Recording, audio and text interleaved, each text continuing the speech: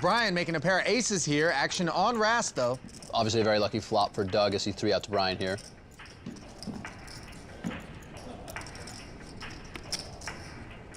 Brian certainly not going to just give up. Bets 120,000 in continuation. I think this bet has kind of two functions. It serves as a protection bet in case Doug had a jack or queen or king, and it also serves as a value bet. I mean, 2-10s is still likely to be the best hand, even though there's a single ace on the board. Doug makes the call. Yeah, I don't think raising here makes a lot of sense. Calling is the pretty obvious play. And even from Brian's point of view, it's not clear that he's beat just because Doug calls one bet on the flop. 585,000 in the pot. Turn is a 6 of diamonds.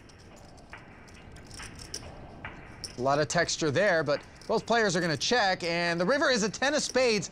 Brian Rast hits a set. Very unlucky for Doug, and I think it's going to be very tough for Doug to find a fold here. After checking on the turn, Doug has slightly underrepresented his hand, and I think it's going to be very tough for him to get away after Brian bets this river.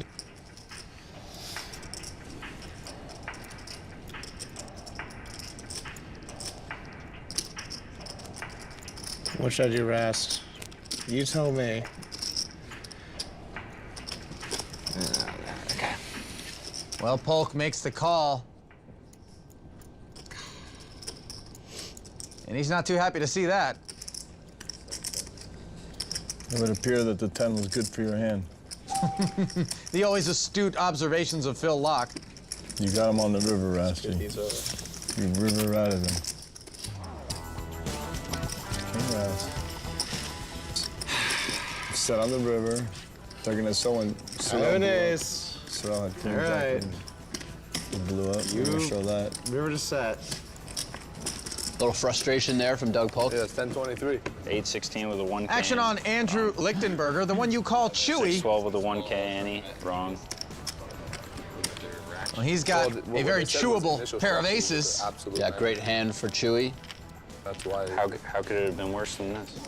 Chewy lives a very clean life. No, meaning Eats it healthy, was so fast that meditates, practices yoga. Shaves daily. Yeah. I think we should update his name to Lucky Chewbacca.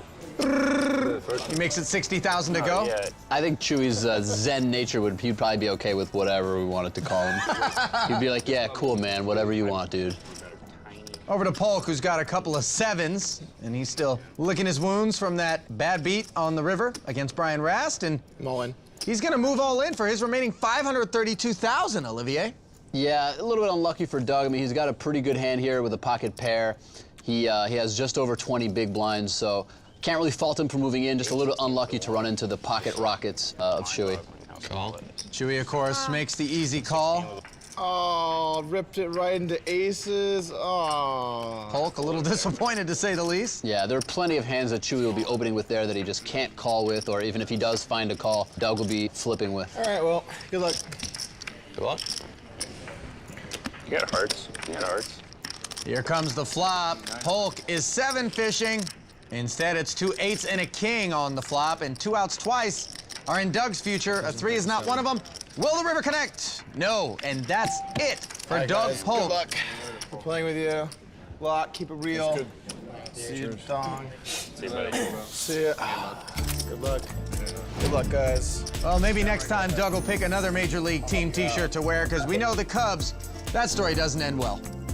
The real story, though, Andrew Lichtenberger, who is stacking chips, and that's something no one wants to see.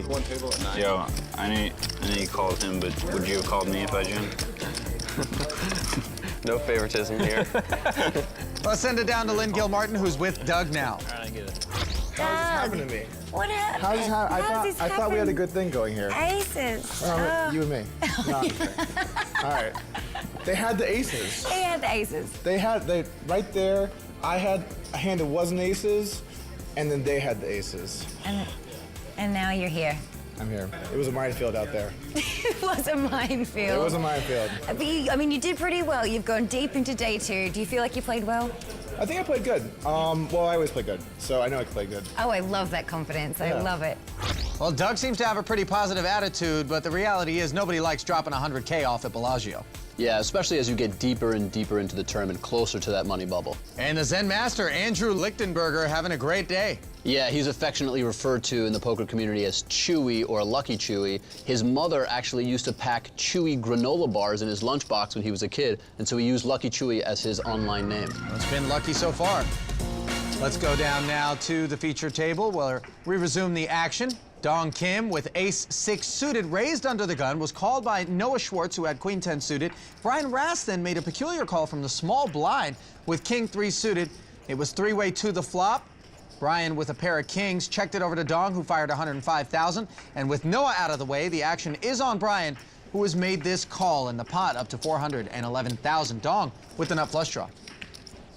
Yeah, kind of like you said, kind of a strange call from the small blind, but if anybody's going to make it, it's Brian. He likes to get involved, play a lot of different hands, and feels confident he can make good decisions after the flop.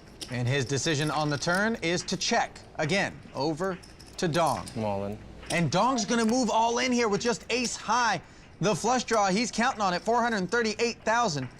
Yeah, I like this play from Dong. I mean, he's got a lot of equity and he can put a lot of pressure on Brian. His stack size is such that his two choices were basically check or all in. Well, you mentioned pressure. It didn't look much like Brian was feeling any of that as he quickly made the call with king-3. Yeah, I mean, I think as Brian just felt committed to the pot. He did have top pair. But at the same time, I mean, it's not like Dong Kim ever has, you know, 2 9s there. He's either got a big draw or a hand that absolutely crushes Brian. Well, let's go to the river. Can Dong connect with a spade? He cannot. All right, good game, guys. A little bit lucky for Brian to avoid an ace or a spade on the river, and he knocks Dong Kim out. Down to just 11 players, inching ever closer to our final table here in Vegas.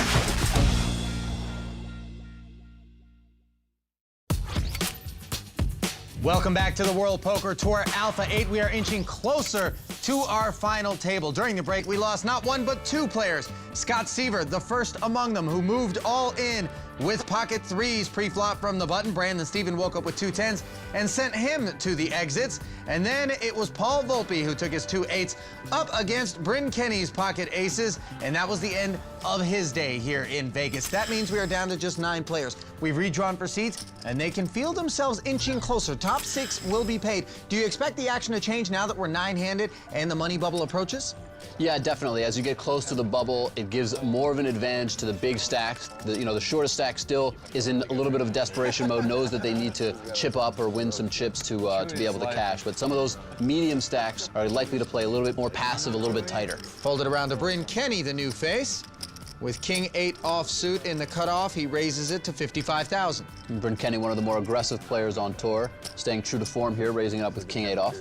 Bryn, with over $3.9 million in live tournament earnings at the ripe age of 28, hails from New York. This is his first Alpha 8 appearance.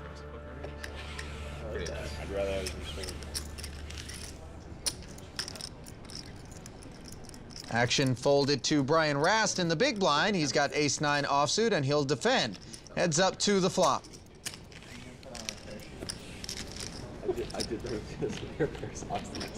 And that flop, ace-9-6, all Rast. Yeah, huge flop here for Brian, obviously flopping top 2 pair, and it's a relatively draw-heavy board, so there could be action.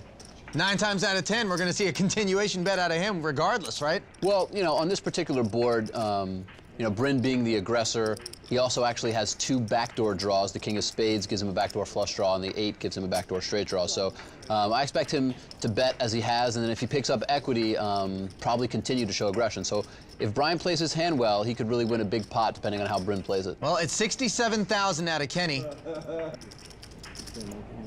I think most people would check and just call in this spot, but Brian plays a slightly different style. He mixes it up more. He tries to make more plays, to get involved in more check-raise situations. So a lot of times when players play a style like that, they also include their big hands to check-raise to try to balance their bluffs. Yeah, Brian is well aware of the way in which other players at the table perceive him to be hyper-aggressive, and he sort of cultivates the value of that.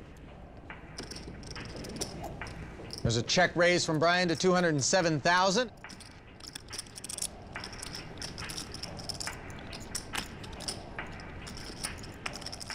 Kenney gets away relatively cheap. Come on to King Rast's land and the knights will come out and have their way. King Rast, he drinks from the chalice of power. As you can see, it's right next to him. The chalice of power. There's a look at it. All smiles for Rast. Drinking this DHT or whatever it is. You would love to know what's in that. Secret.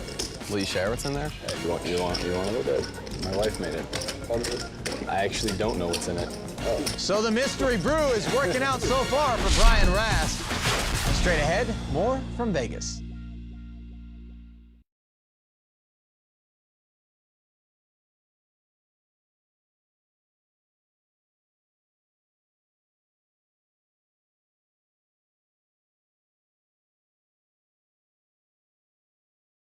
Learn to play poker like our Alpha 8 high rollers for free at clubwpt.com, where VIP members can watch past episodes, read insider tips, and study up on the pros. Everyone has a chance to win a share of $100,000 in cash and prizes, only on clubwpt.com. So get in the game today.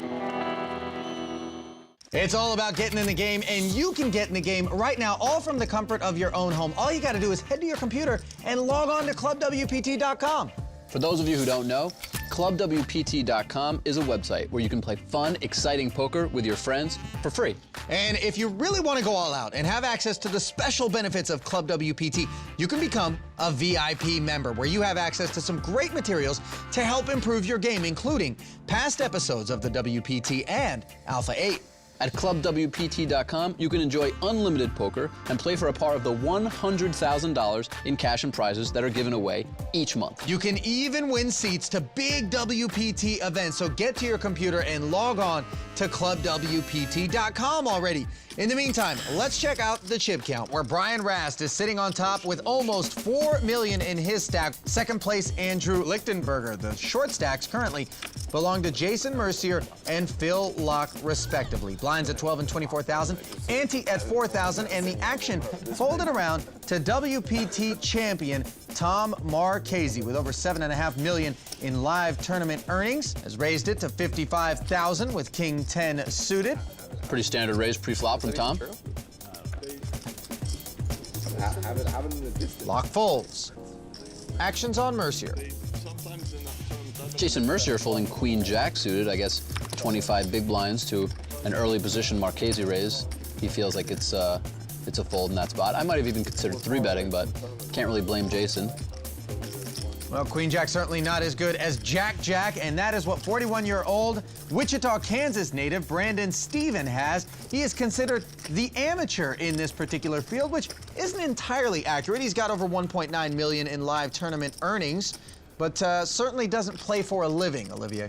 Yeah, Brandon's a very talented, very good player, but at the same time, he's up against the top players in the world. So compared to this field, he would definitely be considered an amateur. Brandon defends his big blind, and we head to the flop heads up. That flop, ace 4-3. Brandon, can't love the ace out there on the flop. Checks it over to Tom. Doesn't love it, but also can't fold either to just one bet. And that bet, 55,000. Tom with 2 backdoor draws, and King High decides to go for continuation bet. Pretty dry board, very reasonable play from Tom. Stephen makes the call to turn the 9 of spades. Stephen checks. And so this is where it starts to get interesting. Tom Marchese has picked up a flush draw, a lot of added equity here, and this is where players start to really throw in bluffs. Tom is going to continuation bet here. It'll be interesting to see if he gets called, what he does on the river. And indeed, Stephen has made the call of 150,000. So a stubborn call here from Brandon Stephen. He happens to be right. Of course, if Tom did have an ace, he'd be drawing very thin. River card is a 7 of hearts, an air ball for Marchese, and now Stephen checking a third time, and with 568,000 in the middle, what do you do if you're Tom? Will Tom wave the white flag, or will the 2010 Card Player of the Year get after it? And he is going to get after it, betting 410,000. And this is the play. This is the type of play that separates the highest level best pros from everyone else. Their willingness and ability to identify these situations where their opponents are a little bit weak and they go for it with 3 strong barrels. That's him. And Stephen knows it's way too difficult to make the call with 2 jacks. Lays it down. Really great play there from Tom. Tom Marchese, the 2010 Card Player of the Year. He's got over $7.5 million in live tournament earnings. And Marchese shows us what kind of pro he is. Up to 1.8 million in chips in his stack. Action folded around to Jason Mercier, who has roughly 600,000 in front of him with ace-king offsuit. Blinds have gone up to 15 and 30,000 with the 5K ante. That's tricky territory, Olivier. On. Yeah, 20 big blinds. I think most players would put in a small raise trying to induce action from their opponents. Well, instead, he's going to move it all in here. Wow, this is a big shove from Jason Mercier. I think he almost always has a very big hand when he does this, but we did see him make a somewhat similar looking play earlier with just queen-jack offsuit. He was in a later position and had fewer chips, but it's going to look similar to some of his opponents. Well, he's gotten through almost everyone, but a roadblock in the form of Rast, who looks down at ace-jack offsuit and makes a big call. Wow. This is a pretty tough spot for Brian. I think ultimately I would have folded it just because Jason with 20 big blinds, early position, at this point in the tournament only has good hands here. But still, Brian Rast with his stack can afford to lose this. Yeah, and lose this is what he certainly is in a position to do, dominated heading to the flop. Oh, but look at that, jack, 5, deuce, and that's not a 3-outer, Olivier, that's a 2-outer because Bryn folded a jack before the flop. Devastating turn of events for Jason. Yeah, Mercier needs to hit a king. It's a 6 of hearts on the turn, and the bell tolls for the man who's never missed an Alpha 8 final table in his 4 appearances. Can he hit the king and keep that streak alive? He cannot, and that's it. We are officially down to our Alpha 8 with the exit of Jason Mercier. Just my days. Yeah. Good luck, man. Let's send it down to Lynn Gilmartin, who's with Jason now. Jason, you took down Alpha 8 10 kids. You got pretty close here in Vegas, but not quite, huh? Yeah, almost. And you got it in good, and he hit the jack. It's gotta hurt. Yeah, you know, I got lucky a few times to still be in the tournament earlier, so, you know, that's part of the game. Sometimes you're gonna win when you're behind, ahead. Sometimes you're gonna lose, so, you know, would have been nice to win that pot and make the final table, maybe make the money and win, but not meant to be. Maybe next time. Maybe next time. Can't win them all. Well, it's always great to see you play. Thank you so much, Jason. And that is it for us. Now our Alpha 8 is set. So be sure to join us next time for continuing coverage from WPT Alpha 8 Las Vegas. For Ali Najad and Olivier Bousquet, I'm Lynn Gilmartin. Good night.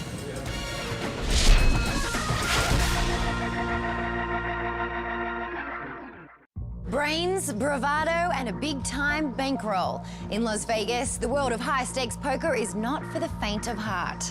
This is WPT Alpha 8.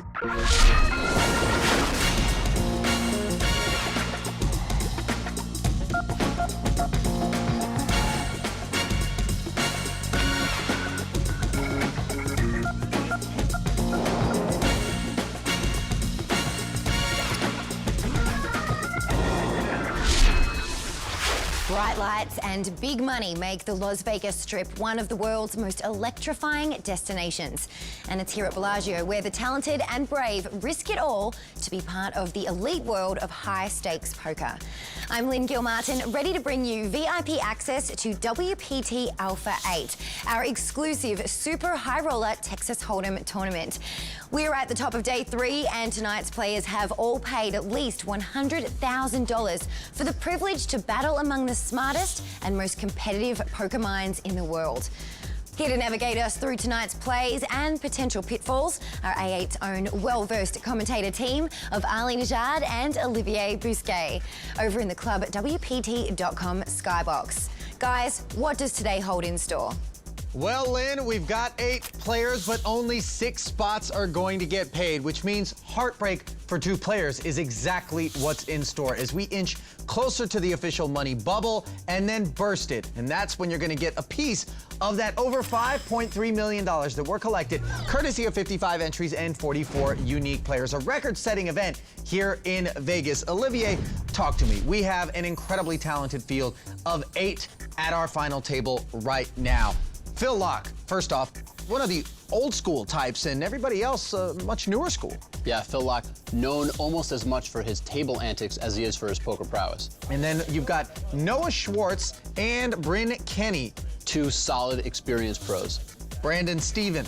Brandon Steven, technically the amateur recreational player at our table, but he's got a lot of poker experience, especially in these high rollers, almost $2 million in earnings. So the players definitely need to watch out for him. He's no soft spot. Jason Les, he's in for a couple of bullets. Television viewers might not be as familiar with Jason, but he is a well-known and well-respected heads-up player on the internet. And the guy they call Czar Rast, Brian Rast, in seat number 6. Brian is probably our most aggressive player, and he is also our chip leader. And as we approach getting into the money, that will be a huge advantage for Brian. And last but by no means least, we've got Tom Marchese and Andrew Lucky Chewy Lichtenberger.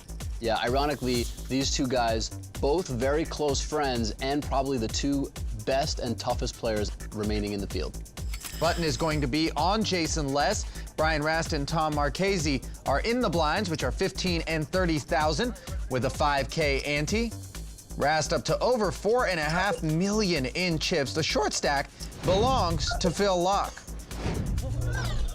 Look at the cash, the watch, the trophy. Plenty of prestige associated with taking down an Alpha 8 event, and certainly more than average here in Vegas with the largest field ever assembled. Yeah, these fields are filled with such tough competition that being able to navigate your way to the end and coming out on top is definitely an added bonus to the big cash. Yeah, really can't take anything away from anyone who holds an Alpha 8 trophy, even though the fields are not thousands of players like some of these World Series events, because it's really the cream of the crop. Brandon Steven with King Queen offsuit raises it to 80,000 in the cutoff. Button and small blind fold over to Tom Marchese with ace-5 suited in the big. Pretty easy defend here from Tom. Just getting a good price and has a more than strong enough hand. He calls to 50,000, and he'll be heads up out of position heading to this first flop. And it's ace jack 4, all clubs. Marchese has outflopped Steven. His pair of aces out in front, and he checks it to Brandon, who has the Broadway draw, but no club in his hand. I like continuation betting here if I'm Brandon. If Tom doesn't have an ace or a club, it's very tough for him to continue. Steven bets 105,000. Of course, we know Tom does have an ace, so he's not going anywhere. Nope, makes the call, and we'll head to the turn. Board pairs with a 4, which improves Marchese's hand. Yeah, now his 5 is irrelevant. He's playing the jack as his kicker. Tom checks. Staying in flow in the hand, and Brandon decides to check and not continue. I don't mind this play from Brandon, but I think if he checks on the turn, he should probably just check and give up on the river. 8 of spades, Marchese checking one more time. It's not particularly credible to try to go for a bet here. Try telling that to Brandon Steven, who bets 165,000. 165? I mean, this play could work if Tom just had a hand like maybe jack 10 with the 10 of clubs, but I can't imagine Tom folding an ace here, especially since his weak kicker is not really relevant anymore. Yeah, he's reaching out. Win. Nice hand. Sticking 165 in there for the call. Brandon says nice hand, slides his cards into the muck. And the one-time card player of the year and WPT champion, Tom Marchese, with over $7.5 million in live tournament earnings, showing us that that was no accident. Tom Marchese, in my opinion, estimation, the kid's just a super genius. It's like, I think he could see my whole cards when he plays. I mean, he just knows how much to bet, when to bet. He'll change gears and go from playing tight to playing aggressive. He has no problem flatting pre-flop or 3-betting. He really understands the game on a deep level. I'd rather be hanging out with him than seeing him at my table. Lots of flattering words there for Tom Marchese. Have you played with him much, Olivier? Yeah, I've played with him both online and in live events, and I just echo the sentiments of those players. Tom has for many years been one of the toughest competitors out there. He really understands how to play, and you rarely see him ever make a real mistake. Over $7.5 million in live tournament earnings at the ripe age of 27. That's no accident. Ace-8 for Jason Les, and he just throws it in the hijack. Yeah, I think part of the reason Jason does that is because Brian, as the chip leader, has position on Jason. And if I'm Brian, I'm going to be putting a lot of pressure on the medium stacks, on the guys exactly like Jason Les. Somebody like Phil Laak or Noah Schwarz, who are a little shorter, they know that they have to kind of take some chances and potentially get a double up before they can cash. But someone like Jason is pretty assured to cash if he plays tight. So Brian should go after those players. Chewy defended with pocket 5s against the pre-flop raise of Brian Rast, and look at the board. 10-9-5. Two spades. Gut shot straight flush draw for Rast, who's had the action checked to him by Chewy, who flopped a set of fives. Now, knowing Chewy, even though this is a very draw-heavy board, he is much more likely to just check and call than he is to check and raise. The reason he does that is because he wants to disguise the strength of his hand, he wants to allow an aggressive player like Brian to keep bluffing, and because he wants to be able to play some weaker hands in the same way, so he needs some stronger hands to offset that. Betting a call of 95,000, and now the turn, a three of hearts. Great card for Chewy. I mean, it doesn't complete any of the obvious draws on the flop. He checks again over to Brian. Now, Brian still has a ton of equity with his straight draw, flush draw, and overcard. And I like this bet from Brian. He'll get a lot of hands from Chewy to fold, some weak pairs, maybe some ace highs or weak draws. Rast keeping his foot on the gas to the tune of 265,000. Chewy makes the call. Pot up to 925K. Here's the river. It's a 6. Swing and a miss for Brian Rast. And Chewy checking a third time. Decision time for Brian Rast. Do you wave the white flag of surrender and give up on almost $1 million in this pot? Or do you fire that third barrel? I think you have to fire if you're Brian. Obviously, that's the only way he can win the pot, but he's shown aggression throughout the hand, so he can represent a number of strong hands. We know that Chewy has a set of fives and is not going anywhere, but there's no reason to assume that. Chewy could easily have a draw that's missed or even a weak pair of 9s or 10s, and that'll be a very tough call for him to make given Brian's level of aggression. So I think it's a good play for Brian to bluff. We know it's not going to work, but that you can't be results-oriented in this game. Well, Brian's making what, Olivier, you call the right decision, but something we know is going to yield the wrong outcome, at least in his mind. Betting 620,000, Andrew comfortably making the call, and 3 nickels will take the pot. And the real question for Chewy was just whether he was going to call or raise. At this stage in the tournament, so close to getting into the money, I think it makes sense for Chewy just to call. There's no reason to take a risk that Brian happens to have a better hand. I think both players played that hand exactly how I would have, as well as they could have. Just a little bit unlucky for Brian to run into a big hand and to miss his draw. Yeah, bluff's not working so far in the action here in Vegas.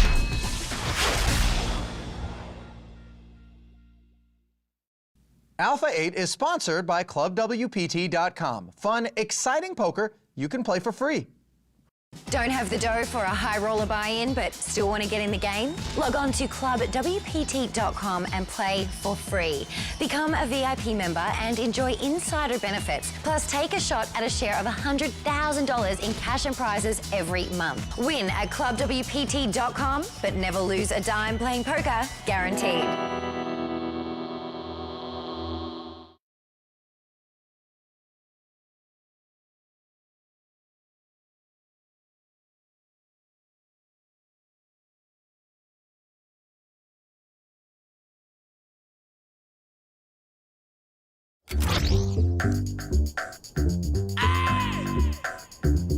All the people in the tournament, they're having a good time. It's so much different than all other tournaments. Most tournaments, you sit down, and it's funny, like the smaller buy-in you get, the more serious people seem to be. In a $1,000 tournament, you'll see people get upset, even rich people. But here, like, everyone's kind of like upbeat and friendly. It's completely fun, and it's a great tournament to play.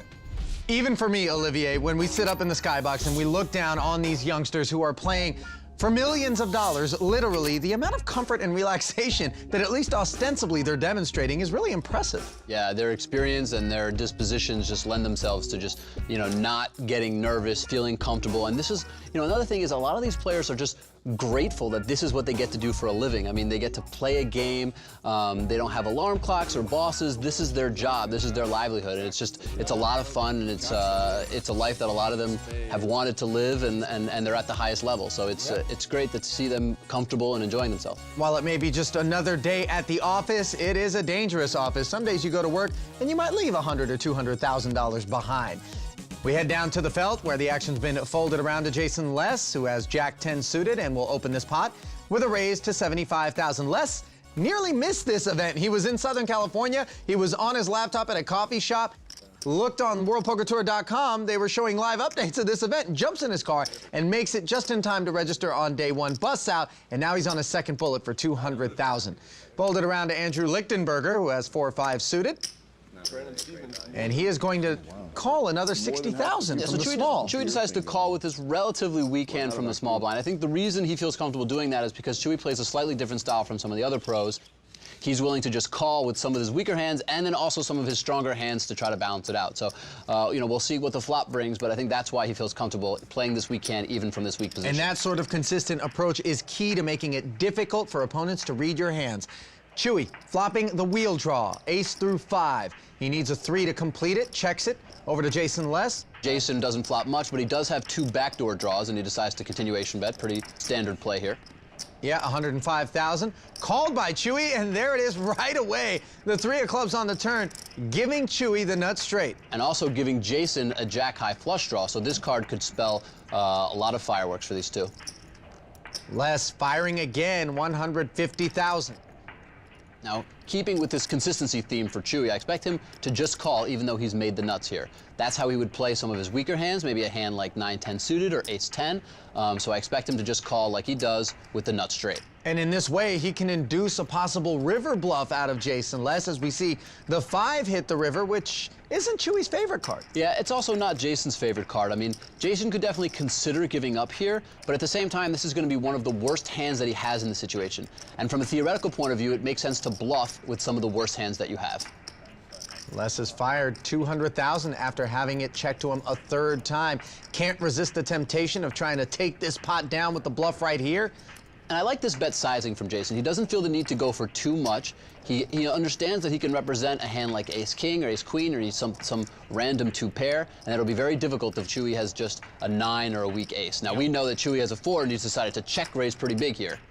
715,000 total. No chance that Jason Les will be able to continue with his jack high. Right. It would be a much more interesting spot if Jason did have, let's say, 2 pair or ace-king, because Chewy, with his chip position, being the chip leader, is in a position to try to put pressure on some of these medium stacks. Yeah, pressure indeed, as he is making medium stacks into small ones with plays just like that. And the rich keep on getting richer. Chewy up over 4.5 million now, courtesy of that pot. He is the chip leader. As we get a look at Brandon Steven, Brandon owns 3 ECHL hockey teams, also the president of Brandon Steven Motors out in Wichita, Kansas.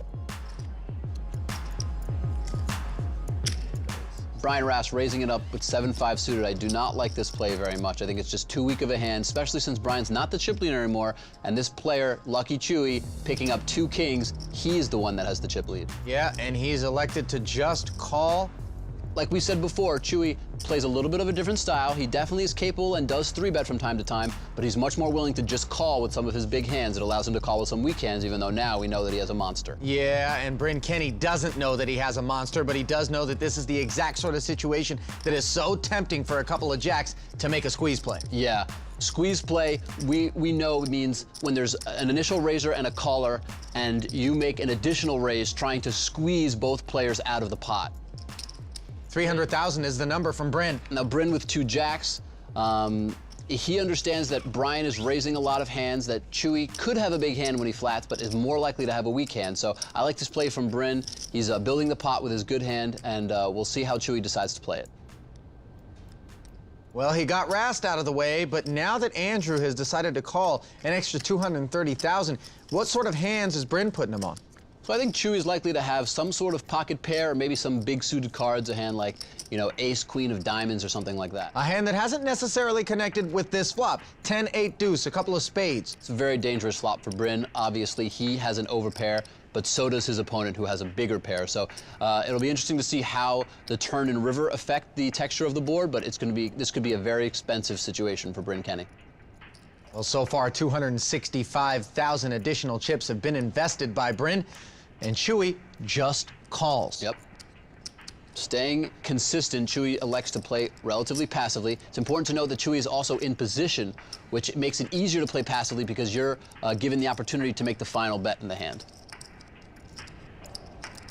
Turn card is a 5 of clubs, and now Bryn takes his foot off the gas. Yeah, so it's a very difficult spot for Bryn. He's playing against a chip leader, a player who's in a natural position to put a lot of pressure on him. He does have an overpair, but this pot is huge, almost 1.3 million chips in there. So I like this check from Bryn. I can't imagine him folding on this turn card, but once he calls, depending on what the river will be, that will be where this hand really gets interesting. Chewy, after having it checked to him, bets 390,000. What do you think of the bet size? You know, in 3-bet pots, bet sizes tend to be a little bit smaller. These guys are pretty deep, so you know, Chewy just trying to build a pot, trying to keep Bryn in there. I like this bet. It's not too small, but it's also not so large that it scares Bryn away. Mission accomplished as Bryn slides 390K of his stack into the middle. This pot up over 2 million, Olivier, and the river, a 4 of hearts. Terrible card for Bryn. If Chewy did have some sort of straight or flush draw, it has now missed, and Chewy is the type of player to take a shot when he's missed a draw, so it's going to be very difficult for Bryn to get away from this hand. It's just going to be a tough spot. He knows he doesn't really beat anything, any value hands. He only beats bluffs. Yeah, the bet is 930,000 on the end. You can't blame Bryn Kenney for being just the slightest bit uncomfortable here. Call. And he says call. That'll cost him almost $1 million more as he gets a look at 2 kings. And over to the chip leader goes a massive pot. Very, very nicely played hand from Chewy, maximizing his profit, winning an absolutely massive pot with just 1 pair. Obviously a favorable situation since his opponent had an overpair and all the draws missed, but still a very well played hand from Chewy. And some of the finer details that separate the top pros from just the average pros. Your ability to not only get the good hands, but make the most out of them. Millions still at stake here in Vegas. Welcome back to World Poker Tour Alpha 8 at Bellagio. Olivier, the final table is heating up. The real story, Andrew Lucky Chewy Lichtenberger with over 6 million in chips, really dominating the opposition. Yeah, Chewy running well and playing even better. It seems almost impossible for another player at the table to even win a hand. Should we just stick his name at first place right there for 2.1 million? Well, as we know, in poker tournaments, things can change very quickly, and as the blinds go up, you got to continue to get lucky to end up on top. The 4 players on the relatively short stacks right now, Noah Schwarz, Bryn Kenney, Brandon Stephen, and Phil Laak, all really looking to hit a hot streak at this point and get some breathing room as the blinds escalate. Those blinds at 15 and 30,000 right now with an ante of 5K. Every orbit is going to cost them 40,000 in antes and 45,000 in blinds. That's not cheap poker. And the thing that's really tough about having 4 relatively short stacks is that 2 of them can feel comfortable that they'll make the money as long as the other 2 bust. So it incentivizes all of them to basically play very tight. King Jack suited for Andrew Lichtenberger, made it 75,000 to go, and now to Brandon Stephen, who has King Queen offsuit in the small blind. Stephen really sweating this decision. Yeah, it's not an easy decision with King Queen off. The last thing you want to do is go all in, get snap called, be way behind, and end up bubbling. Yeah, he's got just over 20 big blinds and decides to take a pass, and a good thing he did because Jason Less has pocket queens in the big blind. I think Jason has 2 legit options. I mean, I might just consider calling here from the big blind and playing a small pot out of position against Not Chewy. Jason, though. He's made it 280,000, Olivier. Yeah, perfectly legitimate 3-bet. Obviously, his hand is very strong. And Chewy looks like he wants to keep playing. I mean, Chewy must be really feeling it here because I don't think Jason is ever out of line at this stage in the tournament from this position. Yeah, a big call. But Andrew likes playing in position. I mean, Chewy's hand is pretty good, don't get me wrong, but I just think Jason's range here is very, very narrow, very strong. Well, here comes the flop, 9-7-4 with a couple of hearts. And Jason is taking his foot off the gas right away. But that check allows Chewy to check behind and hit the best hand with the king of hearts. Jason checks again. More passive play from both players. This pot could be much bigger than it is. Yeah, Chewy checked behind and now hits 2 pair on the river, but a 4th heart on the board. Could Jason bluff? Well, I don't think Jason feels the need to bluff. I mean, there's no reason for him to think his 2 queens aren't good if Chewy doesn't have a heart. There's no way for him to know that Chewy does have a king, much less 2 pair here. And Les has checked it over to Chewy. And yeah, Chewy decides his hand is not good enough to try to bet for value and hoping he just wins, which he will. And that was a bit of an unorthodox approach to the pot on the flop there by Jason Less. Yeah, I think he felt a little bit uncomfortable because he had bloated the pot so much with his 3-bet. While Jason Less might be feeling uncomfortable, Lucky Chewy is nothing but. Chewy, I don't know, he's sort of mysterious. Chewy is loving life. He's down for anything. He's completely nature, vegan, just always smiling. He's a very calculated player. He really takes his time with decisions. The kid just has results, you know, he's just constantly there in a lot of tournaments, and you know, he's one of the best tournament players. Yeah, obviously he's made quite the impression on his peers, and we touched a little bit on his evolution. How much of a part do you think this sort of spiritual journey he's been on has played in his success at the felt? It's tempting to think that they're irrelevant matters, but you know, Chewy will tell you otherwise. Yeah, I mean, I've known Chewy for a while. I actually spend a lot of time with him each World Series. I really enjoy talking poker with Chewy. He's one of the favorite people to discuss poker hands with. And I think his evolution has helped his poker game really just in the sense of helping him be at peace with himself, helping him be calm and be consistent with his decision-making. I think from a strategic, high-level theory point of view, Chewy's always been at the top of the game. But helping him achieve a state of calm and peace at the table has helped him get to that even higher level that he's been able to achieve. And I gotta tell you, we're not sitting at the felt with him. I know you've done that before, but even here in the skybox, it's pretty intimidating. The guy is just so calm on the felt and really taking it to the rest of the field right now. Action folded around to Tom Marchese, who has hard 6, pocket 3s. And Marchese makes it 65,000 to go. And it looks like we'll have a new winner in this particular pot as Chewy lays down to the relief of all the rest of the competition. Very magnanimous of Chewy to let someone else win a hand. Yeah, we talked about the spiritual journey. He understands every now and again you gotta let somebody else win. Now to Noah Schwarz with pocket 4s, the Miami Beach resident, a World Poker Tour champion. He was actually a highly recruited pitcher coming out of high school until an elbow injury freshman year ended his baseball career. Heads up against Marchese and the flop, King Jack 10 with a couple of diamonds. Very connected board here. I'm not surprised to see both players check. And the turn card, a 9, even more connected. Yeah, now of course any queen makes a straight. And Tom with his hand, it's very weak. Obviously, if he bets here, he's betting it's a bluff. And I think it makes sense, just given Noah's check twice, he feels that Noah's probably hasn't connected with the board and that he can steal the pot. Tom bets 85,000. Pretty tough for Noah to do much here. He's represented no hand, and it wouldn't be entirely credible for him to check raise. Pretty tough for him to do anything but fold here. You win, Cheese Meister. Boom. And that's exactly what Noah does. Losing a small one. Marchese will happily accept the spoils. That play from Tom known as a delayed continuation bet, when you check the flop, wait for a second check from your opponent, and then go for a bet on the turn.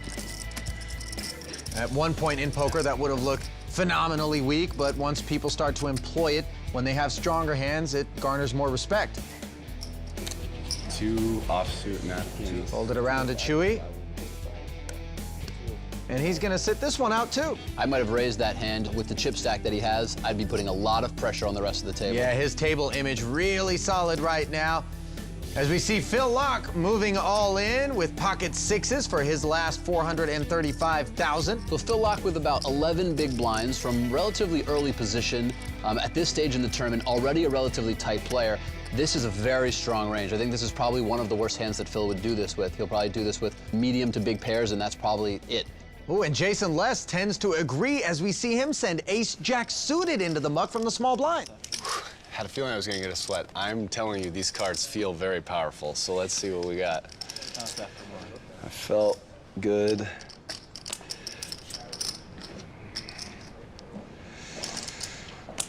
Ooh. I feel like you're probably not gonna like me very much, buddy. I'm sorry. Let's gamble. What is Brian Rast doing? I mean, He's calling. This is an atrocious play. I really, really don't like this play at all. I would have called with Jack 9. Well, boys, I really want to win this one. I think he's just misunderstanding what Phil's range is here. Which way do you turn? Does it come that way? I probably should sit down, right? That's what the new kids say. The up-and-comers. Like, you know, like you might have another hand. Here comes the flop. It's an ace and a couple of 5s, a great one for Phil Laak. there's any time not to just gamble, it's near the end of a huge buy-in tournament. They're not slow rolling us. They're doing this for the cameras, just so you know. Let's take a look at the turn. It's the 10 of clubs, and all Phil Laak needs to do is dodge a jack or a 9, and he'll be doubling through. This is where I feel like the most equity. Oh. Here comes the river. It's a jack! Oh. Well done, buddy. Wow. That's gross. That's the hardest lump to get, the last Billy goat. That is pain. That is poker pain right there. Phil Laak, always a very, very gracious, one of the most gracious losers I've ever seen in poker, taking it really well. Well, Laak, needless to say, had designs on doubling up, and instead it's a visit to Lynn. There was only 2 individuals, the next one will be declared, who get to have to play for 3 days and bust the nugget. Oh. It's like, no, it's okay. It's so Have tough. a lot of fun. It's nice when you get close, and it's nice when you win. But at least it went to Rast. King Rast can, he just got crippled a few hands, so at least he can go to a good spot. We are officially on the money bubble in Vegas. Learn to play poker like our Alpha 8 high rollers for free at clubwpt.com, where VIP members can watch past episodes, read insider tips, and study up on the pros. Everyone has a chance to win a share of $100,000 in cash and prizes only on clubwpt.com. Get in the game today. Yeah, it's all about getting in the game, and the easiest way to do that, as you know, Olivier, is simply to log on to clubwpt.com. On clubwpt.com, you can play fun, exciting poker with your friends for free. And if you really want to enjoy all the special benefits of Club WPT, you can become a VIP member. And at clubwpt.com, you can enjoy unlimited poker and play for a part of the $100,000 in cash and prizes that are given away each month. Yeah, you can even win seats to big WPT events, so get to your computer already and log on to clubwpt.com. And while you're doing that, we're going to check out our Alpha 8 Vegas prize pool, $5.395 million split up in 6 directions. And you see 7th place there. Good for how much, Olivier? A big old donut. Yeah, goose egg indeed. And one of these 7 are going to be sitting on that. Currently closest to taking home the donut, Brandon Steven on the short stack with $765,000. But by no means out of the woods, Bryn Kenney, who's not far ahead of him with 8 and change. And I can tell you from experience that is not a good position to finish in. Yes, of It course. hurts. That is Olivier pain. finishing 4th in St. Kitts when the top 3 were being paid, as we get a look at Noah Schwartz's hand. Pocket 10s, action folded around to him. Blinds at 20 and 40,000 and the ante at 5K. Obviously a big hand, but still kind of an awkward spot for Noah. I mean, I might even just go all in with this hand for 25 big blinds. Noah electing to make a raise, probably the more standard play, but I really wouldn't mind if he just put his chips at risk and forced one of his opponents to come up with a premium hand. Yeah, Noah starting this hand with 1 million in chips. Not the most breathing room. Action folded around to Andrew Lichtenberger, who's in the big blind on the big stack. Chewy in the big with Jack 9. I can't imagine he'll fold here. You can't just let it go? You can, but... It's a mistake? It's inappropriate? Yeah, the math says I think you should call, and Chewy with all his chips, he is able to put a lot of pressure here on Noah. Noah's not going to be able to fade too much pressure considering how close we are to the money. 6-5 tray rainbow. Chewy checks, and Noah checks back. Yeah, I don't like this check. Definitely just a function of being on the bubble and not wanting to face a check raise from Chewy. 7 rolls off on the turn, and now Chewy putting pressure on Noah, as you mentioned, betting 120,000. Schwarz making the call, however, with 4 to a straight out there, and we'll take a peek at the river, which is the 4 of diamonds. Wow. And now there's a straight on board. Yeah, so if neither player has an 8, they're going to chop this pot. And as we see, neither player does have an 8. If I was Chewy with almost 500,000 in the pot and Noah with about 800,000 back, I would probably just go all in here. And if Noah doesn't have an 8, he just can't call. And Chewy's going to bet 320,000, and that is a sinking feeling in the pit of Noah Schwartz's stomach. At the same time, though, Noah can call, and if he's wrong, he still has some chips left. I really don't like this bet by Chewy. I think maybe the reason he does it is because he thinks that maybe Noah does have an 8, and if he does, he'll get away only losing 320. Board. Schwarz makes the call and is relieved to hear Andrew say board.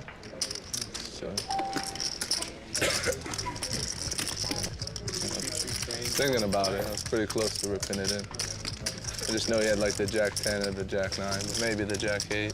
But Schwarz really stuck himself in that situation by checking back on the flop. Yeah, he did. And again, that's just a function of being on the bubble, how much pressure there is, and how much money difference there is just from getting 7th and 6th. I mean, it messes with your mind. It makes you play hands in ways that you wouldn't normally play. Sometimes it's good strategically, but in this case, and also with Jason Les with 2 queens earlier, I think those were real mistakes that these pros have made. I didn't notice it either. Yeah, it's the difference between walking away negative 100,000 or more, depending on whether or not you re-entered, and being at least positive 323,000. Schwarz laying it down this time. Over to Brandon Steven, who's got ace-queen offsuit. They were like, some guy ripped off. I'm all in. Really? I don't know. I'm all in. And he's gonna go all in. Yeah, so Brandon with just under 20 big blinds, about 19 big blinds, decides to go all in with ace-queen. Can't really blame him. It's a pretty good hand. 2 10s making another cameo, this time in Brian Rast's hand. And no need to re-raise. This is a large enough initial raise that Brian's call will look very strong to the rest of his opponents. 755. Yeah, we talked about the squeeze play earlier. This is not one of those situations in which that applies. The size of the raise is just so massive. I was going to be in a tough spot in the big blind. Ace queen. You have ace queen? He had ace queen too. And it'll be heads up with Brandon's tournament life at stake. 10s is just the hand of the day. And yesterday I won a pot with 10s. It feels hard to beat 10s. Can he connect with an ace or a queen on the flop? No, he can't. It's 2 deuces and an 8, and it's an uphill climb for Brandon Steven. Oh, you do that slow. That's like... And 6 outs wants to stay alive. It's the 7 of diamonds. Brandon Steven sent home. The quote amateur is going to be our dreaded bubble boy. Tough situation for Brandon. Played well, made it as far as he could, but ultimately came up a little bit short. Yep. Now we are down to 6 players, all of whom will be vying for a piece of the $5.395 million prize pool. Next up, $323,000 payday, but that's not what you want to be thinking about chipping up, is it? You want to have your sights set on that #1 $2.1 million first place prize. Yeah, some of these conservative plays that we've seen thus far, I expect not to see going forward. Everyone is feeling much more comfortable. They're in the money, and like you said, they're looking for that first place prize.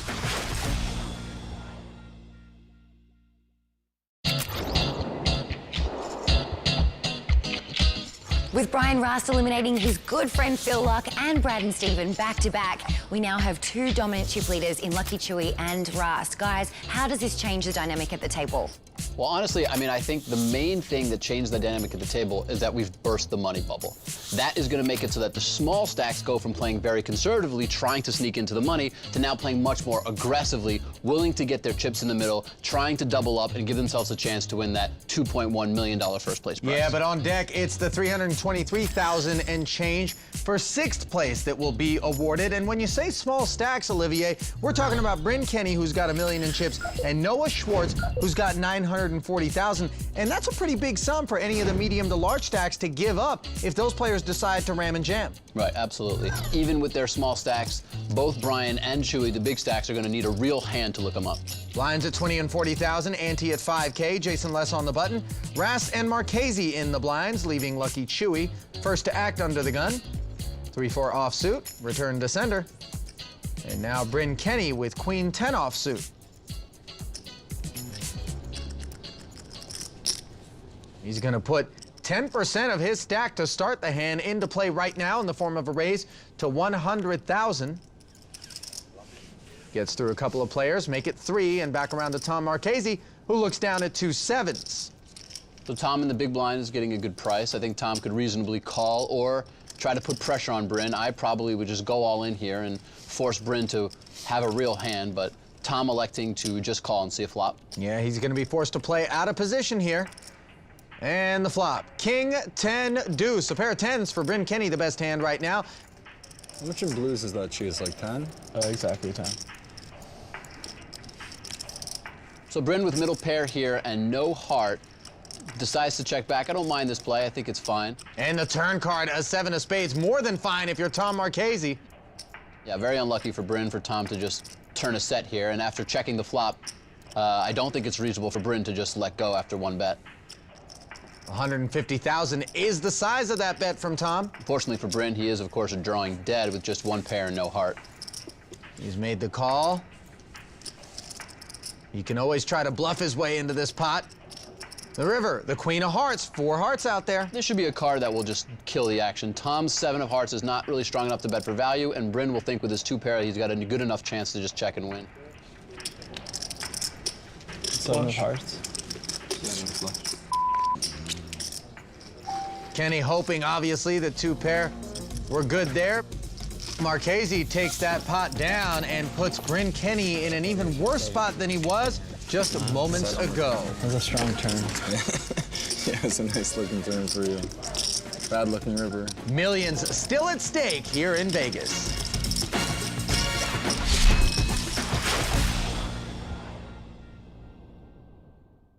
Winning a big hand in Vegas is every poker player's dream. Now you can take the fun of Hold'em anywhere you go with Club WPT Express Poker. Grab your iPhone and download Club WPT Express Poker from the App Store. It's fun and free. What are you waiting for? Get in the game and play.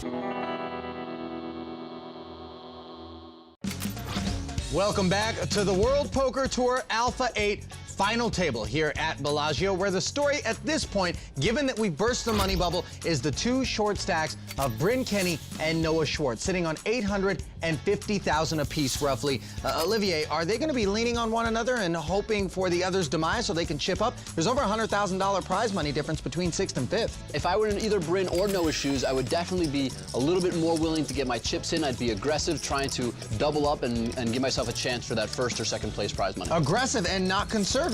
Yeah, that would be my approach at this point. You're already in the money, you're already guaranteed profit. The money difference between 5th and 6th seems like a lot of money, but it's much less than the money difference between 6th and 7th, and much less than the money difference between 1st and 2nd. So I would definitely be going for the top 2 spots. Andrew Lichtenberger, action on him. He is the massive, overwhelming chip leader with almost $6.5 million in front of him, and he's going to put some of it to work right here with 8-6 suited. I'm all in. Pocket jacks for Bryn Kenney, who instantly moves all in for 845, and Noah Schwarz has 2 queens. 845. Very unlucky for Bryn that Noah Schwarz, right behind him, wakes up with 2 queens. All in. Noah re-rated all in. Now over to Jason Less. Takes a peek at pocket 9s and with a quick and easy fold. Yeah, I mean, it's a hand you could consider, but ultimately I think you have to decide to let it go, and Jason just did that quicker than most would have, I think. Lucky Chewy lets it go as well, leaving these 2 short stacks to duke it out. Jacks against queens. Schwarz, the overwhelming favorite heading to the flop. Kenney is going to need some help. He does have Schwarz slightly covered, but it's not going to mean much. Whoever wins this pot, likely to send the other packing. Ace, king, 6 on the board. 2 queens still looking good. No real help for Bryn there. Yeah, Kenney knows he's in trouble. Needs to hit a set or a runner. Here comes a turn. It's a 7 of clubs, no help. And now it's 2 outs once for Bryn Kenney to stay alive. No, it's the ace of clubs, and he's down to just 5,000, Olivier. Yeah, something you rarely see when a player is down to just the ante. Obviously, it only happens when 2 players are all in and their stacks are close enough. And this is what happened here. Bryn Kenney and Noah Schwarz both waking up with big hands, big enough to get their stacks in. Bryn just on the unfortunate side of that cooler. Yeah, and on the fortunate side, Noah Schwarz, who's going to have some breathing room moving forward. Actually, some play to his stack. Jeez, you fold the ace-4, kid. You got nuts, double knockout.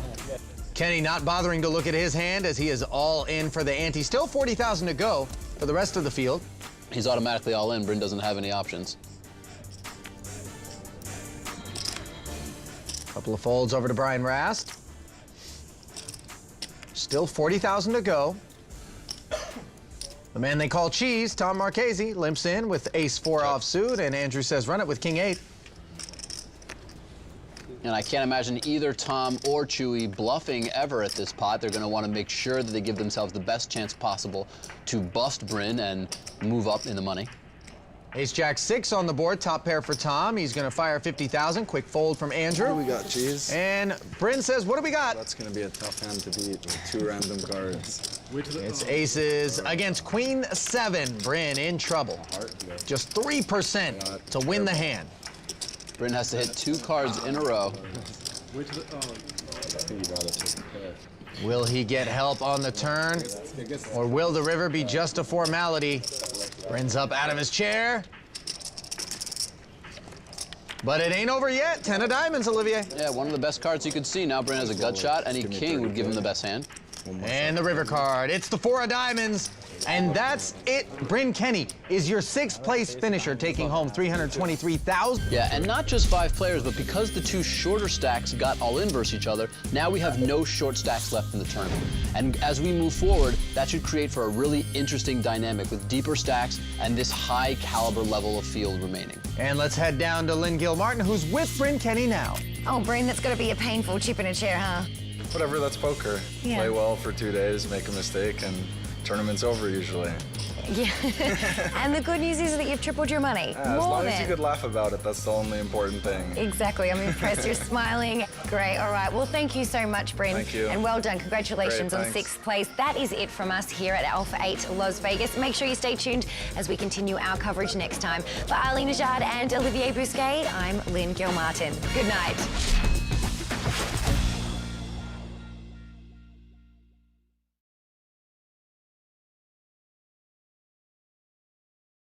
In the world of high-stakes poker, winning the jackpot takes a lot more than just pushing a button.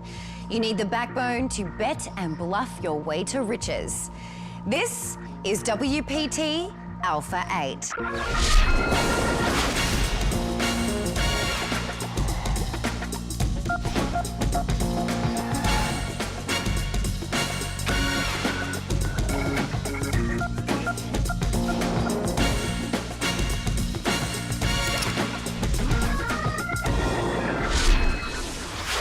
Las Vegas and the fountains of Bellagio provide the perfect welcome to a world of absolute luxury and indulgence. It's here where the excitement of high-stakes poker is at home. And tonight, we are closer to finding out who will become the next A8 champion. I'm Lynn Gilmartin, here to bring you VIP access to our continuing coverage of WPT Alpha 8 Las Vegas. We are at a crucial point in this competition. Let's get right to the electrifying action with A8's own high-rolling experts, Ali Najad and Olivier Bousquet, stationed over at the club WPT.com Skybox. Hi, guys. Hello, Lynn. The big story here today, obviously the $2.1 million in prize money that will be going to first place, courtesy of that over $5.3 million prize pool collected via 55 entries from 44 unique players, 39 of whom have been shown the door. We are down to just 5 hopefuls. $431,000 will be going to 5th place, but of course, it's first that everyone has their eyes on right now. Olivier, what are your thoughts about these 5? All right, well, first of all, like you said, these guys are playing for a lot of money. The entry fee was huge, $100,000, and there was a huge field. So that's the first thing. The second thing is that normally at this stage in a tournament, there's at least one relatively short stack, and that really affects the play. It makes the middle stacks forced to play a little bit more conservatively as they try to chip up, and it gives the big stacks an advantage that can put pressure on the middle stacks. At this point, though, we have 2 chip leaders, Brian Rast and Andrew Lichtenberger, and we have 3 essentially middle stacks, Noah Schwarz, Tom Marchese, and Jason Less. All 5 players are elite professional players. There are no soft spots here. So the players are going to have to really play their best and get lucky to try to get that $2.1 million first place prize. If you're one of the middle stacks, though, your job is a little different than the big stacks. Yeah, and it also depends on where you're seated. I mean, if I'm Tom Marchese, I got to play a little bit more conservatively. Chewy, our chip leader, is on my left, and then the most aggressive, loosest opener, Brian, is directly on my right.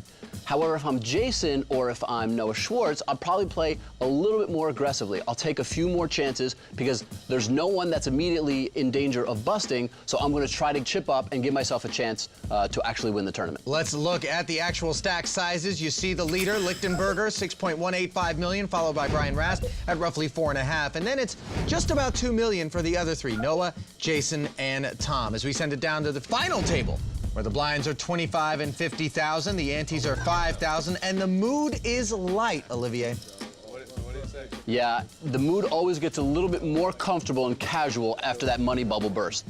Not the amount of relaxation you might be expecting out of 5 players who are battling for $2.1 million in first place money. At the same time, though, everyone is in the money now. Everyone's guaranteed a pretty nice profit, so there is going to be some level of comfort that didn't exist before we burst the bubble. Yeah, 5th place worth $431,000. If I do it again, he's going to be the cheese. Tom Marchese has opened the action with a raise to $115,000 with pocket 3s, and it's pocket 6s for Jason Les. Nice looking hand in the big blind. Very easy to defend. Yeah, it's a shame because I went 5 more than I wanted to. I got that extra 5 out. Les with the huge advantage Wow. until, of course, you see that flop. Quads for Tom Marchese, and Jason Les is just 1% to make the best hand. Absolute monster flop, obviously, for Tom, and he does check it, hoping that Jason will either take a shot or hit a hand on the turn. Turn card produces a 3rd heart. Now, if I were Jason, I would almost always lead here. Interesting check, very conservative play. Maybe he was suspicious that Tom checked this relatively dry flop with 2 3s on it. Marchese bets $135,000.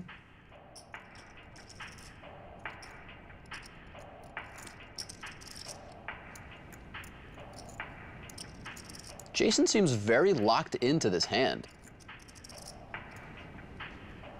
He's really taking his time here. And Wow. Les just lays it down. I gotta say, from a theoretical point of view, if you were to just describe that hand in a vacuum, almost no one would advocate making that fold. I would have to say, Jason, with the experience that he has, maybe he had a read in that situation, or he just felt the situation being at the table with Tom. I have to give Jason a lot of credit. That was a really impressive fold. You and I talk about how hard-working a lot of these players are, and one of the ways in which they've been putting in work is in that arena that you talked about, reading other guys at the table. Yeah, and you know, the reality is, after you've done something and put a lot of time and effort into getting good at something like poker, you develop this sixth sense, this intuition, and this feel for situations, for players, and maybe Jason was just, you know, using that intuition that he's developed over time to make that decision, and it ended up being a great one. A really impressive fold. Noah Schwarz on the button with ace-3 suited, makes it $110,000 to go. Now to Jason, who just made that very impressive read with king-10 offsuit in the small blind. If you don't know who Jason Les is, well, it's his first Alpha 8 appearance. He's an online high-stakes heads-up cash game specialist. Started playing live high roller events just last year and has made the call here, which invites Brian Rast into the pot. Les started playing poker at UC Irvine. He actually graduated with a computer science degree, was going to be a software engineer, but he knew he loved poker too much to do that. Swing and a miss for all 3 players on this flop, which is queen 7-6. Check. Couple of hearts checked around. No one has any pair, any real draw here. Turn pairs the board with another 6. I think if any player showed any aggression, they would win this pot, but a little bit unlikely that any player does, simply because they really don't have much of a hand, any equity, any real chance to make a hand. Checked around again, and now 3 on the river. So Noah improves his hand to a pair of 3s, but from a relative point of view, it's unlikely that Noah didn't have the best hand on the turn and that this 3 has now made him the best hand.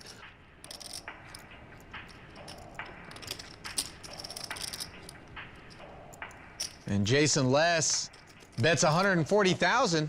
He says, if you guys don't want the $355K in the middle, I do.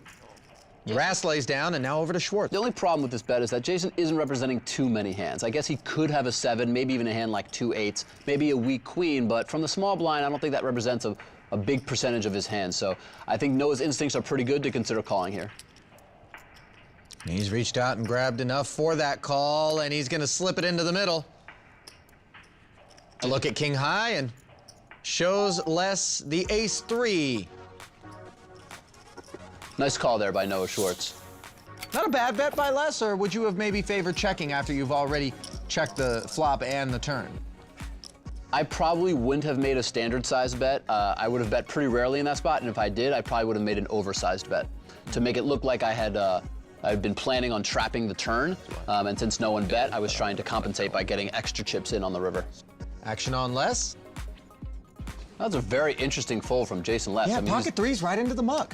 Now, Jason might be playing more than a normal conservative style just because Brian is on his left, and Brian's a very aggressive player, but I'm not sure I fully agree with folding a pocket pair there.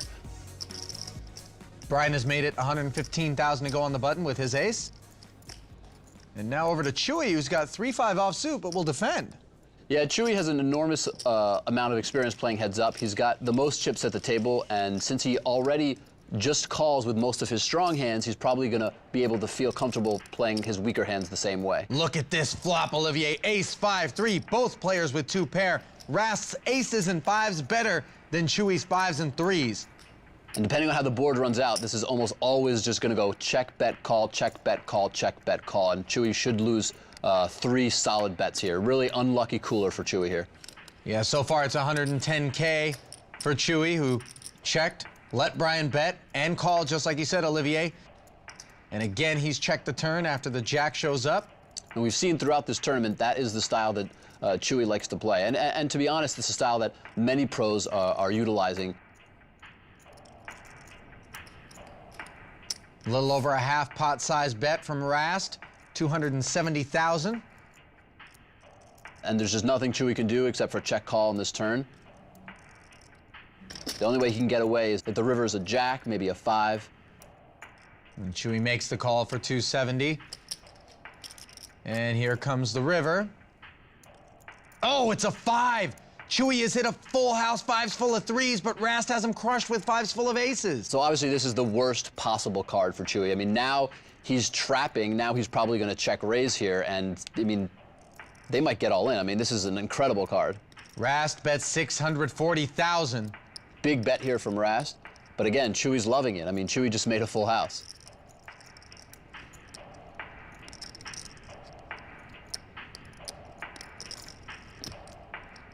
Chewy does decide to raise, and he does have a full house. Yeah, he's made it $1 million more for Brian to call. I'm all in. Rast moves all in. Yeah, of course. Brian, with 5s full of aces, really not afraid of Chewy either having jacks or pocket aces himself, so deciding to go all in. And Chewy is just in a terrible spot here. He knows he doesn't really beat any bluffs, but at the same time, his hand is just so strong. Brian is a pretty aggressive player. The pot is already so large, it'll be very tough for Chewy to fold. Not impossible, though? Not impossible. I mean, that's why he's taking his time. If anybody can make this fold, it's him. He understands that his hand, even though it's so strong, given the action, is now just a bluff catcher. He just wants to make sure there is a chance that Brian could have pocket 3s. There is a chance. He does beat that hand. Now, we actually know, ironically, that pocket 3s have already been folded. Yeah. Jason Les had pocket 3s, and if he was in this hand, this would just be an absolute monster pot. But I just think Chewy's hand is too strong to fold. Oh. I have ace-5. I can't beat that.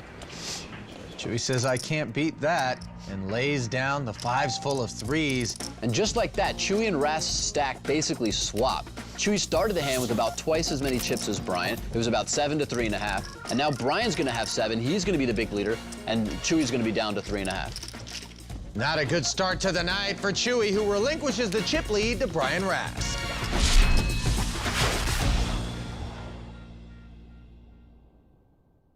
Alpha 8 is sponsored by ClubWPT.com. Fun, exciting poker you can play for free. Winning a big hand in Vegas is every poker player's dream. Now you can take the fun of Hold'em anywhere you go with Club WPT Express Poker. Grab your iPhone and download Club WPT Express Poker from the App Store. It's fun and free. What are you waiting for? Get in the game and play.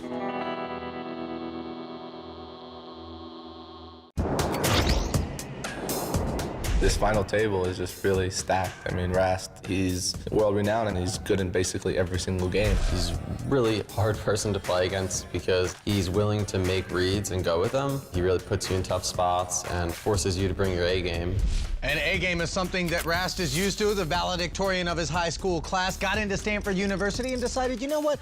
I want to play professional poker, and it's been a great decision, Olivier. Over $6.9 million in career tournament earnings. As we look at the chip counts, Brian Rast leapfrogging Andrew Lichtenberger, courtesy of that huge pot with 5s full of aces over 5s full of 3s. As we send it back to the final table, where the action continues, Jason Les lays down the 10-8 offsuit. Yeah, I've played a bunch with Brian, and at a live table, he has an intimidating presence, and I think Chewy really put it well. He is willing to really go with his reads, and he has a lot of confidence in himself, and he's got great instincts, so he's definitely a very tough competitor. He's made it 115,000 to go with pocket 3s. Third time we've seen that hand. We actually saw Jason Les just folded pre without an open, but... His stack's certainly not the same as Brian's, giving him a little more latitude. Now it's ace-king for Noah Schwarz in the big blind. And what's he gonna do? He just calls.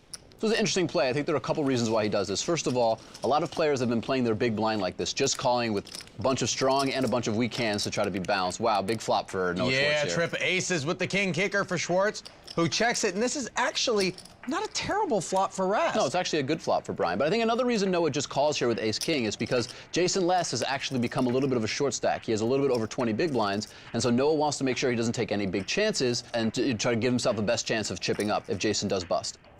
Well, a check raise from Noah after Rast bet 110,000. Schwarz makes it 240. This is a very interesting play. Noah has a very, very narrow range here. There just aren't very many hands that he would play like this. He's not representing much, and Brian with a pair, I think definitely has to call this raise. And he makes the call for another 130,000.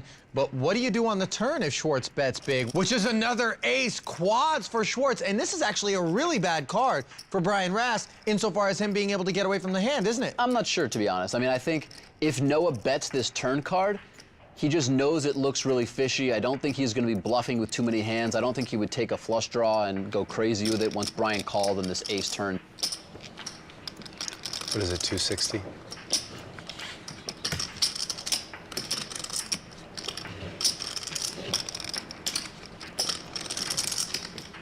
$260,000 is the number.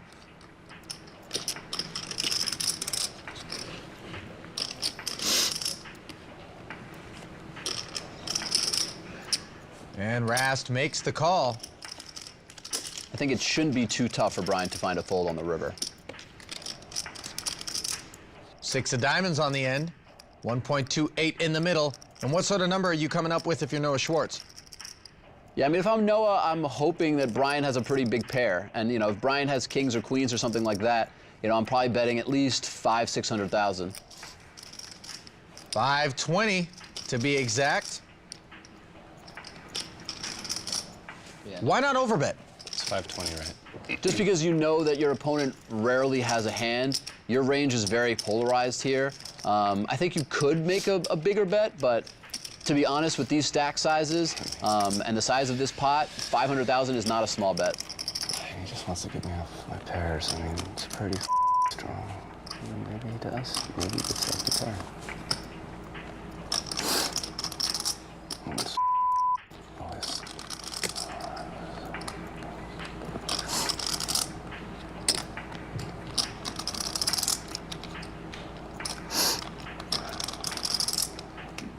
I think part of the reason Brian's really thinking about this is, like we said, Noah's line is a little bit unorthodox, doesn't make a ton of sense. But then also, Brian himself is a pretty bluff-happy player. And so he puts his opponents on a little bit more bluffs than they typically have because he is so weak so often that his opponents are often bluffing him. He does come up with the right decision. So good fold there by Brian Rast. A big smile from Schwarz.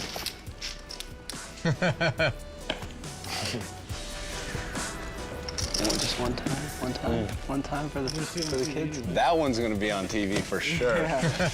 Deuces. I love deuces full. Noah claiming to have had deuces, which would have been counterfeited, of course, on the turn. I did not think you had deuces full.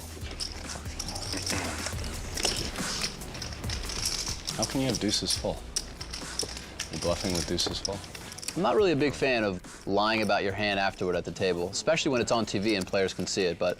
I mean, it's definitely not true. You either had quad aces, or you had, I don't know, queen high. King, jack of spades. King, jack of spades is no good. Ooh. I mean, you never have anything in between that. And, you know, it's like... It's a jack. Nice flop check raise with 2 5s, and it's not happening. So, Mini raise, mini raise. Wow. No, I mean, it could, but it'd be a pretty strong check raise, barrel down. So. Hold it around to Jason Les in the small blind. I'm gonna have to live with that decision, you know? That's the way it is. Yeah, I know. I folded a river, it can happen. Just, you know, you're thinking about bluffing. I mean, I will sometimes just spaz fold. No, it's good to know. Les gives Rast a walk.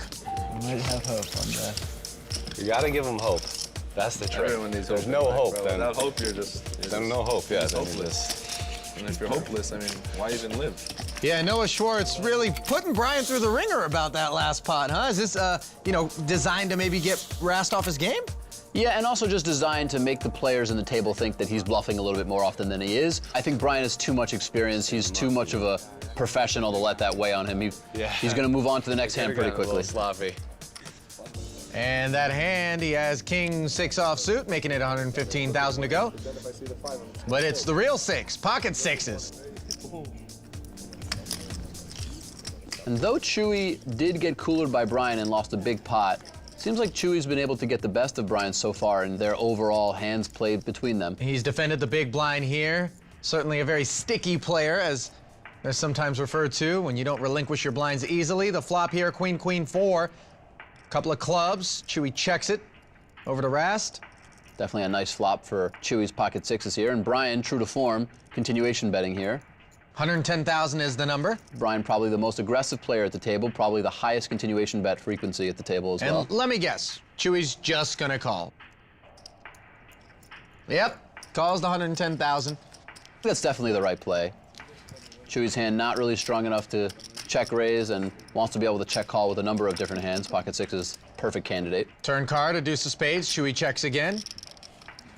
And the problem with Brian when he continuation bets so often is that he just very rarely has a hand that can bet the turn, so he feels like he's checking the turn all the time. River card is a 5. Very good run out with both the turn and the river being under his pair. Chewy bets 315,000. Pretty hefty size. I like it. I'm not sure exactly what Brian's thinking about. His hand is really weak. And look at this, Chewy bet 315,000 and got called by Rast's king high. Yeah, I think if Brian calls here, it's because he thinks Chewy has some sort of flush draw or maybe some random float like Jack 10 of diamonds. Ultimately, I think this is not a good call at all. And you never know. Maybe the table talk and the hand with Noah has influenced him thinking guys are trying to bluff him too much, and that's why he calls. But ultimately, not a great call there from Brian Rast. Well, Rast still has the chip lead, but you wonder how long that'll be the case when Chewy's playing like that. Don't have the dough for a high roller buy-in, but still want to get in the game? Log on to clubwpt.com and play for free. Become a VIP member and enjoy insider benefits. Plus, take a shot at a share of $100,000 in cash and prizes every month. Win at clubwpt.com, but never lose a dime playing poker, guaranteed. It's no surprise that the final table would be stacked. It's got to be $30, $35 million in free earnings at this table. It's been a tough final table. It definitely hasn't been easy. It's really fun to get to play against the best in the world and kind of see how your game stands up against other really good players. I feel very confident in my strategy to play these kinds of events. I mean, listen, no one sits down in an Alpha 8 and puts up 100,000 if they don't feel like they're capable. Olivier, it's fun how you would describe sitting at a table with this fivesome. Definitely. I mean, it looks like a great time. They're really enjoying each other, and just like what Tom said, I mean, it's a real thrill. It's a real challenge to be able to put up your strategy against other people who are, you know, really working on their game at the top of the poker world and see how you stack up. Tom, of course, one of the best players in the world, is going to be pretty comfortable in any lineup that he faces. Yeah, one of the best ways to elevate your game, obviously, to play the best, and that's exactly what the Alpha 8 affords these individuals an opportunity to do. And you have to remember, you know, these guys are all incredibly competitive guys. They've devoted an enormous amount of time and effort to getting to the top of the poker world. So this is just a thrill for them. Obviously, they're here to make money, and they think they have an edge, and they think they're profitable in this tournament, but it's also a thrill. It's a competitive thrill to see how you stack up against the best players in the world. Jason Less, with roughly $1.5 million to start this hand, puts 120,000 in there with king-queen offsuit.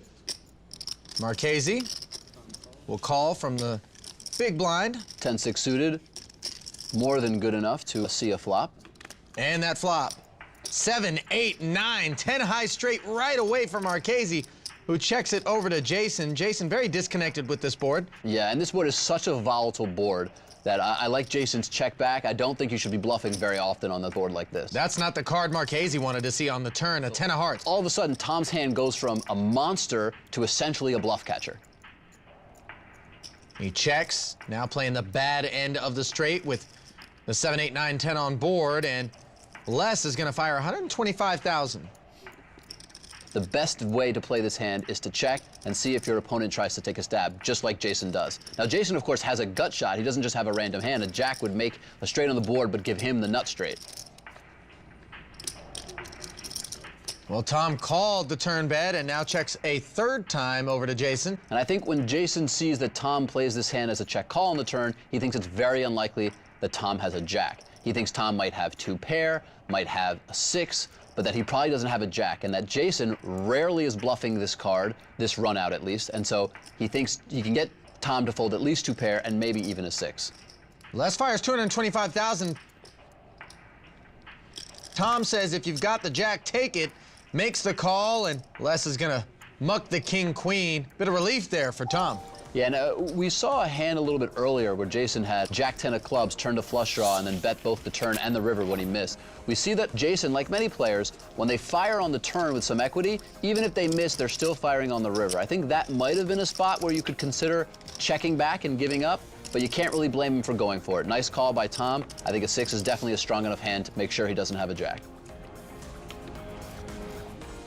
Chewy with king 7, folding. If you're one of the big stacks here, do you maybe lay back and let the stacks that have gotten short kind of bow out? Well, if I'm a medium stack, I definitely play a little bit more conservatively, hoping that Jason busts and seeing if he busts or at least doubles. All in. Well, Jason's going to move all in for $1 million and change with ace-6 suited, but Rast has got a couple of 8s in the small blind. Yeah, a little bit unlucky for Jason. His hand definitely strong enough to move in from the button here, but Brian with 2 8s. I'm all in. Very strong hand from the small blind, and Jason's going to have to get very lucky to stay alive. Brian going over the top and all in himself. Risky business? Well, with Tom's remaining chips, it would be pretty difficult for Brian to just call Jason and then ultimately fold to Tom. So he moves in to put pressure on Tom. If Tom had a hand like ace-queen or ace-jack, he would probably just fold and let Brian do the dirty work of trying to eliminate Jason. Yeah, Tom with just about 2.2 million to start the hand. As we go to the flop, heads up. 7, 6, 3, rainbow. Pair of 6s for Jason Les, but still 8s are best. And the turn card is an 8. That draws the curtain on things right away as Brian Rast makes the set. Jason Les drawing dead, and he will be your 5th place finisher, good for $431,000. Well played tournament from Jason Les. Important to note that he is in for 2 buy-ins, so a little bit less profit than if he had just put 1 bullet in. Jason, a tough player, just came up a little bit short at the end. Says his favorite thing about playing poker is the competition, but a close second has got to be a chance to chat with Lynn Gilmart. So how was your experience here? It was really fun. I enjoyed the competition. I had a very poor seat, in my opinion, because I had Rast to my left with a 10 of chips, an aggressive player. Then 2 spots over, Chewy with a 10 of chips, also aggressive player. So I knew I was in for a big day. Didn't get in too many confrontations. I imagine they're going to continue to clash 2 very tough, aggressive players who are not giving up an inch to each other. Yeah. I still think it's anyone's game, though. Yeah, you don't have a pick, you don't have a favorite. All good guys, no favorites. All right. Well, it was great to watch you play. Thank you so much, Jason. Thank you very much. More action from Vegas straight ahead.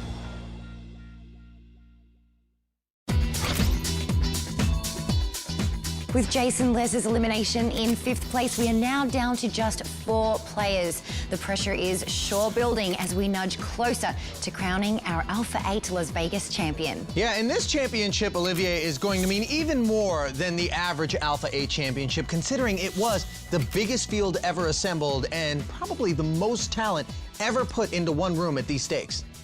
Yeah, this tournament was incredibly tough. A ton of very, very good players entered this tournament. So obviously the money is huge at the top, but like you said, there's going to be a definite additional prestige to taking down that trophy. Well, let's get right back and see just how comfortable these remaining 4 are. Brian Rast, currently with 5.4 million, lays down. So Tom's starting this hand with about 30 big blinds. And he's just going to limp the button here. Yeah, I don't mind this play, especially with a hand like this. It's a hand that, with his stack, he can't really do much if he gets 3-bet against. So he tries to take away that play by just calling. He's in position, so he doesn't mind seeing a flop and playing it out against the blinds. Chewy limped in the small blind, and Schwarz said go ahead with ace-8 and the flop. Ace-10-7, flush draw for Chewy, who checks it over to Schwarz, and Schwarz with aces checks it back to Marchese, who's got the gut shot straight draw. Nobody wants to bet. And here comes the turn. Another ace, Schwarz with trips now. Yeah, I think if anybody would have likely bet this flop, it would have been Tom, in position, having limped in with some equity, but he decided to take a free card against 2 other players. Well, now you see Chewy gonna bet his flush draw, 150,000. So when Chewy sees that Tom does not bet the flop, he thinks it's unlikely that either Tom or the random hand that Noah has in the big blind has an ace. Of course, we know that Noah does have an ace, and Noah not going anywhere with trips. He's made the call. Here comes the river after a fold from Tom. It's the queen of diamonds. Chewy makes the flush. Look at Chewy continuing to make strong hands here, and it's going to be pretty unlucky for Noah. He can't really fold trip aces given the action, but Chewy, with a flush, going to take down this pot. Call. Call. Yeah, a bet of 360,000 gets called by Noah, and you see a bit of disgust on his face there. Oh, sick, bro. Nice hand from Chewy, a little bit of luck on the river, but nice pot coming his way. Well, though you wouldn't know it from his stoic presence at the table, Lucky Chewy's actually a really happy guy, as he told our Lynn Gilmartin. You've had quite a life transformation. What created this transformation? I just felt like there was a better way to live. Over the years, kind of just exploring different options, different lifestyles, I started taking more traditional Western yoga. And then through my interest in that, it led me to search more about the roots of yoga. Now, how do you apply that to the poker table? Your intuition will never lie to you. So, you know, having the intuition to draw from initially and then to double check it with my theoretical, analytical understanding and to have the two match, yeah, it's really profound. So yoga has become such a large part of your life that you've even written a book, The Yoga of Poker? Yeah, a high-stakes journey to freedom. I was just inspired to write about my life and the changes I've experienced. It's like the more simple I make my life, the more happy I am. Boy, it was crazy to see Chewy from just a handful of years ago. He looked like a baby, but he's come a long way. Yeah, a lot of poker players started their careers as very, very young guys, and we've seen over the years them evolve in a bunch of different directions. If you choose professional poker as your career, you're already in a subset of people that feels, you know, the confidence in themselves and the willingness to try alternative lifestyles and to really take risks. So, you know, over the years, a number of young poker players have gone in different directions. We've seen them mature, especially since a lot of them started so young, and Chewy has chosen this direction. I think it's great for him. He's incredibly happy, and he's probably playing the best poker of his life. Brian Rast in the small blind makes it 160,000 to go. Marchese defends with just 7-6 offsuit for another 100K. Yeah, so Marchese's in position with the big blind against the small blind. I like this defend. I don't love this raise from Brian. I'd probably just limp in with this hand. Ace-9 Jack. Rast has made a pair of nines and is going to bet 150,000. So I think Tom will probably just fold here. Not a good flop at all for his hand, and Brian did take aggression pre-flop, and then this is a high card flop. Well, Tom doesn't look like he's fishing for the fold button. He's going to raise it to 390,000, pure bluff. Yeah, it's a very odd play. I think the main reason he makes this play is because he just thinks Brian is too aggressive a player. He thinks Brian is raising too much from the small blind and then continuation betting too much on this flop, so he'll just have to fold so many of his hands that just don't have very much here. And what do you do if you're Rast? Well, I think if you're Brian, you know, you do have some equity, you have bottom pair. I would never have bet bottom pair here on the flop, but Brian did, so now he feels committed to calling. 240,000 more to make the call on this very textured board with 2 overcards to the 9. Yeah, the thing is, though, that Tom's not really representing much. I mean, I don't think Tom would raise in position with very many hands here. This turn card, though, Olivier, a 7. Rast now with 9s and 7s, Tom with bottom pair. Yeah, very lucky card for Brian. I mean, now he's not going to go anywhere. Tom himself does make a pair, so he might check and decide to just see if there's a chance his 7 is good. Yeah, both players knuckle. And now the river and 8 of hearts, that changes everything as far as board texture. From Brian's point of view, I mean, the most likely hands, especially the bluffs that Tom is likely to have raised with on the flop, are straight and or flush draws, and this 8 of hearts completes both of those. Not ready to give up, it would appear. Or maybe he is. Now, if I was Brian, I would definitely consider calling on the river if Tom does make a bet. It depends on the size of the bet. But Brian does have 2-pair, and we've seen that he likes to call in spots that a number of other players wouldn't call with, just because he thinks his opponents are bluffing him a little bit more often than normal. Marchese bet $575,000 and bluffed Rast off the best hand. That's something you don't see every day. I don't like this fold, not because I can see Tom's hand, but just because Tom is representing a very narrow range. When Tom checks the turn, it's not that likely that this river has automatically made his hand. I think it's worth a look up there. Straight ahead, the race to $2.1 million continues from Vegas.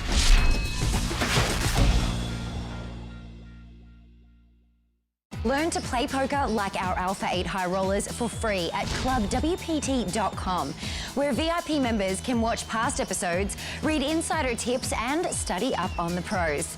Everyone has a chance to win a share of $100,000 in cash and prizes only on clubwpt.com.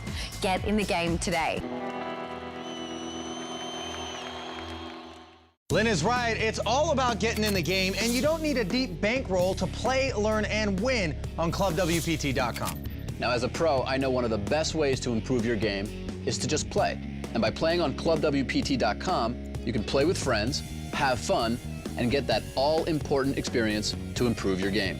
And with clubwpt.com, you can do it all from the comfort of your home. And if you really want to improve your game, become a clubwpt.com VIP member and receive all kinds of exclusive benefits, including having access to great poker resources like old episodes of the World Poker Tour and of Alpha 8.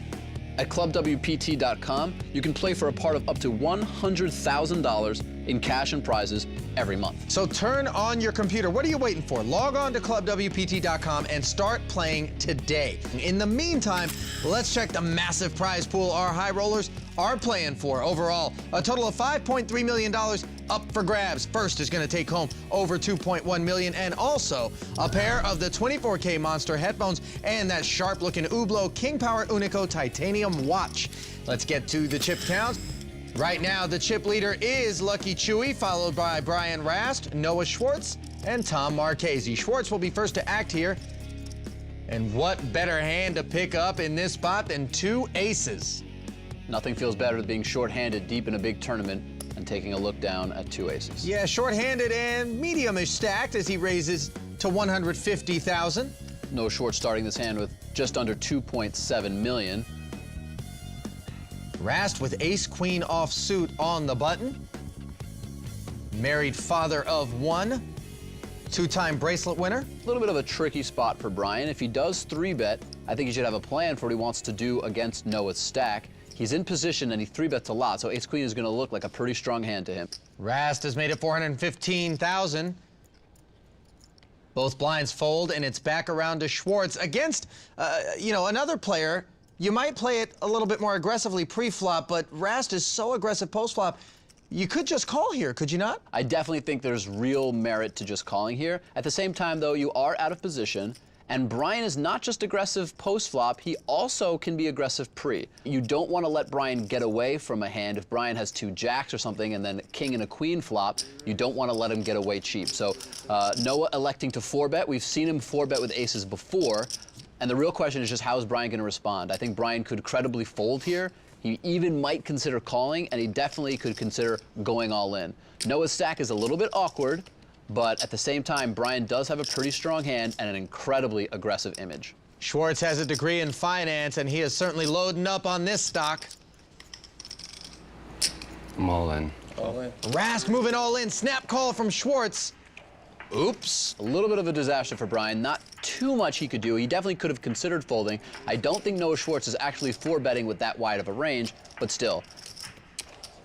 Yeah, 91 to 7% advantage for Schwarz heading to the flop. And it's even worse after that board reads 99 to 1%.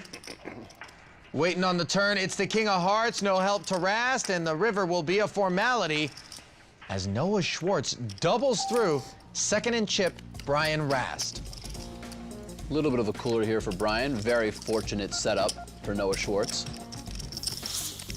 Noah paying close attention to the count here, making sure he gets each and every chip he's entitled to. We'll count it down and come right back with some chip counts.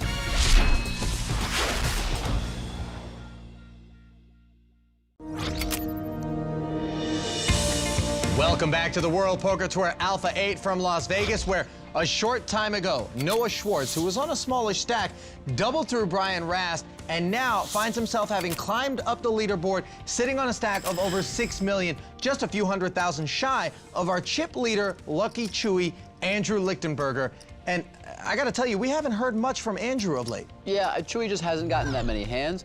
And you got to give him credit. He's being patient, being disciplined, not trying to force it. A lot of times, players, when they have the chip lead, they try to force the action regardless of the quality of their hands. And Noah Schwarz, courtesy of that semi-cooler with pocket aces, now right there, giving himself a great chance to make a run and ultimately claim this title. And how will he react to this newfound stack of his on the button with Queen 10 offsuit? Queen 10, an easy raise. And because Noah has position on Chewy, after Chewy folds, Noah's now the chip leader of the remaining three. He can't bust in any individual hand, and that's going to give him an increased level of confidence and comfort. He's made it 175,000 to go, and now Brian Rast in the small blind with Jack 7 suited. Brian might be tilting a little bit after that ace-queen pocket aces hand, trying to get some of those chips back. Oh, and he seeks revenge in the form of a 3-bet to 430,000, but Marchese wakes up with 2 9s in the big.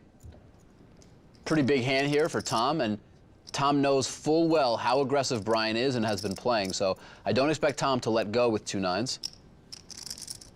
Tom has about 25 big blinds to start this hand. All in. And he's gonna move them all in here. Yeah, I think this is definitely the right play. Can't just call. No, you can't just call this 3-bet, even though you're in position, especially not with this stack, and you're just hoping you don't get snapped off, but it's a really great spot when both players fold, which is definitely what's going to happen here. Brian taking a little bit of extra time, but no chance of him calling here with Jack High. And we talk about this posturing, but is there ever a time where you say to yourself, it's important for me to take my time here and not make it appear as though I was really light? There are times. I don't think this is one of them. I honestly think he's taking a little bit of extra time, probably because he's a little bit frustrated and he wants to just give himself a chance to calm down. The last thing you want to do, especially in such a high equity situation as these 4 players are in right now, is let your emotions get the best of you, make poor decisions, and ultimately finish in a spot that was worse than you could have finished. Well, Marchese picked up a good-sized pot without even having to take a flop, and here he'll lay down, as will Chewy on the button. Yeah, it was a huge increase to Tom's stack there. It's back over to Schwarz with ace-5 suited. Schwarz is in the small blind, and his opponent has about 25 big blinds to start this hand. I think this is definitely just a limp in here. Schwarz decides to raise, but I don't like this play at all.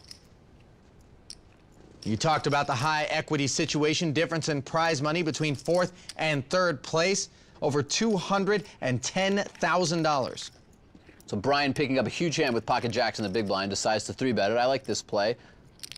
And Schwarz is in a bad spot here, mostly a function of his decision to raise with this hand pre-flop. If he had just limped in, oh wow. Oh, and he moves all in. Oh. Rast with a snap call, and this is a mistake. Yeah, this is a mistake. I mean, Brian is definitely going to be bluffing sometimes, but I just don't think with his stack it was necessary for Noah to do this. 2 million, 2.2? I think it's about 2. Just over 2, less than 2.1. Noah, you know, seemingly getting a little bit careless after winning that big pot early. Well, let's take a look at the flop. It's Queen 10-9 with a couple of hearts. Schwarz looking for a heart or an ace to send Rast packing. The turn won't do it. Can he hit on the river? He cannot. It's a king, giving Brian Rast a king high straight, and he will double back through Noah Schwarz. Bouncing ball, you guys, up and down. Can't seem to find a spot. Nice. Once in a blue moon. I give yourself more credit than that. Yeah, okay. And for Noah Schwarz, that is certainly not the way he wanted to close this evening's action. Momentum certainly was on his side, and he gave it up real quick. Yeah, the stacks have definitely pretty much balanced out, and we'll have to see how that changes the dynamic going forward. We are so close to crowning our champion here at WPT Alpha 8 Las Vegas, so make sure you join us next time. For Ali Najad and Olivier Bousquet, I'm Lynn Gilmartin. Good night.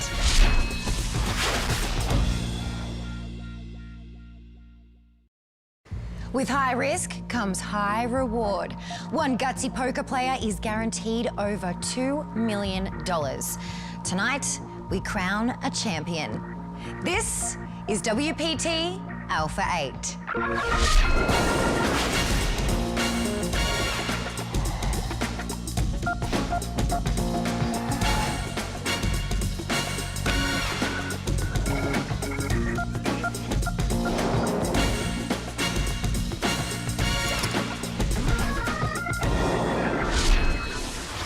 The world-famous Bellagio, the gold standard of high-stakes poker and the ultimate setting for the conclusion of WPT Alpha 8 Las Vegas. Tonight, it all comes down to this. 3 days ago, a collection of elite and well-funded players walked into the famed Bellagio poker room, all of them willing to shell out the $100,000 entry fee.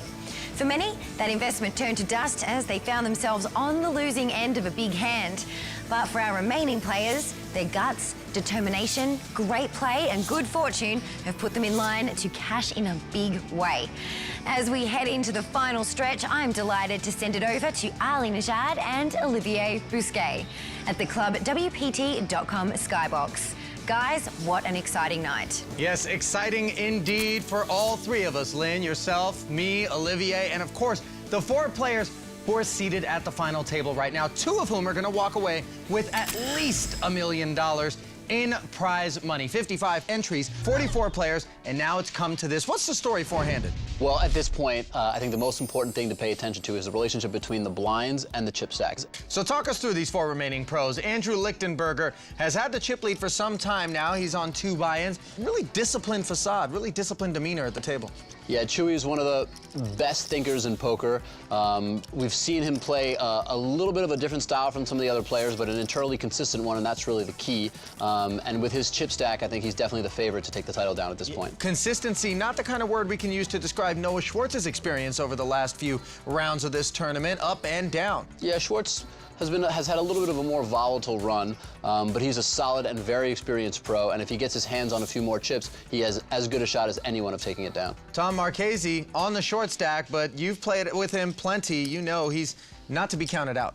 Yeah, it really doesn't matter how many chips Tom has, he'll always find a way to make great decisions. He's a little bit short stacked now, so he's a little handcuffed in terms of his decision making, but if he gets chips, he is going to be a huge threat. On the topic of decisions, the more unorthodox variety tends to come out of camp Brian Rast. Yeah, Brian is one of those players where if he's running well and he's playing with confidence, he is as good as it gets. But on the flip side, if his bluffs aren't working, there's a chance that he could snowball out of control. So we'll have to see if he's able to spin that momentum in his favor. If he is, I think he's got a great shot at winning. Yeah, it's a double-edged sword for Brian Rast. As we look at the chip counts, you see Lucky Chewy way out in front, Rast in second, Noah Schwarz in third, and Marchese with not quite the short stack, around 2.2 million, but certainly approaching that distinction. Yeah, I mean, under 30 big blinds, you know, Tom is definitely going to be the most likely player to get his stack in and look for an opportunity to double up. Action begins on Chewy. Blinds are at 40 and 80,000 with a 5K ante. And with King-9 offsuit, Chewy makes it 180,000 to go.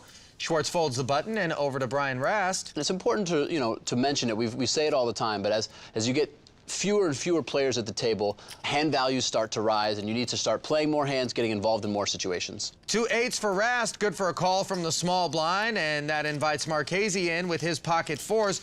3-way action to the flop.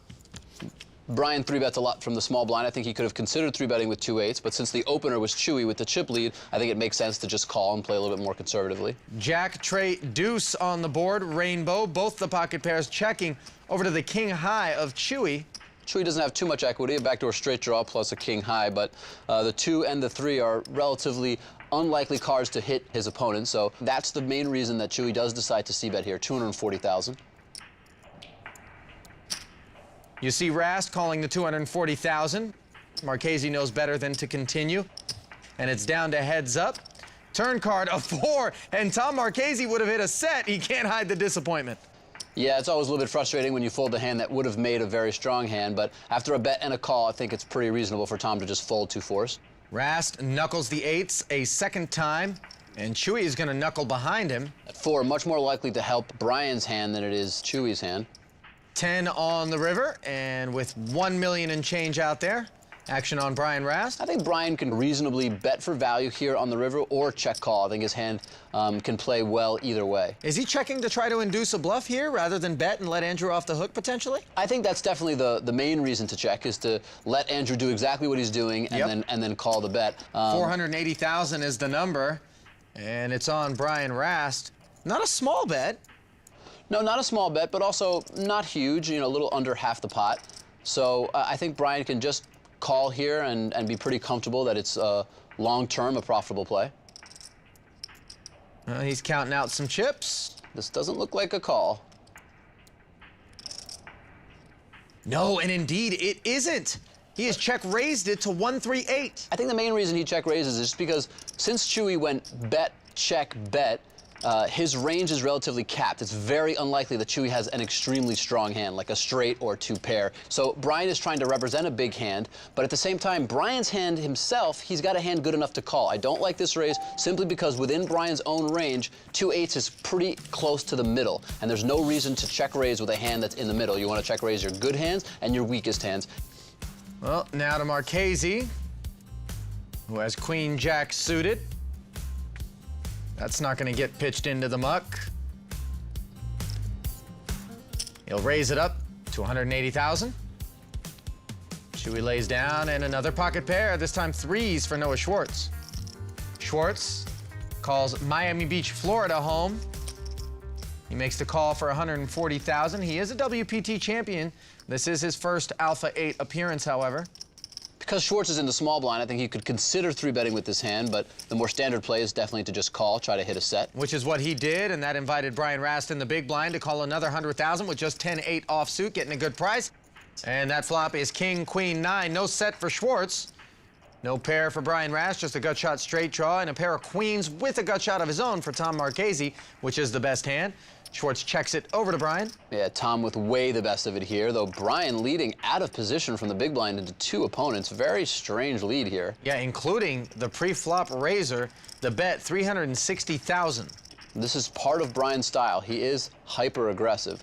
Leading into 2 people on this board out of position looks very strong. So there's no way Tom's going to fold his pair gut shot and even backdoor royal flush draw, not to 1 bet. But depending on how Brian continues, he could put a lot of pressure on Tom here. Marchese makes the call. Schwarz with the easy laydown. And we'll take a turn card. That card is the 5 of clubs. So knowing Brian and his style, I don't see him just giving up here, especially not on this card. He's not worried about being up against a flush draw, possibly? Brian doesn't seem too worried. He usually tries to represent the dangerous cards rather than be concerned that his opponents have made good hands. And that's exactly what he's done here, betting 640,000. This is a pretty large bet, especially considering Tom's stack. Part of the reason this is such a tough spot for Tom, and you see him shake his head as he hates this spot that Brian's put him in, is just because it's very difficult for Tom to just call here, leaving an awkward stack remainder for the river. So Brian, recognizing the situation, recognizing how dangerous that card was, made a very aggressive but effective bet there. Yeah, Brian Rast understands the risky business of being a poker pro, having been a former Stanford math major, and he invited Lynn Gilmartin over to his house here in Vegas to discuss. There's risk in everything you do in life. Like even someone that gets hired by a company and they're getting a paycheck, they're essentially betting on that company being successful. Because plenty of times the company isn't successful and they get laid off. And then you take people whose jobs are more similar to what I do, like a day trader. You know, I'll go play poker and make decisions that win or lose me money in the course of a day or a couple days in a tournament, and a day trader is doing the same thing. There's just a lot of risk in life, although most of it's hidden and not as obvious as like what you see at the poker table. Poker definitely taught me how to lose. You're not going to win every time because you can't in poker. It's just like impossible. Enjoy what's going on, but don't let it rule you either way, whether things are too good or bad. Shared philosophies? Yeah, you know, one of the special and unique things about poker is that you can do everything right and still lose. That doesn't happen in a lot of different environments. So it definitely teaches you to lose, and it definitely teaches you to be humble. Yeah, do the right thing and keep it right here. Over $2.1 million, still up for grabs. Alpha 8 is sponsored by ClubWPT.com. Fun, exciting poker you can play for free. Learn to play poker like our Alpha 8 high rollers for free at clubwpt.com, where VIP members can watch past episodes, read insider tips, and study up on the pros. Everyone has a chance to win a share of $100,000 in cash and prizes only on clubwpt.com. Get in the game today.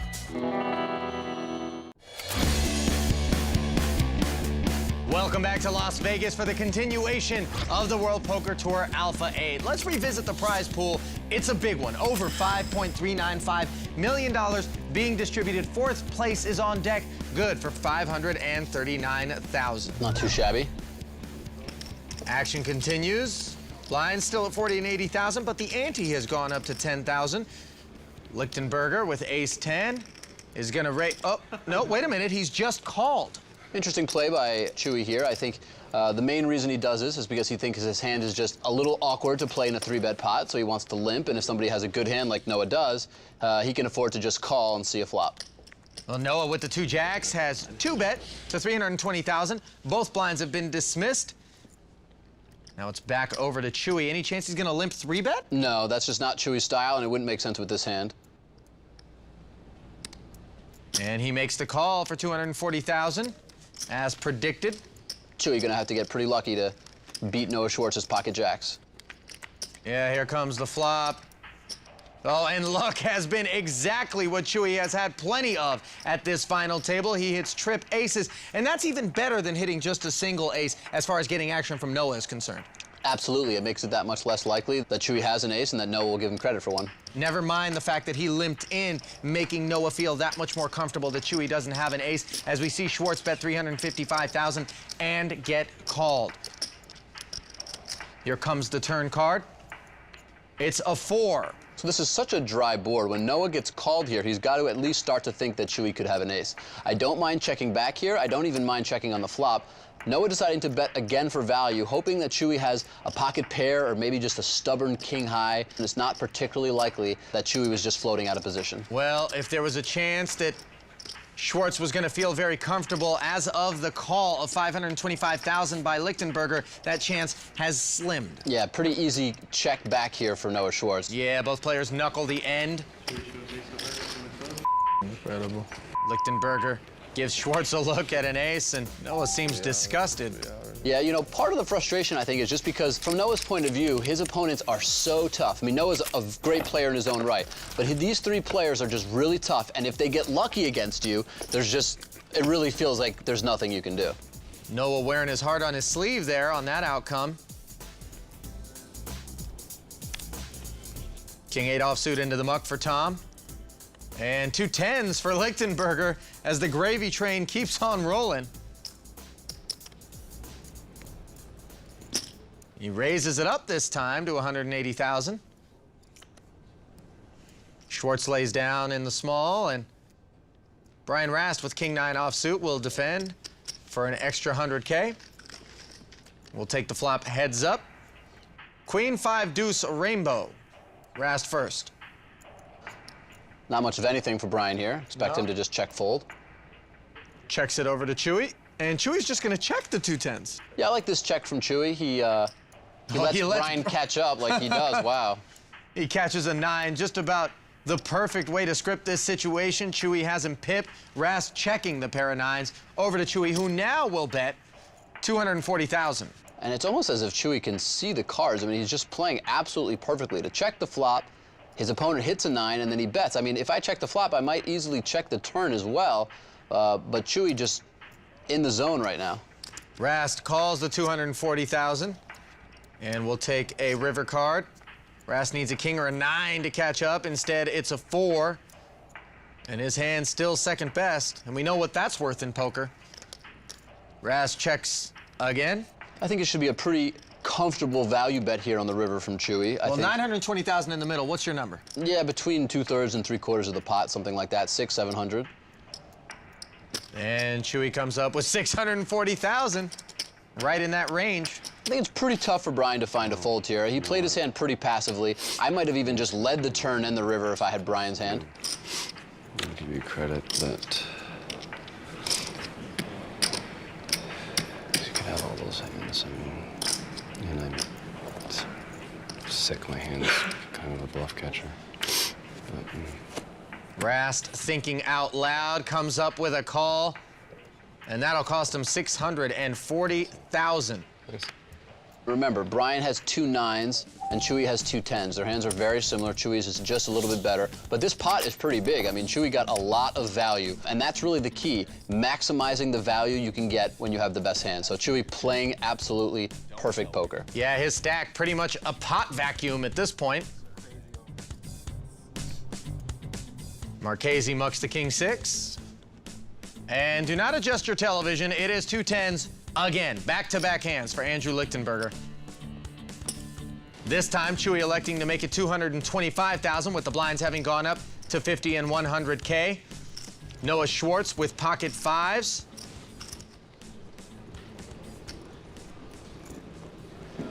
All in. Noah's going all in. Call. Can't really blame Noah, especially since Chewy's been playing so many hands. Yeah, Chewy makes the call, and these two are gonna head to the flop heads up with Schwartz's tournament life at stake. Good hand. Just gonna fold it. Really? Yeah. Well, it's not over yet. Schwarz could still hit a 5 on the flop. Queen, queen, 8, no 5 anywhere. Schwarz in trouble. The turn card, a jack of diamonds. And the 3 of clubs on the end draws the curtain on Noah's outing as he'll shake hands and say goodbye, but not before taking home $539,000. Yeah, definitely not a bad payday. Noah a little bit frustrated right now, but that'll pass.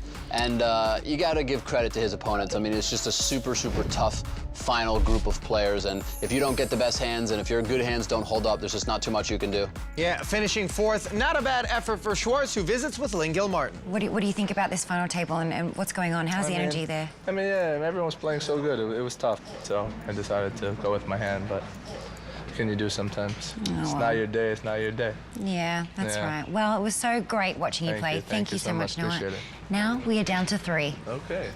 Ooh, and Schwarz actually seems a little disappointed for a guy who just picked up over $500,000. I can't blame him. I mean, $2.1 million for first, over $1 million for second. It never feels good to bust out of a tournament unless you win. So, you know, it's always frustrating. He lost that hand with pocket jacks. He then gets a pocket pair, runs into a bigger pocket pair. And when your opponents are this good and they're running better than you, it's a frustrating feeling and not too much you can do. Yeah, 2 strikes, you're out for Noah Schwarz. And then there were 3 in Las Vegas.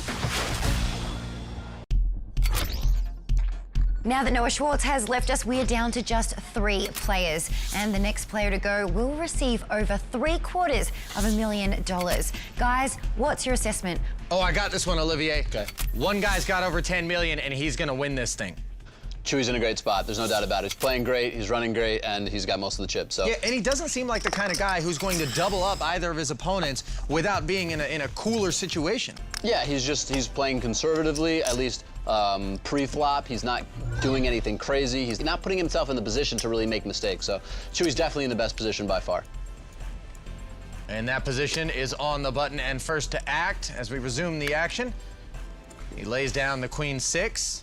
Is he going to be a little bit more passive at this point, considering that he knows that he's got some short stacks out there up against him and let them maybe cannibalize one another? No, I mean, Chewy's style is always pretty consistent, but I think if anything, he'll be a little bit more aggressive with his chip lead. Speaking of aggressive, Brian Rast, that is his MO, and with ace-7 offsuit from the small blind, he's not limping, makes it 2:30 to go, but ace-jack for Tom Marchese.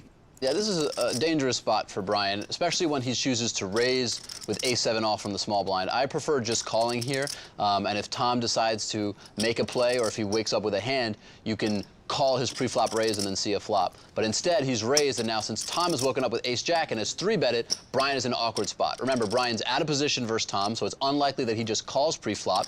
His 2 real choices are to fold or to go all in.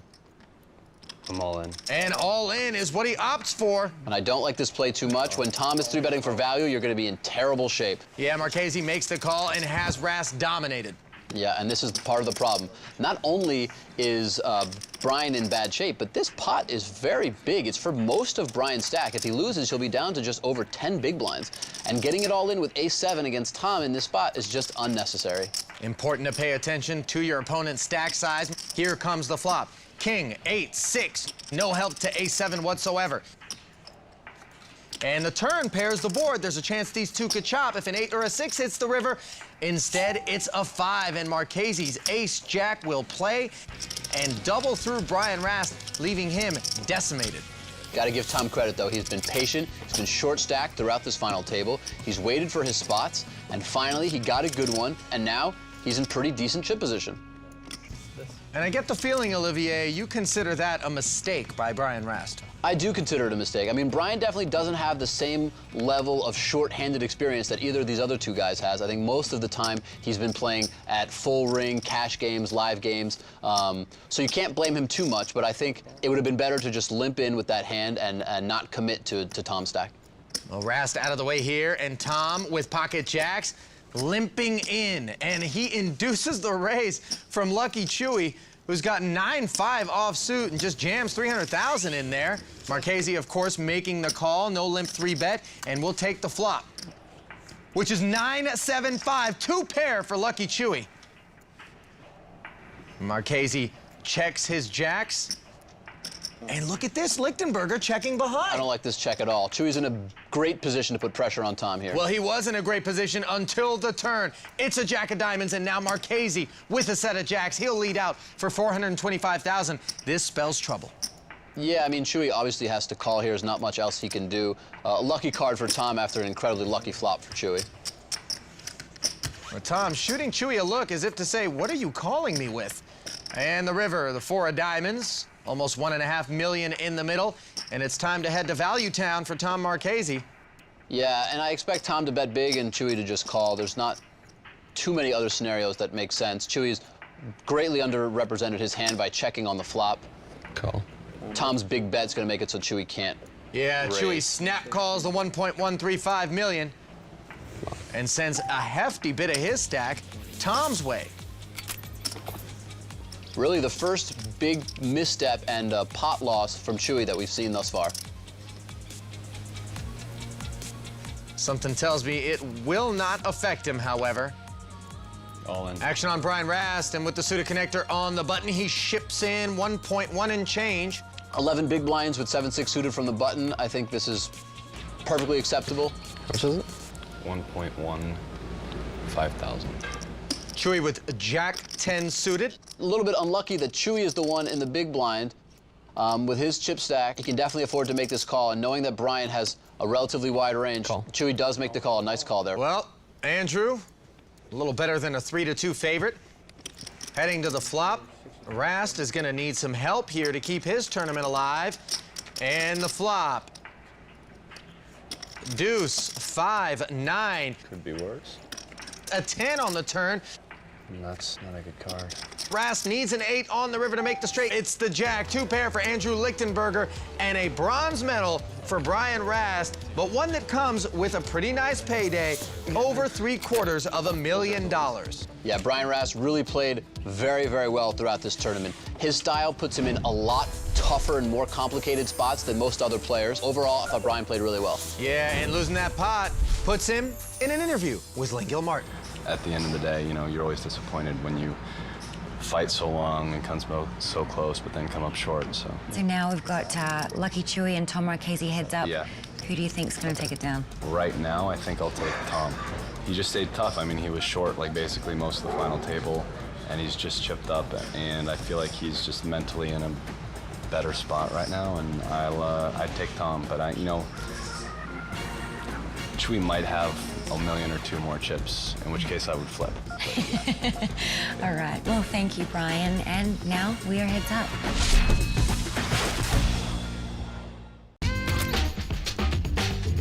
We are heads up here at Bellagio.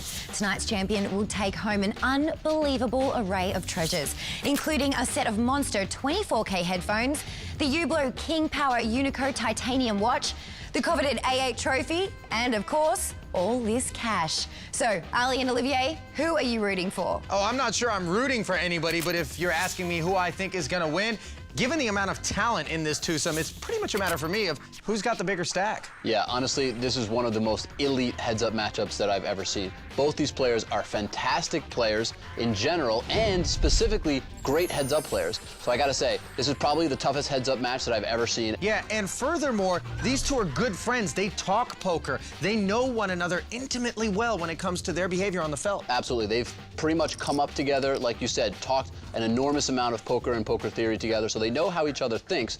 The only thing is that they're both very cerebral, theoretical thinkers, so I don't think that'll have too much of an effect on their play. They might have some specific adjustments for one another, but overall, they're going to play the style that they think works best. Heads-up action underway with Lichtenberger on the button, raising to $225,000 with Queen-Jack. Marchese is going to 3-bet it to $750,000 with Ace-Jack suited. The blinds are 50 and 100,000. The ante is 15K, and the decision is back on Chewy, who's going to call. Everything relatively standard. Chewy's hand good enough for an open and a call in position. Here comes the flop. It's got an ace and a queen in it, both players with a pair. Marchese's is best. Pretty dangerous situation for Chewy. He's got to at least call 1-bet. $1.5 million in the middle. And to continue, it'll cost Chewy $900,000. Yeah, Chewy does have middle pair here and a backdoor straight draw. Not going to go anywhere to just 1-bet from Tom. And Chewy slides $900K of his own into the middle. This pot quickly swelling, $3.3 million and change. Here comes the turn card. It's another ace, and that's a troublesome one for Chewy. Yeah, another ace makes it a little bit less likely that Tom himself has an ace. It also brings a second flush draw. So there are a number of draws that Tom could have. He could have a straight draw, a diamond draw, or a heart draw. That would cause him to potentially fire another barrel. This one, 1.9 million caliber. And this is the real question for Chewy. Is he going to call this bet? I think if Tom jams the river after this bet, it'll be pretty tough for Chewy to continue, but Tom, with 3 aces here, comfortably betting for value. Well, Chewy is going to call the 1.9 million, and he certainly needs to be thinking about what he's going to do if Tom jams the end. But with this sort of texture, the river card will matter. The river card definitely matters. 8 of clubs. Oh. Wow, Tom instantly goes all in here. Very comfortable with this river card. None of the draws got there, Olivier. Right, so this is what Chewy's thinking. I mean, if Tom had a draw, a hand like King 10, Jack 10, 9-7 of diamonds, you know, something like that, all of those draws have missed. The 8 of clubs is pretty much a complete blank card. So Chewy beats all those hands. At the same time, though, you know, Chewy himself could easily have an ace. So it's not that likely that Tom is bluffing. Tom's played his hand completely consistently. It makes perfect sense that he would have a big hand. This is a tough situation for Chewy, but at the end of the day, you know, this is why Chewy plays his strong hands this way. It's because he can call with those hands and then fold his medium strength hands like he just did. Yeah, he lays it down and relinquishes not only the chip lead, but a massive portion of his stack to Tom Marchese. You got to give Tom credit. Not only did he get max value, but part of the reason is because his bet sizing was pretty big. His 3-bet, his continuation bet, all of them were good sizes and created a large pot. Tom now with a better than 2-to-1 chip lead over Chewy, raises to $250,000 with Queen 6 suited. 9-7 off for Chewy. He'll defend for an extra $150. Here comes the flop. It's Ace, Jack, Deuce. No pair anywhere. Chewy checks. As does Tom. No continuation bet. Yeah, Tom with Queen High and a backdoor flush draw decides to see a free card. He had Queen High. Now he's got a pair of queens on that turn, but still both players checking. And the river, a King of Hearts. So this King is a terrible card for Tom. First of all, it's an overcard to his pair, completes a flush and a straight. I think he would have bet for value on most rivers, but definitely not this one. Yeah, Chewy checking a 3rd time to him. And he's content to just check behind and take a much more modest pot than the one before it, but a pot nonetheless. I think Chewy could have considered going for a river bluff there. The only problem is if he had a flush draw or a straight draw on the turn, some of the times he's definitely going to bet. So it's tough for him to really represent a big hand on the river. Button over to Chewy, who has not had the sort of experience here heads up that he's had leading up to this point. Rough start and a rough hand, deuce 3 offsuit, but he'll make it $225,000 to go. Yeah, Chewy plays a few more hands from the small blind than I do. I don't like raising with 3-2 offsuit, but plenty of elite players do, so this is the strategy Chewy's elected to play. Yeah, Marchese defends with Jack 9 and hits a 9. And this is a pretty connected board. A lot of hands from Tom will connect here, so I'm not surprised to see Chewy check back, even though he has nothing. Both players knuckled the flop. The turn is a 4, giving Lichtenberger a wheel draw, ace to 5 straight. A little bit surprised that Tom checked the turn. I probably would have led the turn here with my hand. Maybe Tom knows that Chewy likes these delayed continuation bets, and that's why he's decided to check call instead of lead out. Chewy, picking up a gut shot, has decided to go for this after seeing 2 checks from Tom. Yeah, betting a call of 350,000, and now 2 pair for Tom, jacks and 9s. And so we continue to see that players, if they've played passively throughout a hand, don't change the flow of the action, even if they've hit a good river card. They continue to check and let their opponents either try to bet for value or bluff. And in this case, Chewy is going to bluff, as he's got one of the worst potential hands he has here, literally the nut low, and that's why he decides to bluff. He's shown some aggression on the turn. Tom has played incredibly passive. It looks like Tom has maybe a weak 8. But we know that Tom's made 2 pair, will likely either call or check raise. 750,000, the bet from Chewy, who is actually playing the board. And Marchese check raising to 2.1 million. And that should bring a quick end to this pot.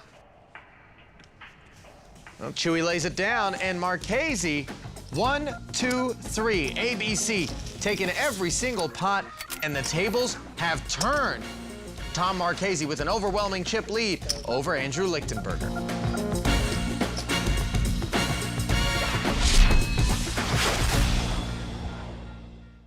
Winning a big hand in Vegas is every poker player's dream. Now you can take the fun of Hold'em anywhere you go with Club WPT Express Poker. Grab your iPhone and download Club WPT Express Poker from the App Store. It's fun and free. What are you waiting for? Get in the game and play. Don't have the dough for a high roller buy-in but still want to get in the game? Log on to clubwpt.com and play for free. Become a VIP member and enjoy insider benefits. Plus, take a shot at a share of $100,000 in cash and prizes every month. Win at clubwpt.com, but never lose a dime playing poker, guaranteed. Another guarantee, both of the players at the table right now are going to be going home millionaires, but you don't need to be a millionaire to play high-level poker. All you need is to log on to clubwpt.com, where you can win cash and prizes all for free. Poker's a great game to play with your friends. And by playing on clubwpt.com, you can play with your friends, have fun, and get that all-important experience to improve your game, all from the comfort of your home. Become a clubwpt.com VIP member. You'll receive all kinds of exclusive benefits, including having access to great poker resources like old episodes of the World Poker Tour and of Alpha 8.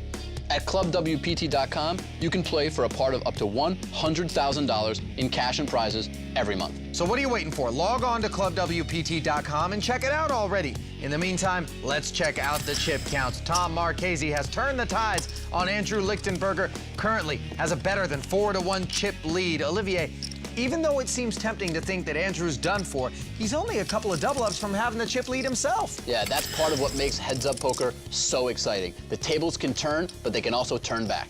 60 and 120,000 are the blinds. The ante at 15,000. The button on Lichtenberger, who has pocket 6s.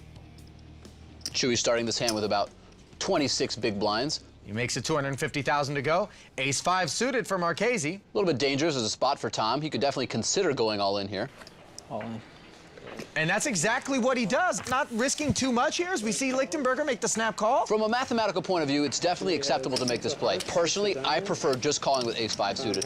Ace of spades. Yeah, like 3 million total, right? Yeah. Hope it wasn't like 3.5. No. Can he get lucky on the flop? Nope, not so far. 10-9 deuce. No ace out there.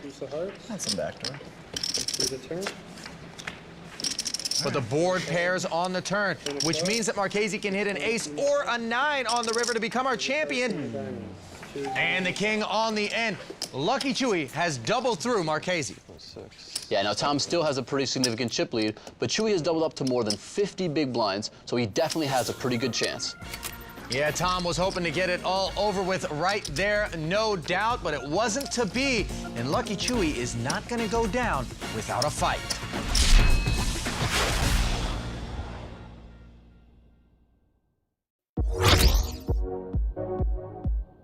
Welcome back to Las Vegas for the World Poker Tour Alpha 8 Heads Up Finale. The crown, the championship, the money, all of it hangs in the balance. And here's a look at first and second place prize money. $2.1 million go to the victor, and almost $1 million separates that from second place. So every single one of these pots effectively, Olivier, is like a cash game for $1 million. Two good friends are incredibly talented players, so very little edge between them. It's almost like they're flipping for $1 million. Yeah, Chewy started out with the chip lead, and then that was snatched from him by Marchese, who's currently still got that lead right now. We'll head down to the felt, where we find Marchese on the button. Blinds are at 60 and 120,000. And then go home, have some soup, and I have the result. Simple life, dude. What else could you ask for? Tomorrow's football day. And Marchese's talking about going home and having soup. We're playing for millions. And this is the richest office around. Alpha 8 events, $100,000 buy-ins.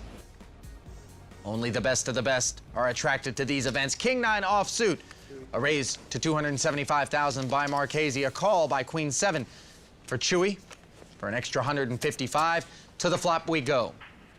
It is 2 10s and an ace. Chewy checks it. Now Tom, it's going to continuation bet, $200,000, pretty standard. It's a small bet, but that makes sense since the board is so dry. I think a lot of times king high might check on a flop like this, but it's actually so dry, it's even considered a value bet. And Chewy has made the call with queen high, furnishing the 5 on the turn. Both players now checking. Here comes the river. It's another 5, and now both players are playing the board. So that definitely changes the dynamic. I think originally Chewy was calling for value and thought there was a chance his hand would just be good, but now he chops with all those random hands that Tom has. So it makes sense that Chewy tries to bet and steal the pot, especially after Tom checked the turn. Obviously not giving Marchese credit for an ace, a 10, or a 5, and he's going to put him to the decision. Do you call $300,000 playing the board when really you're only going after half of the main pot, not counting Lichtenberger's bet, which is $490,000? I think you actually do. I mean, the bet is very small, so it's very unlikely that Chewy has a 10. Chewy could play an ace like this, but at the end of the day, you're getting a good price, and I think it's pretty clear that Chewy would try to steal this pot with all of the hands that don't have pairs. So I probably would have called there. Tom electing to fold. Nice bet, nice steal from Chewy. Yeah, almost $1 million in the middle. Sliding over to Chewy. I'm pretty sure they're both happy where they're at right now. Yeah, it's been a good couple of days. The two sharing a laugh there, almost as if Marchese knows that Chewy might have run one through him. Button on Chewy. He's got ace-5 offsuit, and he's going to make it $250,000 to go. Ace-3 suited for Marchese. Pretty easy defend for Tom. And that's exactly what Tom does, calling the extra $130,000, sending us to the flop.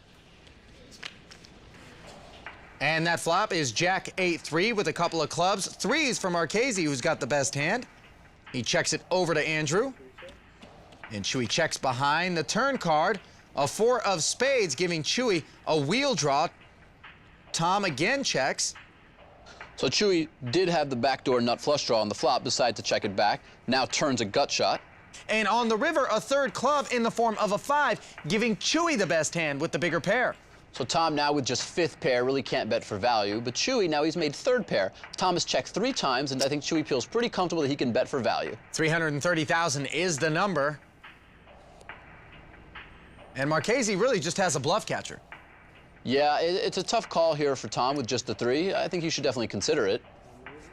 Well, how about a raise? Check raise to $1.13 million. Very strong play, but it's a little bit strange. One thing Tom understands is that Chewy is relatively capped here. Since he didn't bet the flop or the turn, it's unlikely he has a strong hand, and he just doesn't think that his 3 is strong enough to call, so he's now turned it into a bluff. The problem, though, is that Chewy is the one with the ace of clubs. Chewy knows that Tom doesn't have the nut flush. He might even consider raising himself, since he knows that, but also Tom checked 3 times, and there aren't too many hands Tom will check 3 times with that are now strong enough to check raise.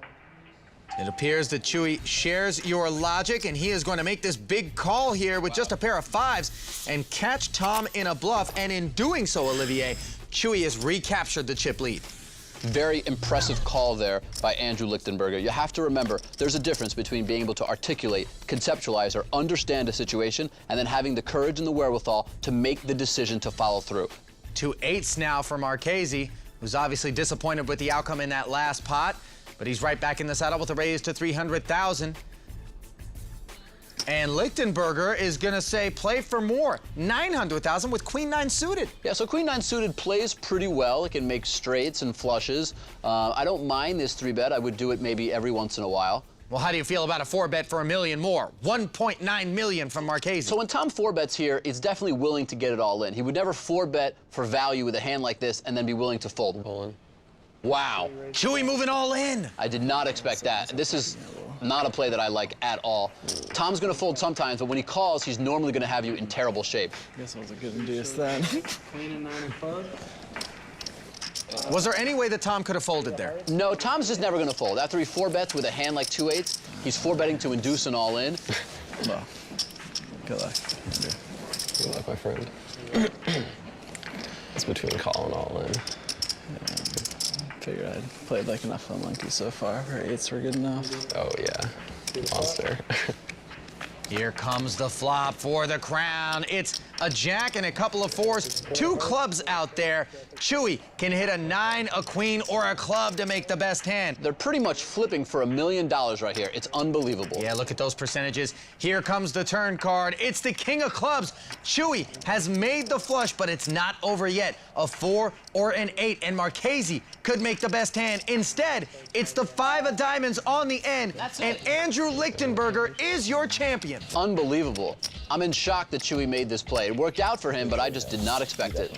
2.1 million in prize money going to Lucky Chewy, 1.2 million to Tom Marchese, and honestly, either of these two could have won the crown. It was just a toss-up at the end. I mean, at the end, they were literally flipping. Even on the flop, they were still flipping. And it's important to understand, like, these guys just finished this incredible 3-day epic war. They're best friends. They've just flipped for a huge amount of money.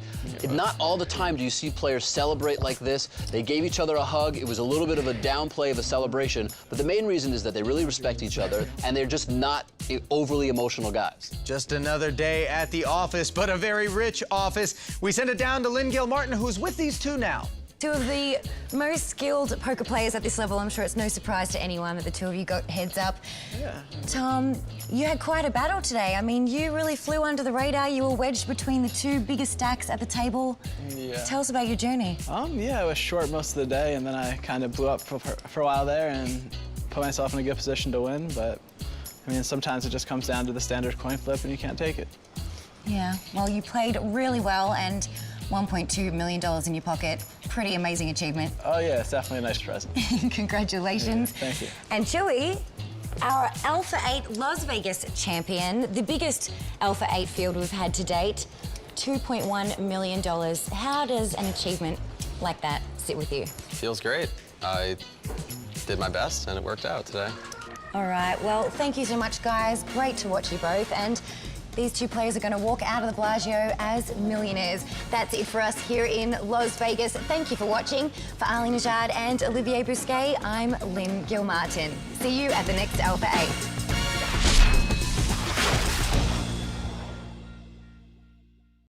8. Anyone with $100,000 can buy in, but be warned, to survive poker's deep end, you've got to swim with the sharks. This is WPT Alpha 8.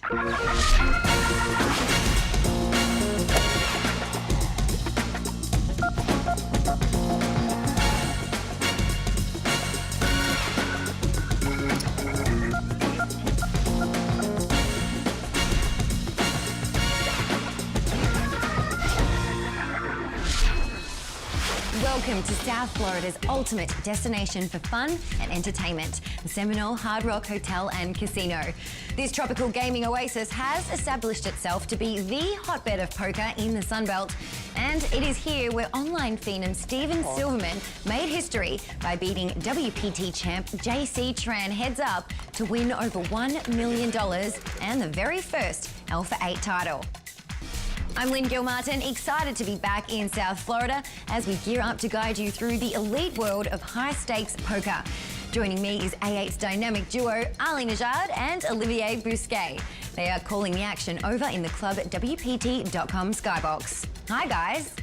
Hey, Lynn, no better place to be than in the skybox. No better person to have beside me than high-stakes professional Olivier Bousquet. We love the Seminole Hard Rock, one of our favorite stops on the tour. And I love that we've got 6 players, 2 of whom are Alpha 8 champions, Olivier. Yeah, Dan Coleman coming off the best year anyone's ever had in live tournament poker, also winning our inaugural event of this season in London, and of course Jason Mercier having just won in St. Kitts and being one of the best players in the world for many years now.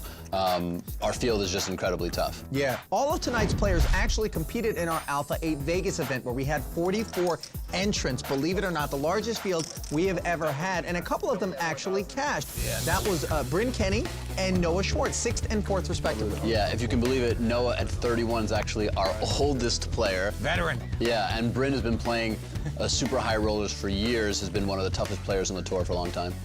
Let's round things out with 2 guys who are looking to make their first cashes. You got Jake Schindler, who's got a couple of WPT cashes under his belt, and Byron Coverman, 13 WPT cashes, a 4th in Paris and a 2nd in Jacksonville, just up the road, where he lost to Noah Schwarz. Maybe a chance for revenge. Yeah, Byron has just been crushing the WPT for years. And Jake is a little bit newer on the scene, but has kind of instantly come on, earned the respect of all of his peers, and has become one of the most feared players when he sits at the table. Now, if you're at home and you're wondering what the payout looks like when we've got a special exclusive engagement, something different this year, just 6 players, well, it means only one person walks away with any money at all. It is winner take all, $585,000 going to first place, and a swift kick in the behind going to 2nd through 6th. Let's get down to the action right now. Blinds are at 2 and 400, no ante as of yet. The button is going to start on Jason Mercier. Noah Schwarz will be under the gun. He takes a look at Queen Jack suited, kicks the party off with a raise to 1,000. 2.5 times the big blind. Mercier, also a South Florida native. Laying down to Jake Schindler, who's got a couple of 5s. He's going to make the call from the small blind, and it looks like an ace-king for Dan Coleman, who didn't get the memo about just how warm it is here in South Florida, rocking the beanie, but it can get cold in casinos. And Dan is going to re-raise here to 4,500 total. Now, we're not playing with antes, so players are going to tend to play a little bit tighter than they normally would. Dan, obviously, with the big hand, ace-king in the blind, looking to make it more expensive for both players to continue. Noah makes the call. I don't love this call by Noah. I think if he was offsuit, he wouldn't have considered it. Suited, I think it's okay, but not great. And Jake certainly doesn't mind having Noah's money in there as well, since he's essentially set mining here. Yeah, and he caps the action, so easy call for Jake. Yep, 3 players to the flop, and that flop's got a 5 in it. That's gonna mean music to Jake's ears as he checks it over to the field with top set. Yeah, Jake staying in rhythm, letting the aggressor continue. That, of course, being Dan Coleman, action on him. He's got the wheel draw, needs a deuce to make the ace through 5 straight. He's also got a couple of overcards to the board.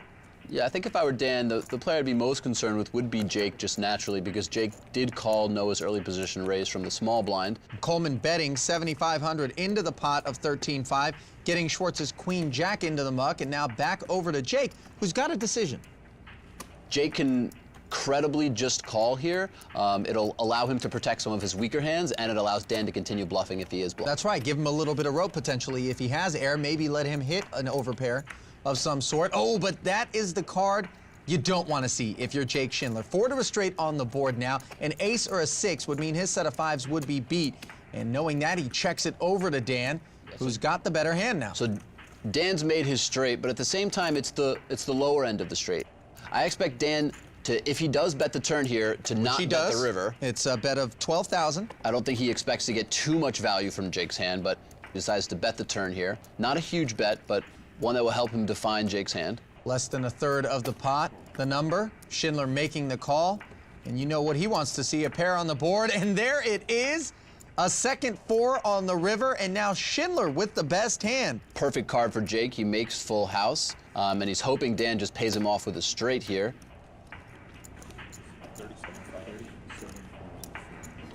Jake, what's going on here? Well, Jake betting out 37,500. No chance that he could have checked?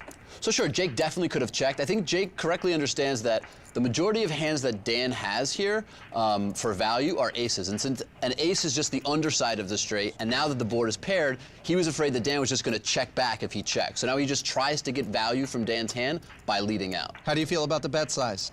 The bet size is, you know, it's not huge, but it's a nice, healthy size, definitely looking to win a decent-sized pot.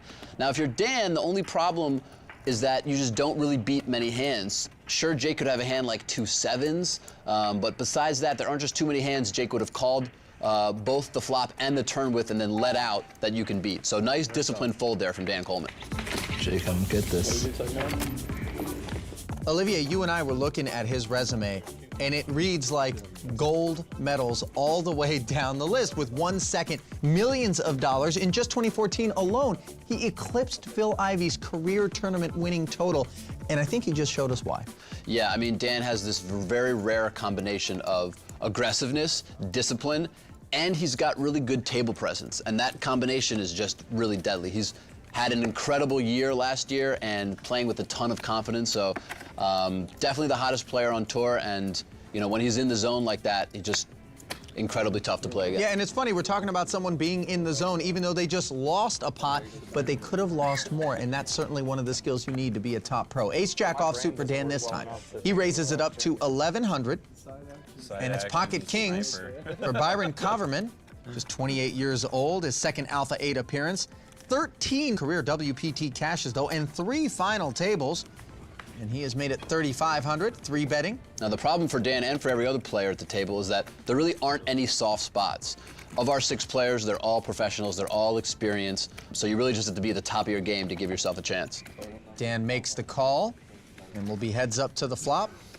Dan, with a pretty big hand and in position, decides to call Byron's 3-bet. Byron, obviously, with the huge pocket kings. 7,400 in the middle, and a jack-high all-diamond flop. Byron's pocket king, still the best hand. Top pair, top kicker for Dan. Neither player with a diamond. No flush draw out there.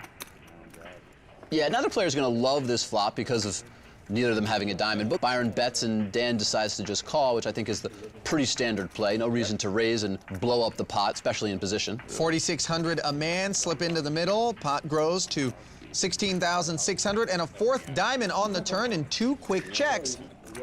And a 5th diamond on the river. Both players now playing the board. Yeah, just like that, both players' hands become irrelevant. They both have the diamond flush that's on the board. Byron, at the disadvantage because he's out of position, decides to just check and not take a shot at the pot.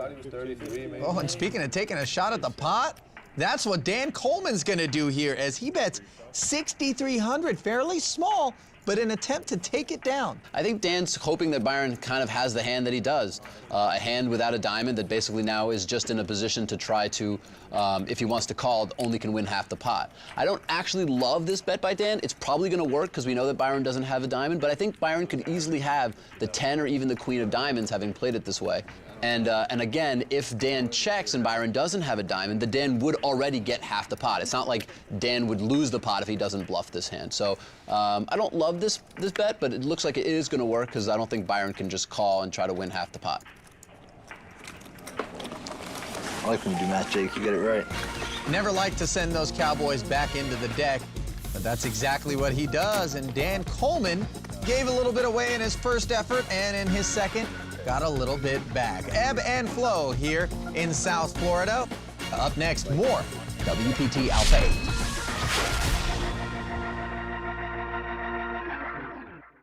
Alpha 8 is sponsored by ClubWPT.com. Fun, exciting poker you can play for free. Don't have the dough for a high roller buy-in but still want to get in the game? Log on to clubwpt.com and play for free.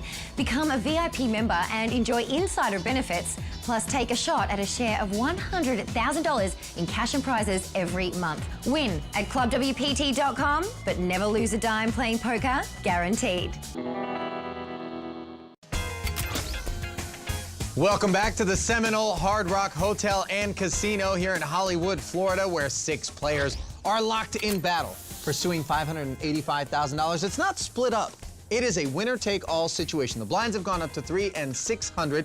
There still is no ante as we get back to the action and get a look at the chip counts. Jake Schindler, the early leader, over 150,000 in front of him. The only other player more than the original 100K, Byron Coverman, and just a modest 1017 total. And let's get back to the action. Fold it around to Bryn. Bryn fires, making it 1,500. Byron calls. Now, Queen-8 suited is a better than average hand, and it's pretty reasonable for Bryn to raise, but he is out of position, and I would tend to just call in these spots. You can get put in a pretty tough situation if your opponent is in position on you and decides to play tricky. Well, Byron defended the big blind. The flop came Jack-6 tray with a couple of hearts. Total air for Bryn, but with control of the betting, he fires a continuation bet of 1,600. Yeah, after showing aggression pre, he just tries to take this pot down with this flop, and normally it would work. I mean, Byron doesn't have anything with just 9-8 offsuit. That's not going to stop him from making the call, though. And this is kind of what lets you know you are playing against the best of the best. They don't just go away. They're sticky players who understand situations and context. The turn card is a king of hearts. Kenney doesn't love it. Now he's checking over to Byron, and Byron is going to try to take the pot with a bet of 3,500. Yeah, I mean, this is a volatile strategy from Byron. Bryn could definitely check call here. He could have a hand. Byron gets a little bit fortunate that Bryn doesn't have anything and he's able to take the pot down. But way to recognize from Byron the fact that he's in position, a card that Bryn doesn't like, and then also the player himself. Bryn Kenney's a very aggressive player. He's going to continuation bet a lot, so that means his average hand strength is going to be a little bit on the worst side. So Byron exploits that by floating in position and then taking the pot down on the turn. Nice play by Byron. You make an interesting point, Olivier, and your point being that, you know, there's context here. These players know one another. Right. It's a smaller fraternity of folks who can pony up into a 100K event, and that causes things that maybe aren't readily apparent to be going on the felt that seem out of character. Yeah, there's definitely a subtext to a number of the hands that go on. Because the fields in these super high rollers are relatively small, these players develop a history with one another. And let's not forget, Noah Schwarz, the oldest player at the table at just 31. I mean, there's a bunch of young guys gambling for huge money. Yeah, try calling it gambling when you're talking to them about it, though. Obviously, each one of these players has managed to put together a very illustrious poker career that's enabled them to take their seats here in this Alpha 8 event. Action folded around to Bryn, who once more looks down at a Queen-8 suited. This time he's in the cutoff. He raises it up to 1,400. He's doing some things differently this time, Olivier. Pocket fives for Jake Schindler. He hit a set with that hand and won a pretty decent-sized pot against Dan Coleman earlier in tonight's action. Heads up to the flop, which is Queen 7-3. Kenney connects with the better hand. Check from Jake. Yeah, nice flop for Bryn. Obviously, top pair, easy continuation bet.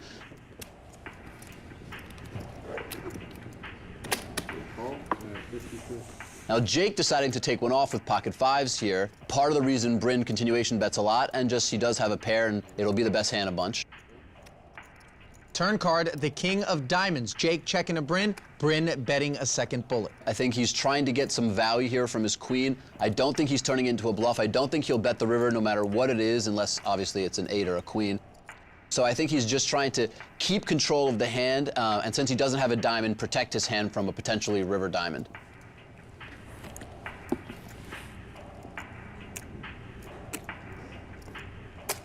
And Schindler is going to make a play here. Wow. Check raising to 11,500. And this isn't because he's got pocket fives. He just wants to win the pot. This is an interesting play from Jake. I mean, it's really kind of just naked aggression. He has basically no equity and no real chance to make a hand. I think he's trying to either push Bryn off of a weak one pair hand like he has, or some potential bluff or semi-bluff that Bryn has. Ultimately, though, even though this play works, I'm not a huge fan of this play from Jake. Maybe he picks something up live from Bryn, but I don't think Jake would actually play a flush like that. So it's not a lot of credible hands that Jake does have when he makes that check raise. But again, because Bryn's hand was relatively weak, Jake gets away with that play. And I think part of what we're seeing so far is the dynamic created by the winner-take-all payout structure. Because it's winner-take-all and you have to win all of the chips to get any of the money, we're seeing players take slightly unorthodox lines to try to make sure they win as many pots and as many chips as they can. Back to the table. Action's on Byron. We can bet on that. We can bet he's not. Ace deuce into the muck. Side action 10 to 20. Couple of more folds in front of Dan Coleman, who's got Queen Jack suited. He's on the button here. Great looking hand when you're on the button, especially if you're Dan and you're probably opening over 80% of your hands. And he's going to raise it up, making it 1,800 to go. Small blind folds, and now Bryn Kenney with ace-jack finds himself in another pot, defending here instead of 3-betting. Yeah, and dominating Dan's hand. I think Bryn could have 3-bet if he wanted to, but electing to just call out of position. The big blind is a position that a lot of players are deciding to just call. King, queen, 4 on the flop, all diamonds, neither player with the flush draw. Bryn checking his Broadway draw over to Dan, who's got the best hand with a pair of queens and is betting again 1,800. So I think Dan normally would check this hand back with just second pair, but because he doesn't have a diamond, I think he feels that protecting his hand is worth more than checking back. So Bryn with just ace high and a gut shot decides to call even though he doesn't have a diamond. Don't love that call from Bryn. And Bryn probably doesn't love that card, the 7 of diamonds on the turn. Yeah, neither player gonna really like this card. It looks like Kenney had an idea when he made that call on the flop, and he's going to lead right into Coleman, who quickly lays it down. Worst hand taking the pot yet again. Yeah, a nice little play there from Bryn. I think if you are going to play a hand as weak as his, you got to look for spots to be aggressive, and he found a spot on the turn, so nice hand. Well, if you like unorthodox lines, you've come to the right place. Stay tuned. More to come from Florida. In this tournament, it's the best players who play in the world. Is this just another day at the office for you these days? Well, it's like a really enjoyable tournament. It's a nice atmosphere, good people. You would think everybody would take it so serious because it's for 100,000, but actually, it's just calm and not as crazy as the smaller tournaments. So you did pretty well in Las Vegas at the last Alpha 8 stop, coming in 6th place. What's it going to take to go the whole way this time? Just be confident and comfortable. That's the most important always, because to make big bluffs, especially in these tournaments, which I like to do because people are less likely to call if they have a hand that's not so strong. So hopefully I just go in, play well, and give myself a shot at the end, which I've been doing. Well, I think Bryn's being humble there. He's got $5.5 million in career tournament earnings, obviously very relaxed at the table, no stranger to poker, but he's also no stranger to another card game, Magic the Gathering. At the age of just 12, he was ranked the #1 player in the world in the under 15 division, believe it or not. So he likes games. Yeah, you see that from a number of professional poker players who have transitioned from some, video game or other strategy game. They found poker, it was some sort of skill set overlap, and then... Yeah, they all hate Helmuth. Helmuth's got such a hard... Helmuth's got to be #1 on the board. You know how many people have come up to me and said, like, man, I hate this Helmuth guy. Like, I like what you said. Yeah. Man, a cab driver in Vegas was telling me this. He didn't know who I was. He was telling me how much he hates Helmuth. All right, so no more side. Action folded around to Bryn Kenney as the table discussion centers around perhaps a bit of a villain in the poker world, Phil Hellmuth. Kenney with pocket 3s, raises it up. Pocket aces, though, for Byron Coverman. Yeah, kind of a dream spot for Byron. Bryn raising from the button. Byron going to be 3-betting his small blind with a number of hands, so when you get pocket aces, it just feels like Christmas or something. 4,200 is the total, which allows Mercier to fold from the big blind. Action back over to Kenney. And since Bryn is in position and they're pretty deep, Bryn's going to be calling with a relatively wide range of hands. Any pocket pair, basically no chance of him folding. 2,800 more to call. And Kenney is going to make the call and be heads up in position heading to the flop. You see the numbers. His 3 is not likely to win this pot. And that is in part courtesy of Dan Coleman having already folded a 3. And the flop, 6, 7, 10 with a couple of diamonds. Textured board. Yeah, this is a board that, Byron will like but not love. There's, some 2-pair and straight possibilities. Obviously any sets. And then there are a number of hands with a pair plus a draw that will have a decent amount of equity against 2 aces. Coverman bet 4,300, but Kenney not willing to go away with his 3s. This is a little bit surprising because of what I just said. There are a number of hands that Bryn will continue with. Pocket 3s, not a hand that has a great chance of improving, and just kind of a weak call, though, in position. Turn card is a king, and Coverman checks it, giving Kenney a chance to see the river for free after he checks behind.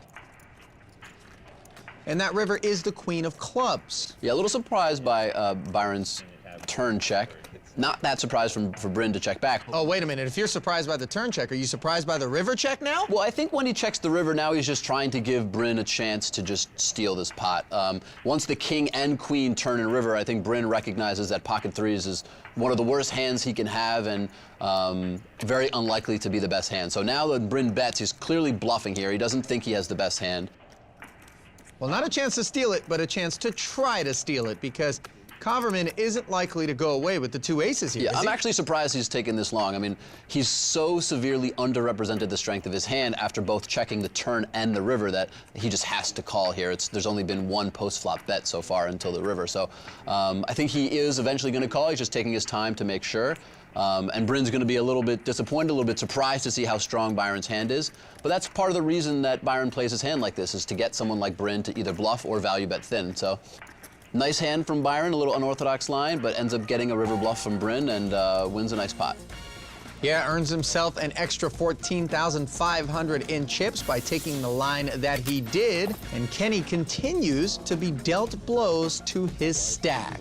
Water off a duck's back for a pro like Bryn Kenney, though, who's up against 5 fellow pros, $585,000 going to the winner.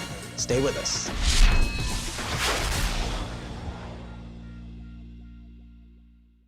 How about a game on the beach? Now you can play WPT Caliber Poker on your iPhone anywhere you go for free. Log on to the App Store and download Club WPT Express Poker. Remember, it's free and fun. I hope to see you in the game. Welcome back to Hollywood, Florida, and the continuation of the World Poker Tour Alpha 8. Blind steady at 3 and 600. Bryn Kenney on the short stack at just 54 and change, but plenty of depth, plenty of play left in the competition. Ace-5 suited for Jason Mercier. He was born in Port Charlotte, Florida, just 28 years old, and he's managed to rack up $13.7 million in live tournament earnings, much of that courtesy of his 8 career WPT cashes, a former Player of the Year. Schindler with King-9 suited makes the call. Now, the fact that Jason, we haven't seen him play a lot of pots, is this maybe a little more liberal call than Jake should be making with King-9 suited? I don't think Jason not playing hands is too indicative of anything besides just not really getting good cards. It's a little bit of a loose call, but I don't think it's completely unreasonable. Well, they ended up picking up the small blind of Noah Schwarz and the big blind of Bryn Kenney, the flop ace, ace-3 with 2 clubs. Noah Schwarz with the best hand, trip aces and a 10 kicker. Jason Mercier with ace-5, also trip aces but out kicked, and Jake Schindler with the flush draw. Yeah, definitely going to create some action here as Jake has the flush draw and both Jason and Noah have 3 aces. 2 checks in front of Mercier, who bets 2,100. Jake not going to go anywhere with his king-high flush draw, especially in position against the original raiser. Action on Jake. Jake makes the call. Now Noah sitting here with 3 aces and a pretty good kicker. Pretty interesting to have so much action in front of him. And he's just calling, wary of perhaps being outkicked himself? Both that and just willing to see how the hand plays out. 7 of spades on the turn. Schwarz checks again. You do take a chance here if you're Noah to just have the turn go check, check, check and give a free river card, but Jason deciding to bet here. I think it's an interesting spot for Jason. I mean, once he gets called twice, I think he can credibly assume that somebody has at least a pocket pair and then a flush draw, but it's very possible someone has another ace, and if they do, their kicker is likely to be better than the 5. Yeah, Schindler lays down the flush draw after the bet of 6,700, down to heads up after Schwarz makes the call. And here comes the river. It's another 7. These two are going to chop. Very lucky card for Jason. Obviously, now that we know both hands, now they both have aces full of 7s. And I shouldn't say they're going to chop because obviously the action could change that if somebody folds. And we see Schwarz betting a very peculiar 5K into a pot of 24-5, and Mercier jumps all over it, moving all in. Yeah, kind of a silly bet from Noah. I'm not sure why he did that. Jason putting some pressure on Noah. I mean, I can't imagine Noah ever folding this hand. It's just, you're just never going to fold. I mean, the only thing you lose to is quad 7s, and it's just too unlikely. So a little bit of unnecessary theatrics. Theatrics, yeah, exactly. Didn't lay it down. Nice river fish. Little deadpan humor here from the table. Nice river fish. How do you call there? He's not worried about quads at all. I mean, I'm worried, but all right, I got a 100 ball in my bag. Well, Schwarz alluding to the idea that had he lost that pot, he's got another 100K on standby for a rebuy. How lucky do these guys get? It's unbelievable. Well, Schwarz and Mercier are getting a little bit chippy with one another, the two locals. I don't think so. I think they're messing with each other. But definitely a fortunate river for Jason, obviously, to chop the pot. I'm thinking, man. Action on Byron Coverman.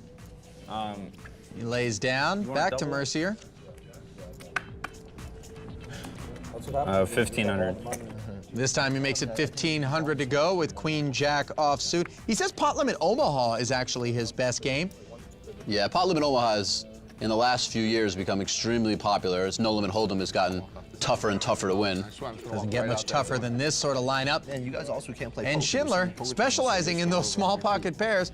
First it was 5s a couple of times. Now he's downgraded to 4s. The hard 8. Well, like if He's made the call, and ace-jack suited in the big blind for Kenney. 15? Yeah. Well, if Who joins the party. well, no, if like 3 players to the flop.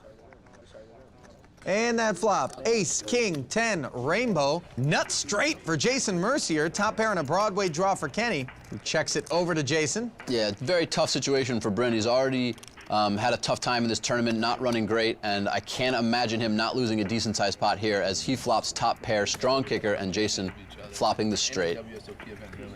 Easy fold for Jake here with just 2 4s.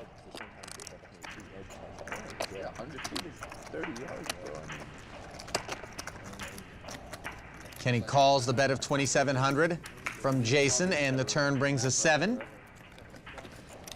Another check from Bryn. Nice card for Jason. It puts a flush draw out there and a couple additional straight draws, so that increases the number of potential bluffs or semi-bluffs that Jason could have, making it more likely for Bryn to call. And with 10,800 in the pot, 7,200 is the number that Jason settles on, his bait of choice. Yeah, nice size bet from Jason, about 70% of the pot. Kenney indeed makes the call. Bryn's hand is just too strong to fold at this point. And the river pairs the board with the king. Now, this does change things a little bit. I think the player most likely to have a king in this situation is definitely Bryn. He could have had a king jack or king queen or something like that. And it appears that Kenney is aware of that reality as he leads into Mercier for 8,800. And Mercier goes from having the nuts to no longer being in that luxury because the board is paired. But nevertheless, he is going to raise it up to 40,000. Yeah, I think just Jason recognizes a couple things. First is just the strength of his hand. He just has such a strong hand that even if Bryn is betting for value, his most likely value hand is still 3 kings, which Jason beats. And also, Bryn's bet is relatively small, only 8,800, about 1/3 of the pot. So I don't think Jason is at all worried about a full house, and Bryn has put himself in a slightly precarious situation. We actually see that Bryn is making what we call a blocking bet, a bet that is intended to both define the strength of his hand relative to his opponents and limit his exposure. So I think when Bryn makes this bet, it's with the intention of folding. It doesn't seem like he's done it right away, but I don't think he's ultimately going to call here. So I think ultimately Bryn will fold. His hand is just not that strong, and people don't make these huge bluffs that often in these spots.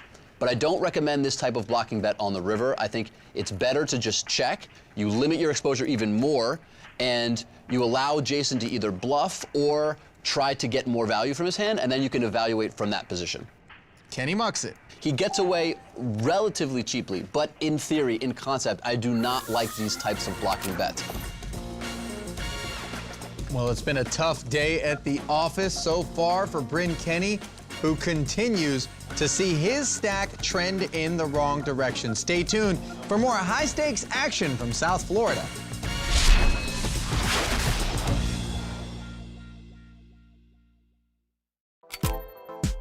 Each of our players are in for $100,000, although not all of them paid the full amount. Byron and Noah actually won their seats playing in a $10,000 qualifying tournament, which is often called a satellite.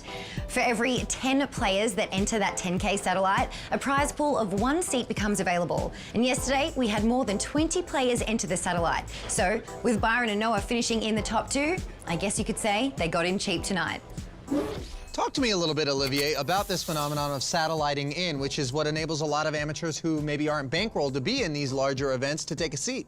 Yeah, satellites are a super common part of not just super high rollers, but just poker tournaments in general. They're just smaller buy-in tournaments, the prize of which is entry into larger tournaments. And players play them to just lower their risk and potentially dramatically increase their ROI. I mean, if you can take $50 or $100 and turn it into a few $100,000, I mean, that's pretty amazing. Yeah, let's take a look at the 6 players who are in this investment right now, seeking a $585,000 payoff. Jake Schindler's portfolio looking good at 159 even. Byron Coverman narrowing the gap though, 149.4 for him, and the only other player with more than his original 100K buy-in, Jason Mercier. Blinds at 3 and 600, the ante at 100. Action folded around to Noah Schwarz in the small blind with Jack 4 suited, and he is going to limp in. Bryn Kenney's day has not been going well. He is on the short stack, just 20,800 in front of him. And the flop, Queen 8 Trey, a big one for Bryn Kenney. Both players with the flush draw, Kenney with a pair to go with it. And some real potential action here. Noah deciding to make a small bet here on the flop. Betting a call of 800. Bryn just calling here with his pair and flush draw in position. I like this play from Bryn. Oh, and both players hit the flush on the turn. There you go. Bryn Kenney is drawing dead. Nothing he can do to win this pot other than get Noah Schwarz to lay down. And that seems unlikely as we see Noah giving Bryn some rope. And you can't blame Kenney for taking it, can you? He bets 2,000. Bryn has such a strong hand here. There's no doubt that he's just going to bet the turn and the river for value if there's not another diamond. I don't love this check from Noah. I think there's a number of hands that Bryn would check back here. And Noah has such a strong hand, I would just bet for value. But it looks like it's going to work out since they both have flushes and his flush is higher. Yeah, well, Schwarz just made the call on the turn. Great river card. No change to the river, and Schwarz checking again. What do you do if you're Kenney? 7,400 in the middle, and you don't have a lot behind. No, I mean, it doesn't pair the board, and there's not another diamond. This is just a sick cooler for Bryn. He's got to make a nice-sized bet here and try to win a pot. 6,400. Just unlucky for him that he's been cooler and that Noah has a bigger flush. I don't think Noah should really consider calling here. His hand is just so strong and underrepresented. Bryn doesn't have that many chips behind. I think this is a pretty easy check raise all in.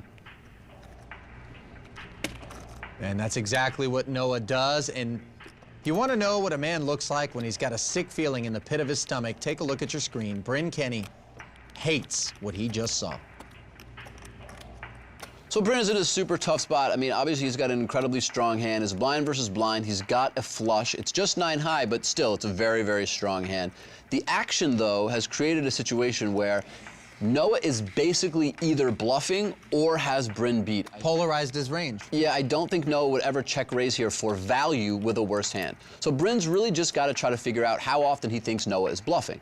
Now, Noah is not known for making huge river bluffs, especially as check raise. It's just not a play you see that often. So it's not unreasonable for Bryn to fold, but we have to remember a couple things. First of all, Bryn has a flush. Second of all, Bryn's entire tournament has just been going terribly. Every time he's made a bluff, it hasn't worked. Every time his opponents have bluffed him, it's gone through.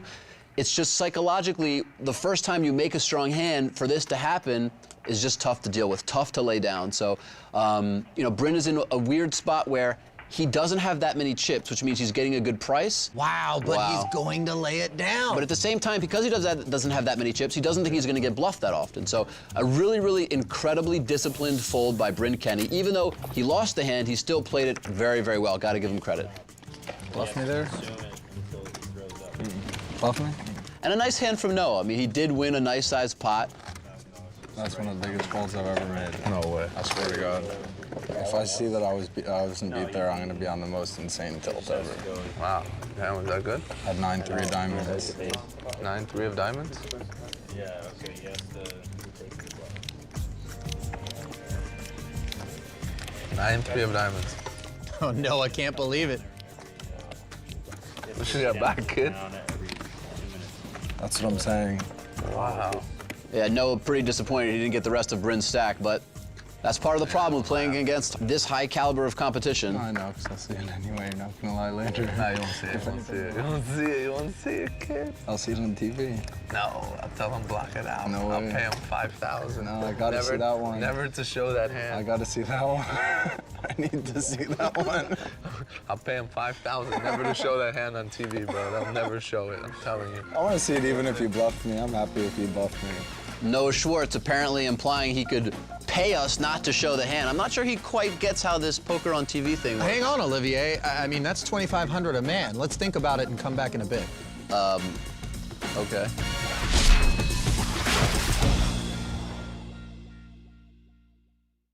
Learn to play poker like our Alpha 8 high rollers for free at clubwpt.com, where VIP members can watch past episodes, read insider tips, and study up on the pros. Everyone has a chance to win a share of $100,000 in cash and prizes only on clubwpt.com. Get in the game today. All right, let's be honest. What's the only thing better than playing poker? How about playing it without ever losing a dime and doing so from the comfort of your own home? I mean, when you get right down to it, poker's a great game no matter what the stakes. And at clubwpt.com, it's a website that gives you the opportunity to have fun, play poker with your friends, and hopefully improve your game. And if you really want to have the full club experience, become a clubwpt.com VIP member and receive all kinds of exclusive benefits, including having access to great poker resources like episodes of the World Poker Tour and Alpha 8. And at clubwpt.com, you can play for a part of up to $100,000 in cash and prizes every month. So what are you waiting for? Turn on that computer, log on to clubwpt.com and check it out already. In the meantime, let's check out our chip counts. Chip leader, Jake Schindler with over 160,000, followed by Coverman and Mercier. Noah Schwarz hovering right around what he started with. But the real story, Bryn Kenney just can't get anything going. He is sitting on just over 9,000. Bad news for Bryn is that the antes are in play. 3 and 600 with a 100 ante. Action folded around to Schindler, who's got ace-5 suited. And he will raise it up to 1,600. You know he plays basketball. A lot of play in these Alpha 8 events. It's not a turbo. No, the structures are well thought out, and even though the tournaments don't span that many days, there's still a lot of play, and you can see how these players navigate through the fields and play with deeper stacks. Schwarz makes the call with King-Queen. It's certainly something that the players appreciate, is the opportunity to not be forced into decisions that are based on everyone being short, but rather based on poker itself. 10-7-5 rainbow is the flop. Pair of fives for Schindler, the best hand. All three players check around. And the turn is a jack, giving Noah Schwarz the open-ended straight draw to go with his 2 overcards. Gut shot straight draw for Byron. Of course, Coverman does not want to see a 9. That would give Schwarz the better straight. And Schindler is firing here. 3,600. Interesting bet here from Jake. I mean, he just has bottom pair. I think once Noah checked the turn, he doesn't think that the jack is that likely to help Noah's hand. And I guess just not giving Byron a ton of credit after Byron checks twice. Coverman folds. Look at that little stare, bro. Schwarz and Schindler swapping a bit of a gaze. And the queen on the river gives Schwarz the best hand. So this is a card that I think Jake is likely to fire on. It's a card that many of his semi-bluffs would have turned into better hands. And some of his hands turn into 2 pair. And Schindler fires. 10,000 is the number. Good bet, Jake. Very good bet. One of my best bets I've ever seen. Favorite bets of all time. Jakey. You hear Schwarz say, very good bet. I mean, I think once you're Noah Schwarz, you can't fold once you called the turn and then hit a queen on the river. I think they just have to call. Jakey. What a fish I am. What is Noah waiting on? I mean, I think he just... 10K is worth 10,000 US dollars, right? He just realizes that his hand is mostly a bluff catcher. There aren't too many hands Jake will bet for value that's better, but still, his hand is just too strong to fold. We have the same hand. Ace jack suited. Maybe you had king queen now. And you got lucky. I don't know what he's doing. He just needs to call here and get this over with. Looks like Schwarz heard you. 3 5s. Nope. You see Schindler's reaction there. Jake's just surprised at how strong Noah's hand is when he takes that long. And Noah kind of has a reputation for being a little more loose at the table in this regard when it comes to theatrics and possibly even getting under other players' skin a little bit in the process. Yeah, potentially. I mean, I think as strong and experienced as Noah is, this table is extremely, extremely tough. Part of his strategy to try to compensate for how good some of his opponents are might be to try to engage in some table talk, get his opponents to talk a little bit. Maybe he can pick something up like that. But otherwise, you know, it's just very, very tough to gain an edge at this table. Folded around to Bryn Kenney now, who's got 2 8s, and he is shipping it all in for his final 8,700. And it looks like he's definitely going to get a call. Byron is ace-king offsuit.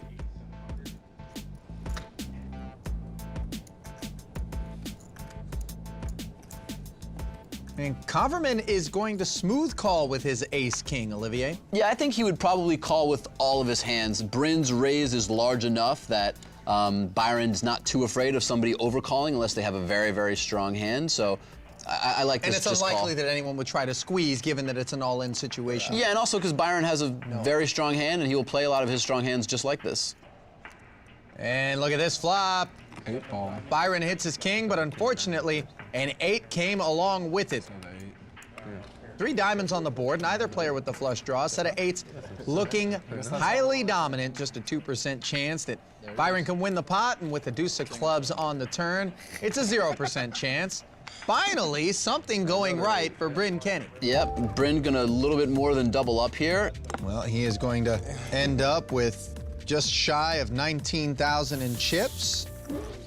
Well, we saw Bryn double up through Byron to take his stack out of danger zone. Guys, does this give him a little bit more room to breathe? I'm not sure out of the danger zone, Olivier. Yeah, I mean, let's be real. Bryn is still by far our shortest stack. But he has a little bit of room to maneuver, and if he manages to double up again, he'll be right back in contention. And if you want to find out whether or not he gets to double up again, you're just going to have to join us for the next edition of the WPT Alpha 8. On behalf of the lovely Lynn Gilmartin and my partner in crime, Olivier Bousquet, this is Ali Nejad saying so long from Hollywood, Florida.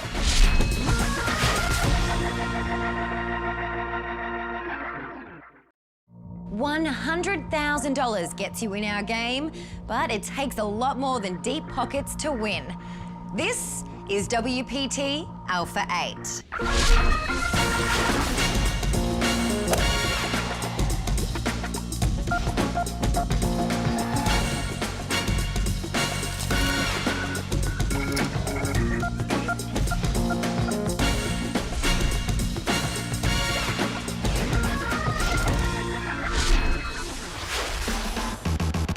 Welcome to Seminole Hard Rock Hotel and Casino for continuing coverage of WPT Alpha 8 Florida. I'm Lynn Gilmartin, ready to bring you VIP access to this elite world of high stakes and high drama. Joining me with an inside look at all the action is our own big money pro, Olivier Bousquet, along with poker commentator extraordinaire, Ali Nejad. They are comfortably stationed up in the club at WPT.com skybox. Hi, guys. Good evening to you, Lynn. Pleasure to be here from the Seminole Hard Rock in Hollywood, Florida, as the action continues in this exclusive 6-handed all-pro lineup. No amateurs to speak of whatsoever. $100,000 per person ponied up. And what's 2nd through 6th good for, Olivier? 0, nothing. That's right. It's winner take all, $585K up for grabs. What has stood out to you so far in the action? Well, first of all, I think the payout structure of winner take all has made it a little bit more aggressive than it otherwise would be. There's no laddering up, there's no min cashing, no sneaking into the money. You have to win all of the chips in the tournament to make any profit whatsoever. Yeah, let's get through the 6 players that we've got. All of them participated in our last Alpha 8 event at the Bellagio, and there is a look. 2 Alpha 8 champs, Dan Coleman and Jason Mercier. 1 WPT Jacksonville champ, Noah Schwarz. We've got a 3-time WPT final tableist, Byron Coverman. It is an absolute minefield out there. Let's talk a little bit about Jake Schindler. That's the name that I think is a little bit less familiar to folks. Yeah, Jake has come on the tournament scene within the last couple of years, and he's come on really strong. He has a lot of live experience, but he also has very strong fundamental game. So I think Jake is one of those kind of combination players that can be extremely tough and has had a lot of success and really puts pressure on his opponents. I really like Jake's game. He's one of the most feared players whenever he sits down at the table. You talked about pressure. That's exactly what Bryn Kenney is feeling, sitting on just 12,600 in front of him, in stark contrast to your chip leader, Noah Schwarz, who's got 133,300. As we kick the action off, the blinds are at 400 and 800. The ante is 100. The button is on Noah Schwarz, your chip leader, and first to act will be Jason Mercier. It never feels good when you look across at the table and someone else has over 10 times your chip stack. Yeah, no question. Bryn essentially in one of those all-in or fold situations pre-flop. Action is opened with a raise to 1,600 by Mercier with the pocket deuces. And see what you do. Folded to Schwarz with the suited connector. You only look at one and then raise. So I know you And he's just going to smooth call. True that. You know that. Bryn folds the small blind. And Coverman declines to participate with the suited 10-4, leaving Jason and Noah heads up to our first flop of tonight's action. And that flop, 2 trays and a 9. Noah with the best hand. Pretty good flop for both players. I mean, pocket deuces is going to be pretty comfortable with this flop. A 3 very unlikely to be in Noah's range. So unless Noah has a pocket pair or happens to have a 9, Jason should have the best hand. And Noah, of course, with 10-9 suiting, hitting a 9 here, feeling pretty good. Betting a call of 1,900. The turn, an inconsequential 7 of spades. Mercier checks, and Schwarz checks behind him. A third 3 on the board. Both players with a full house. A little surprised by Noah's check on the turn, but he does play a little bit more conservatively in some of these spots than some of the other players. And now Mercier betting 1,800 into a pot of 8,800 on the river. This is kind of a strange bet from Jason. It seems like he's trying to go for value with his pocket pair, maybe against a hand like ace-jack or ace-queen, but seems too weak to me. Schwarz makes what I imagine is a pretty easy call for him. Yeah, especially against Noah. I don't like this value bet here. Schwarz, is this 9 you? Oh man, how I feel betting him? It's value bet me, bro. So, this is an easy game. I just call. What's the question? I forgot. Yo, how many entries were there in London, Dan? 24, 23. What'd you guys pay? We can lot of 4.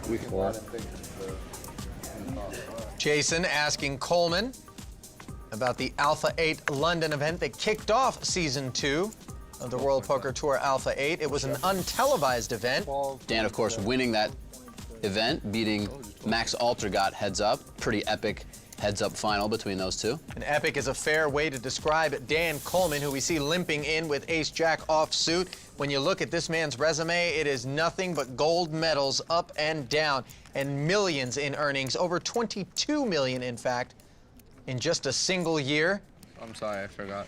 Used to those guys with long arms. He is heads up here against a short stack of Bryn Kenney. Neither player connecting on the flop of 4-5-9. The turn, the 7 of diamonds, giving Kenney a flush draw to go with 2 overcards. Still no betting Little whatsoever. surprised Bryn didn't bet that turn, to be honest. Oh, well, look at this disastrous river card. Jack of hearts. Yeah, just Bryn's bad luck continuing as he makes top pair, but it's ultimately not going to be good enough against Dan's top pair and top kicker. 3,500. Oh, and Bryn betting 3,500, more than the size of the pot.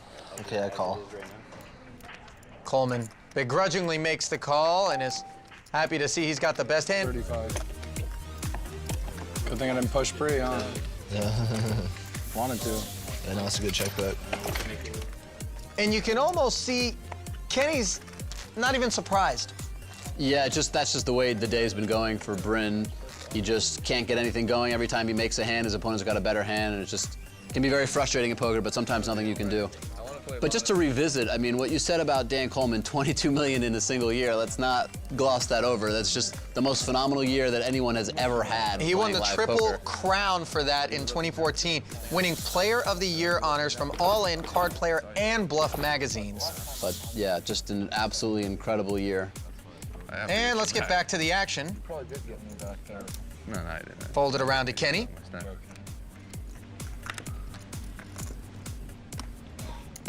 Bryn goes all in. Easy all in here for Bryn with ace-9 at these blinds. Jason Mercier is a guy who knows about an incredible year, and he's in an incredible spot here with ace-queen. Obviously, Jason not going anywhere as he makes the call on the button. Couple of 4s for Schindler. And Schindler throws it away. Dan lays it down. Bryn, we got some more bad news for you, buddy. Yeah, he's going to have to get very lucky to stay alive in this tournament. Odds on a chop? Anyone want to take action? Noah trying to keep himself in action, getting a little bit of gamble, asking whether or not anyone wants to bet on the odds these two players will chop. You see those percentages don't add up to a 100. They only add up to 94. We also take into consideration cards that have been folded when giving you the odds. If you lose, I'm going to miss you. Yeah, it's definitely less entertaining. Probably hit a 9 on the flop, though. And those odds have just gotten worse for Bryn Kenney on the flop of Jack-8 tray. Even slimmer hope now after a 5 on the turn, and the 10 on the river. Not going to help Bryn Kenney as this mercifully draws a curtain on his $100,000 investment. Our first casualty here in Florida. On the bright side, Olivier, these are back-to-back 6th-place finishes for Kenney. It's just this one was never going to get any worse than 6th. Yeah, this one worth a little bit less than the last one. Yeah, no kidding. Only bright spot of his outing could be the chance to go chat with Lynn Gilmartin. Still smiling. Yeah, I don't care. It's just a game. Yeah. Good luck for him. You did so well in Vegas. You had a nice deep run finishing in 6th there, but this one just wasn't your game, huh? Yeah, I didn't really get any good cards. I didn't have any good spots. I had to fold a lot. Maybe we'll see if I made the right folds or not, but whatever it happens, it's a poker tournament. There's a lot of luck and variance involved, and whatever happens. Yeah. And you were pretty short stacked for a long time. How do you sort of deal with that? Well, it's just like a normal poker tournament. A lot of the time you're going to be short, and you just can't lose your head when you're short, and I didn't run it up this time. Sometimes you run it up, sometimes you don't. All right, well, it's great to watch you play. Thank you so much. Yeah, you're welcome.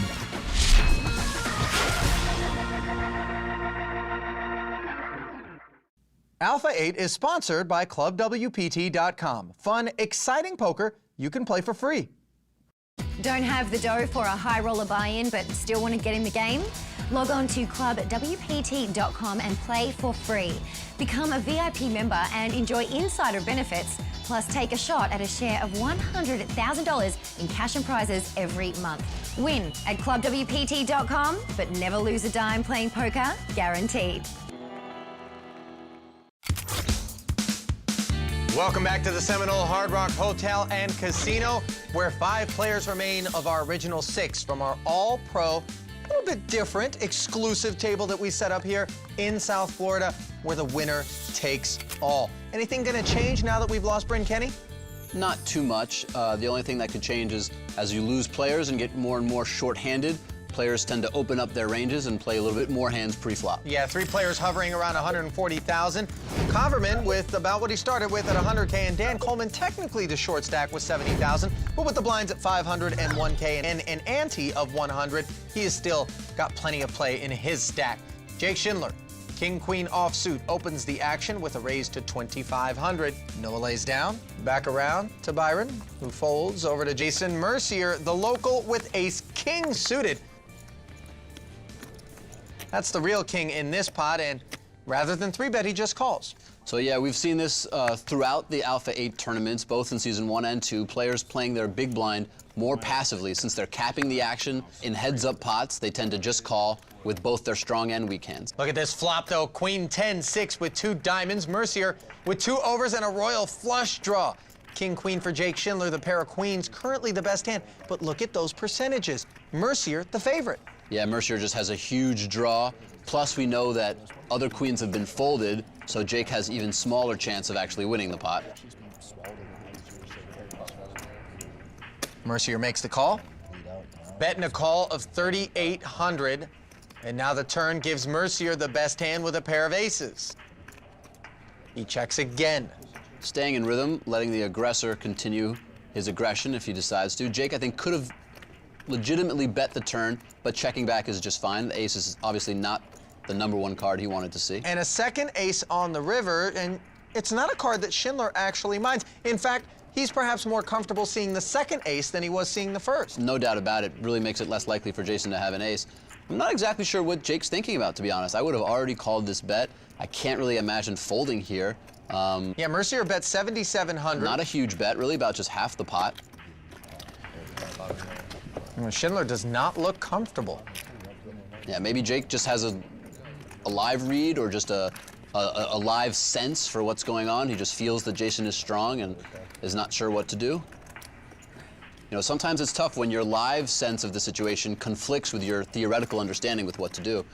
Maybe that's what's going on with Jake right now. Yeah, and Jake makes the call for 7,700 and pretty upset with himself, wearing his heart on his sleeve there. Jason Mercier picks up the pot. Well, Jason, always a proficient value bettor. He picked up an Alpha 8 title out in St. Kitts, and then he picked up the chance to hang out with Lynn Gilmartin, not here on set, but rather back home with Mom and Dad. How did you react when you first heard that Jason has decided to play cards for a living? I think my exact words were, "Have you lost your mind?" You know, it wasn't a profession that I knew anything about. I didn't know anybody who could make a living doing that. So, yeah. But I think when he came home and told us, "I'm moving out," and we said, "Where are you moving to?" "Well, I bought myself a condo." I learned when I was very, very young that that money was pretty important, and money kind of equaled freedom in a way. So I set out at a very early age to try to make money and figure out a way to become a millionaire. And he found ways to be an entrepreneur at school. Let's just put it that way. Oh, do tell. I wasn't selling drugs or anything. No. I was like No. selling candy. Actually, it might have kicked in even earlier when I started playing Nintendo. You know, you realize that the gold is valuable. So just try to start collecting it in real life. Well, Mercier has graduated from virtual gold to actual gold. He has earned over $13 million over the course of his career. No shabby feat whatsoever. And I gotta tell you, Mercier seems like the kind of guy who is just in his element every time I see him at a poker table, relaxed, not worried about anything but just playing his game. Yeah, he's just a really, really naturally talented player and has been one of the most consistently top players for years now. And not just no limit hold'em, he's good at a bunch of different games. He's really just a natural strategy game player, really just one of the top players. Yeah, and a fun guy to hang out with, it would seem, as well. We see him here with Jack 8 suited after having the action folded around to him in the small blind. And he's gonna limp in Jake Schindler with Ace Jack offsuit on the heels of having paid Mercier off.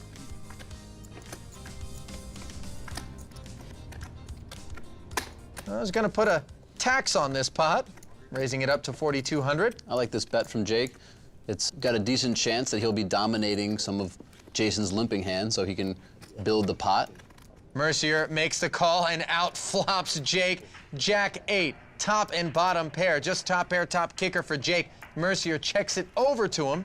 Now, even though Jake flops a big hand here with top pair, top kicker, it's still a connected enough board that he's not going to be in love with his hand. There are a number of turn cards he does not want to see, so it'll depend how this hand ends up playing out. Jake does have the ace of spades, and there are 2 spades on the board. Schindler has bet 6,500. And Mercier is just going to call in spite of the texture. Yeah, so Jason just continuing his passive play. He's out of position, letting Jake keep the aggression and seeing what turns and rivers, as we see now that this 10 has now given Jake the best hand as it counterfeits Jason's hand. Yep, meaning his 8 no longer plays as a second pair, just Jackson 10s with the 8 kicker. Both players checking, and now the river, a 6, which changes nothing about the hand. Yeah, so when the 10 turns, it's much more likely to be in Jason's range than Jake, so I like Jake's turn check. But now that Jake has checked the turn, even though Jason got counterfeited, he still has top pair, so it looks like he's betting for value here. 5,900 is the number. Now, 5,900 is a pretty small bet. I don't like this bet too much because it kind of signals to Jake that Jason has a hand that's worth value betting, but not one that's that strong. So it's unlikely that Jason had trapped with a flop straight or even turned 3 10s, which gives Jake the opportunity to raise even though his hand is not that good, simply because Jason's bet size has given away part of the strength of his hand. Almost clairvoyant, Olivier. That's exactly what Schindler has done, though it looks like a min raise, and it could have been unintentional, as we see Schindler throwing that extra chip in. Yeah, when he throws that extra chip in, it looks like maybe he miscounted either the bet size or his raise size. I don't think Jake meant to make it a min raise, but he ended up being forced to put in that amount. I'm worried you thought you were throwing in 59. So I'm also worried about. Oh, Mercier. Nice turn. Saying he thought that Jake might have felt he was just calling and then inadvertently ended up committing himself to a min raise, and that might explain why Mercier made the call. Something just didn't sit right with him, and for Jake, all's well that ends well, an extra 5,900 on top of the first scoop. Rare misstep for Mercier. We'll have more action from South Florida when the WPT Alpha 8 rolls on.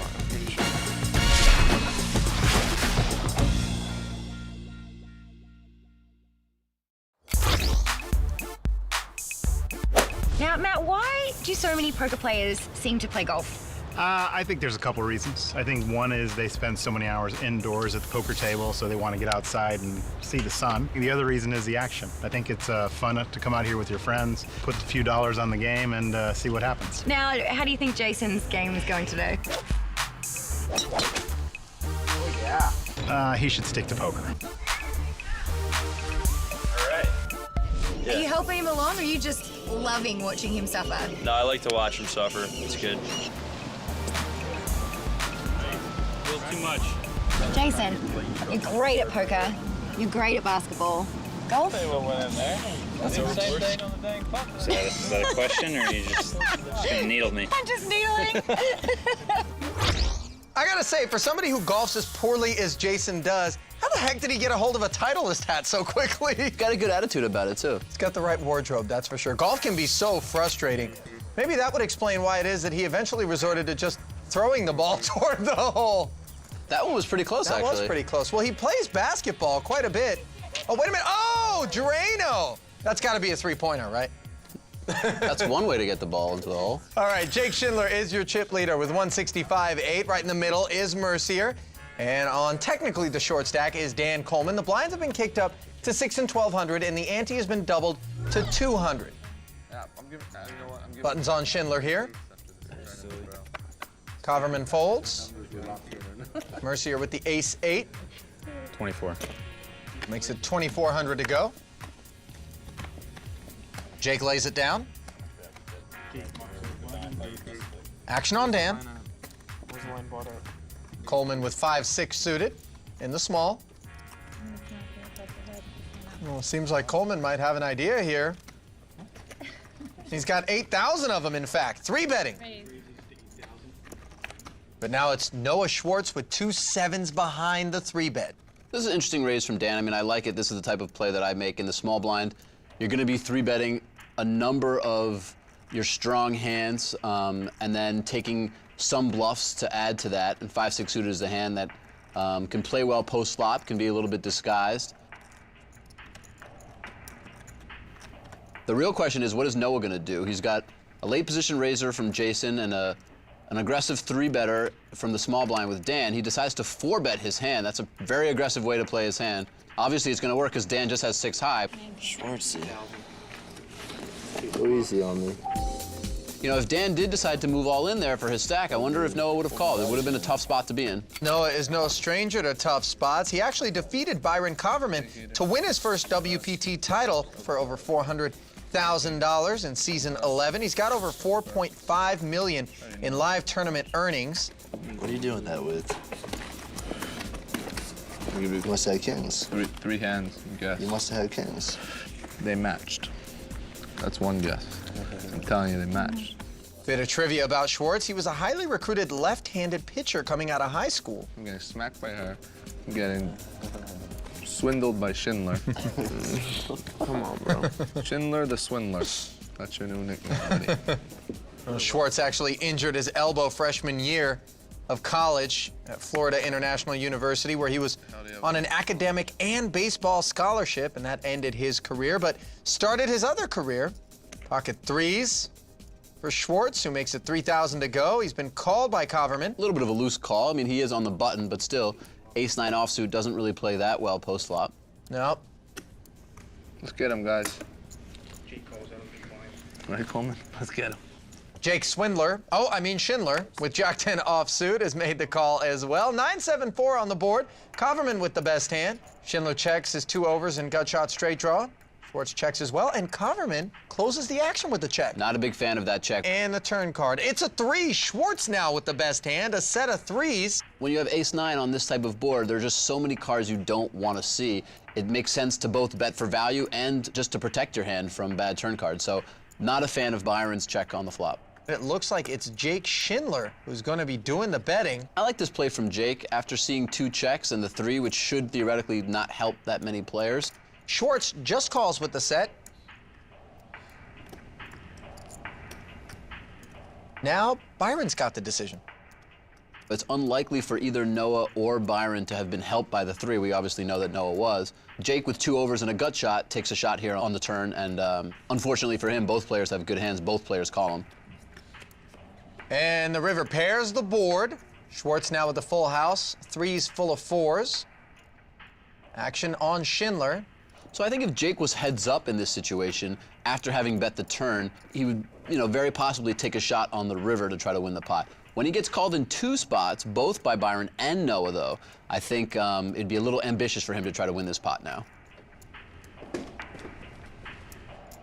I think the real question is, how is Noah going to play his full house? Well, Schindler gave it a good long survey, but came up with a check. And now it is on Schwarz, with over $28,000 in the pot, to come up with a number he thinks one of his 2 opponents are going to be able to pay him off, and that number is $14,000. So it's a multi-way pot. The pot's a little bit bloated because of that. I think betting half the pot is a nice, nice-sized bet. I like this bet. I can't imagine Byron really folding ace-9 here. It's just too strong a hand to fold. So just a little bit unlucky for Byron that he got turned here. But I think a lot of it comes down to the fact that he just decided to check the flop instead of betting for value. Well, Schindler makes the easy fold after the call from Coverman, and Byron gets a look at a full house, and you see a little disappointed smirk on his face there. Might have something to do with the fact he feels that he could have bet the flop and not been in that situation because Noah would have folded. You should always have it, huh?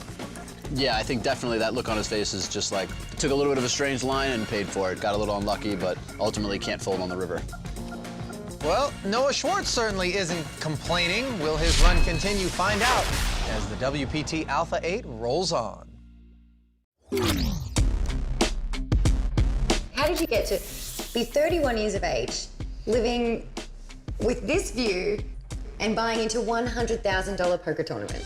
You gotta be willing to gamble, and I took a huge risk. I didn't come from money or anything like that, so it took a lot of perseverance and a lot of luck. When I started playing online, I came up with the moniker For You Haters. And basically what that symbolized was a lot of people told me, you'll never amount to anything, you can't do it. I mean, life is full of naysayers, and you're gonna have people that are gonna try to push you down for whatever reason, and you know what you do? When that hurdle comes, you just keep jumping. Yeah, a lot of poker players have adopted different philosophies to help motivate them, inspire them, and obviously get them through the incredibly stressful world of high stakes. Yeah, you have to remember, poker is, in a lot of cases, a relatively lonely game. You're not really a part of a team, you're not part of any organization. Sure, there's lots of friends, people have friends and support systems, but ultimately it's something that you do and endeavor in by yourself. So Noah Schwarz has been successful in poker for a long time, and that's no easy feat. You got to give him credit. Yeah, and he has shared some of that success in a very altruistic manner. He is involved with the Make-A-Wish Foundation and is currently in the process of starting a nonprofit in memory of his father. He wants to help children who are terminally ill. Noah hasn't been very charitable at the table, though. He has got himself in the chip lead, $191,500, and that's exactly what you're supposed to do when you're trying to win a winner-take-all event like the one we have right here. Special 6-handed edition of the World Poker Tour Alpha 8. No amateurs to speak of, no soft spots whatsoever, and no mercy. Jake Schindler with King Jack offsuit raises it up to $3,000. Over to Noah Schwarz, who's got 5-6 suited. I'll play with Jakey. And he'll defend his big blind for an extra $1,800. These two have battled before, and on this occasion, Schwarz outflops Jake making a pair of fives and a gut shot straight draw. Goes check, check, and the turn gives Schindler a gut shot straight draw of his own. Schwarz checks again. Wouldn't mind a bet here from Jake. I like his flop check back. That board is just going to hit so much of Noah's range. Well, instead, Jake gives you a turn check back and allows the board to pair on the end. Noah with a third knuckle. And I think Noah's playing his hand very well. Is just not strong enough to bet for value. I think it plays better as a check and then evaluate on the river. Now the real question is Jake going to check back and hope that his hand can win his king high, or looks like he's going to try to bluff with his king high? I actually prefer a bluff here. It's one of the worst hands Jake is likely to get to the river with, and he will get some better hands to fold. Ace high hands, maybe some small pocket pairs, potentially even this hand. He bet 6,000 into a pot of 7,600. Pretty big. I don't like that bet, Jakey. Yeah, I mean, I think that most of Jake's river bets are going to be a similar size. I think you're trying to get me on my own medicine. At least that's how I would play it. So I actually like this bet from Jake. I think it's very, very good. There aren't too many worse hands that Jake would have gotten to this point with. Why would you do this to us, man? It's such a good hand, too. And there aren't that many strong hands that Noah will have checked 3 times with. I think Jake is credibly repping a hand like basically every hand that beats Noah. 2 7s, an 8. Checky, checky, checky. And you just want to trick me, because you know that I know that you know that by doing that, you would be able to get something from me. Well, Schwarz really tanking, giving us a lot of theatrics here. Yeah, and let's remember, this is the first post-flop bet. There's just been a single raise pre-flop and this bet on the river. So it's not a particularly big pot. Noah, one of those players who likes to kind of say out loud what's going on in his head. I can't believe how good my hand is. Schwarz, 5,000-6,000. And really takes his time with his decisions.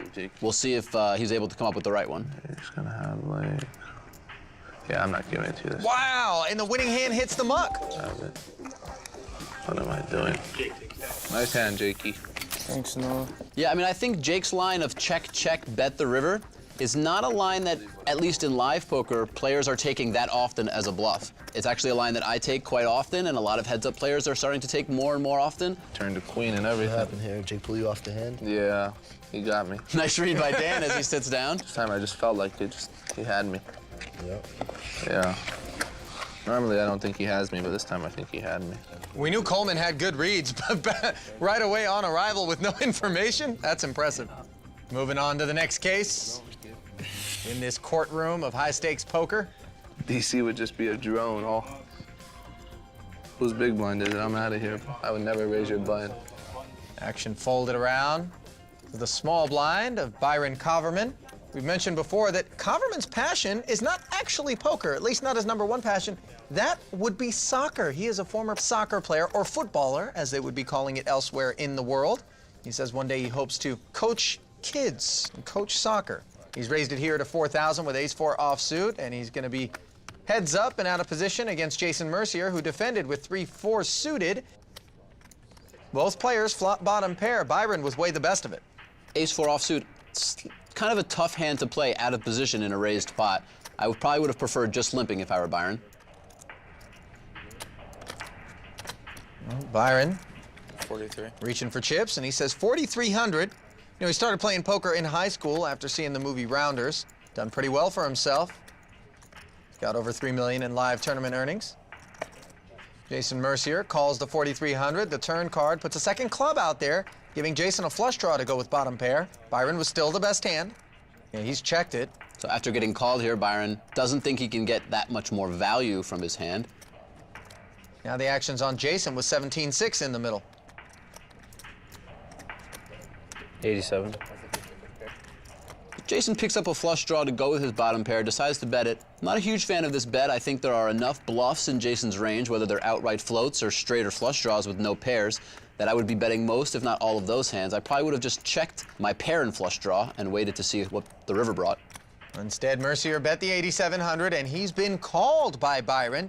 No, I think Bryn could definitely have folded the turn if he wanted to, but calling definitely not a bad option. Oh, wow. Look at this river card. A 4 giving both players trips. Bryn has got the best hand and checks it over to Jason who unquestionably is going to lose some more money here. Yeah, so now Jason pretty much feels like he hit gin, but obviously so did Byron. So I think the real question is, what is Byron going to do after having checked and Jason bet? Now, Jason's bet of 27-2 is pretty big, and so I wouldn't be surprised if Byron just called here, but I would, if I were in his position, I would definitely consider raising. I mean, you really only lose to a full house, and there just aren't very many full houses that Jason has. Yeah, Coverman makes the call, playing it a little safe, and he'll be thrilled to take down that pot, which is the opposite emotion to the one that Jason Mercier is experiencing right there. Yeah, some clear frustration on Jason's part. Obviously, that is an incredibly unlucky river card, but that's just the way it goes. Nothing really Jason can do there. Just the way the cookie crumbled in that particular pot, as Byron Coverman looks to get himself up the leaderboard. More from South Florida. Stay tuned.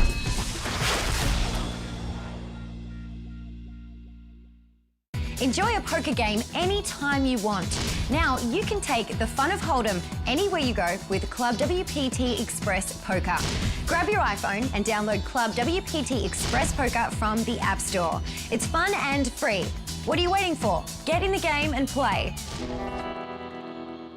Learn to play poker like our Alpha 8 high rollers for free at clubwpt.com, where VIP members can watch past episodes, read insider tips, and study up on the pros.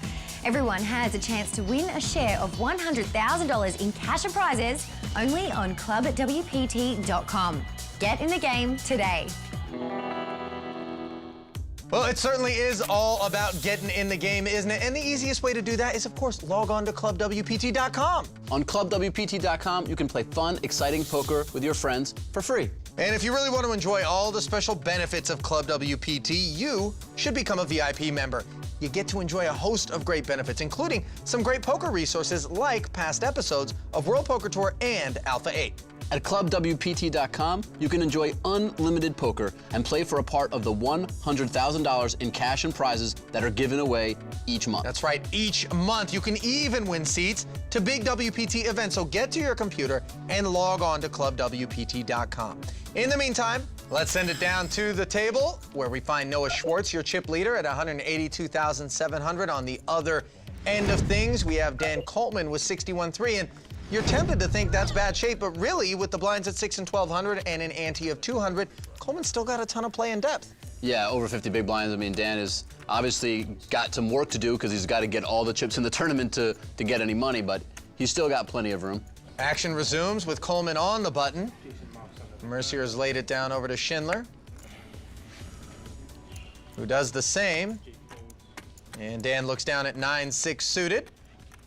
He is on the button, poised to attack those blinds, and wants to play for 2,800. Not letting the fact that he's the short stack discourage him from playing his game, which is a more aggressive style than average, as you've described it, Olivier. Noah Schwarz calling from the small blind with Queen Jack offsuit and lures Byron in from the big blind with his ace-5.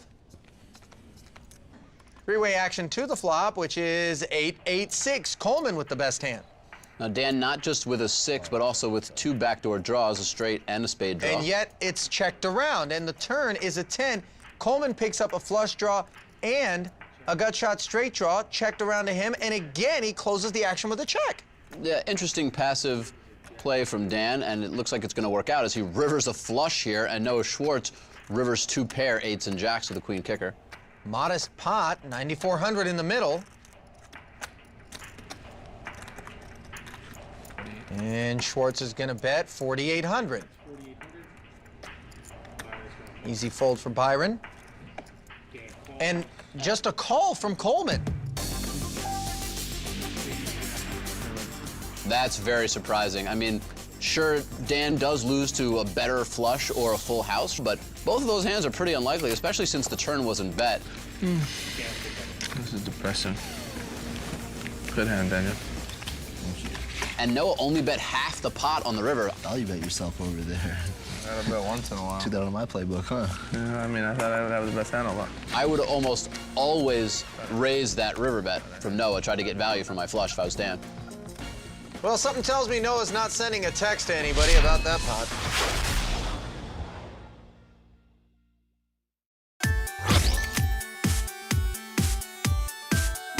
We have a winner-takes-all format, and whoever takes this trophy will bring home over $500,000 with them.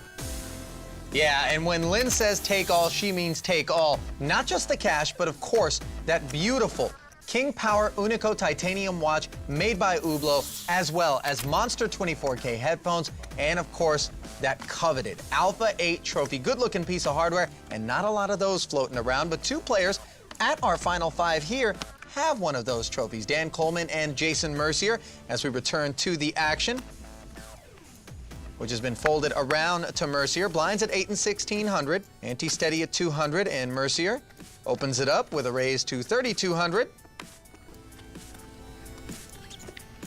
Small blind folds. Dan Coleman with pocket sevens is going to defend for an extra 1,600. And the flop. Jack 8-6. Mercier with the best hand, top pair, top kicker. Coleman checking over to him. And Jason will bet 3,700. Pretty nice flop for Jason's ace-jack.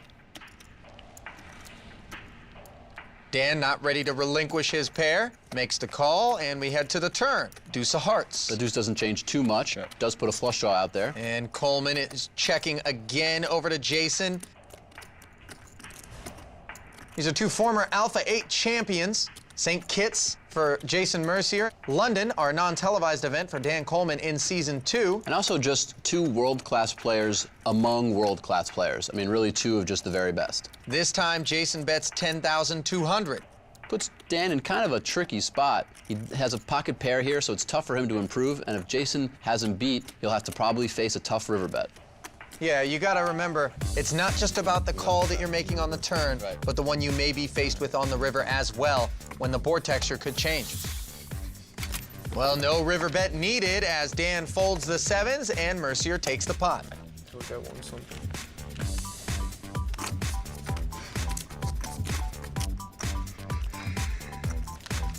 Action continues with Coleman under the gun.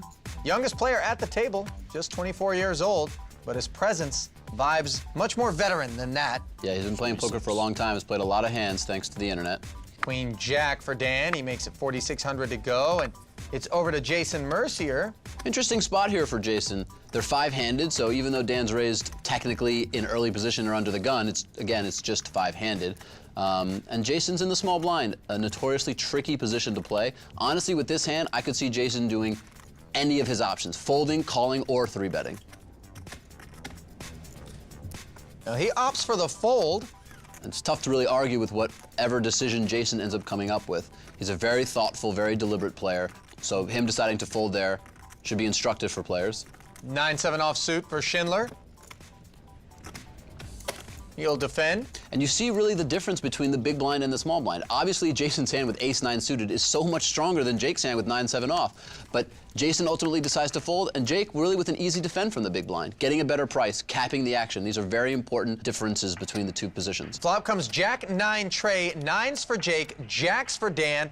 Both players have checked, and now the turn puts a 7 out there, giving Schindler the best hand with 9s and 7s. Yeah, so Dan playing a little bit tricky by checking back the top pair, good kicker. I think part of the reason for that is this type of board, when players check back, tend to be boards that players are giving up on a lot. Jake bets 7,500. So Jake obviously going for value after turning two pair, and Dan not going anywhere with the top pair. Indeed, he makes the call. Pot swells to 26,700, and here comes the river. Oh, it's a queen, and now Coleman has the best hand once more. Coleman had the best hand on the flop. It switched to Jake on the turn, and now back to Dan on the river. And remember, both players now have two pairs, so both players are confident that their hand is best. The real question will be, what does Dan do when faced with a river bet from Jake? We saw earlier that when Dan had river to flush, he just called a bet from Noah. So Dan is a little bit hesitant to try to go for thin value on against river bets. 15,100 is the bet that Dan is faced with. It's a good-sized bet from Jake, but not huge. I wouldn't be surprised if Jake had a straight or, some sort of potentially better hand than Queen Jack if he would bet bigger. So the bet sizing perhaps tipping Dan off. And Coleman calls the 15,100, and he will take the pot with queens and jacks. Nice way to cap off the evening for Dan. Yeah, nice sized pot there for Dan Coleman. He's gonna need more like that as he looks to climb up the chip counts, get himself back into having some breathing room. Certainly a dangerous player no matter where his stack is. What should we look for when we pick up the action next time, Olivier? Honestly, I expect more of the same. The structure is such that nobody is in any real danger zone. All 5 players remaining are very experienced and talented players. And our payout structure being winner take all really lends itself to more aggressive play. So I expect to see these guys really going for it, trying to accumulate as many chips as possible. Yeah, high stakes, high quality poker lends itself to you guys joining us next time on the World Poker Tour Alpha 8. On behalf of Lynn Gilmartin and my partner in crime, Olivier Bousquet, I'm Ali Najad saying good night from the Seminole Hard Rock.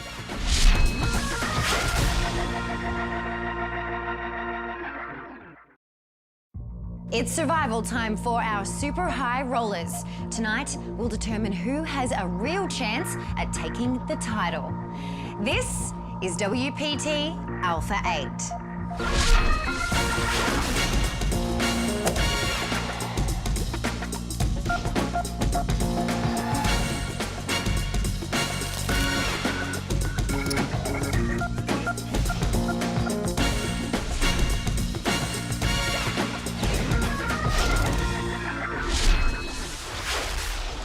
Sunny South Florida, the land of cool drinks, warm beaches, and red-hot high-stakes poker. Welcome to WPT Alpha 8 Florida, here at Seminole Hard Rock Hotel and Casino. Now, this is no ordinary poker tournament. The buy-in for A8 is a staggering $100,000. I'm Lynn Gilmartin, ready to bring you exclusive VIP access, and I'm joined by our own high-stakes heavyweights, Ali Najad and Olivier Bousquet, up in the club at WPT.com Skybox. Good evening, Lynn. Nice to be with you here in sunny South Florida, a place which is actually known for producing some of the better talent in poker. Yeah, South Florida is one of the places where a number of professionals have actually cut their teeth. Known players like Michael Mizrachi and Vanessa Russo. We even have 3 players out of our current 5 who either now live in South Florida or originally from South Florida. Jason Mercier, Noah Schwarz, and Jake Schindler. Yeah, we've got a couple of Alpha 8 champions. Jason Mercier from St. Kitts. You got Dan Coleman, who won out in London in our non-televised event. And unlike usual, we started with just 6 players. No amateurs to be spoken of whatsoever. A one-table shootout, fight to the death.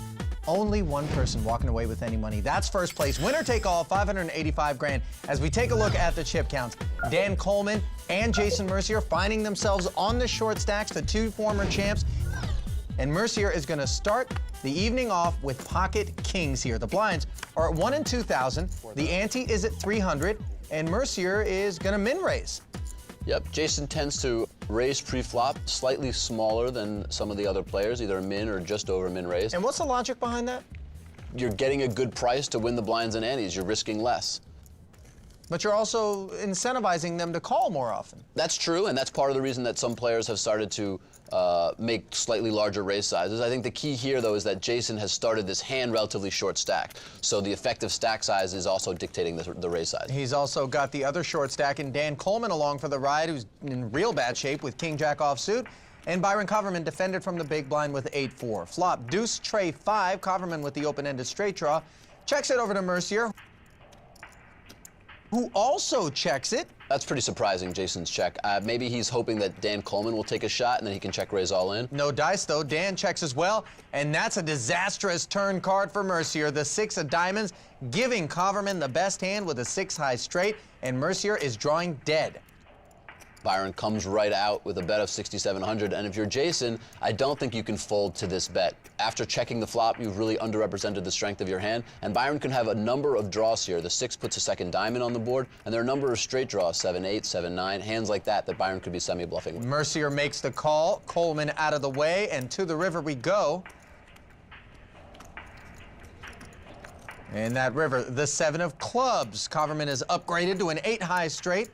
Now, from a relative point of view, this doesn't change very much. But at the same time, since many of Byron's semi-bluffs have 7s in them, now he would have made a pair of 7s.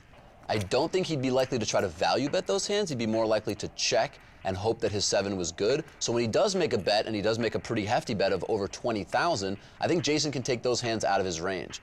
The real question here is how often is Byron bluffing? Because if Byron isn't bluffing, Jason's beat here. Meaty 20,500 chip bet from Byron. I think normally this would be a relatively straightforward fold. I think part of the reason this is tough for Jason is because he checked the flop, and so he doesn't normally play this hand like this, so he doesn't find himself in this spot very often. And checking the flop, I think, in your opinion, was potentially a mistake, something that was unorthodox, especially if for no other reason, because now you're in a tougher spot than you needed to be because you didn't gather the sort of information that you could have had you bet the flop. Yeah, I mean, I'm a little hesitant to criticize a player as good as Jason, but I think he probably regrets not having bet the flop. You know, maybe he was, like I said earlier, he was trying to get Dan Coleman to take a shot at it and then just check raise all in. But I think it would have been much easier and more natural hand if he had just bet the flop, Byron had called, and then it had played out this way. I think ultimately, though, this is a fold, especially because of that river 7. We all know what it's like to have an overpair, have a dangerous board, and face a big bet, and just be in that kind of not know what to do place. And even a player as talented and as good as Jason can find himself kind of unsure how to respond. I don't even know if I'm That's another big part of the hand. I mean, if Jason calls and is wrong here, he's going to be left with not very many chips. A decimating blow to his stack. And you just feel the discomfort and the tension in that seat. Mercier makes the call, costing himself an extra 20,500 on the river. And that's gotta hurt. You know, sometimes it just works out like that. Players get into pots and one player tends to have the better hand or just gets the better of the situation. And just unlucky for Jason that his kings were cracked there. Yeah, interesting note about Byron. He didn't put up the entire 100,000 himself to buy into this event. There was actually a satellite that was held. Noah Schwarz and Byron Coverman both ended up winning their seats by virtue of a 10K buy-in. Yeah, really nice to get into 100K for only 10K. Yeah. 10% invested out of pocket. No complaints there. But winning one tournament can be hard enough. Winning two in succession, the old parlay, yeah, even more difficult. Quite a tough feat. Fold it around to Coverman, who's in the small blind here against Mercier. And it looks like he's going to commit him to an all-in, making it 20,000 to go. So this might look like a little bit of a strange play, but Jason only has about 11 big blinds. The antes themselves are pretty big with 300, and Byron's out of position. So 8-5 suited, not a super strong hand, but he's combining the two things. One is when Jason doesn't get a good enough hand to call, like he just had with just queen high. And then two, when Jason does get a good enough hand to call, Byron's 8-5 suited will actually have decent equity. So the combination of those two things makes it worth it for him to make that play. I think he could also have considered limping, but definitely nothing wrong with going all in and putting the pressure there on Jason. Excellent breakdown of that situation, which on the surface can look a little bit shocking. Yep. Come and get him. Ace-9 offsuit, and Jason says, come and get it to Jake Schindler, who, with Ace-8 offsuit, is likely to do just that, as you see him make the emphatic call. Now, this is just a little bit of a cooler with Jason stacked, blind versus blind. Neither Jason nor Jake can really ever consider doing anything else but going all in and calling all in. But you do see those percentages don't add up to a 100. That's because there are many ways these two could end up chopping the pot with almost the same hand. Jack 4-7, though, giving the edge to Mercier. The turn card, a 6. That means Schindler can now win with a 5 or an 8, and that river is a 5. Schindler has made the straight, and that is going to send Jason Mercier to the rail. Ouch. Good luck. Good luck, buddy. Yeah, and Jason's string of bad luck in this tournament ends with him getting pretty unlucky, losing with Ace-9 offsuit to Ace-8 offsuit. A no doubt dejected local hero in Jason Mercier grabs his backpack and he knows where to go.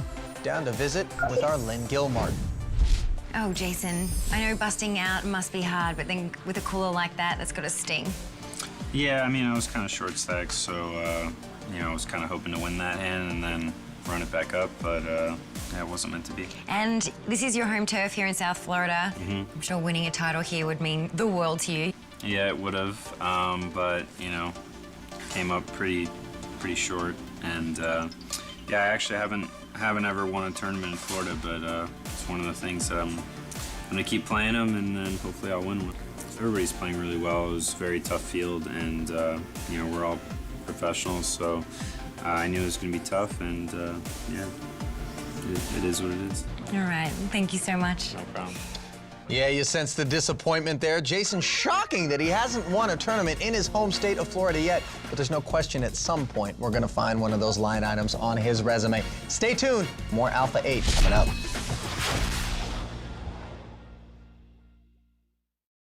Alpha 8 is sponsored by ClubWPT.com. Fun, exciting poker you can play for free.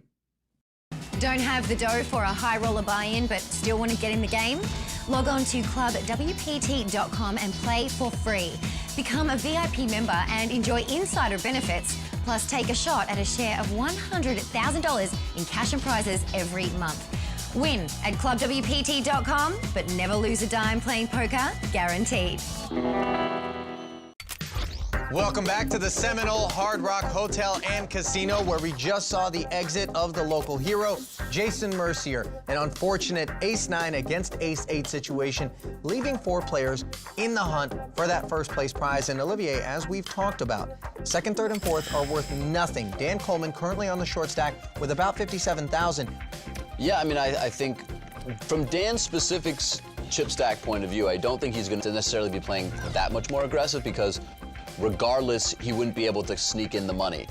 So, I mean, I think as the short stack, you have to always kind of be playing relatively aggressively, but it's really the middle stacks who don't have the opportunity to min cash. They have to win all the chips to get any money. So I think the middle and bigger stacks are definitely going to be playing more aggressive and going for it to try to accumulate all the chips. Well, if we would call a stack a middle stack right now, it would be the third place stack of Noah Schwarz, which is active right now, with ace-4 offsuit on the button, making it 4,500 to go. Getting called by Jake Schindler's 9-5 offsuit from the big blind. It's a little bit of a loose defend, but nowadays from the big blinds, players are starting to play a lot of weaker hands, and they're trying to compensate by playing a lot of their strong hands the same way. So makes sense to defend this hand, even though it's pretty weak. Yeah, a little sticky defend there. Both players check the flop of 8-8 tray, and now a 6 on the turn. Action on Schindler. So Noah checked back with ace-high plus the ace of hearts was the backdoor flush draw. I actually like this check back. You don't want to be continuation betting too often. And ace-high has some showdown value, plus it could make a backdoor flush if it comes heart-heart. Now Jake, after Noah checked the flop, himself picked up a gut shot straight draw with the 6 of clubs. So with some added equity, Jake decides to try to take a shot on this turn. Makes a lot of sense to me. Yeah, the bet is 8,000. And Noah makes the call with the ace-high, a small ace-high at that. So Noah, I think, realizes and recognizes that Jake just has so many semi-bluffs on this turn.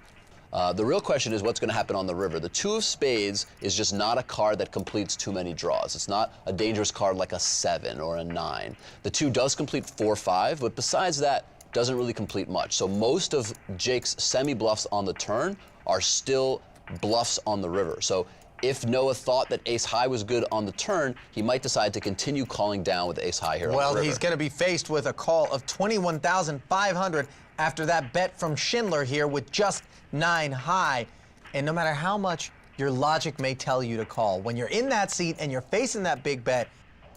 Yeah, I mean, the logic honestly is pretty unclear. There's a number of hands Jake could be betting for value. Obviously an 8 and 4-5, but he could also be betting a 6, even hands like pocket 5s or pocket 4s. And Jake actually bets pretty thin. He could even take a hand like queen or king 3 and be trying to get value from it.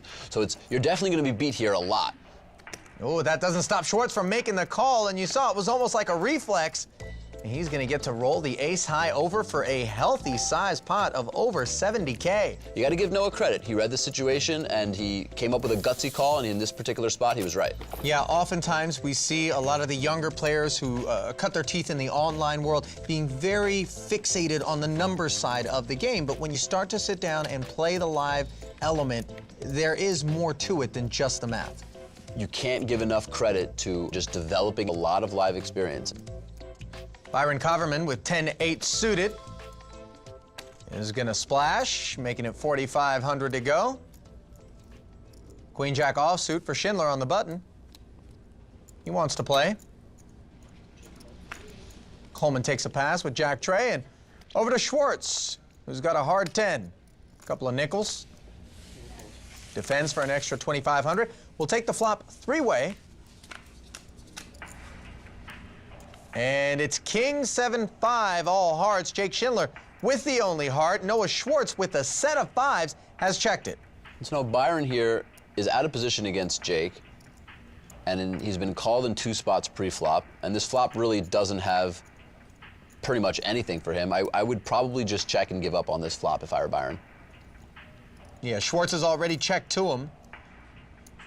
But Kaverman is really, with dead air, going to fire 7,300. Yeah, it's a pretty aggressive continuation bet. Obviously, it happens to be that both Jake and Noah have a piece of this flop. Jake with, you know, just queen high, but with the jack high flush draw, and of course Noah with bottom set. So he's going to get at least called in 1, if not 2 spots. Now, Jake probably, if he was out of position, might consider folding this just because it's much tougher to play. But in position, he's going to have more opportunity to move and maneuver and bluff if the situation presents itself. So I like this call from Jake, even though his flush draw isn't that strong, and he obviously doesn't have a pair yet. Yeah, and because of the fact that his flush draw isn't that strong, he probably doesn't love Noah Schwarz coming along for the ride after Schwarz called behind Schindler, and now the turn card is a queen of diamonds, giving Schindler a pair of queens. Schwarz again checking here. Now, Noah, of course, could have raised on the flop. I think being out of position makes it a little bit dangerous to check, because you end up potentially giving 2 free cards. But he decided to just call and see if any more hearts came. Now, Byron not betting on the turn, I think, makes a lot of sense. After getting called twice, it would be pretty much just equity suicide to try to go for it here. I like that.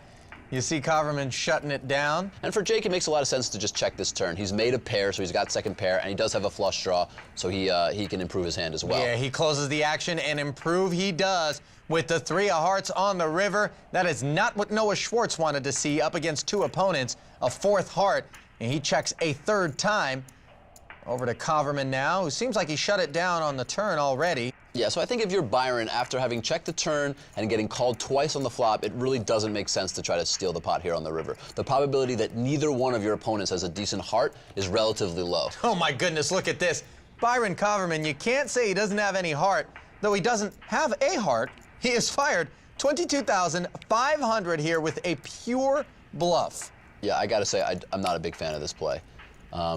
Just again, having been called twice on the flop, it's just the likelihood of one of these 2 players having a heart or decent enough size heart to call is just too high to try to go for it here. Well, this wasn't an automatic call that we're seeing out of Schindler, though. He is beat by the queen of hearts or ace of hearts. Yeah, I gotta say, though, if you're Jake and you call on the flop, and then eventually you hit a heart and the turn was checked through, you have to just call this river. It is kind of like an automatic call. You just hope that Noah doesn't do anything behind you. Right. But I think you can't really consider folding. Yeah, a disgusted Schwarz mucks his set, and Kaverman's gonna muck his hand face down. He's not too proud of 10-8 of spades in that spot, which means Schindler will take the pot. No, he mucked. And the player's pointing out that Schindler under no obligation to roll his hand face up. Flop the flush now. I hope they don't break it now. It's good information. I had 3 of a kind. You know what I'm saying? 3 of 1 kind, Jake. 3 of 1 kind? Yeah. 3 of 1 Also kind. known as a set. Up next, more 4-handed high-stakes winner-take-all action from the Hard Rock. Welcome back to this special edition of the World Poker Tour Alpha 8 from the Seminole Hard Rock in Hollywood, Florida. Winner take all. Just 4 of our original 6 remain. No amateurs, all pros, and that's the way it has been from the very get-go. Let's get you caught up with the chip counts as they stand now. Dan Coleman, 57,500 up top. Jake Schindler, who lives here in Hollywood, Florida, with over 235,000. The blinds, they're at 1 and 2,000. The ante, it's at 300. When you use the term aggressive, a lot of times I think about that young man right there, 24-year-old Dan Coleman with Jack 8 suited here in this pot. Though his short stack has kind of maybe lent him to being a bit more timid, perhaps, in this event? Well, I think it's a combination of his short stack, and he just hasn't found that many great opportunities. A player as good as Dan, even though he's aggressive, he doesn't force situations. He lets them come to him. So if he doesn't get presented with them, he doesn't try to impose his will in situations that don't call for it. He just kind of tries to be patient and wait for the correct spots to be aggressive in. And in this spot, it's battle of the Jack 8 suiteds as Schindler defends from the big blind. 2 trays and a 4 on the flop, and a lot of times we talk about when 2 players have the same holding, it's the player who's got more heart and who's going to want it more that's going to be left with the pot. We see Schindler checking. I think the reality is the position is really what's going to dictate the winner of this hand. Dan is in position. He's the one that took the initial aggression in the pot. He continuation bets on this dry flop. They both miss, and Jake doesn't do anything crazy. He just lets it go. So nice pot for Dan. Yeah, unceremonious waving of the white flag by Jake Schindler. Small loss for Schindler, the chip leader. Coleman, more the rags than the riches in this situation. But still a threat, no question. I learned that from my friends at home. If Dan has chips, he's always a threat. Noah Schwarz with ace-9 offsuit. Makes it 4,500 to go, and there's another ace-9 belonging to Coverman on the button.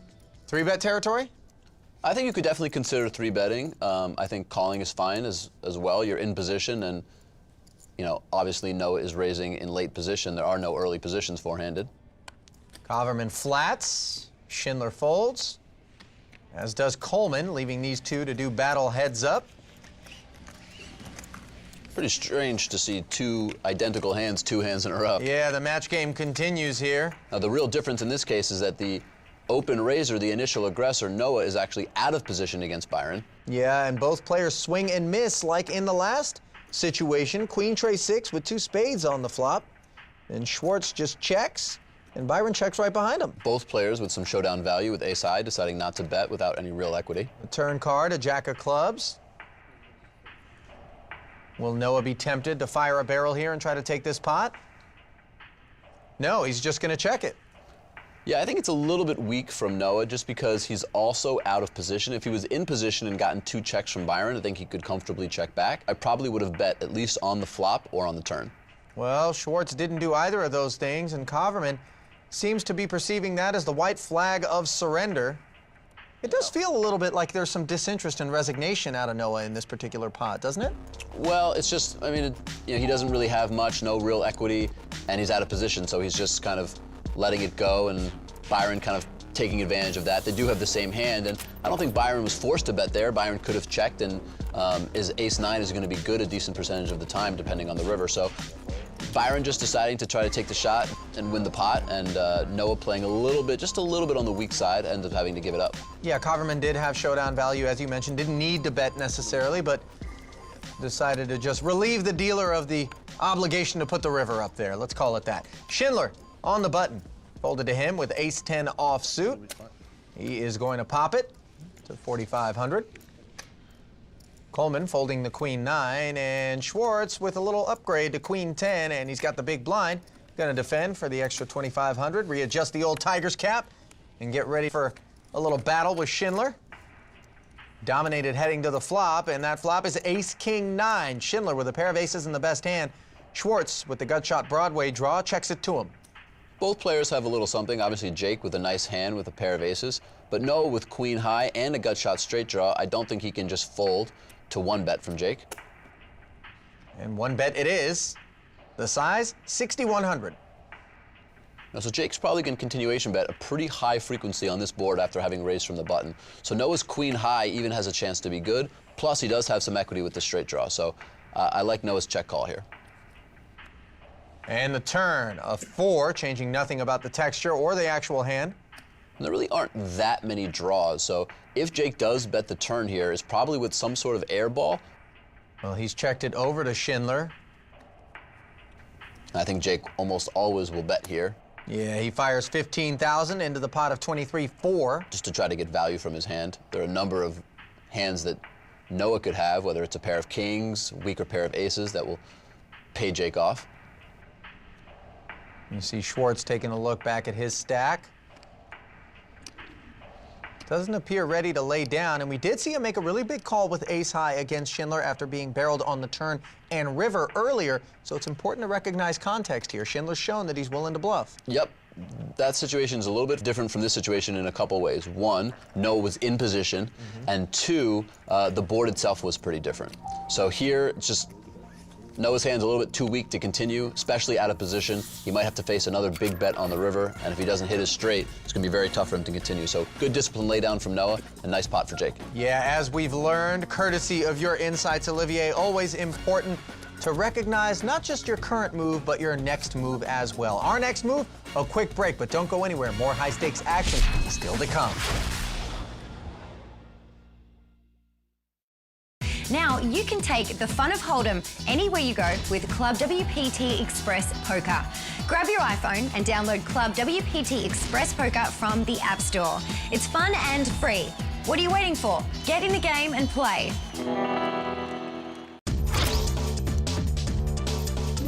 So Dan, we are four-handed. Tell us about how this table has been going so far. Not that great, to be honest. It's a tough table. Everybody seems to be playing really well. Jake is playing pretty well. His stack just keeps growing. What do you think about him? Yeah, he has a really good style for these tournaments. He's not afraid to put the pressure on in the right spots, be controlled in other spots. He's tough to play against. Yeah. And how about Noah? Yeah, Noah, he has a tight image, but he plays it really well. He definitely traps people. He's not afraid to make the big call when somebody's trying to push him off a hand. He's good. And Byron? Byron, I haven't played much with Byron, but from what I can tell, he seems to be playing pretty well. All right, how do you feel you're playing? Okay. Yeah? Just all right? He's being modest. All right, well, thank you so much, and good luck tonight. Thank you. Thank you. Oh, something tells me luck isn't exactly what's played a part in the illustrious career of Dan Coleman. Maybe a little bit, but he is a beast. What do people need to know about the person, though? He's a good friend of yours, Olivier. Yeah, Dan's one of my closest friends, and I've known him for a long time. He's, first of all, just an incredible poker talent. When I first met him, he was pretty young, but he had just a kind of natural inclination for the game. He's obviously learned a tremendous amount and has become very successful both online, and obviously last year he had the best year that any tournament player's ever had.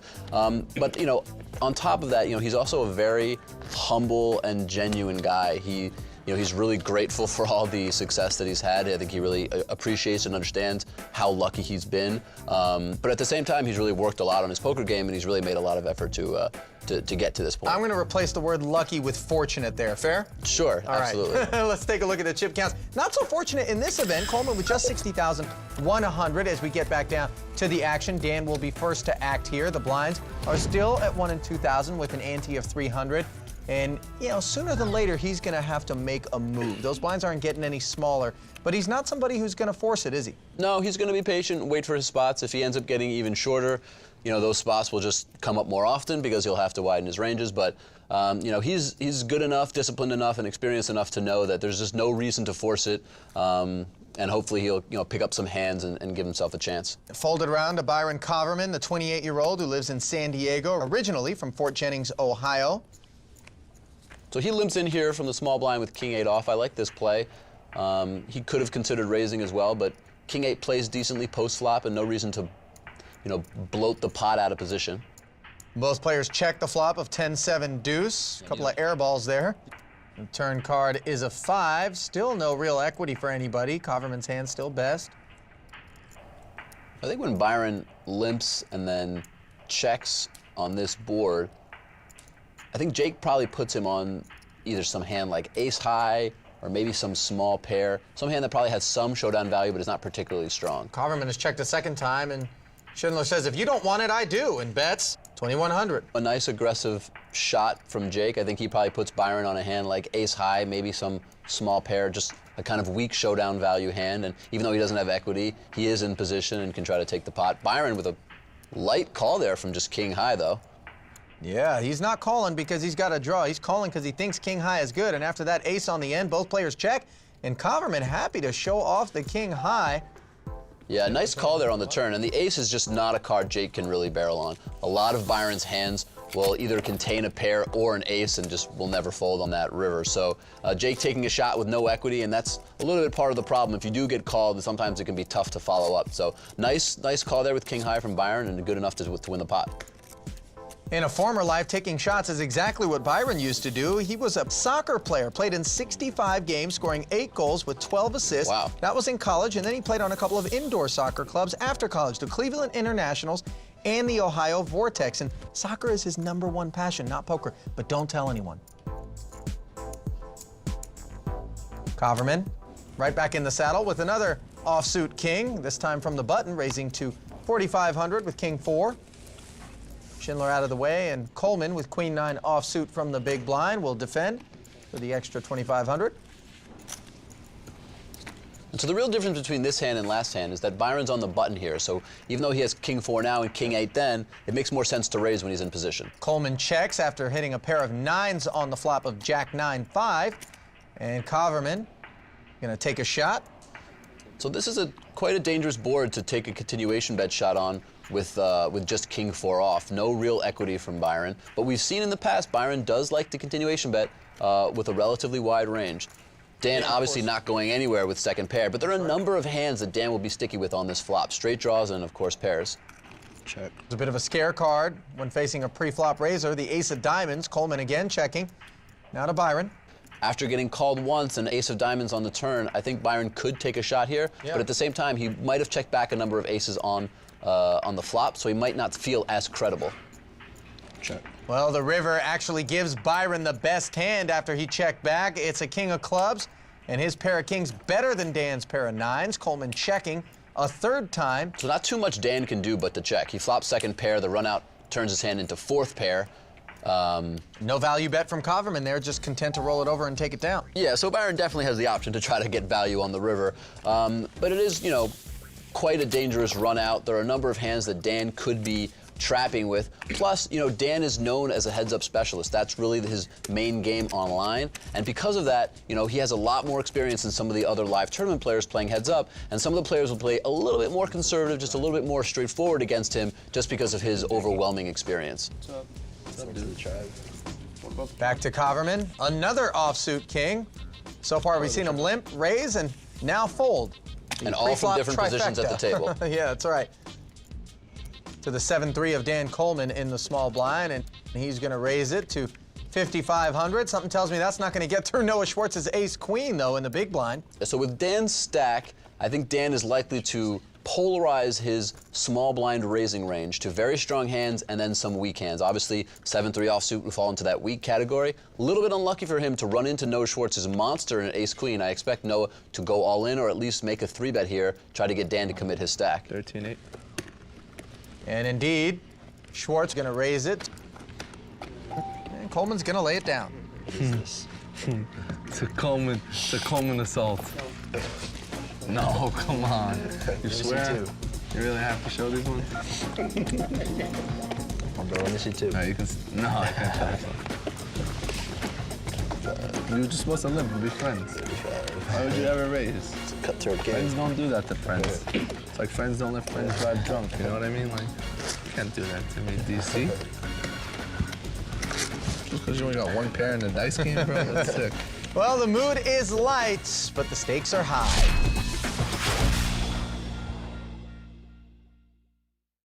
Learn to play poker like our Alpha 8 high rollers for free at clubwpt.com, where VIP members can watch past episodes, read insider tips, and study up on the pros. Everyone has a chance to win a share of $100,000 in cash and prizes only on clubwpt.com. Get in the game today. Lynn is absolutely right. It's all about getting in the game, Olivier, and the best way to do that, of course, is to log on to clubwpt.com.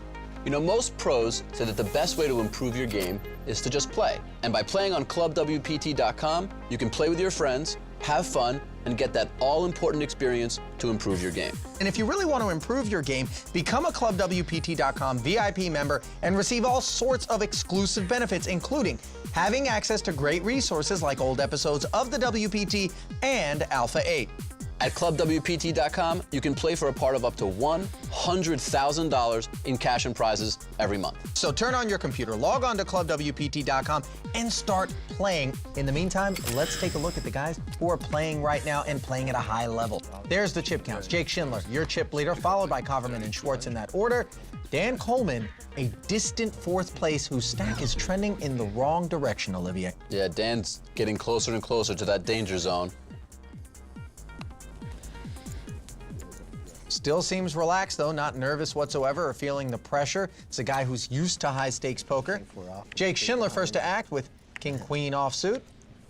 Tournament players in general are, unfortunately, all too used to being short-stacked, having to try to double up to give yourself a chance. Yeah, they do talk about certain players being better on the short stack, certain players being better playing with the big stack. Do you fit a certain mold? Do you know anything about the guys we're looking at here and what they tend to like? Well, I mean, I think cash game players tend to be better deep, and sit-and-go players tend to be better short. You know, I play heads-up sit-and-goes online, so I'm probably a little bit more comfortable, know a little bit more of the math short-stacked. But, you know, I think if you get enough experience, you can get good at both. Picking up the action in this particular pot, Coverman defended from the big blind with a couple of 8s. It went check-check on the 10-high flop, and now an 8 has rolled off on the turn, giving Coverman a set of 8s. 3 snowmen, good for a bet of 4,700. Schindler, 2 overcards, and the gut shot straight draw. And Byron's bet here is not huge. Jake might decide to try to peel one off here. I think if Byron had bet more like 7 or 8,000, Jake would be more likely to fold. You know, I remember people like Tom Dwan back in the day with the overbet, oftentimes taking the pot and betting 1.5x in situations, really causing people to be confused and discombobulated. Why don't we see more of that in a spot like this out of Coverman? Well, I think, first of all, in those situations, Tom is almost always in a cash game. And so when you're deeper stacks, you can make bigger bets, and it just makes more sense because you're playing deeper. Here comes the river. It's an ace. I think the reason he calls is just because there are a number of semi-bluffs that Byron could have. Hands like queen high, jack high, 7 high, maybe even hand like 6-5. And obviously king queen beats all of those hands. So I think that's probably the main logic behind why Jake does ultimately decide to call. Well, he's certainly hoping for a check out of Coverman here. Yeah, so the ace is kind of an interesting card. It's a card that Byron could try to trap with, just check and hope Jake bets and then raise, or you could just try to get value from. I think the real question is, how would Byron play some of his other hands? And then he should try to fit an overall strategy that makes sense with those hands. If he's going to be bluffing a lot with some missed straight draws, he should definitely be trying to fire with hands like this and not trying to get tricky and check raise. Well, he's fired 8,500.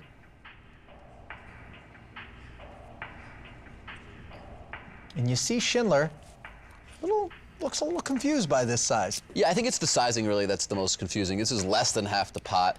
On the ace rivers and Byron bets, if his range is a little bit polarized between big hands and some missed straight draws, I think it would make more sense to make a bigger bet. So I think Jake's a little bit confused, but ultimately I think Jake's hand is just too weak to call. Yes, he does beat some straight draws, but there are just too many hands that Byron could have that beat Jake, and I don't think Jake can raise. I mean, that just doesn't make sense.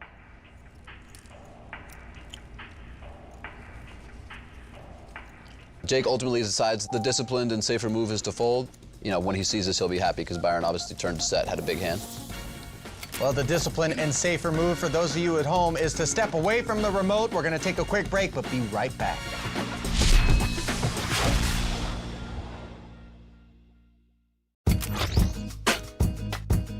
So Byron, how does a small town boy from Ohio end up traveling the world playing poker for millions of dollars? I learned how to play the summer of my senior year at my friend's lake house. So we all started playing in people's basements, a little online. I played online through college and won a tournament. And at that point, I decided to kind of let it ride. And I played throughout the next year, did well. And last April at Bergata, I had my first big score when I got seconds. And now I feel super comfortable in them and enjoying it. Well, Coverman comfortable out there in the sun and on the felt, but he's intense at the table, Olivia. Yeah, he's definitely intense and really focused when he plays, and I think it serves him well. It gives him some presence, and it helps him focus. So Byron's a really tough player, and I expect him to be around winning these tournaments for a long time. Yeah, that's exactly what he's trying to do here. He's got 180,900 in front of him, good for second, behind Jake Schindler, your chip leader. In third, Noah Schwarz, and on the short stack, Dan Coleman. King Trey suited. Sends it right into the muck with no hesitation. Noah Schwarz on the button with 6 Dewey. Does the same, and now to the man, Byron Coverman, with queen 6 offsuit in the small blind.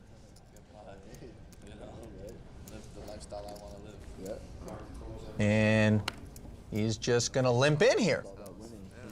Yeah, I think queen 6 is a pretty reasonable limp. Not super strong hand, but definitely too strong to just fold. Schindler says run it. The 2 will be heads up, and the flop. 8-4 Trey, top pair for Jake, the best hand, swinging a miss for Byron, who checks it. Not a huge fan of this check. I think I probably would try to bet here if I were Byron. His hand's not good enough to check call. Doesn't really have much equity. Try to lead out and bluff, take the pot. Yeah, it seems like a good continuation bet spot. Schindler, of course, with top pair, betting. Now we know, of course, it wouldn't work since Jake does have top pair, and after a check from Byron, makes sense for Jake to try to build a pot here. 2,600 is the bet, and why are Coverman's chips heading into the middle? I guess Byron just thinks that Jake could have some air or some semi-bluffs that queen high is good against. I think queen high ultimately is just too weak of a hand, though. Jake is too strong of a player, too aggressive of a player. He's going to put too much pressure on the turn in the river, and queen high just is not going to be able to sustain much more pressure. So I would prefer a fold on the flop. But, you know, you can't fault Byron. He's had some success with his strategy in the past. And Byron checking a second time over to Schindler, who's trying to figure out what his opponent has after that call on the flop. The 10 of diamonds really adds a bunch of draws, a bunch of straight draws, Jack 9, Queen Jack, another flush draw. So I think Jake has to bet again for value with the 8. And indeed he does, bringing that pot to a close. Yeah, not too much Byron could do with just Queen High there, but I think that's part of the reason that he should fold on the flop, is that he's going to face a turn bet a bunch and there's nothing he can do. Coleman and Schwarz in the blinds, sharing a laugh. Action on Schindler with King-Queen offsuit. Looking to attack those blinds, no doubt. And do so with a legitimate weapon. He's got 5,400 soldiers onto this battlefield. All of them in the middle. So Dan with an ace and his stack pretty much doesn't have a choice here, has to go all in against Jake's button opening range. And that's exactly what he does. Schwarz out of the way. Jake. Easy call for Schindler. Yeah. Pretty much a flip, small advantage for Dan, but he's going to have to avoid getting unlucky if he's going to double up and give himself a chance here. Yeah, he shows the 5 and then rolls the ace over after that. Coleman a small favorite heading to the flop. I just don't see you beating me here. Dan is showing ace of I just don't see it happening. I don't know if you believe that. Schindler questioning Coleman's outward optimism. You called it that? Ace Noodle. You got Ace Noodle versus the Broadway. Remember, $100,000 buy-in tournament. Coleman's tournament life is at stake. He's standing up, the dreaded stand-up, Olivier. Trying to give himself every possible edge. No superstition in poker, right? I got this. Here comes the flop. The flop, 10, 7, deuce, rainbow, ace high, an even bigger favorite now. All he needs to do is fade a king or a queen on this run out. Here comes the turn card. Oh, it's a queen! There it is. That is a devastating blow to Dan Coleman, and you can see his body language change. He needs to hit an ace on the river to stay alive. Can he do it? No, instead it's the jack, and Jake Schindler sucks out on the turn to send Dan Coleman packing. Just like that, we're going to say goodbye to Dan Coleman, the hottest player in poker for sure. But Jake Schindler, I mean, playing great, running well. He's got a lot of chips. He's in a great position now. Fair to call Dan Coleman your pre-tournament favorite? I mean, this tournament was so tough, it's tough to say, but I think Dan is definitely the hottest player with the most momentum, so I think it's fair enough to say he was probably the favorite. That momentum carrying him right down for a conversation with Lynn. Oh, I'm sorry to see you go, Dan. Tell us about how this day went for you. Yeah, it didn't go too great. I never got above starting stack. Nothing really went my way. Now your chips went to Jake. He seems to be on fire at the moment. Yeah, he's been crushing it. I really like his game in these. Plays really aggressive, but picks his spots well. All right, well, thank you for joining us, Dan, and maybe we'll see you next time. Thanks. Thanks. Well, Coleman obviously disappointed to be parting ways with the opportunity to be crowned champion here in South Florida. But let's turn our attention to Jake Schindler, the story, the man with the plan, chip leader, taking the rest of Coleman's chips and really setting his sights on the title. Yeah, I mean, like we've said before, and we have to keep saying it, the payout structure dictates that the only way you can get money in this tournament is to win all of the chips. Jake realizes that. He's playing aggressive. He's done a great.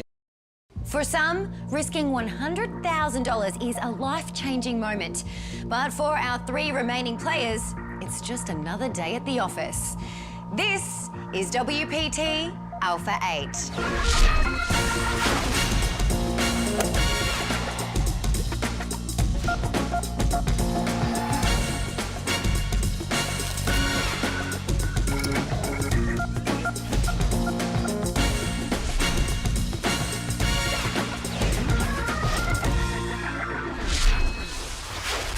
Hard Rock Hotel and Casino is South Florida's ultimate destination for fun and entertainment.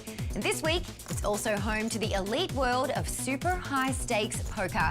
I'm Lynn Gilmartin, and we are getting down to the wire.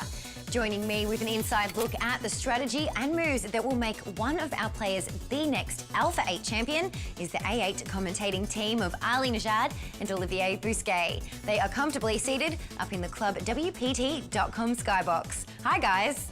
Hello to you, Lynn Gilmartin. Pleasure to be here, and hello to all of you at home. Olivier Bousquet and Ali Najad ready to get things started with our remaining 3 players. 6 pros started this event off. We have now paired the field in half, but only one is going to get paid. Normally, by this point, everybody would know they're going to be getting some return on their investment. Not the case on this occasion. Let's get to the 3 players that are remaining in the field, Olivier. First off, Noah Schwarz. You call him the short stack because he's in third, but really he's got 60 big blinds left and plenty of play. Yeah, plenty of play left. Byron Coverman, second in chips. Byron, a player a little bit less known to the wider poker audience, come on the scene a little bit recently, but come on the scene very strong. He's got a great intuitive sense for the game, and he's also been playing very well in this tournament so far. And our chip leader, Jake Schindler, 274,100 in front of him. Just a runaway train? Jake's been pretty much steamrolling so far. He's been playing really aggressively, picking his spots well, though. For me, he's the favorite. I mean, he's got the most chips, and I think he's probably playing the best so far. All right, the blinds are at 12 and 2,400. The ante is at 400. The button will be on Jake Schindler to get things started off tonight. Thank you. Can I get one of those too? Looks like Jake is coffee with got himself a little energy beverage there, maybe some coffee, some tea, something to keep things going. Stamina, a big part of these events. Yeah, your ability to stay focused, especially later in tournaments when the blinds get bigger and the pots become that much more important, is really key to being able to give yourself the best chance. Schindler folding over to Schwarz, who's in the small blind with 10-6 suited. I think normally this would be a call out of position here with this nice playable hand. So is it fair to say abnormally it would be a raise? Because that's what's happened. 7,000 is the number. And look at that. Byron has woken up with 2 aces. Yeah, I think it's fine to raise. I just think it's a little Byron out of position, so I'd probably try to keep the pot small. Well, not if I knew this was the flop. Yeah, look at this, 7-5 trade, 2 diamonds, gut shot, straight draw, and the flush draw for Schwarz. Just like that, 10 high is almost flipping with pocket aces. An absolute monster draw here for Noah. Yeah, you see the percentages, 54 to 45, still in favor of the aces. And Schwarz the better. 8,400 is the number. A little over half the pot. Pretty good sized bet here from Noah.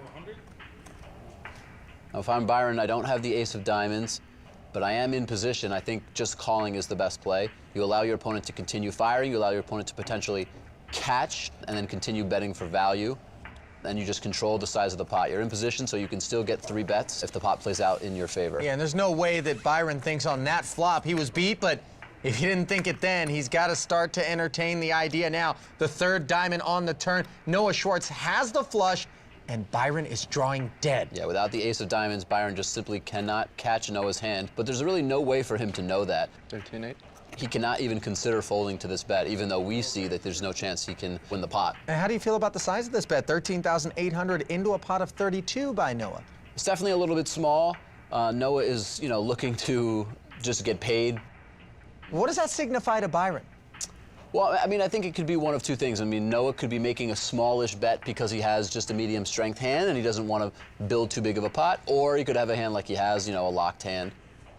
I'm not sure if there's too much that you can read into it, but I think Noah should try to be a little bit more careful to make similarly sized bets, regardless of the strength of his hand. You don't want to be transparent, especially to someone as keen and observant as Byron is. Yeah, and that keen player makes the call on the turn, and a 4th diamond on the river. Oddly, neither player wanted to see that card. Yeah, this could be an action freezer, depends how Noah interprets this card. Well, he knuckles. Yeah, so I can't imagine Byron turning his pair of aces into a bluff. I think he'll just check back and probably feel a little bit relieved he didn't lose more in this pot. Yeah, no diamond on the end means Schwarz could have put a healthy value bet on the river that Coverman might have had to pay off. Gets a look at the 10 high flush and flashes a rare smirk. Had to check it one more time. Yeah, so there's this combination of feeling a little unlucky that your aces got cracked, but then feeling a little bit lucky that you didn't lose more. You got to give Byron some credit. Part of the skill involved in playing these big pairs is that when they do get cracked, you minimize your loss. Byron definitely could have lost more depending on how he played that hand. Well, Byron will be first to act with the button here. 3-6 offsuit. Gets sent to the muck. And Schindler taking a healthy rip. Maybe just inhaling that tea. Is that a strange effervescent potion? What's going on back there?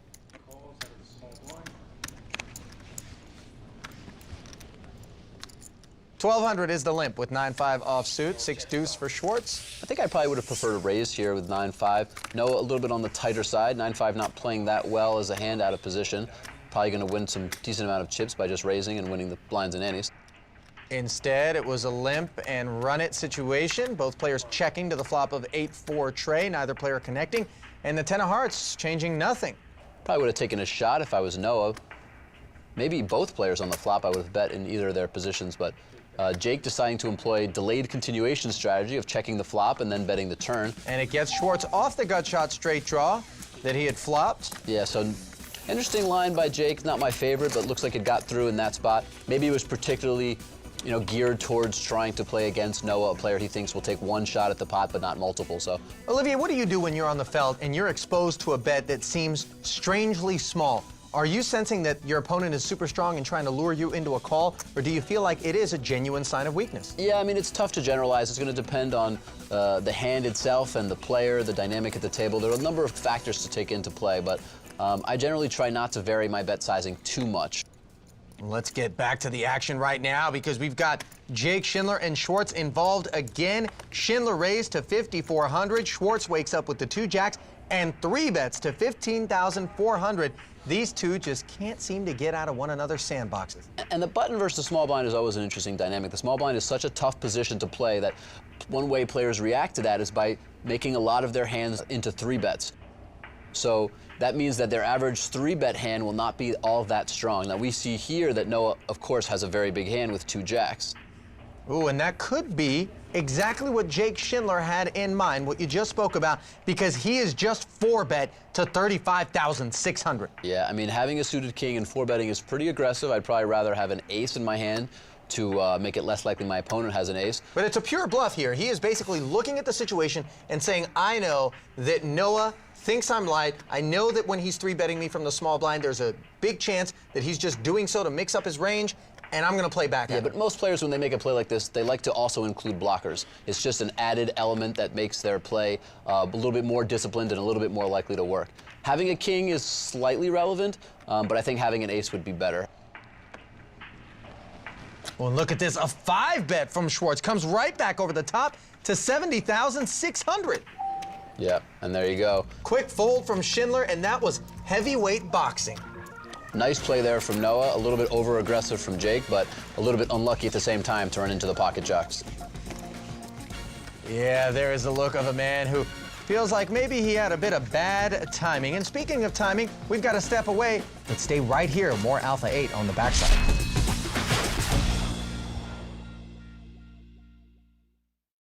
Alpha 8 is sponsored by ClubWPT.com. Fun, exciting poker you can play for free. Learn to play poker like our Alpha 8 high rollers for free at ClubWPT.com, where VIP members can watch past episodes, read insider tips, and study up on the pros. Everyone has a chance to win a share of $100,000 in cash and prizes only on ClubWPT.com. Get in the game today.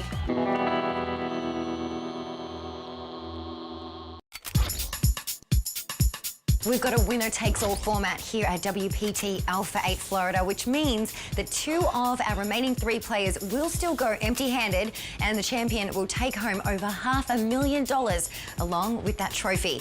Guys, how safe is Jake with his chip lead? Well, the chip lead isn't a huge one over second-place Noah Schwarz. Yeah, I don't think I would call Jake safe by any means. Both Noah and Byron, very experienced, talented players. And again, the only way Jake can make any money is if he wins the tournament outright. So his chip lead is not that big, and the margins are small since the players are all very good. So Jake's still got a lot of work to do. He's clearly in the best position with the chip lead, and he's playing extremely well, but a lot more to play. Every stack is deep with the blinds where they are right now in relation to even the shortest of the stacks. 2 kings for Noah Schwarz on the button. He raises to 5,500, and look at this, 2 10s for Byron Coverman. Something tells me we're going to see some fireworks. Yeah, pretty big cooler here. Great spot for Noah, both in position and with the better hand. Byron 3-betting to 15,000 even. Just such a dream. You get like this tingle that goes through your body when you have a monster hand like 2 kings and someone 3-bets you. Schindler out of the way, and it's back over to Schwarz. He's got a couple options, flat call or 4-bet. Yeah, no real bad options here. I think calling would be fine. 4-betting, very strong play here. Yeah, he's made it 34,400.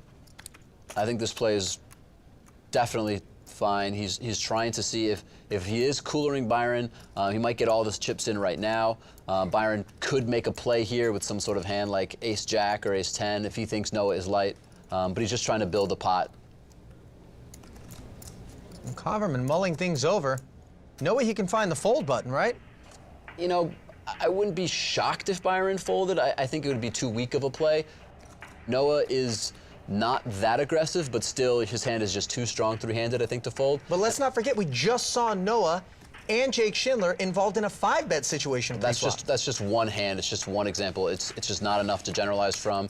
Overall, Noah's style is on the more conservative side, and I think going all in for Byron's stack would be a little bit too aggressive as well. I think that's why Byron just decides to call. It's really no great options, but probably the best of the three. Well, the flop, 2 queens and an 8. Coverman checking over to Schwarz. And with 72,400 in the middle, Schwarz fires 26-5. Very, very dry board here, given the action pre-flop. No need for Noah really to bet that big, both relative to the size of the pot and to Byron's stack. Byron, after calling pre-flop, would be pretty ridiculous for him to just fold on this flop, so he has to at least call this bet. And that's exactly what he's done here as the pot swells. It's a big one, Olivier. 125,400 in the middle now. Yeah, really a massive pot. We started this event with just 600,000 total in chips. Byron checks again on the turn, which is a 3 of diamonds. And Schwarz is going to put Byron all in. So Byron is in a tough spot here.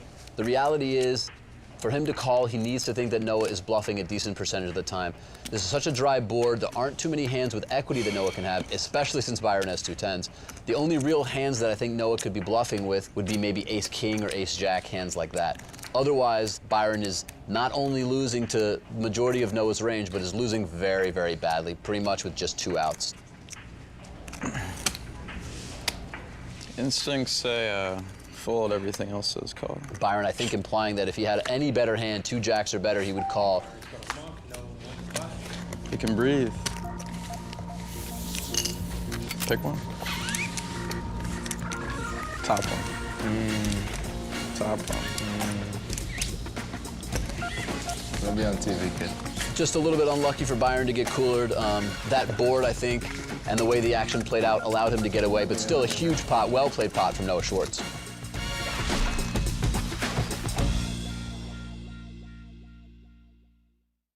Now, you can take the fun of Hold'em anywhere you go with Club WPT Express Poker.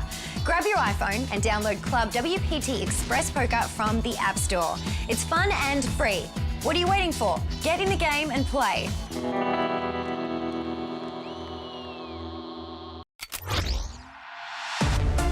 Welcome back to South Florida for more of the World Poker Tour Alpha 8 special 6-man event. 3 men are standing, and we've got a bit of an update. Noah Schwarz, courtesy of a couple of big hands, is now your chip leader. Jake Schindler sliding into second. Byron Coverman, the latest victim of Schwartz's good fortune with the 2 10s against the Kings shortly before the break. Let's look at the exact numbers. 277-200 for Noah, roughly 245 for Jake, and 77 now for Byron, with the blinds at 12 and 24 and the antes at 400.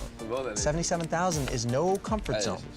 Yeah, Byron is, he's not in total desperation mode, but he's, the only way he can make money is to win all the chips. So he's got to be aggressive and make some moves here. All right, pocket 6s. Seems like a decent recipe to get in the mix, and from the button, Coverman is going to raise it up to 5,500.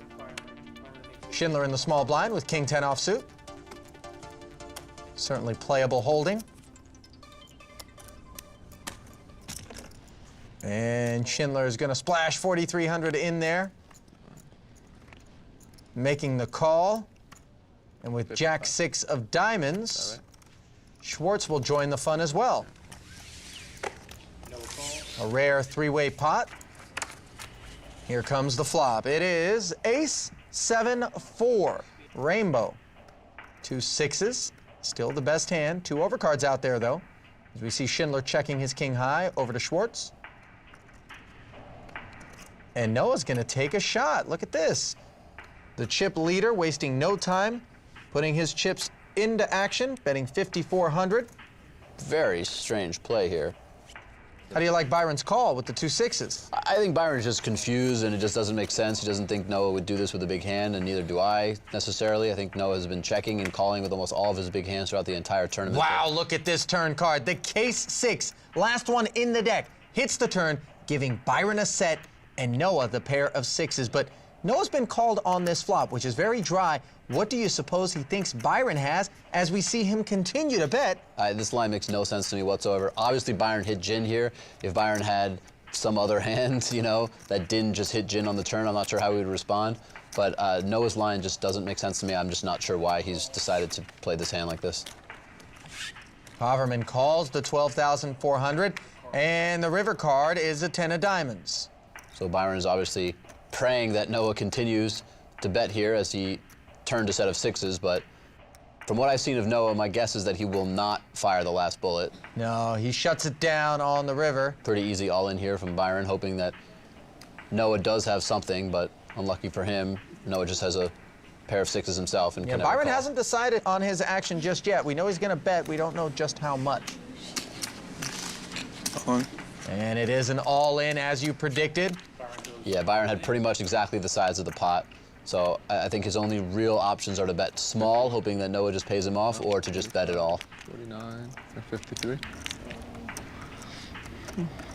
Yeah, Noah's never going to call here. He's kind of just playing around. Yeah. How do you feel about this? I know this, you know, draws the ire of a lot of people, but there is some legitimate purpose to it, isn't there? Yeah, I mean, he's trying to convince his opponents that he has a real decision, but his line just made no sense from the get-go. So putting himself in this position is not necessarily something that he wants to show his opponents if he does have a pretty decent hand. It just doesn't really make sense that he played his hand like this. So I don't think this is particularly necessary. But at the same time, you know, people just want to save face and take a little bit of extra time. 53, yeah, still 53. Maybe there's a chance he's considering calling here with a 6. Who knows? Well, what would he have to put Byron on in order to justify calling with a 6? He's been called on the flop and the turn. 4 or 5. King, queen, honestly, I don't know. Well, Schwarz balking a couple of times, flirting with the muck, but not releasing his cards, finally settling on the fold. And, you know, that's drawn some criticism from some players on the tour, I would say. You know, Noah known for those sorts of theatrics. Yeah, I mean, I think at the same time, though, 3-handed and 100K, I mean, I think people are going to give you a little bit more leeway. If this was early in a tournament, you know, far from the money, and it was, you know, not a particularly interesting situation, that would draw some criticism. But I think most players are given some flexibility deep in a big tournament. At the same time, you're amongst the best of the best, other pros who aren't going to judge you necessarily if you do make the instant fold and reveal that obviously you were making a play. Jack-9 offsuit for Schindler on the button, and he is going to raise it up to 5,500 to Noah Schwarz, who's got 10-9 off. Is it important once you lose a pretty big pot like that, if you're Schwarz, to maybe gather yourself, tighten up, make sure your table image doesn't get compromised? I think it depends on your personality and your disposition. I mean, I think it's smart to just maybe be a little bit more reserved, just make sure you're really playing fundamental strong poker, but you know, some people are able to just instantly bounce back, so it really depends player to player. And we see again in this hand, we've seen it continually, the difference between the small and the big blind. Noah Schwarz easily folding 10-9 off from the small blind, and Byron calling easy defend from the big blind with a weaker hand 10-8 off. Yeah, and Byron out flopping Jake with a pair of 8s, check the flop, Schindler check back. Now an ace on the turn, Byron checks it. And we see Jake employing a strategy of just not continuation betting a very high percentage. This is what a lot of top players have started to employ, really reducing their continuation bet percentage, getting to more turns, getting to more rivers, feeling that their edge exists in playing later streets, plus trying to give themselves a different continuation bet range. Well, Schindler has just hit the best hand on the river in the form of a jack. And Jake's ability to try to extract value here from third pair weak kicker, even though there have been no bets so far, I think is one of the things that separates him from some of the other even professional players. A number of players would just hit a jack, kind of be happy with the fact that they think they might have won the hand, and just be willing to check and hope they win. Jake, on the other hand, is not content with that. He wants to try to extract as much value as possible. And this is the perfect situation. Byron happens to have fourth pair when Jake has rivered third pair. So this is the exact situation where he can get value, and some of that is a little bit of luck, but his willingness to get it really deserves credit here. Yeah, Byron wincing a little bit after he gets a look at the 2 jacks and realizing he just got taken to Valueville. Yeah, and there's really not too much Byron can do. He's got to check the flop, he's got to check the turn when the ace comes, and then on the river, you know, against a player like Jake, I don't think it's a terrible play to call with 4th pair, even though it's not that good. Remember, it's the first post-flop bet, so really nice hand by Jake, and not that much Byron could do. You know what is that good? This action, and you don't want to miss any more of it. Stay tuned, more on the flip.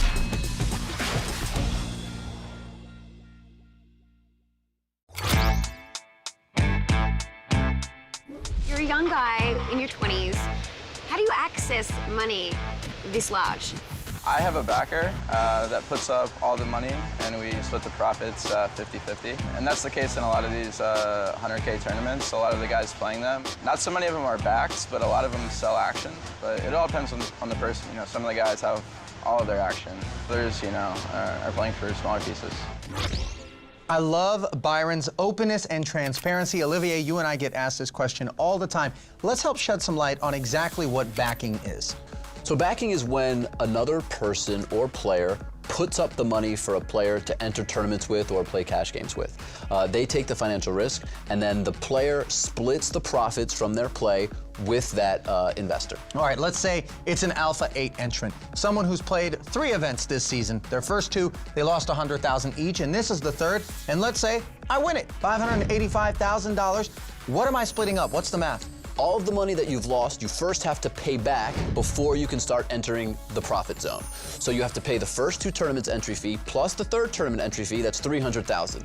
Then what you're left with is the $285,000 that's left over. That is now profit that you can split with your backer according to whatever arrangement you've pre-agreed to. Right, and generally speaking, it's 50-50, but the better player you are, or the more liberal the investor, perhaps the bigger piece you get. Yeah, it really just depends on how the backer and the player agree, how much experience they have, how much profit the player's made.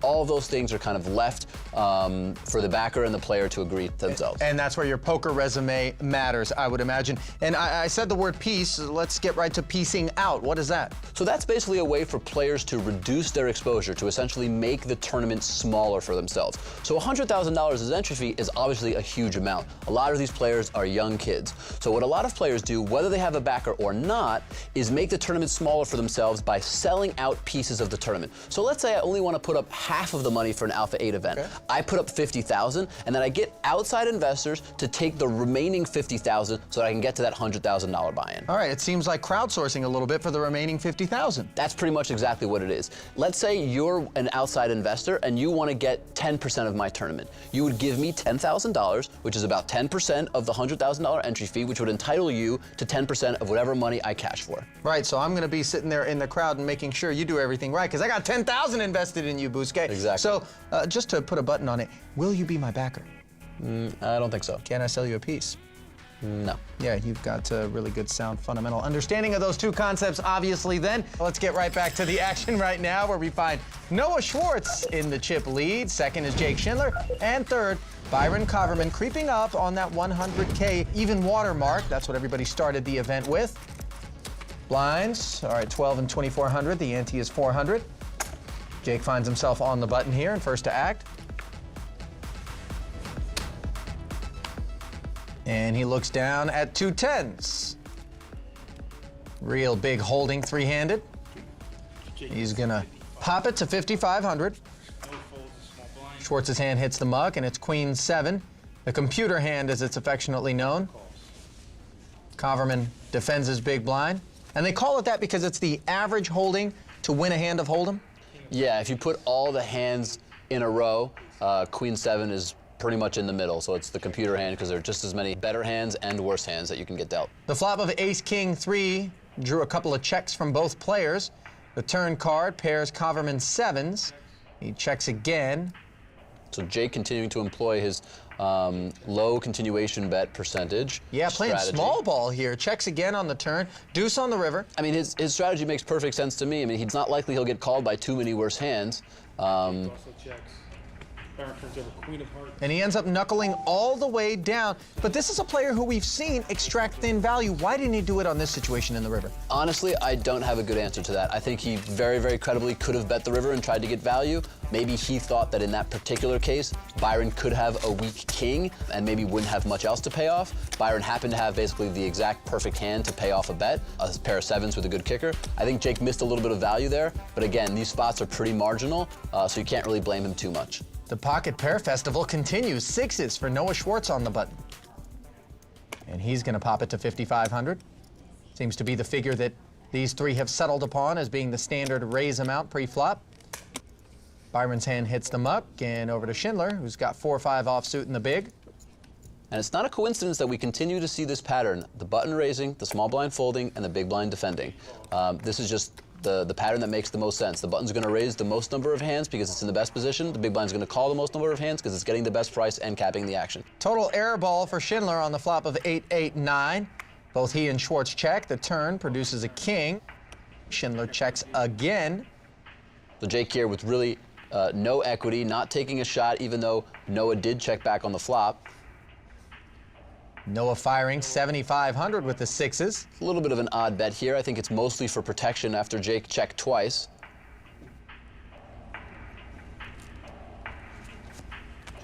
You're not really going to have a lot of hands beat that are going to call the turn. That's why I said the point of the bet, I think, was mostly just to protect his hand, not really for value. Just doesn't want to see another king or a nine or even a jack or queen or 10. A lot of cards he doesn't want to see. I think he could have bet the flop, but betting the turn makes some sense as well. We've seen players tightening the hatches a little bit here, not getting loose. And I know, Olivia, you had mentioned that perhaps loosening things up would be the appropriate thing to do in consideration of the fact that there is no third or second place prize money. Yeah, I mean, I think the players are really just trying to focus on playing, fundamental, strong poker. They're really waiting to either find spots or for their hands to have equity before they're putting a lot of chips in the pot. They're not being reckless. They're not playing silly. So I like the way all three players are playing so far. Byron with the raise on the button, and Jake comes along from the small blind. This time it's 6,000 to go. Yeah, and this is a little bit of a weak call from Jake. Maybe he thinks that Noah, as the big blind, is a little bit less likely to 3-bet, so he feels like he's taking less of a chance of getting squeezed out of the pot.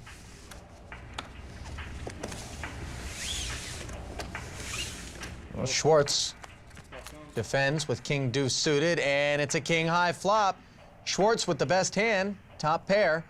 Schindler's got the gut shot straight draw. And Byron is the one with the lead, plus the gut shot and the backdoor queen high flush draw. And when you say the lead, you mean control of the betting pre-flop? Yep, he's the one who raised originally.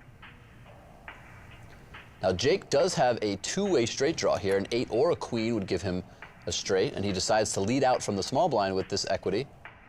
A semi-bluff, as it's affectionately known. Now, I think most players on a board like this would assume that a player in Jake's position would be leading with one of two hands. A big made hand, at least 2 pair or better, or a big draw. Maybe if he had Jack 7 of clubs, for example. Jake's trying to exploit that by leading with a hand that does have equity, but not essentially kind of wasting one of the massive hands of massive draws or big pairs, hoping to get credit for having either a little bit more equity or a very strong made hand from both of his opponents. 11,500 is the number. Schwarz has the weakest king. Schwarz cannot go anywhere after having flopped top pair. Well, not only is he not going to go anywhere, look at this, Olivier. He's going to raise it up to 32,000. And Jake decides to fold pretty quickly. Pretty aggressive play from Noah.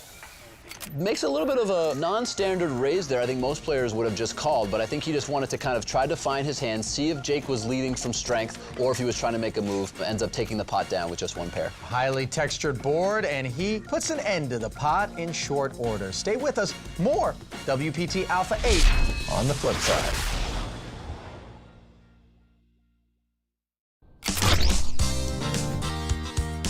All of our players here at Alpha 8 are in for $100,000 each, although not all of the players paid that full amount. Byron and Noah actually won their seats by playing in a $10,000 buy-in qualifying tournament, which we often call a satellite.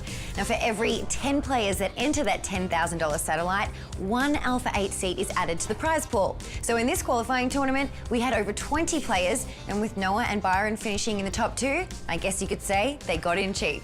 Oh, I'm not sure cheap is a fair way to describe it. To most people, $10,000 buy-ins are huge. It's all but of course, relative. It's all relative, exactly. $100,000 buy-ins, a lot bigger. So Noah and Byron all too happy to be in for the $10,000. Jake coincidentally also participated in that satellite. Didn't happen to win a seat though, so he's in for more than 100 grand. As we look at the chip counts, almost 300,000 for Noah Schwarz, Schindler with 222, and Byron, the real focus right now, I'd say, with 80,000 and the blinds up to 1,500 and 3,000, the ante at 500, which means every 3 hands is costing him 5,000. All the players, in fact. Yeah, but the 5,000 obviously represents a much bigger percentage of Byron's stack than the other 2 players. So all eyes on him. The pressure's on him to try to double up and stay in contention, or we might get the heads up here between Jake and Noah. Jake has made it 7,000 to go with King 3 offsuit. Schwarz makes the call with Queen 10 off. Byron bows out. I think Byron's stack, part of the reason that he decides to fold, even though Jack 4 weak holding, still he's getting a great, great price. Decides to just let these 2 battle it out. Yeah, heads up to a flop of King 10-5. Both players hit this flop. Schwarz with middle pair, checking over to Jake, who's got top pair. And Schindler again checking. Yeah, I like this check back from Jake. Obviously, he does have top pair, but his kicker is very weak. He probably feels he can only get 2 streets of value, so he decides to get him on the turn in the river as opposed to the flop. Turn card is a jack. So I don't think Noah can ever fold here. He could have even considered leading the turn with his pair of 10s, queen kicker, but instead he decides to check call. I like this play. Here comes the river. It's a 3, giving Jake kings and 3s. No more kicker problems as we see Schwarz checking a 3rd time. So obviously a great card for Jake. He didn't need it, but it does give him more confidence to bet for value here. And that's exactly what he does. 15,500, pretty small. Yeah, so this bet is not so big. I'm a little bit surprised Jake chose this sizing. Maybe he just feels that Noah is so weak that he can't really call a bigger bet. But from my point of view, I would prefer a bigger size, maybe something like 25,000. It makes more sense that Jake would play some missed draws like this. And so from Noah's point of view, he still only really beats a bluff with his hand. So the real question is, how often does he think Jake's bluffing? The smaller bet size does give him a better price, but if he decides that Jake is just rarely bluffing with this size, he might even be able to just get away. And that's exactly what Noah does, is get away. Now, we've seen Noah make some pretty thin calls with some relatively weak hands, and I think his ability to sniff out that situation and make the right decision really has to do with Jake's bet sizing. Got to give Noah credit there for feeling the situation out and making the right choice. Yeah, context always important. Noah far from a one-trick pony when it comes to making those decisions to fold or call when he's thin. And he certainly wasn't thin there with Queen 10. No, it's Second really pair, good kicker. It's really fascinating to watch. All 3 players very thoughtful, deliberate, really considering all their actions, trying to formulate, winning overall strategy. So it's really fun poker to watch. And what's working a couple of orbits ago may have to be updated as stack sizes change or player's table image is adjusted. We see Coverman now limping in from the small blind with King 9 offsuit, King 4 offsuit for Jake, who rather than say run it and take a free flop, pops it to 10K. So I actually don't love this choice from Jake. King 4 offsuit is just not a hand I would really consider making this play with. He had to have just been trying to win the pot outright pre-flop, right? Yeah, I mean, I think the main reason he makes this play has to do with Byron's stack. Byron is in quite a vulnerable stack position. He can really put pressure on him. And, Byron can't really kind of float or do much creative post-flop with his stack size. So Jake is probably just hoping that either Byron folded pre, like you said, or just doesn't connect with the flop, as we see he hasn't here. Yeah, 8-trade deuce on the board. King 9 missing, but out of position. And after that pre-flop call, Coverman checks it over to Jake, who is going to fire 7,500. Yep, this continuation bet is not that big. I don't think it needs to be on this dry board. And again, there's not too much Byron can do. He could try to call for value with King 9, but it doesn't really make a lot of sense. I don't think Jake will be raising all that often from the big blind. He'll be pretty surprised, I'm sure, to see this hand and see Jake just had King 4. But some good pressure there from Jake. Didn't love the hand choice, but overall, aggression trumps a lot of other considerations, and Jake winning the chips. Well, the rich get richer as we see Jake Schindler taking a pot away from Byron Coverman. More from the Hard Rock still to come.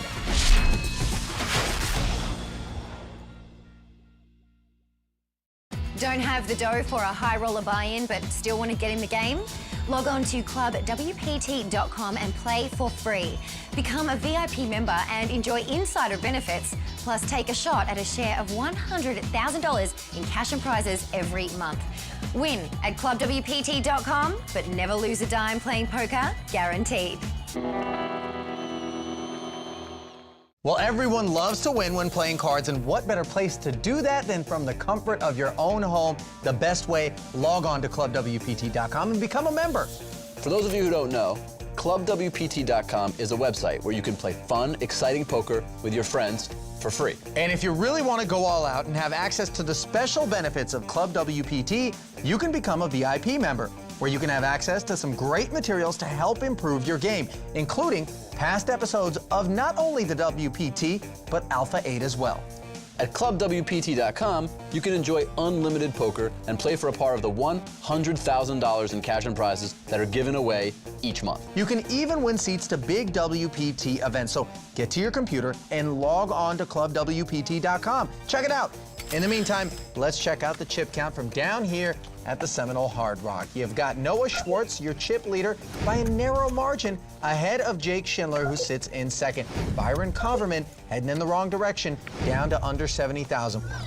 Button on Noah. He lays it down, and, well, that's a bit of a comfort zone. King-Queen offsuit pre-flop. Coverman just gonna limp in, though. Why not raise? Well, I think it's a function of his chip stack, his position. I actually like this limp with his stack. I think he could raise and even be willing to get it in, but I think limping works well too. He's got a big hand. He'll be dominating a lot of Jake's hands. Top two pair. His hand just got that much bigger. The bad end of a gut shot straight draw. This I don't like. I do not like checking this flop. This is just too dangerous of a flop. Too many bad cards can come. You want to try to extract value. You can definitely get 3 bets in if the board runs out in your favor. So I like just betting the flop. Schindler didn't take the bait on the flop, and now the turn brings a third spade. Coverman not going to be patient any longer, betting 4,500. Pair of threes for Jake. Yeah, not a great board for Jake. I might even consider just folding if I were Jake, even though he did turn a pair and does have a bad end to a straight draw. And he does not have a spade. Yeah, that's another reason I might just fold here. But Jake deciding to take one off, keeping Byron honest. We head to the river, which is a 10 disaster card for Byron. Jake has made the bad end of the straight, but the best hand. Incredibly lucky river card for Jake. Yeah, I mean, Coverman only a checking. 3 or a 10 would have given him the best hand. He did get the 10. It's going to be almost impossible for Byron to give Jake credit for an ace here. So I wouldn't be surprised if Byron pays off with top 2 pair. Really, really fortunate river here for Jake Schindler. 9,000 is the bet. And that does represent a significant chunk of Coverman's remaining stack. He can ill afford to make wrong decisions.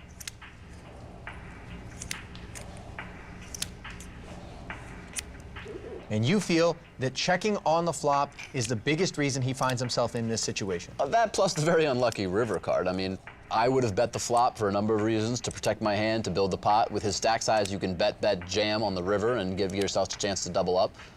So I don't like checking on the flop, but you can't just ignore the fact that he did get very unlucky here on the river.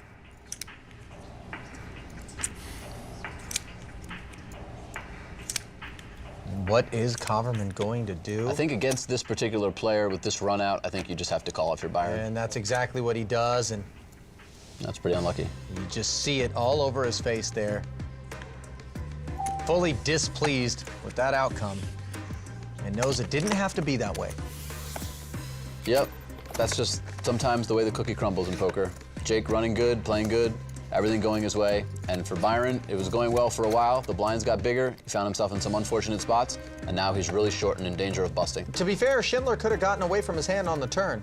Didn't have to call. Did not have to call, but decided to take one off. Got a favorable card, extremely favorable, and then got some value as well. Paid the price and got there. Speaking of threes. You have a 5K back there. So I think with this pair out of position, I wouldn't be surprised if Noah just goes all in here. And that is what he does. Now Byron with an ace. A weak ace, I think he knows that Noah is gonna have a hand here. He's not just gonna do this with any hand. Byron does have about 17 big blinds to start the hand. So this is no small raise here. I think with an ace, though, ultimately, I think it's actually very close against Noah. I might consider just folding here. And you see Byron working it out in his head here. Yeah, I think Byron understands that it's close. I think if he was suited, he would definitely call. If I had ace-8 or ace-7, I would definitely call. And he does end up calling for his tournament life with just ace-high. And he's got 2 overs to the 3s. He is actually a small favorite heading to the flop. Ace-5, coincidentally, the hand that sent Dan Coleman packing. He lost to Jake Schindler's king-queen. Will it do better on this occasion? Here comes the flop. 10-6 deuce. Not looking good for ace-5. The turn card, a 6. Here comes the river. It's the jack. Byron Coverman has been eliminated in 3rd place by Noah Schwartz's pocket 3s, and he wastes no time heading for the exit. Ooh, just really couldn't get anything going, almost like Dan Coleman. Yep, sometimes when it goes bad, it just continues to go bad, and if the blinds get higher, each of those pots represent larger and larger percentage of your stack, and before you know it, you're out of the tournament. And we are now heads up with Jake Schindler and Noah Schwarz. How do you think you played today? I felt like I played pretty good for the most part. Made a big fold to Noah a little bit ago. Now, you won your seat into this event, so you're not down a whole $100,000. That's got to make it a little easy. Sure, glass half full, I guess. Exactly, got to look at the bright side when you can. All right. Well, thanks so much, Byron. Thanks. So let's focus in on Noah Schwarz, big leader after having eliminated Byron, and he's got to contend with Jake Schindler. Yeah, I mean, there's both 2 tough, experienced players. I think I have to give the edge here to Jake. He's been playing probably the best throughout this entire tournament. He's an aggressive player with a great sense for the table and for poker in general, but you can't leave Noah out. He's the current chip leader. He's been playing well himself. He's got a lot of experience, so I think it's going to be a really great battle between these 2. Well, this is still anyone's game, so be sure to join us next time when we crown our WPT Alpha 8 Florida champion. For Arlene Jard and Olivier Bousquet, I'm Lynn Gilmartin. Good night.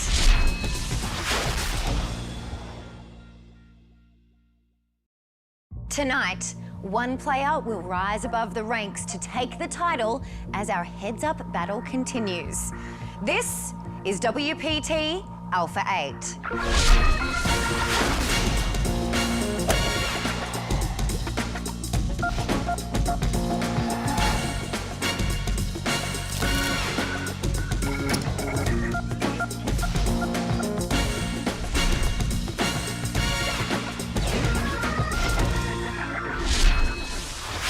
Welcome to South Florida's ultimate destination for fun, entertainment, and thrilling poker, the Seminole Hard Rock Hotel and Casino.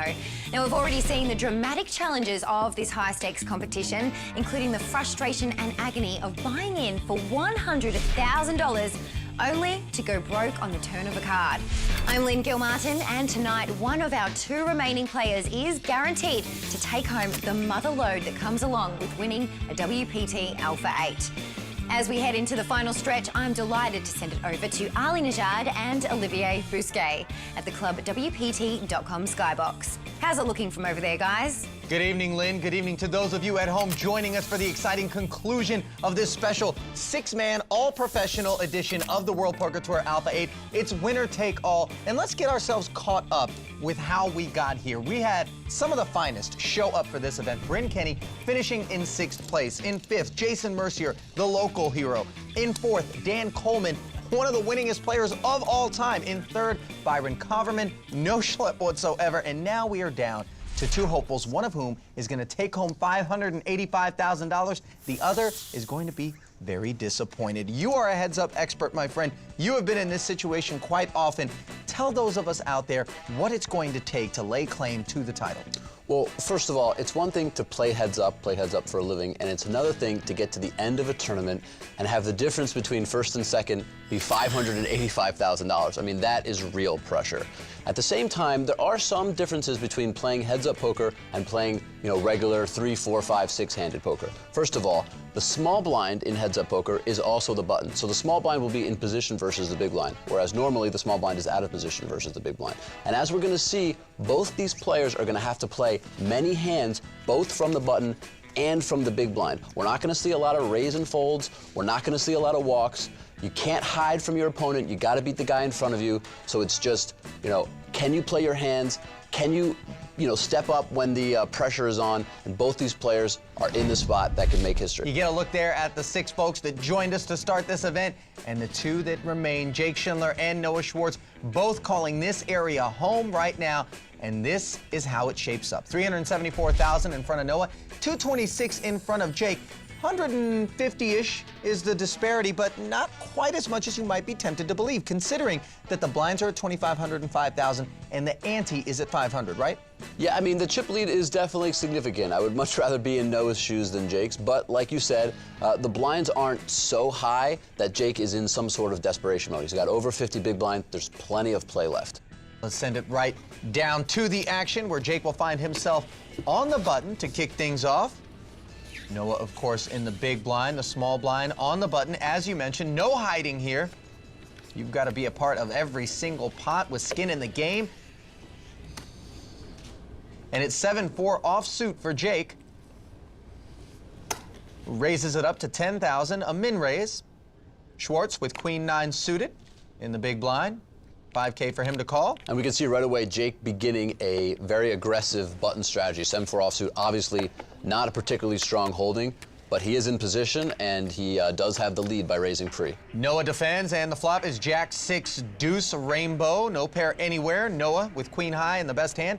Checks it over to Jake. Pretty dry flop and not too much for Jake. I expect him to make a continuation bet, hope to just take down the pot. And that looks like exactly what he's doing. 12,500 is the number. And Noah not prepared to release, makes the call. Yeah, this is obviously a light call from Noah with just queen high, but he does have 2 backdoors, both a straight and a heart draw. Oh, and look at that gin card on the turn. He's now picked up both the straight and the flush draw.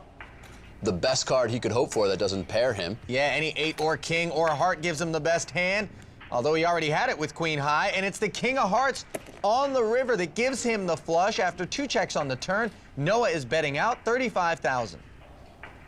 So obviously a great run out for Noah Schwarz as he rivers a flush. Not too much Jake can do with just 7 high.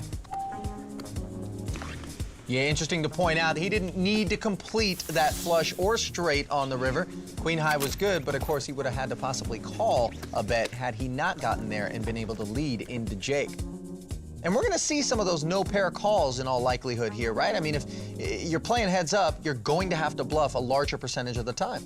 Yeah, and also Noah has shown us throughout this tournament that he's a little bit more willing to kind of deviate from theory, take some creative, potentially unorthodox lines. So I wouldn't be surprised if he also employs that strategy heads up. And that's not just a nice way of saying someone's making a mistake, right? That's totally acceptable. Yeah, I mean, everybody has their own style. Deviating as much as Noah does can create some unpredictability, and some players can adjust poorly to it, so we'll just have to see how Jake reacts. Schwarz has $4.6 million in live tournament earnings, attended FIU on both an academic and baseball scholarship, but he injured his elbow his freshman year, ending his baseball career and beginning his poker career. And you anticipate that any 2 cards are going to be raising on the button here? I would not raise any 2 cards. I would probably raise about 80 or 85% of my button. Players have different strategies, and we'll see. I don't expect either of these players to raise hands like 9-2 offsuit or 8-3 offsuit. Things like that. Yeah. We see Noah making it 12,000 instead of 10. Any particular reason? I actually prefer this slightly larger raise size. There are antes, and a min raise just allows your opponent to defend almost his entire range profitably. Well, how about not just defend, but counterattack? 6-4 suited for Jake, and he 3-pops it to 32,000. Noah waves the white flag of surrender. Yeah, so you're going to see a lot of 3-betting from the big blind, and a lot of that has to do with just the fact that the button is opening so many hands. 6-4 suited is a hand that will be a little bit disguised and can hit some interesting flops if it does get called. I think, Jake is an aggressive player, so he's going to pick a whole different, set of hands to try to 3-bet with. Yeah, Jake knows that Noah's not always going to have a premium holding on the button when he's attacking Jake's blind. So he's got to play back, and here he attacks Noah with 7-5 offsuit, making it 10,000 to go. 4-5 off for Noah. 5K to call. And with Jake making such small raises, just 10,000, Noah is really getting a fantastic price, and so he is going to at least call with almost all of his hand. Are we to believe that if Jake makes it 12,500 there, maybe Noah releases? With 5-4, there's a chance, but there are definitely going to be some hands where it makes more sense for him to fold than to call, depending on Jake's raise size. Both players checking after flopping a pair of fives on the King Jack 5 board. The turn changing nothing with the deuce. Both players essentially hoping to just get to the river and win with their pair of fives. Schwarz checking, Schindler checking behind. High likelihood these two were going to chop, but on the river, it's two pair for Noah, 5s and 4s, and a third check. Yeah, I don't like this check from Noah. I think he should just go for value here. Very often when Jake checks both the flop and the turn, he's got some weak showdown value hand he's hoping to just win with a check. And as we see, Jake does check the 5 on the river, and I think likely would have called a bet if Noah had bet. Now, Jake's known for finding opportunities to extract additional chips on the river where others may not, play more conservatively. We call it thin value betting. There, he didn't. Why not? You know, honestly, I'm not exactly sure. I think he definitely could have considered value betting thin. I think if his kicker with his 5 would have been stronger, he probably would have, but it's close.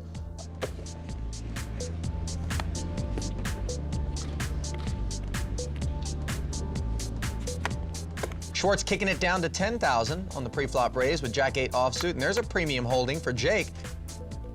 First time we've seen a legitimately strong hand from either player heads up here. I think with Jake's inclination to 3-bet a lot of big blinds, Ace-Jack suited fits very well as one of his strong 3-bet hands.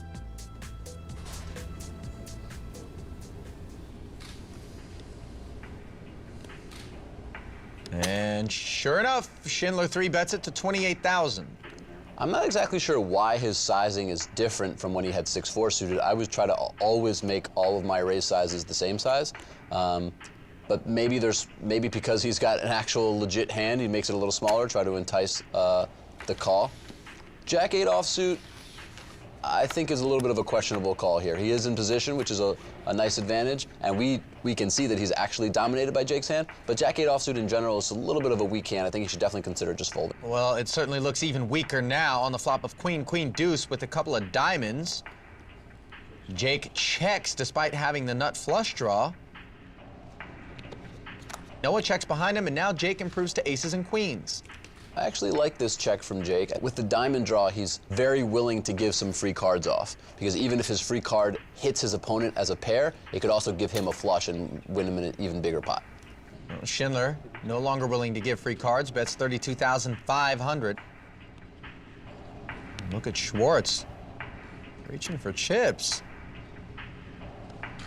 Just jack high, total air. And he makes the call. What is happening here? This is an absolute nonsense call. I honestly don't understand what he's doing here. Could he be just trying to take the pot away on the river? Sure, I mean, he's probably got some sort of plan, but it just doesn't really make sense. Look at that river, the 10 of diamonds. Jake continues to upgrade with each street. He now has the nut flush. Complete air for Noah. So if Noah called on the turn with the plan of doing something crazy here on the river, we know that it's not going to work because Jake doesn't just have an ace, now he has the nut flush. But my guess is that when Jake puts a big bet out here, and I think he will since it really looks like Noah probably has some sort of weak ace at best, there's just not too much Noah is going to be able to do with jack high. Jake has fired 105,000. And that is a really, really large bet here. Noah's playing things back in his mind. Jake 3-bet him pre-flop. Then he checked that flop, fired that turn, and is now firing big on the river. All that is information he's taking into consideration right now to piece the puzzle together and tell himself, can I possibly take this pot away from Jake? I actually don't even think any of that's going through Noah's head. I think Noah is just taking time and saving face here. He's never going to raise all in on this spot. He's never going to do anything besides just fold. He's just taking a little bit longer than he wants to make it seem like he had a legitimate hand on the turn. Any chance Jake might have been able to check and induce the bluff on the river from Noah? Sure, there's a chance, but that only makes sense because we can see that Noah had an air ball. I think considering how the hand played out, it makes more sense for Jake to bet. It makes not only sense, but chips as well, as Jake Schindler narrows the gap between himself and the chip leader.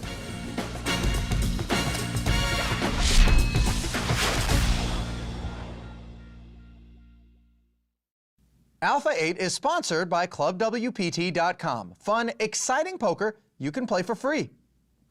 Learn to play poker like our Alpha 8 high rollers for free at clubwpt.com, where VIP members can watch past episodes, read insider tips, and study up on the pros. Everyone has a chance to win a share of $100,000 in cash and prizes only on clubwpt.com. Get in the game today. I like to see the poker table as a war zone, kind of. Whatever happens, happens. How old were you when you started playing high-stakes poker? Around 23. I was always really competitive, so poker both fit my skill set and sort of what I enjoy doing. So how did your parents respond when you told them you wanted to play poker professionally? At first, they thought I was completely out of my mind. They've never heard of anything like that. They kind of thought it was more of a degenerative activity. But as I started having more and more success, their eyes kind of opened up to it being a real profession, I guess. All right, so when you were a baby, when you were a little kid, what did you want to be when you grew up? I wanted to be a whale rider. A whale rider? A whale rider. What is that? One who rides whales professionally, I guess. I don't think, yeah, I later learned that they don't exist, and I ended up a poker player. How heartbreaking to find out that you can't get paid to ride whales. Well, I'll tell you what, Jake, very impressive at his young age, a lot of table presence, and for me, the thing that stands out is discipline. Yeah, I mean, I've played, quite a bit with Jake over the last couple of years, and I found him to be one of the toughest players. He's come on the scene really strong. He plays this no-holds-barred strategy where he really puts his opponents to the test. He's very aggressive, but he also knows, when to change gears and how to pick spots well. So I've been really impressed with Jake, and I think, Noah, as good of a player as he is, it really has his hands full with this heads-up match. Yeah, in spite of the fact that he holds this chip lead, what he does know is that Jake isn't simply going to let the title be passed to Noah without a good, clean fight. No holds barred, as you put it. One thing we know is that if Noah ends up winning, he'll definitely have to earn it from Jake. Well, Schwarz is gonna make an effort to earn it with 9-6 suited on the button, and he's just gonna limp in here. We haven't seen that. Yeah, this is an interesting kind of change of play here. Most of the time it just goes raise, call, or raise 3-bet from the button, but I like this hand selection as a hand to limp in with. It's a hand that hits a lot of different flops. How do you feel about ace-5 suited raising to 20,000 from the big blind? I'm less a fan of this play. I just think even though it is suited, ace-rag is just not a hand that plays that well post-flop, and especially an ace he'll be given credit for an ace a lot of the time, so it's just hard for him to make a lot of big hands and win a lot of big pots. Oh, and it's gonna be hard for him to win a pot when his opponent flops 9s and 6s against his ace high. Jake, not continuation betting though, just checking it over to Noah. Yeah, so Jake realizing that this flop is just much better for his opponent's range. And I think this is part of the reason I wouldn't have raised with this hand pre-flop in the first place. Out of position, there are a number of board textures that are just not great for you and that are pretty good for your opponent. Here we see Noah flopping 2-pair, making a nice sized bet, and Jake, like you said, having the discipline to not force it, understand that this board is not good for him, and just check fold. But I think I would prefer Jake just checking back, seeing a flop.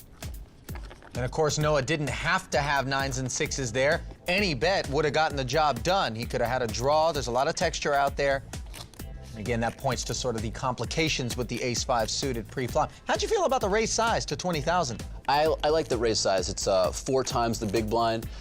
And I like making a bigger raise when your opponent limps in. He's shown that he actually does like his hand quite a bit, and you're out of position, so you want to make a bigger than normal raise size. Well, if he likes ace-5 suited, he's got to love ace-queen suited, making it 10,000 on the button. Queen-9 offsuit for Noah.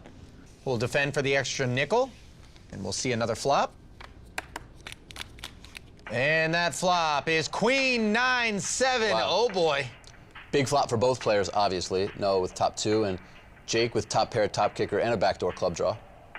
Schwarz checking over to Schindler, who's going to light the fuse on this dynamite to the tune of 12,500. So Jake, continuation betting, trying to start building a pot, also protecting his hand since there are a lot of draws on the board. Now Noah, two really legit options. He can check raise or check call. It looks like he's decided to check call here. But with a textured board like that, Olivier, don't you want to protect your queen-9? There's a lot of cards on the turn that make life complicated, like a third heart, for example. There's value to protecting your hand, but there's also value to allowing your opponent to continue betting, potentially make another pair that can get more value from, and to also disguise the strength of your own hand.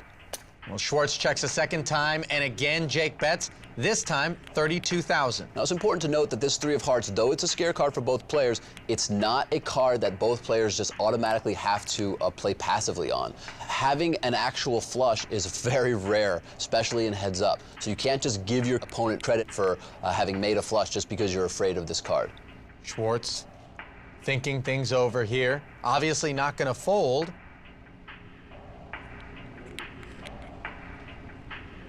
All in. And wow. All in. Ships it. Noah Schwarz deciding to move all in here. This is a very aggressive move here from Noah. Obviously, he's happy not to get snap called, because if he gets snap called, Jake probably has a flush. And now he's pretty confident that he has the best hand. And the real question is, how is Jake going to interpret this move? From Jake's point of view, this is unlikely to be a flush. I think Noah would have either just check called or made a small raise if he had a flush. So Jake has to try to think what Noah could do this with. This, to me, looks like a hand that's trying to protect, a hand like Noah actually has, or maybe some sort of semi-bluff. A hand like King-Jack with the King of Hearts, Ace-7 with the Ace of Hearts, even Jack-10 with a heart. So that's what Jake is trying to figure out. Is it a semi-bluff, or is it a hand that's got his ace-queen? Well, the thing is, it's not so much you're trying to figure out which it is, because there's no real way to determine which it is, but you're trying to figure out all the combinations of hands, how your hand does against those different hands, and then figure out the math that way. You'll never actually know which hand your opponent has.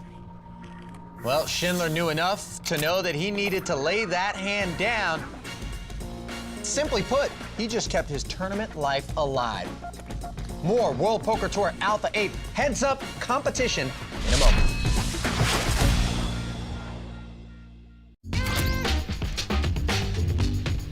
How much would winning this title mean to you? To win on my home turf would be huge. Obviously, it's the best players in the world owning up a lot of money. These titles are hard to come by. So when you have an opportunity to get one, you got to go for it. Hopefully, I can accomplish it. So what would you say really makes you happy? I think a lot of people just get caught up in winning the money and just splurging or going to gamble with it. But there's a lot more to life. I mean, I like just opening my balcony door with a nice bottle of champagne with my girlfriend, listening to the waves crash. I think that it's very important to have the balance, because if you don't, you miss all the other things. You know what sticks out to me there, Olivier? The word balance. That's something that's really important, isn't it? Yeah, it's ironic because it's actually a high-level strategic term in poker that has a lot of importance, but obviously it's a concept that's super important in life in general. Yeah, and a lot of players have turned to kind of appreciating things away from the felt in the interest of getting themselves better on the felt. Andrew Lichtenberger comes to mind, a good friend of yours. Yeah, I mean, we've seen Chewy in previous episodes getting in touch with himself and his spirituality, and I think a lot of players in poker, that's helped them find a balance in themselves and come to grips with playing poker for a living. But I think Noah's giving some really good, actual, practical advice to players. A lot of poker players, if they win a big tournament or get a big score, they come into a lot of money, and sometimes players can be a little irresponsible. It's important to save your money, be responsible, and learn to appreciate, other things. Oh, Olivia, I'm getting balanced right now. All right, speaking of balance, it's imbalanced right now in the chip counts. 460,000 for Noah, roughly 140,000 for Schindler. Big gap, and it's getting wider. Yep, Noah's hit some hands. He's played them well, and he's been able to extend his lead over Jake, putting Jake in a little bit of a crunch here. Yep, blind still at 2,500 and 5,000, and the ante at 500. Schwarz looks down at a solid holding of King-Queen. Looks like he is going to raise it up to 12,500. I think this hand plays well as a raise. It also, with Jake's stack, plays pretty well as a limp. Schindler with 8-9 offsuit will defend. I don't think there's too much choice for Jake. 3-betting doesn't seem like a great option, and folding is just too weak with this hand. 26,000 in the pot. The flop, Ace, Jack, 7. 10 would be probably a tournament-ending card, giving both players a straight. Yep. Schindler with the gut shot, and Noah with the gut shot as well, both looking for the 10 to complete their hands. Schindler checking over to Noah. who fires 10,000 and gets called. Pot up to 46,000. The turn, a queen. Noah upgrades the best hand to a pair. Jake checks it. So I think Noah can, at this point, be betting for value with his pair of queens, but he could also consider checking back and either trying to bet for value on the river or definitely calling a river bet from Jake. No, I think he's gonna try to get some more chips out of Jake, but he bets 16,000. I don't love this bet size. Looks exactly like what he has, to be honest, a pair of queens. But not too much Jake can do, just has 9 high, has to fold it. But is the danger in, as you mentioned, betting in a way that sort of helps reveal the range of your hand, that you could get exploited and moved off your holding? That's definitely the danger. That's why I don't like it. I just like making similar sized bet sizes, regardless of the strength of my hand, to keep it concealed. Schindler with 4-5 offsuit, limping on the button. So as Jake gets shorter and shorter, I expect him to make more and more limps. Noah with not much in his hand said run it. Neither player connecting with the flop of king, queen, 3. Noah checks it over to Jake. And Jake's gonna fire a nickel and take a small, modest pot. Good play there from Jake, keeping his exposure small. Noah just completely missing the flop and giving it up. Yeah, more often than not, of course, we know that your opponent will miss the flop instead of connect with it, and just the simple math there makes it such that it doesn't hurt to try to take a stab at a small one. And that was a relatively dry board as well, so pretty easy C-bet from Jake. Schwarz now with queen 4 offsuit on the button. Pausing. All in. And I think I heard that right, all in from Noah. That's very surprising. I mean, Jake has over 18 big blinds. That's a pretty clear mistake to just move in with queen 4 offsuit. He's, very often, Jake is not going to have a good enough hand to call. But again, you have to look at what you're winning in relation to what you're risking. And he's only winning the blinds and antes, and he's risking 110,000 if Jake does wake up with a big hand. So I think that is a mistake, but a little bit fortunate that Jake didn't have a good enough hand to call with. Possibly a sign of impatience, wanting to get things over with? And maybe just a little bit of lack of familiarity with heads-up math. If you don't play heads-up for a living, it's not something that you're as familiar with. Well, Schindler made it 12,000 to go with Jack 5 offsuit, and Noah defends with queen deuce off. Yeah, 2 pretty weak holdings. And they're even weaker on this board of ace 10-6. Schwarz checks. The real advantage just going to Jake because he's the pre-flop aggressor and he's in position, so I expect him to just take the pot down. Yep, a bet of 9,000, barring any heroics from Noah, which aren't going to be happening here as we see him lay his hand down. Jake will take the pot. Well, Schindler making an effort to claw his way back, but Noah Schwarz isn't going to give up his lead easily.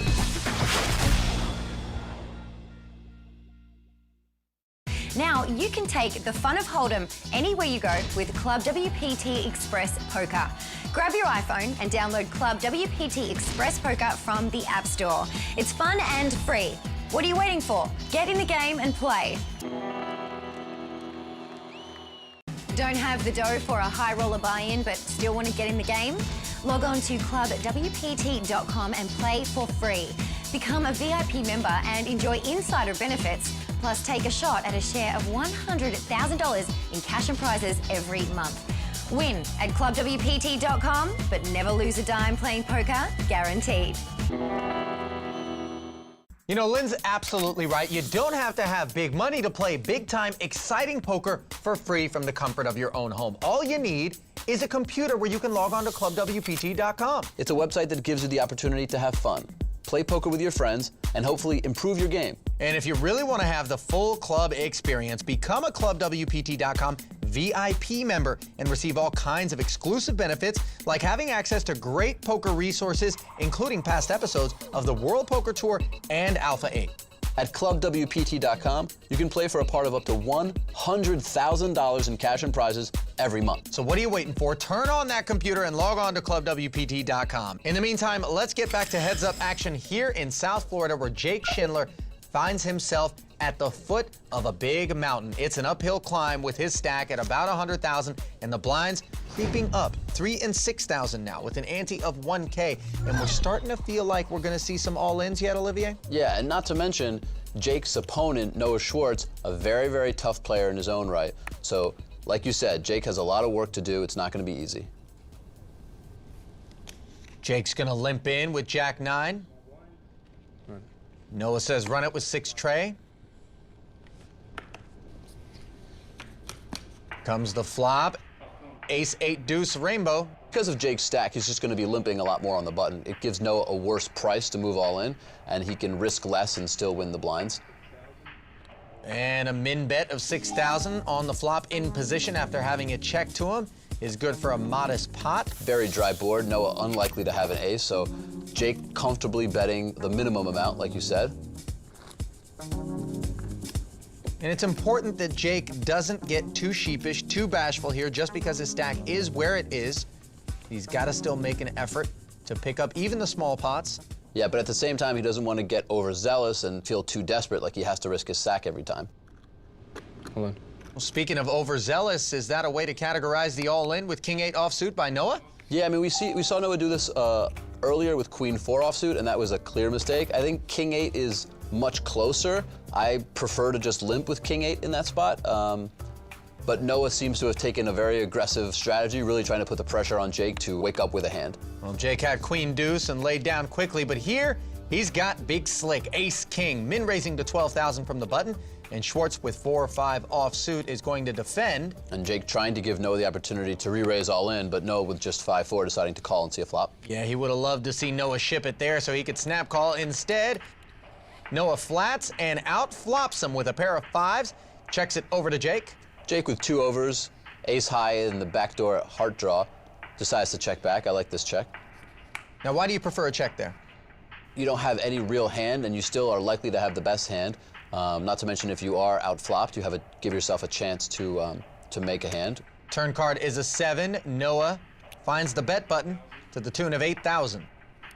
2 flush draws and many straight draws. I actually like this bet from Noah, even though he has 3rd pair weak kicker. It's good to try to get value and to protect your hand.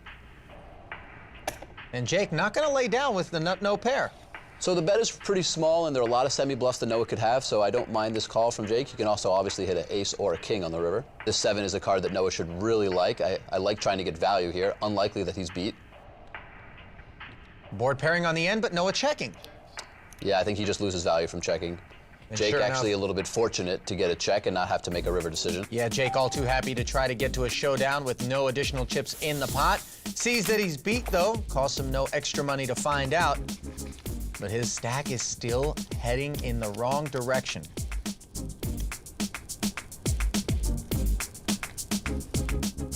Noah on the button here with an ace, and if he can do it with Queen 4 and King 8, something tells me he can do it with the ace. Yeah, and Jake is even shorter than before. Definitely the right play here with ace rag. Noah moving all in. Jake wakes up with a napkin, balls it up, and sends it back to the dealer. Jake with just no options with 9-2 off.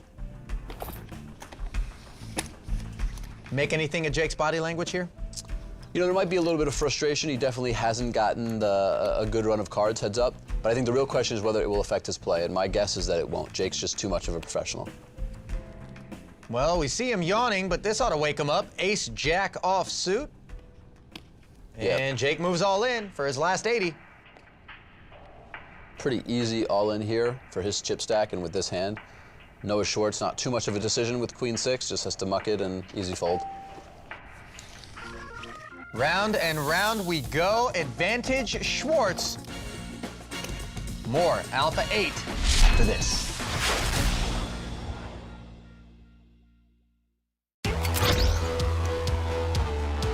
We are heads up here in South Florida. Tonight's champion will take home an unbelievable array of treasures, including a set of monster 24K headphones, the Hublot King Power Unico titanium watch, the coveted A8 trophy, and of course, all of the cash. So let's get back to Ali Najad and Olivier Bousquet over at the club at WPT.com Skybox. Olivier, these Alpha 8 titles don't come easy, and it's one that isn't in the cabinet of either Jake Schindler or Noah Schwarz. We did see 2 title holders meet their fate earlier in this event in Jason Mercier and Dan Coleman. So certainly a lot of credit to be given to whoever does manage to win and emerge victorious here. Yeah, even though the field was small, it was the highest caliber of poker that you can get. So, you know, both players, if they get a chance to win, will be very proud of their accomplishment. And like Lynn said, they're playing for a lot, both cash and prizes. Yeah, it's never easy, and it's winner take all here. But at the same time, even though the gap is so big, if Jake doubles up twice, he's got the chip lead. So we're really just a couple of hands potentially away from this flip-flopping. So as tempting as it is to think that the pressure's all on Jake right over here, actually, there is a pressure of responsibility on Noah's shoulders right now to not make the sort of mistake that'll let Jake back in. Nobody wants to squander a big lead, especially when the difference between first and second is so gigantic. Queen 6 offsuit for Jake. He raises to 12,000, not letting his foot off the accelerator, doing what he knows he's supposed to. Attacking Noah's blind. Noah defends with 8 deuce suited, and the flop is Queen 7-5, all clubs, neither player with a flush draw. Top pair for Jake Schindler, the best hand. Pretty welcome sight for Jake to see that queen roll off with his stack size and having raised pre-flop with queen high. Really not much of anything for Noah with just 8 high and no club. And yet he hasn't checked it. We saw him glance over at Jake briefly. And it looks like he's going to try to buy this pot. He bets 9,000 with total air. That's pretty surprising. We've seen Noah do this in previous episodes where he tried to basically just steal a pot with no equity out of position, and looks like that's exactly what he's doing now. Unfortunately for him, Jake has flop top pair though, so Jake's not going to go anywhere. Yeah, he makes the call for 9,000. Not exactly what Schwarz wanted to see. The real question is, what happens if a club turns? Well, instead, it's black, but a spade. Pairing the board with a 7, that's the turn. This doesn't seem like a good card for Noah to fire. Representing a 7 seems pretty incredible, really just not a believable line. And, you know, if you're Jake and you've already called the flop bet with top pair, this card shouldn't scare you that much. Wow, Noah, a second barrel with 8 high, 22,000 the bet. He is persistent, you gotta give him that. I mean, this guy's got 8 high, no club, no straight draw, nothing. Jake is in a very vulnerable spot. This bet represents a huge percentage of Jake's remaining stack. It's pretty much putting Jake at the decision for his tournament life. And like we've said over and over again, second place gets nothing.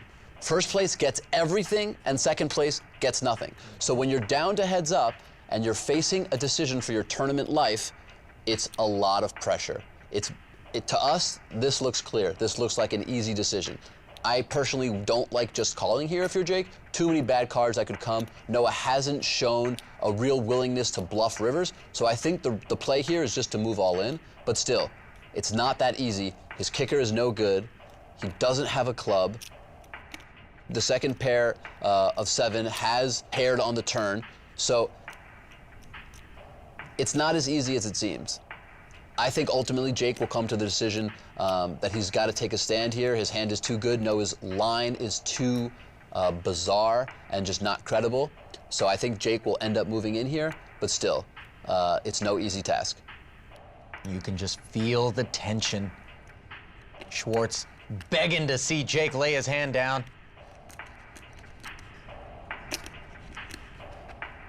Wow. And he does! That's a little bit surprising. I'm not sure exactly what he put Noah on there, but gotta give Noah some credit. He found a bet size and a board that just put a lot of pressure on Jake, got him to fold top pair. What Noah really found was an opponent willing to throw away the best hand.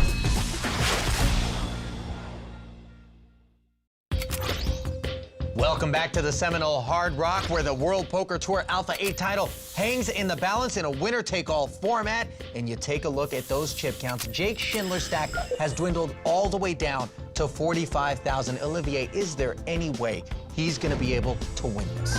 Yeah, I mean, Jake definitely has a chance. You know, that old expression, chip in a chair, it exists for a reason. Jake's a great player, and though he's very short-stacked, if he's able to double a couple of times, he'll get right back in there. Not good like 1 in 100 or not good like 1 in a million? No, it's definitely better than 1 in 100. We've seen crazier things happen, but again, Noah's been playing really well, putting a lot of pressure on Jake, so there's no chance that Noah's going to give it away. Jake's going to have to get lucky and earn it. Oh, it's on me? All right. So, you know. Is there a particular strategy Noah should be employing to give him a better likelihood of taking the title right now? Maybe not doing things like this, putting him all in with 9-7 offsuit? No, I think with the blinds here, this is a fine play. It's really a lot of math at this point. Noah has shown a little bit of lack of familiarity with the math in certain spots, but this play is perfectly reasonable. Jack 10 suited for Jake. He's all too happy to put his tournament life at stake. Pretty easy call from Jake and a pretty decent-sized favorite. Yeah, you see the percentages there, heavily in favor of Jake Schindler. But all it takes is a little bit of bad luck, and he could be heading home empty-handed. The flop, Jack 7-3. Both players hit a pair. Schindler in front with the jacks. He's looking to avoid a 9 or a 7 on the turn for his jacks to hold up, and the turn is a king. Jake still looking good. Just needs to fade the 9 or the 7, and he's done exactly that, finally doubling up. And that's the first step that Jake needs. Jake gonna feel obviously considerably more comfortable than he did one hand ago. The cards aren't in our favor, then. But still, the blinds are high and Jake is still very short. So he's gonna have to do that or something similar a couple more times before he really feels like he's got a legitimate chance. Yeah, one more double up, he'll be up to 30 big blinds. He's on the button here and he takes a peek at 10-8 offsuit. And he limps in. Check. Noah with Jack Deuce says run it. Here comes the flop, ace, king, 10, Broadway draw for Noah, who checks it over to Jake's bottom pair. So I think Jake could either make a small bet or check back here. Let's go with small bet, 8,000. Yeah, and I can't imagine Noah folding. He does have Jack high, which is often the best hand. Whoa, and a gut shot straight draw. Do not like this fold from Noah Schwarz. Too conservative in your opinion? Yeah, I think it's just too weak. A lot of Jake's hands are just 9 high, 8 high, 7 high. I think Jack high will actually be the best hand a lot, not to mention you do have equity as well. So Schindler with back-to-back pots, and now Schwarz on the button with deuce 3 offsuit is gonna give Schindler a walk, third straight pot. Yeah, when you're short like this heads up and you end up getting a little bit of momentum, it just starts to really feel like there's light, you know, that you have a chance. Yep. And it's certainly annoying if you're the chip leader when the momentum does start to go to the short stack like that. Yeah, you just got to be patient and disciplined, not get out of your element, just kind of wait and play your hands the best way you can. Schindler moving all in with king 5 suited, and this looks like one of those borderline situations. Queen 9 suited for Noah Schwarz as he mulls over whether or not to make this 92,000 chip call. Yeah, this is a pretty close spot. I mean, Jake's starting this hand with about 11.5 big blinds. I think Jake might be willing to limp some of his monster hands, so Noah can probably take some of those hands out of Jake's range. It's definitely close. My guess is Noah will end up finding a call. We've seen him being a little bit willing to gamble in all-in spots in the past. Now, sure, most of those were spots where he was the one moving in, and there's a clear difference there, but still, usually that translates into someone's willingness to gamble. And Noah, showing willingness to gamble, makes the call and sees that he is behind heading to the flop. Good luck, man. Thank you. Schwarz saying good luck, but something tells me that's just a matter of protocol, not exactly a genuine sentiment. Yeah, both players being polite. But I think Noah Schwarz ultimately making the right call here. Even though he's beat, we can actually see that the percentages are pretty close. But if Jake does manage to hold with his king high, he's going to be in a pretty good position. He'll have really made a nice comeback, and it'll be anyone's game again. Let's see whether or not Schindler's king high will hold as we head to the flop. And right away in the window, it's a queen. Not the best flop. Schwarz out flopping Schindler with top pair. 4 for sweat. That'd be fun. Jake desperately looking for a king on the turn or a runner card toward a straight. Here it comes. Instead, it's the board pairing with a 6. Jake has 3 outs once for his tournament life and a shot at the 585,000. He can't hit it. It's paint, but it's a queen. Noah Schwarz with a full house, queens over 6s, is your World Poker Tour Alpha 8 Seminole Hard Rock champion. Yeah, you know, Jake played great throughout the entire tournament, but you really got to give Noah credit. He made a bunch of big calls, some big laydowns, really played well throughout, and heads up, really just smashed Jake. Got hit by the deck and made a couple nice plays. Congratulations to Noah Schwarz. Yeah, it wasn't always conventional. For me, the turning point, the 8 deuce suited, where he fired 2 barrels and got Schindler off the best hand. That was the beginning of the end. Let's send it down to both players who are with our Lynn Gilmartin. How was this experience for you? It was a lot of fun. Didn't go as planned. Yeah. But I mean, I enjoyed myself. It was a great tournament, so better luck next time. Well done on your deep run. And Noah, Yeah. you did it. You had a deep run in Vegas, finishing 4th, and now you've backed it up with a win here in Florida on your home turf. Yeah, it's nice to win close to home. Right? Yeah. And I knew it was going to be a tough battle with Jake, you know what I mean? He's one of the best in the game, so it's nice to come out on top. You know, sometimes it's your day, and some days it isn't. Today was my day. You are also the only player in the world to hold a World Poker Tour title and a WPT Alpha 8 title, so congratulations. Wow. And that is it from here at WPT Alpha 8 Florida. Thank you so much for watching. For Ali Najad and Olivier Bousquet, I'm Lynn Gilmartin. Good night.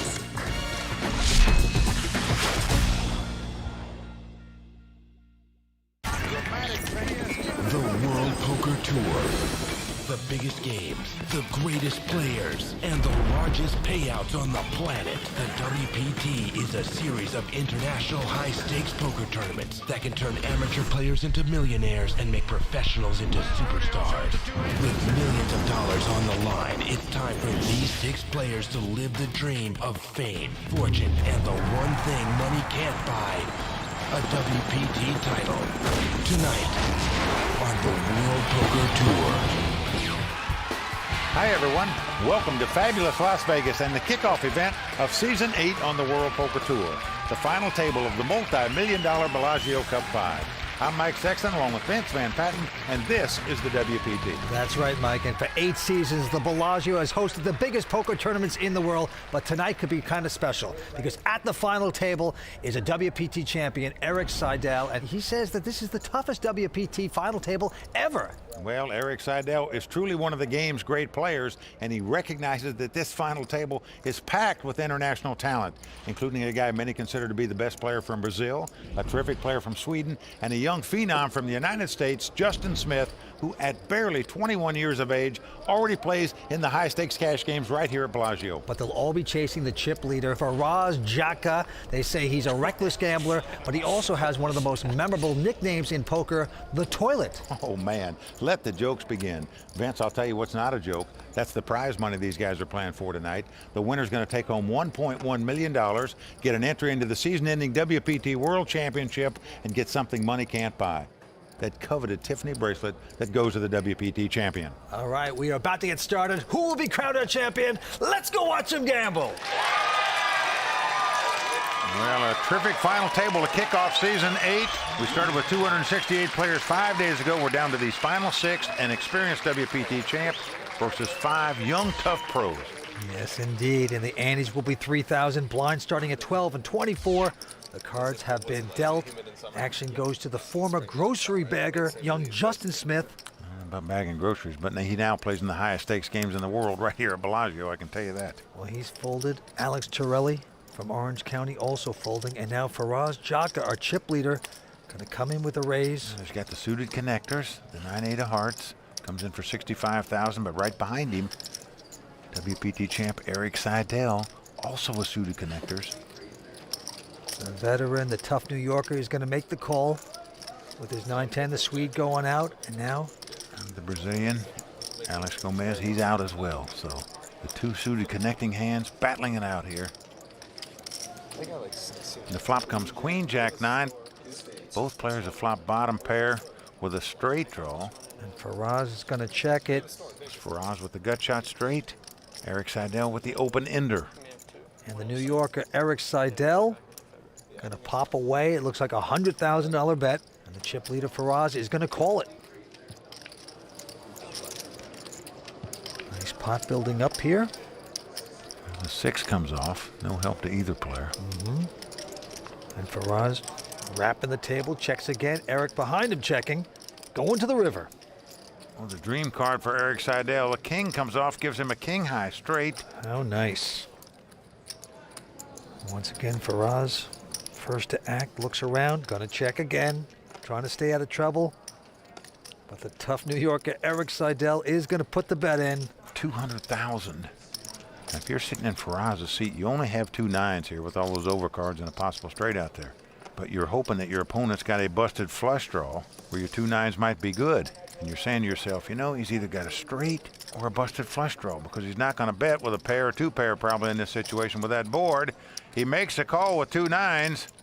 His nickname, the toilet, might look like a stinking call to you, but really there was some logic behind it. Erik Seidel showing some strength there.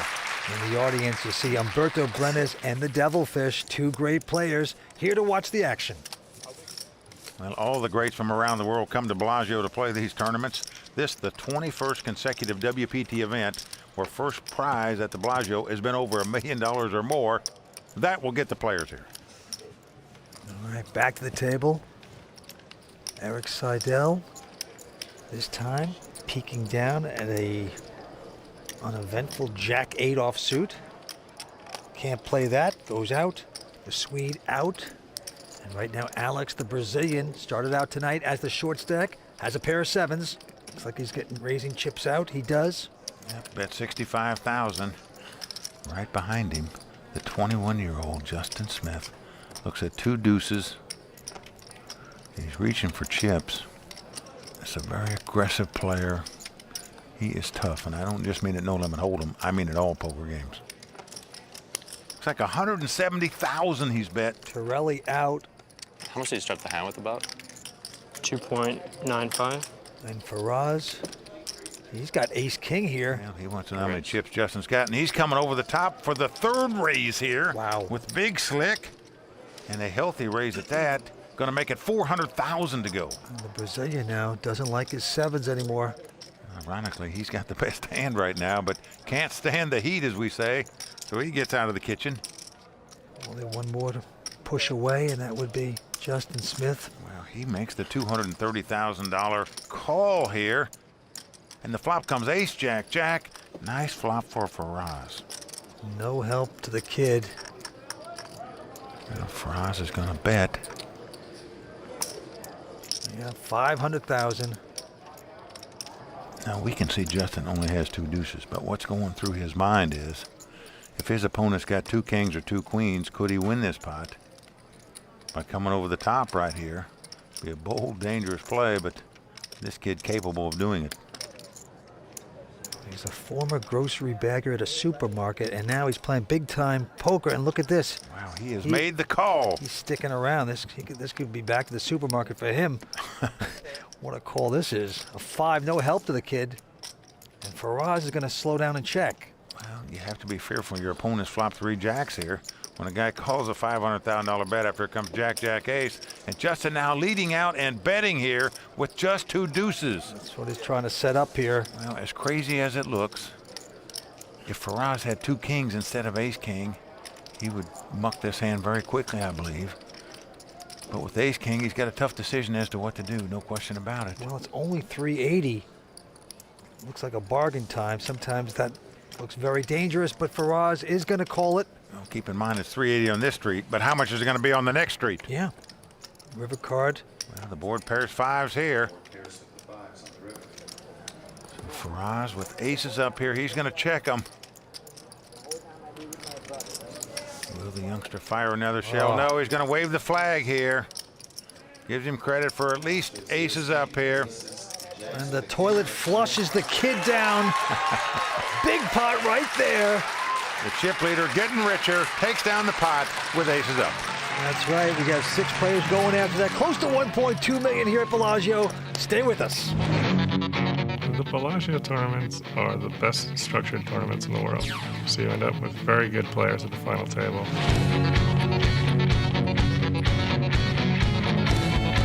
Winning a title at Bellagio is very prestigious.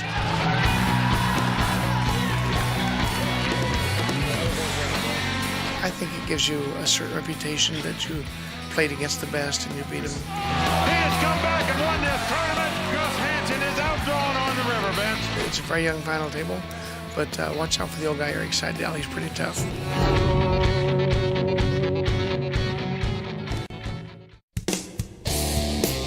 This is going to be one of the toughest final tables that people will see.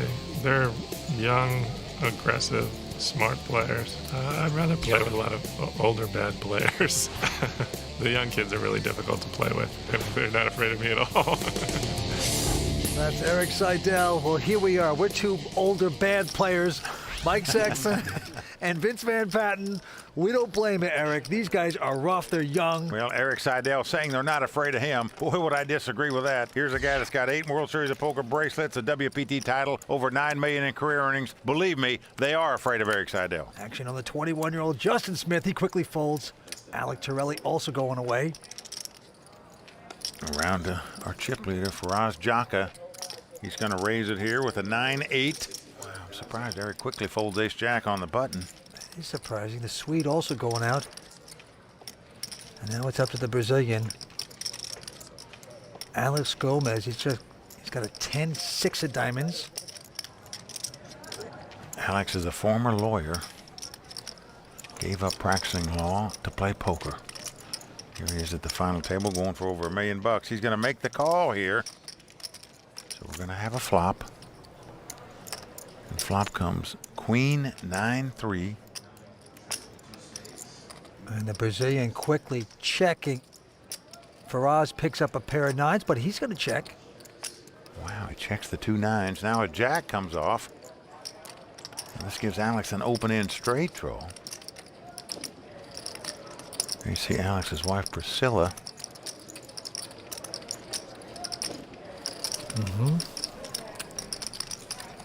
And Alex looks like he's getting busy here. He's going to put a stab, 90,000.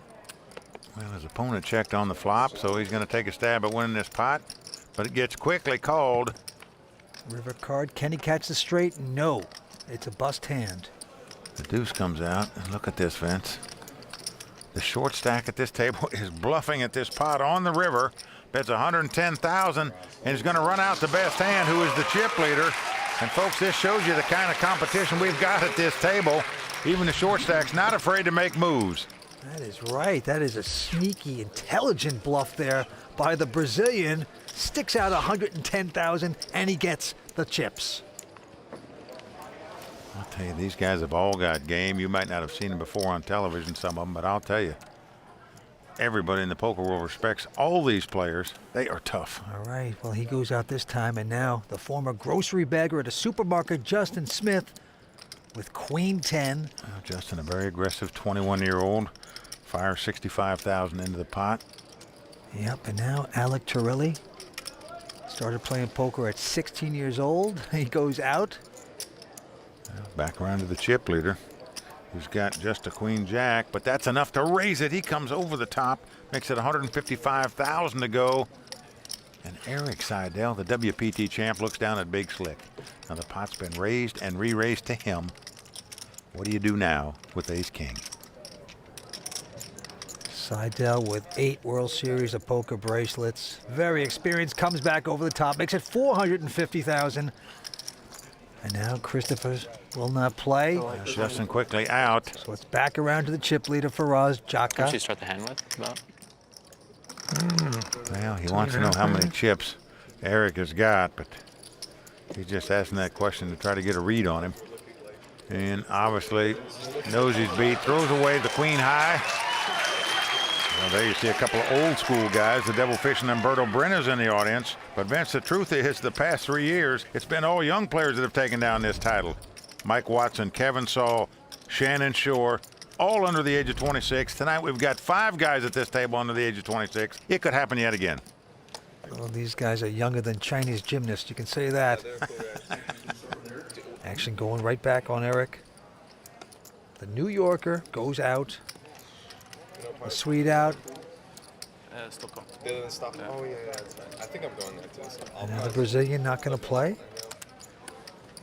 Now around to Justin Smith. He folds as well. So it's a battle of the blinds. Alec Torelli going to take a stab. He's got King Jack. And he's going to pick up the pot. Bro, are you okay? Misclick with the call. The machine has an off switch, huh? Alec chuckling there. Just says the machine has an off switch, meaning he's seen Faraz play about every pot at this final table. Finally lays one down. So the very talented young 22-year-old takes down his first pot tonight.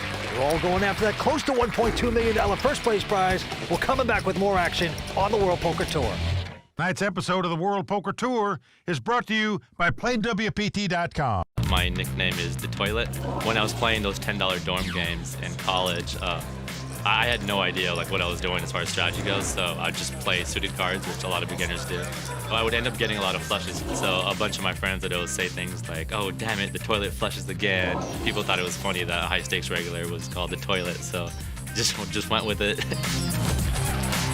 Welcome back to the World Poker Tour. And Faraz the Toilet bringing this game of poker down to a new low. He's our chip leader. Oh, man. I'm not sure I'd like to live with that nickname, but he seems proud of it, Vince. Maybe because he plays a lot of stinking cards, so the nickname appropriate. All right, back to the table we go. The Brazilian quickly folding his hand, as does Justin Smith. And now the young player, 22 years old, from Orange County, Alec Torelli, going to raise with a queen 10. He makes it 65,000 to go into the toilet. Well, the toilet's got two snowmen. He's got the two eights. He's going to make the call. Yep.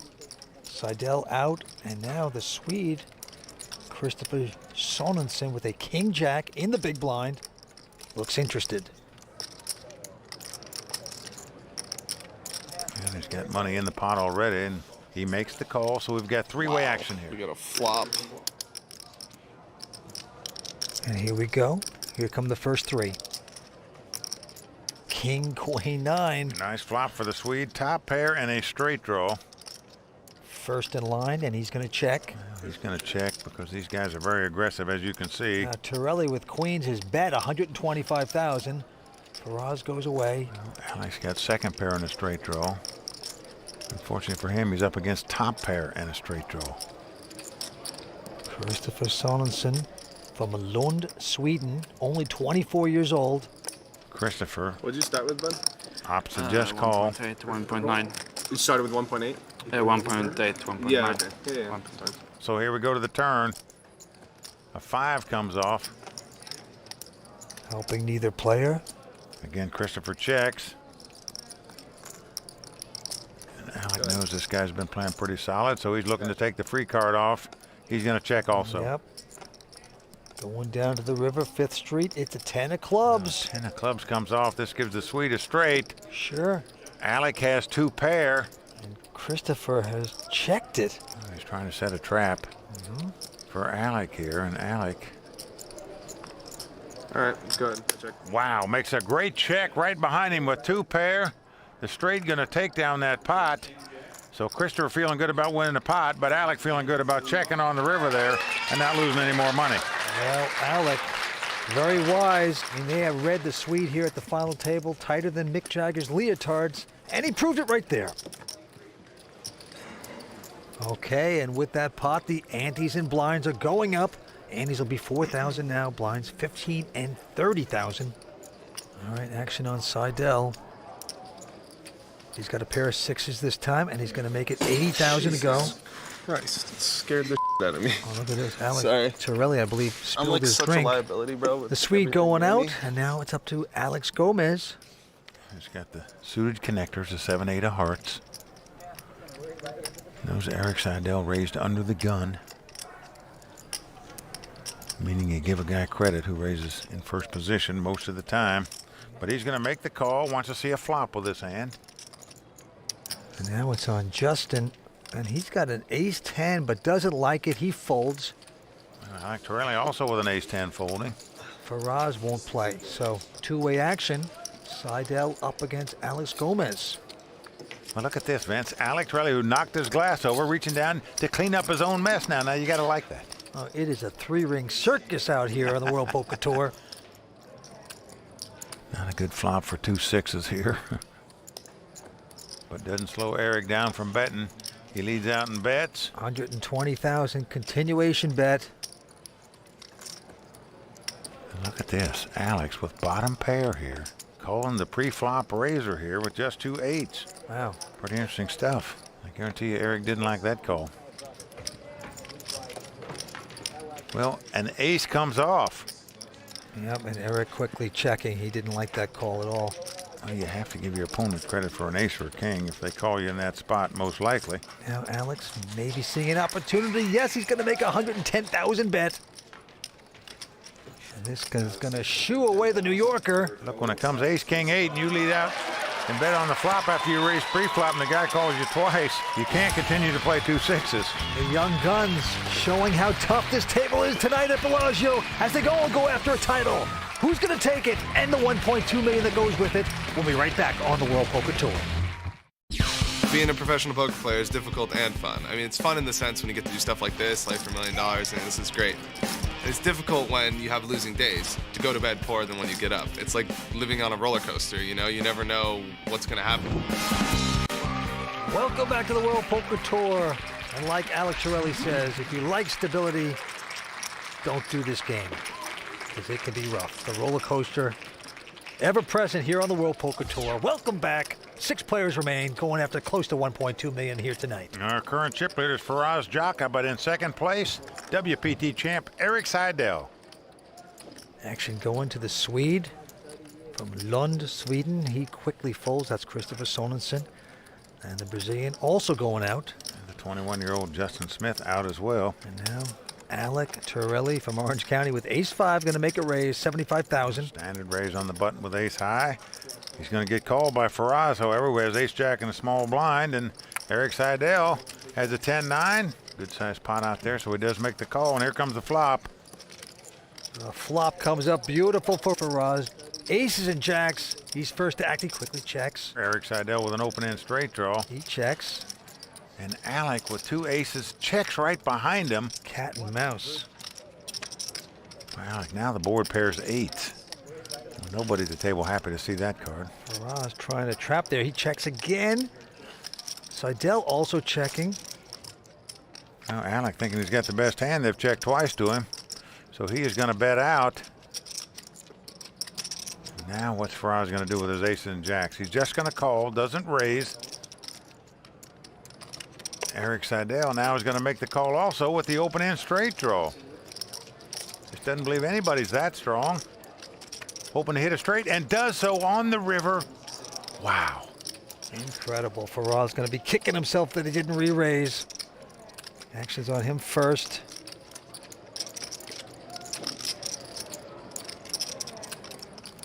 Well, he's going to lead out and bet $200,000 now.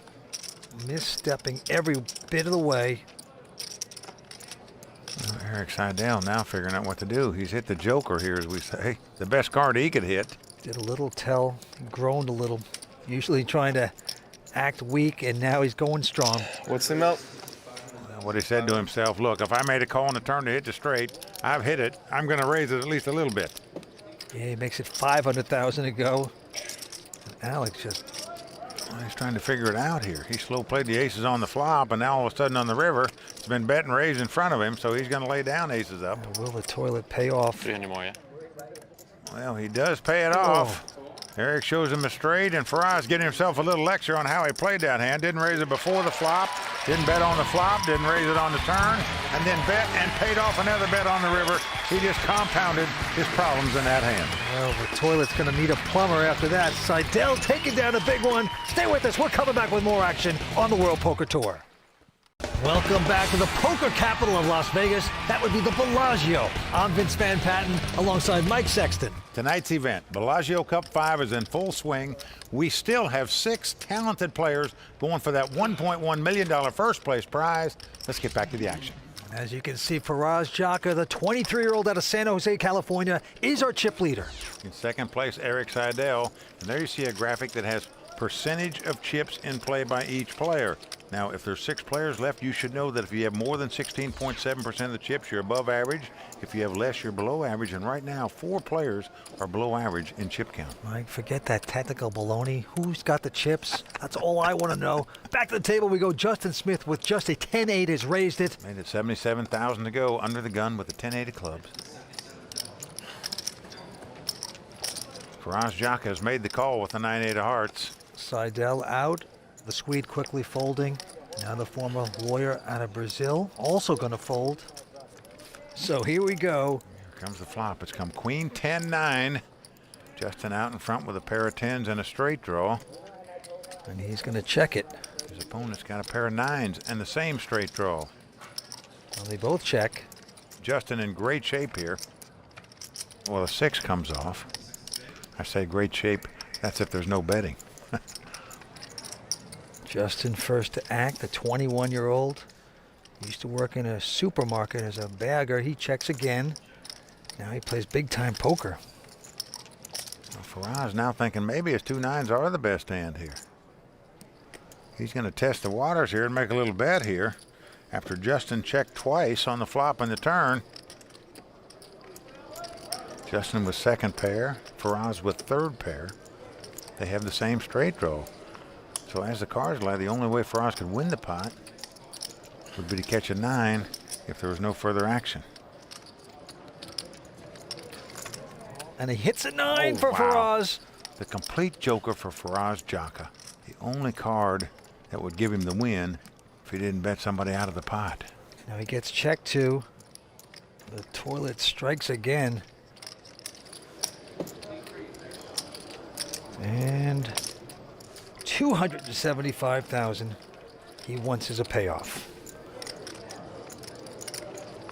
Well, Justin trying to figure this out. The guy didn't bet on the flop, did bet the turn, did bet the river, but are 2 10s good? That's the question. Remember, the guy he's up against, Faraz Jaka, is the chip leader.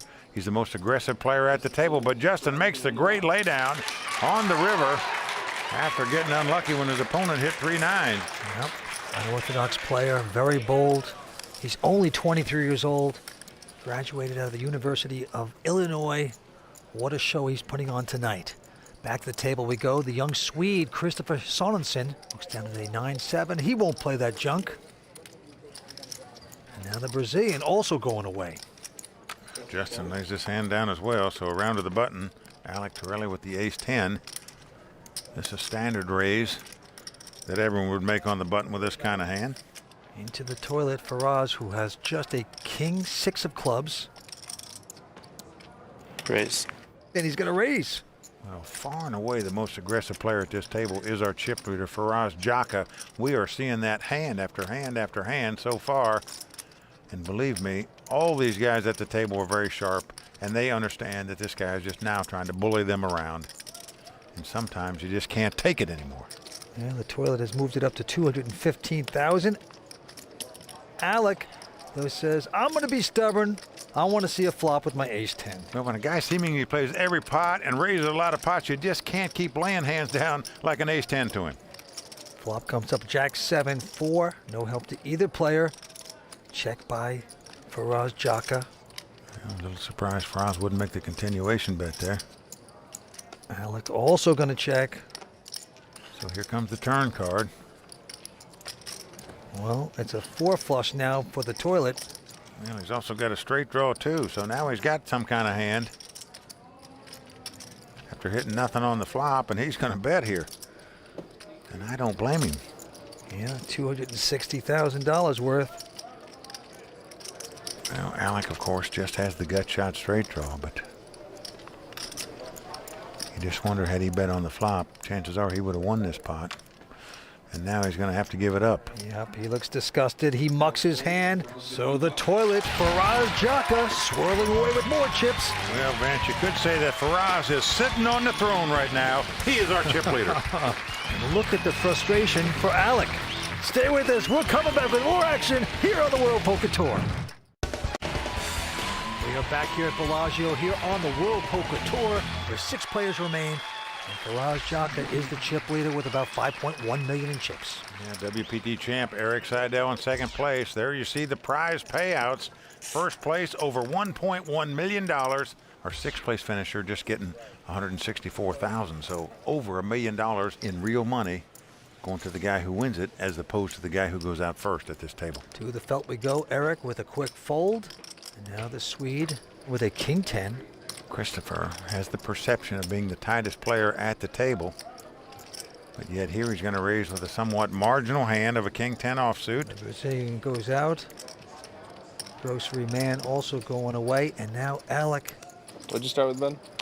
About 2 million. with the snowman, pair of 8s. Well, he's got the mid pair. Now, against some players, like a Schwarz, for example, you might come over the top of him with 2 8s here, but against a perceived tight player, he's just going to make a call and see a flop and proceed cautiously. Yeah, Schwarz going away. Here's the flop. Oh, what a flop. It's come 10-8-4. Alec Torelli has flopped 3 8s. But Christopher's flopped top pair with a good kicker. This could spell a lot of trouble for the Swede.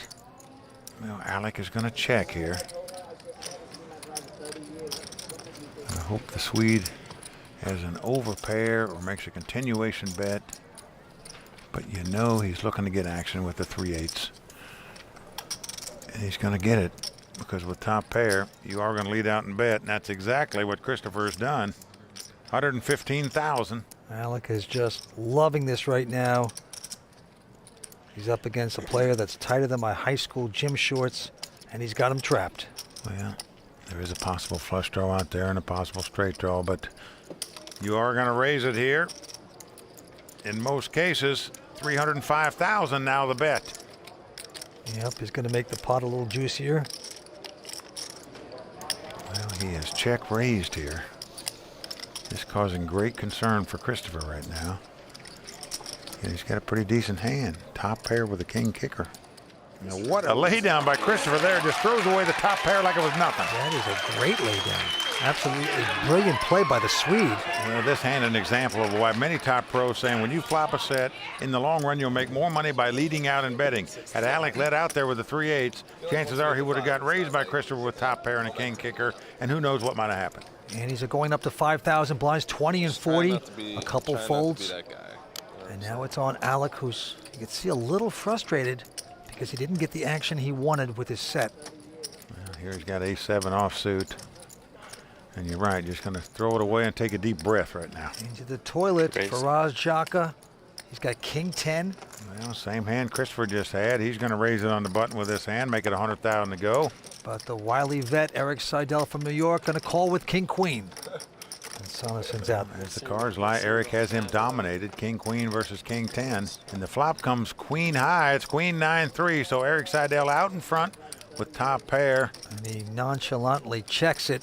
Well, Schwarz has the gut shot straight draw, but he's going to make the continuation bet of 180,000. Yep, he gets the toilet to bet. And the question is, do you raise or just call here? Eric Seidel just opting to call. 6 of spades, irrelevant card on the turn. Well, again, Eric checks. And Schwarz checks right behind him this time, and wisely so. Coming down to the river. Looking for a jack, but he catches a 10, so he makes second pair. Eric Seidel out in front with the 2 queens. Action is on Eric.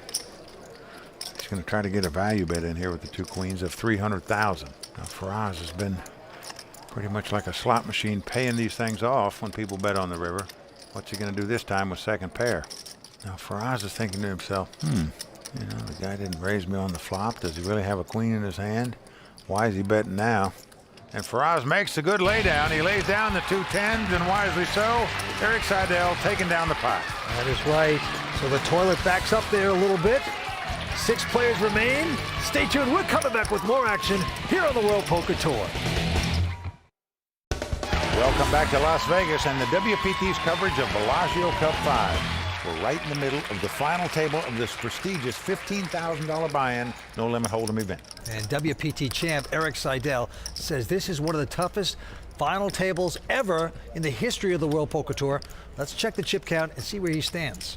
Well, right now, Eric Seidel stands in second chip position. Our current chip leader is Rast Jaka, who came to this final table with the big chip lead. I think Eric has got a pretty good read on how tough this final table is. It is a doozy. All right, to the table we go. Justin Smith quickly folding. Alec Torelli from Orange County, California.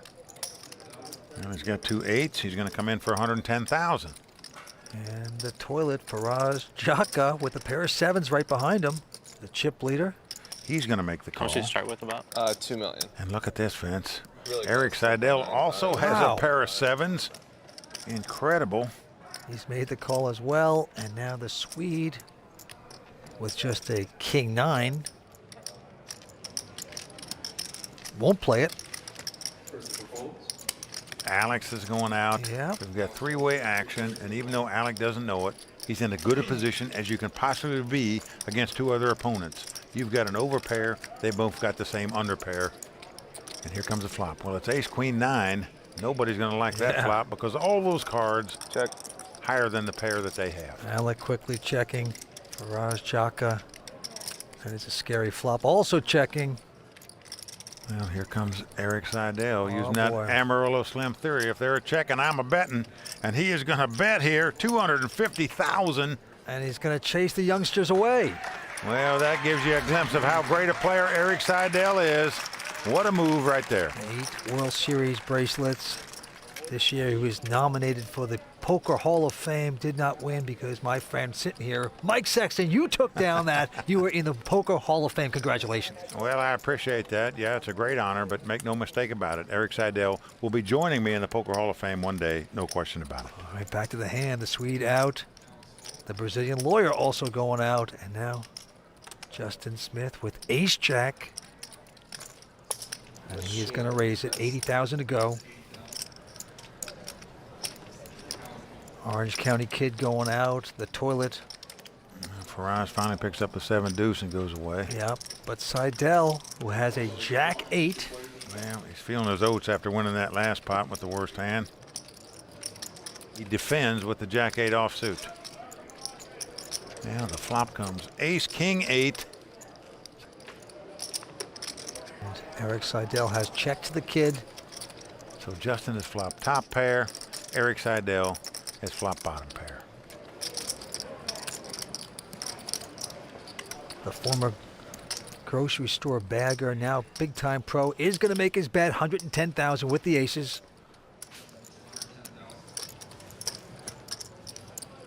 Eric Seidel just not believing him. He's calling him with bottom pair, so. Yeah, going to be stubborn. Let's see what happens from here. Here comes the turn card. 3 of clubs comes off. Helps neither player. Eric quickly checks. And we go into the stare down.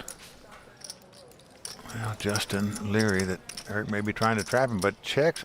2 aces here, and now a king comes off. Well, neither player going to like that card too much, I don't think, because they'll be fearful that their opponent's got a king in their hand. And the very crafty New Yorker, Eric Seidel, once again checking, kind of giving up. Now, Justin doesn't have that many chips left. He is the short stack. Do you want to put in a value bet here, perhaps? But no, all in, he says. Wow, all in. What a daring bet right here. Because if his opponent happened to have a king, I'm sure it'd be a snap call. Yep. And that would be it for the 21-year-old. But you can see Eric Seidel sitting up in his chair trying to figure this out. Hey, the guy bet on the flop when I called him, yet he checked on the turn with a completely worthless card came off, a 3. So Eric must think this guy might have a jack-10 or a queen-jack, something like that, and that he could very well have the best hand with the 2-8s. What's puzzling Eric Seidel and why he's wincing right there is because he's saying to himself, why would a guy bet all in 950,000 when the pot's only got about 400,000 in it? It's an overbet. That's pretty interesting. That's created great distress and problems for Eric right now. Justin's mom on suicide watch there in the front row. Wow, that's tough. Well, here's what's fascinating to me about this battle between these two, Vince. In 1988, when Eric Seidel finished second in the main event of the World Series of Poker, that scene we saw on Rounders against Johnny Chan, Justin Smith was only about 3 months old at that time. Yet here they are now clashing, going for this $1.1 million some 20 years later. Incredible. Eric in a quandary here. Well, he's only in the quandary because the guy checked on the turn. He just can't figure out why he would overbet this pot on the river so much. In Eric's mind, he's either got a king in his hand or he's got absolutely squadoodle. Now, is it worth it to Eric? A great champion. Will he be able to figure out this puzzle? Yes, he does. Well, he's going to lay it down, so although the all-in bet almost made him a lot of chips, Vince, you just wonder, had he made a smaller bet, could he get a little value out of that hand? 6 crafty players, the young and the old, going after the close to $1.2 million here tonight at Bellagio. Stay with us. Tonight's episode of the World Poker Tour is brought to you by PlayWPT.com. Welcome back to Bellagio here on the World Poker Tour. For the Bellagio Cup 5, the first show of the year, season number 8, where 6 players remain. Well, our current chip leader is the guy that came to this final table with a chip lead, Rast, a little over $5 million in chips, and with $4 million in chips, second place, Erik Seidel. What a final 6 we are witnessing here tonight. Let's go to the table on the former lawyer, Alex Gomez, quickly folding his hand. Now to the 21-year-old Justin Smith. Got the 10-8 of hearts, but lets it go. Yep. Alec Torelli out as well. And now Faraz Jaka, raised, also known as the Toilet, has a king 10, and he's going to raise. Yeah, bets 100,000. Erik Seidel with 2 9s. He's going to just call. Doesn't re-raise with the 2 9s. And the Swede Christopher Sorensen with a Jack 6 quits right there. So we have two-way action going to the flop. And it's action between the 2 chip leaders at this final table. The flop comes king 10-3. What a flop for Faraz. Erik checks the 2 9s. Faraz now with the top 2 pair. Just a thing of beauty for the Toilet. Now, will he bet it? Yes, he does. 135,000. You have to bet in case your opponent's got something like a queen jack. You just don't want to give him a free card to beat you. Erik, got to be disappointed with that flop with just the 9s.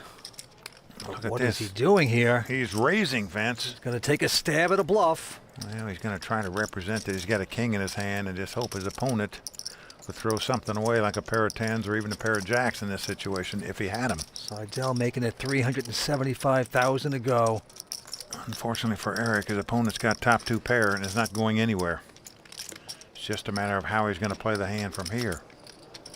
And with the possible straight and possible flush out there, most players would just come right back over the top of Erik right here with the top 2 pair. How much did you start the hand with? Just No idea. I was in the 3 million area, but.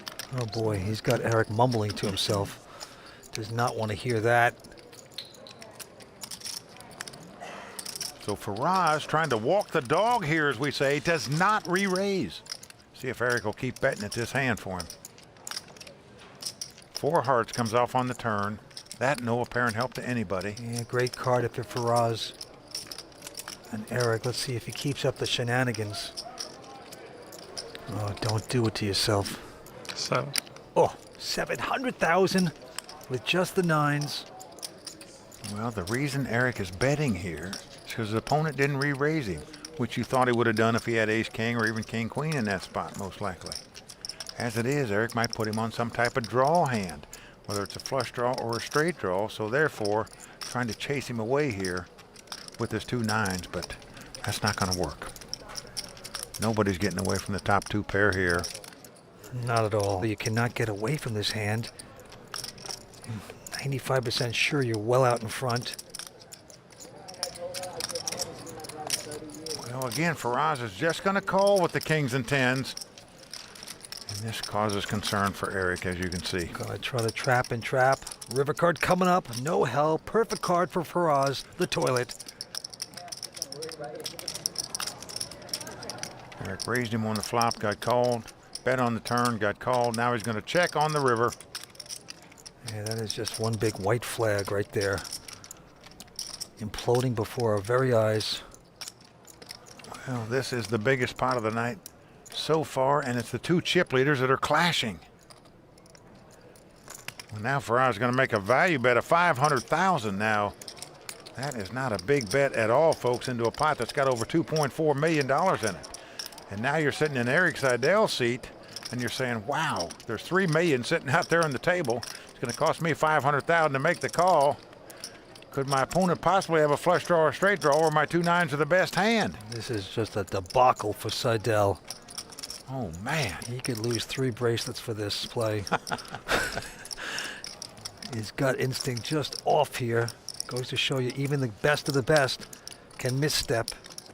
And let's see if he can lay it down. No. Erik Seidel is going to pay him off. Oh, boy. Faraz Jaka with a clean sweep right there. Well, Erik Seidel said this is going to be a tough final table tonight. He thinks it's the toughest in the history of the World Poker Tour. And right now he's saying to himself, geez, if I keep making mistakes like that, how am I going to win this thing? Well, a huge setback for WPT champion Erik Seidel, and unfortunately, we have run out of time. But as you know, anything can happen on the WPT, and it usually does. Well, can Erik turn it around and capture a second WPT title? Join us next time for our continuing WPT coverage of the Bellagio Cup 5. Next time on the World Poker Tour. You gotta stay patient, play good. I'm all in. That's good. These players are chasing fame and fortune. Going after that, close to 1.2 million here at Bellagio. I was not expecting that celebration. I don't understand what this is for. The World Poker Tour. The biggest games, the greatest players, and the largest payouts on the planet. The WPT is a series of international high-stakes poker tournaments that can turn amateur players into millionaires and make professionals into superstars.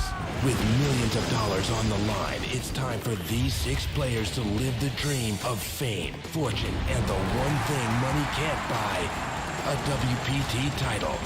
Tonight on the World Poker Tour. Hi, everyone. Welcome back to the gambling capital of the world.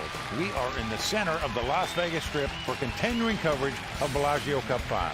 I'm Mike Sexton along with Vince Van Patten, and this is the WPT. That's right, Mike. And last time, before we got started at the final table, Erik Seidel said this is the toughest final table in the history of the World Poker Tour. And so far, he has been correct about that. Amazing. Now, in case you missed some of the fireworks, here's what happened last time on the World Poker Tour. Well, a terrific final table to kick off season 8. An experienced WPT champ versus 5 young, tough pros. Erik Seidel using that Amarillo Slim theory. If they're a checking, I'm a betting. And he's going to chase the youngsters away. Alec Torelli has flopped 3 8s. What a laydown by Christopher there. Just throws away the top pair like it was nothing. The short stack is bluffing at this pot on the river. And folks, this shows you the kind of competition we've got at this table. What a daring bet right here. Well, he's going to lay it down. Far and away the most aggressive player at this table is our chip leader, Faraz Jaka.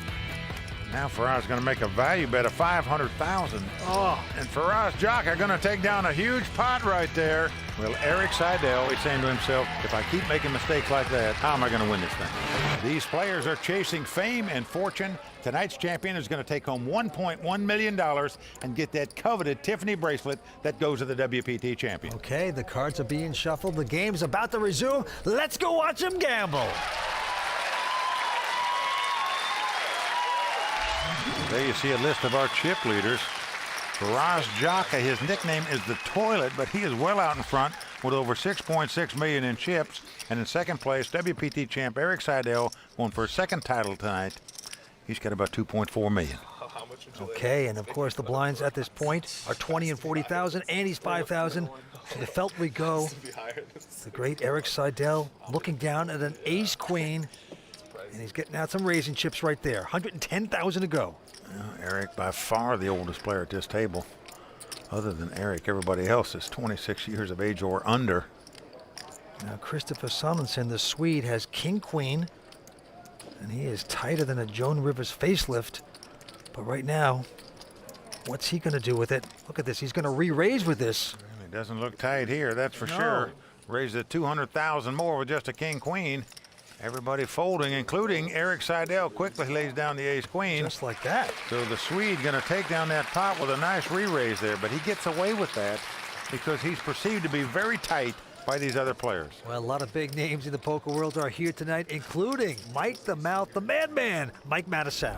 Got like 3 good friends at the final table here, so I got to come split them. Alec Torelli and Justin Smith and Erik Seidel. Lucky for them on this tournament here, they're going to be plenty of play.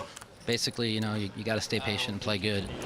That, of course, is the madman Mike Matusow sharing his expertise at the final table. I was just hoping the money stays in Las Vegas. Those 3 guys he named live here. All right, the Swede this time folds his hand. Alex Gomez, the Brazilian, has popped in a raise. He has queen 10, makes it 110,000 to go. And now the former grocery bagger, gone poker pro Justin Smith. He's got an ace-jack this time. The Brazilian came in for 110,000.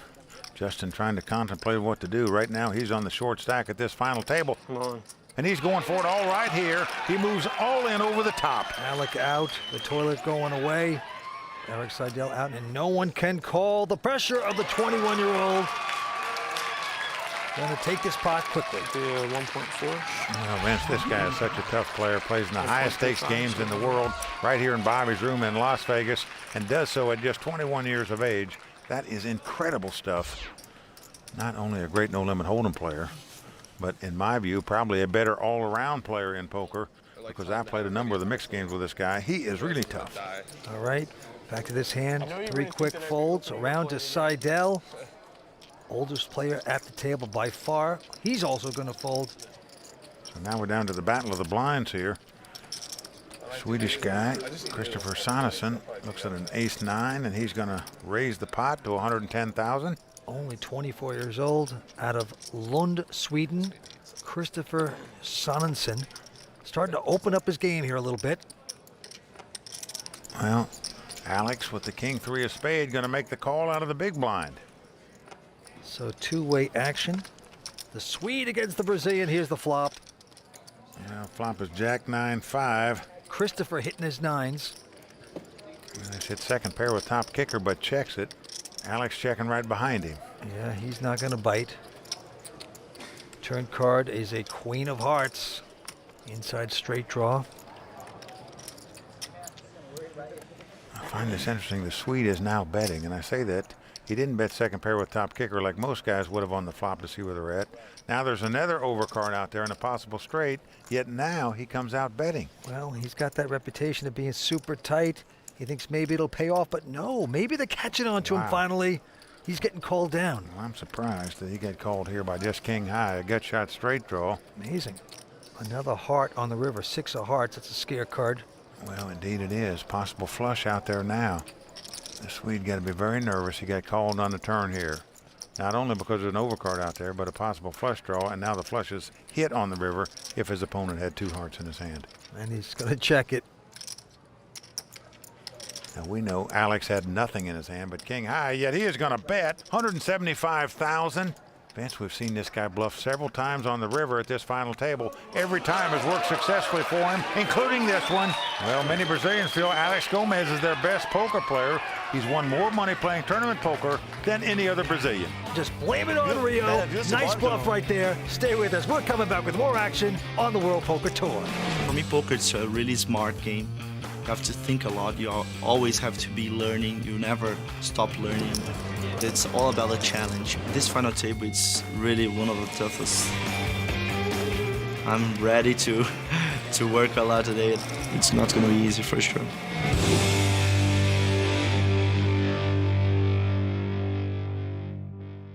I play pretty unorthodox style, and I've gotten criticized for it quite a bit. I play like in a completely different system. I feel like people not knowing what I'm thinking is kind of what I rely on to succeed at this point. I just put fear in their head and make them feel like they're going to war with me. Welcome back to the World Poker Tour. The wise words of wisdom from Faraz Jaka out of San Jose, California.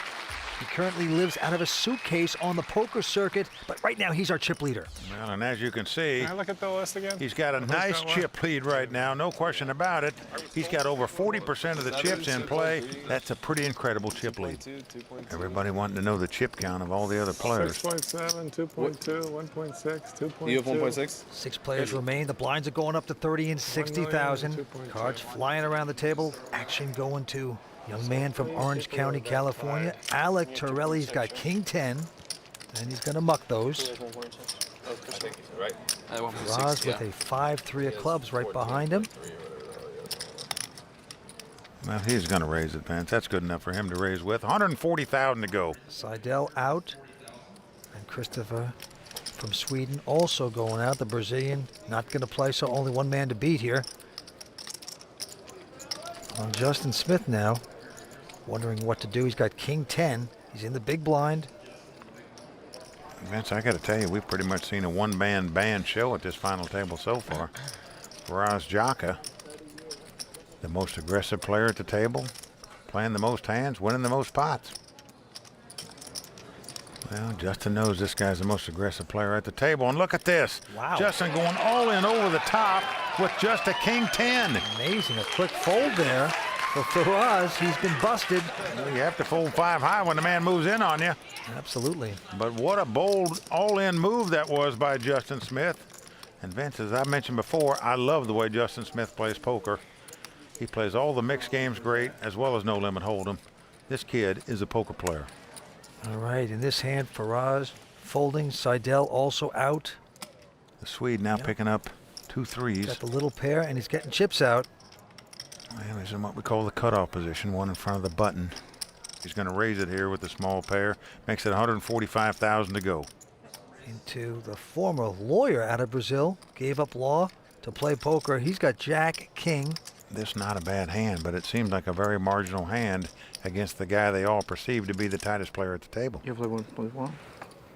1.2? And the guy on his right raised, and yet he's concerned about the guy on his left. He's taken 1 World Series of Poker bracelet already to his name, and he's going to re-raise here. Makes it 425,000 to go. Now Justin, with an ace-8, cannot play it. Alec also out. And the Swede, no theatrics by him. The Brazilian going to take that pot. Okay, another good poker pro from Brazil in the house tonight. That's Andre Akari. Oh, I'm here to root for Alex Gomez, a Brazilian friend, one of my best friends in Brazil. Poker is an unbelievable game. It's a very nice game, and all the Brazilians like a lot of sports, and we are soccer fans, and we treat poker like soccer. And we have the best people in the world and the best soccer in the world, and now we're gonna have the best poker in the world. He forgot to talk about thongs in the world. Those Rio beaches. Yes. The beach beauties of Rio de Janeiro, eh, Vinny? Poker's getting in his way. All right, back to the table we go. Action going on, Justin Smith. What a dogfight we're seeing here tonight. These guys battling for that close to 1.2 million. Justin going out. Alec and Faraz also out. Seidel slowing down, won't play. So 2 players, the Swede, this time with an uneventful 10-6 of diamonds. He just lost the pot to Alex Gomez a moment ago when he raised with 2 threes, and Alex came over the top of him with King Jack offsuit. Let's see what he's going to do here. Well, it's not looking like calling chips. It looks like raising chips. Now, this kid is absolutely changed his game completely. Used to be so tight, and now he's splashing around here. Made it 165,000 to go. Well, he is changing gears. I'll tell you, so far, Alex Gomez has played him like he can see what he's got. I mean, he re-raised a moment ago with just a King Jack offsuit. I'm all in. Wow. And here he's gone all in with just an ace-3 offsuit. What is going on? Unbelievable bold play by the Brazilian here, and the timing was perfect as he picks up the pot. Well, the ice is melting for the Swede. Oh, man, ole for the Brazilian. We're coming back with more action on the World Poker Tour. Stay with us. People ask me all the time, like, is poker a sport? It's as much of a sport as, like, chess is, because it's, like, a mental sport. There's so many different variables that come into play, and it takes a lot of different assets and skills to really be successful, especially at the noticeably high-stakes level.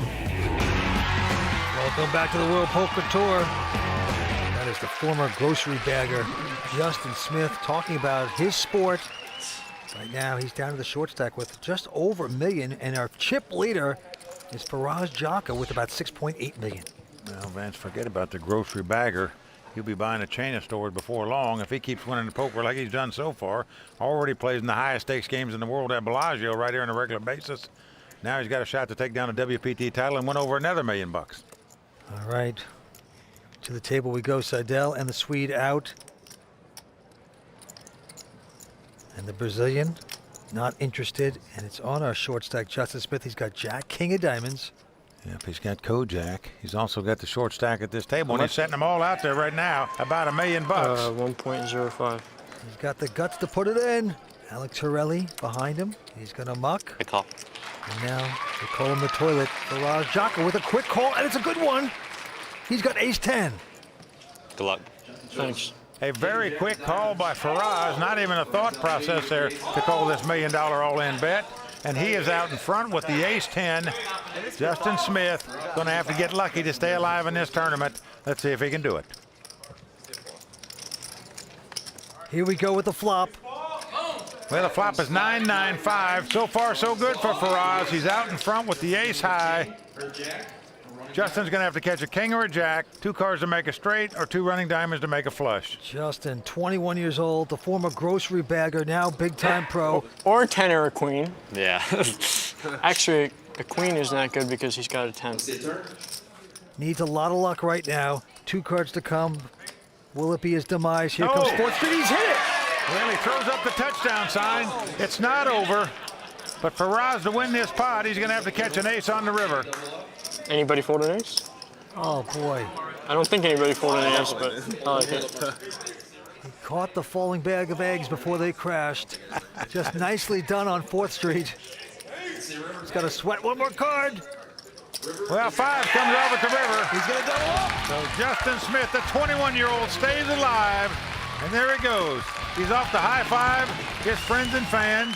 Not the greatest high five we've ever seen on the World Poker Tour. Let's see, it is a sport after all. You see that sprint he made? The signature run over. And the high fives, a lot of energy had it happen there. Nicely done, one happy young 21-year-old. Remember, $1.1 million and the prestigious WPT Tiffany bracelet are on the line. There's a lot more to come, so stay tuned. Tonight's episode of the World Poker Tour is brought to you by PlayWPT.com. Eric is a lot older than the rest of us. A lot of the young guys, online guys, criticize the older live players, saying they're really bad at this and that. And then you got a lot of the older live guys saying the same thing about the online guys. This ain't the internet, son! The best players are the hybrids who can take a little bit from both. Can't we all just get along? Welcome back to the World Poker Tour. I think what Faraz said is exactly right. Most old school players don't think the online players are as good as they think they are, and all the young players think they play way better than the older guys. Well, now we're going to see what happens behind the scenes on the break. You see some guys get support from the top pros. Other guys go over to see mom. Do you need us to get you something? Then Eric Seidel, they have to go wake up. He's taking a nap. Lonely guy in the bowels of Bellagio. Us old guys need naps once in a while, Vince, you know. Eric can't help it. He is concentrating, trying to take home his 2nd WPT title. Well, our current chip leader is still Faraz Jaka, nearly $6 million in chips. But because of that last double up, Justin Smith went from 6th place up to 4th place. So the tide perhaps turning here, Vince. Let's go to the table. It's on Eric. He's got ace-8 offsuit. Well, one of those marginal hands in first position, but Eric opting to raise with it makes it $140,000 to go. The Swede Christopher going out. Round to Alex Gomez. Former lawyer from Brazil. He's got an awful looking 3-deuce. What is he up to? He is going to raise this WPT champ. Comes right over the top of him. What's your sir?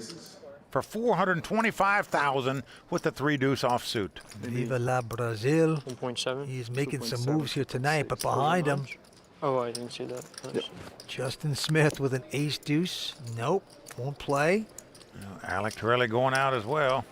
But Faraz with a queen 10 of diamonds, also going out. As is Eric Seidel. Yep. And folks, I'll tell you one thing. This Brazilian has impressed me tonight at this final table, and I hope he's impressed you. He hasn't held any cards at this final table, yet he's gone from 6th place to 2nd chip position by making moves just like that. What a play by the Brazilian there. Well, he is shining tonight. He is playing the best poker at the table, I believe. Incredible. Can he keep it up? Action goes to Justin Smith. Ace-4 diamonds. Well, Justin the first to act here. And he's going to raise with it. $140,000 to go. Oh, and Alec Torelli picks up a pretty good hand. He's got king, queen. Been playing poker since high school, this guy says, since I've been 16. Well, he has over $1 million in career winnings in his tournament career, and it's not that long. You start with $2 million? Yep. Won 2 preliminary events right here at Bellagio last season at Festel Lago, but opts to lay down the king-queen here. But Faraz is not laying down his ace-jack. He's going to make the call. Yep. Eric Seidel going out. But the Swede, Christopher, he's got a pair of 6s. Well, he's in the small blind, Vince. Blinds are now 30 and 60,000, so it cost him another 110,000 to make this call. A lot of money out there.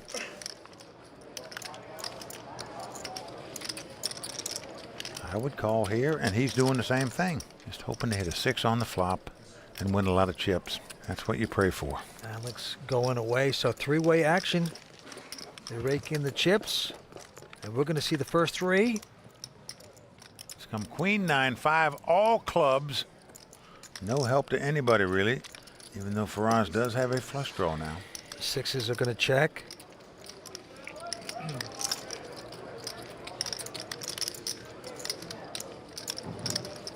Now action's on Justin. He's going to check the ace-4 diamonds. Fearful somebody might have a club or a queen in their hand. Now the question is, what will the chip leader do? They've checked to him. He does have a flush draw, but most players would probably opt to take a free card off here, hope to hit a club, maybe an ace to win the pot, but not for Schwarz. He is betting $285,000 right here, right now. The sixes fold, and Justin also can't take the heat. Well, folks, this is what great players do. They don't wait and check and hope to catch a free card, you know, where they might get lucky and catch a card to win the pot. They earn their pots. They just go out and bet and take the pot right now where they don't have to rely on the luck of that next card coming off the deck. All right. More action unfolding here. Christopher out.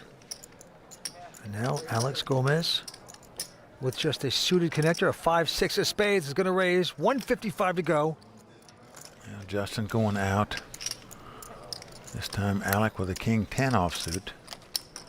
We just saw him lay down a king-queen offsuit the last pot where he'd have flopped the best hand. Such a bitch. Will he make a move? Nope. He's out. Now Schwarz this time has an ace-jack. Same hand he just won on the previous hand, so why not play it again? Seidel out. And look at that flop. It's come ace-10 deuce. Once again, Schwarz out in front with the 2 aces. And he's going to check. Alex also checking. Wisely doesn't make the continuation bet there. 7 of spades on the turn, helping neither player. Well, again, Schwarz checks. And now Alex recognizes probably the only way he's going to win this pot is to start betting at it. So he's going to get busy, and right now fires $185,000 out there. Well, this is what Schwarz has been waiting on, because now he's going to check raise him. Makes it $550,000 to go, and he's going to take down that pot. So a little Brazilian blunder there for Alex Gomez. Takes the hit, but it's all about Schwarz Jaka. They call him the toilet. Right now, he has the best seat in the house. We're coming back with more action on the World Poker Tour. Bellagio holds all the big tournaments and all the big pros play here, and they all write about it, so it's kind of something everyone aspires to do. Something about just playing at the Bellagio makes it seem more authentic. I very much prefer playing at the Bellagio. I generally intrinsically like the hotel better. Adds huge value for me. It's Bellagio, you know, it's the best. We are back at the Bellagio for the World Poker Tour. Hello, I'm Vince Van Patten alongside Mike Sexton. We're 6 players going after this Bellagio Cup number 5. Well, certainly Bellagio is the Yankee Stadium of poker, no doubt about that. All the big players from around the world love to come to Bellagio to play. Let's go to the felt. Alex Gomez quickly folding his hand, and now Justin Smith. And he picks up the Colt 44s, looking to shoot somebody down with them. He's going to raise it here, makes it $145,000 to go. Alec out, and now the chip leader, Schwarz Jaka. How much did you start with approximately? 1.8. He's got a big hand, ace queen. Justin, how many chips he started with? It's about 1.8 million. I'm all in. Wow. Schwarz has gone all in here with the ace queen. He's not going to fool around with it, saying if you can beat this hand, good luck to you. Eric out, the Swede out. Of course, Schwarz has way more chips than Justin does. It'll be Justin's tournament life on the line if he opts to play this hand. A lot of pressure on him. Well, at best, Justin knows he's in what we call a race situation. Well, there's Mike Matusow trying to get a wave started, but as you can see, nobody following him. And Justin is going to make a laydown. Schwarz Jaka extending his lead to close to 7.5 million. Well, it's tough to call with 2 4s there because you know at best you're in a race, and if your opponent's got an overpair, you're doomed. Each player started out of this event with $15,000. That's how much they had to pay for the entry. And here we go, Faraz quickly folding. Erik Seidel with ace-jack is going to pump it up. Makes it 140 to go. But right behind him, oh boy, Christopher Sonesson, the Swedish guy, looks down at 2 kings. They've been playing this guy like a fiddle so far at this final table. Every time you make some kind of move, somebody comes over the top of him. Now he's got a real hand. Let's see how he plays it. Well, this is a very unorthodox play in my mind, especially with so many players behind you to act. He just calls this first raise for $140,000 with the 2 kings. Yeah, pretty amazing. I say pretty amazing because you might allow 1, perhaps 2 more players to even come into the pot. When you have a big pair, you want to eliminate the field and get out as many players as possible. You don't want to play against multiple players with a big pair. Well, Gomez is called with an ace-7 of spades. Well, that's what I'm talking about. He's opening the door for players to possibly outdraw him on the flop. Let's see if it happens. Well, it's come 10-5 deuce with 2 spades. So we can see Alex has flopped a nut flush draw, but the Swede out in front with the 2 kings. But Erik coming right out with a bet, $230,000. Well, Erik Seidel raised before the flop. Little does he know what kind of trouble he's in right now. The Swede has the overpair. The Brazilian has the nut flush draw. Sure does. Erik has diddly do. I'm all in. Well, there goes Christopher. He has pushed all in like he should. And there you see Alex Gomez looking up to the sky. What does he do now with the nut flush draw? Need a count. It's like a Brazilian wax job right there for Alex. Just complete pain. What a decision he has. He is 4 flushed. Well, it's the kind of play that you don't mind moving all in yourself. But in poker, you just hate to put all your money in the pot or call somebody's all-in bet with a draw because you know you have to hit the hand to win the pot. You're not afraid to gamble on making a bet like that because people might not call you and you can win the pot that way. This way, if you call, you have to hit the flush to win the pot. In this case, of course, an ace would do as well, but tough decision right here for the Brazilian. Do you want to gamble here? The nut flush draw? The answer is no. I see. He gets out of the way. Erik goes out as well. So by slow playing the 2 kings before the flop, the Swede made more money. The lone Swede clapping for his friend. Well, Vince, you're always curious as to what would have happened. Let's take a look at the Wonder Cam. Here we go. Can he catch the spade or an ace? Not there. And not there. So Alex Gomez would have lost that pot. He subscribes to that theory. Those who chase straights and flushes arrive on planes and leave on buses. Stay with us. We're coming back with more action on the World Poker Tour. Welcome back to the crown jewel of the Las Vegas Strip and the center of the poker world, Bellagio. Oh, you're right, Vince. Bellagio is the home for high-stakes poker, and the stakes tonight are plenty high, $1.1 million to the winner. That is right, and right now our chip leaders, Faraz Jaka, with close to 7.5 million in chips. And look at this, Erik Seidel now on the short stack with about 1.2. Yep. Erik is like water in the bathtub right now where they pulled the plug in the drain. He is going down it. So let's see if he can pull himself back up. A little personal, but nevertheless, moving on. Erik going out, and now the Swede looking at this wired pair of jacks. Wow, just had 2 kings the last hand, now picks up 2 jacks. This is the way you like to play poker, folks. Just look down and find a big pair every hand. And he's going to raise it, makes it $145,000 to go. Alex quickly folding. Justin Smith not going to play. And Alec Torelli in the small blind also not going to play. Well, we're around to Faraz Jaka, our chip leader. Looks down at a 9-7 offsuit out of the big blind. See if he wants to make this call. Raise. Well, forget about calling. He is going to raise with this. Yep. 9-7 offsuit. I know he's playing well and running well, but is this the guy you want to come over the top with this kind of hand? I'm all in. Whoa. Well, the Swede's gone all in. And what Faraz was thinking, you know, the guy played the last hand. He had a big hand there. Could he have a big hand again this time? Answer, yes.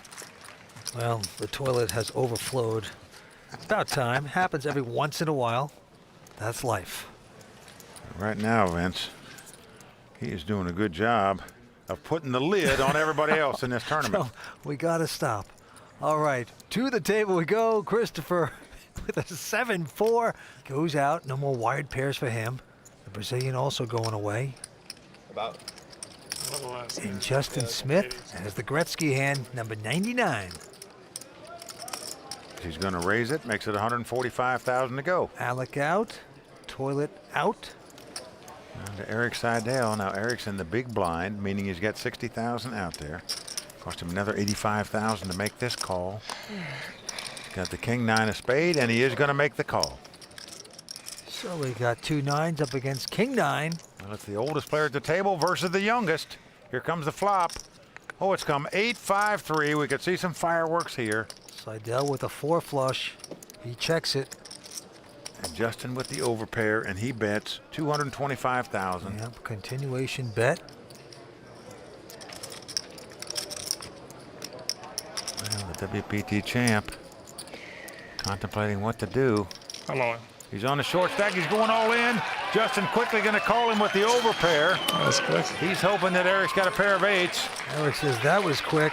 In absolute pain. Did not expect that. Eric Seidel's quest to capture a second WPT title tonight in jeopardy right now. He's going to have to catch a king or a spade to stay alive in this tournament. I say we deal some cards.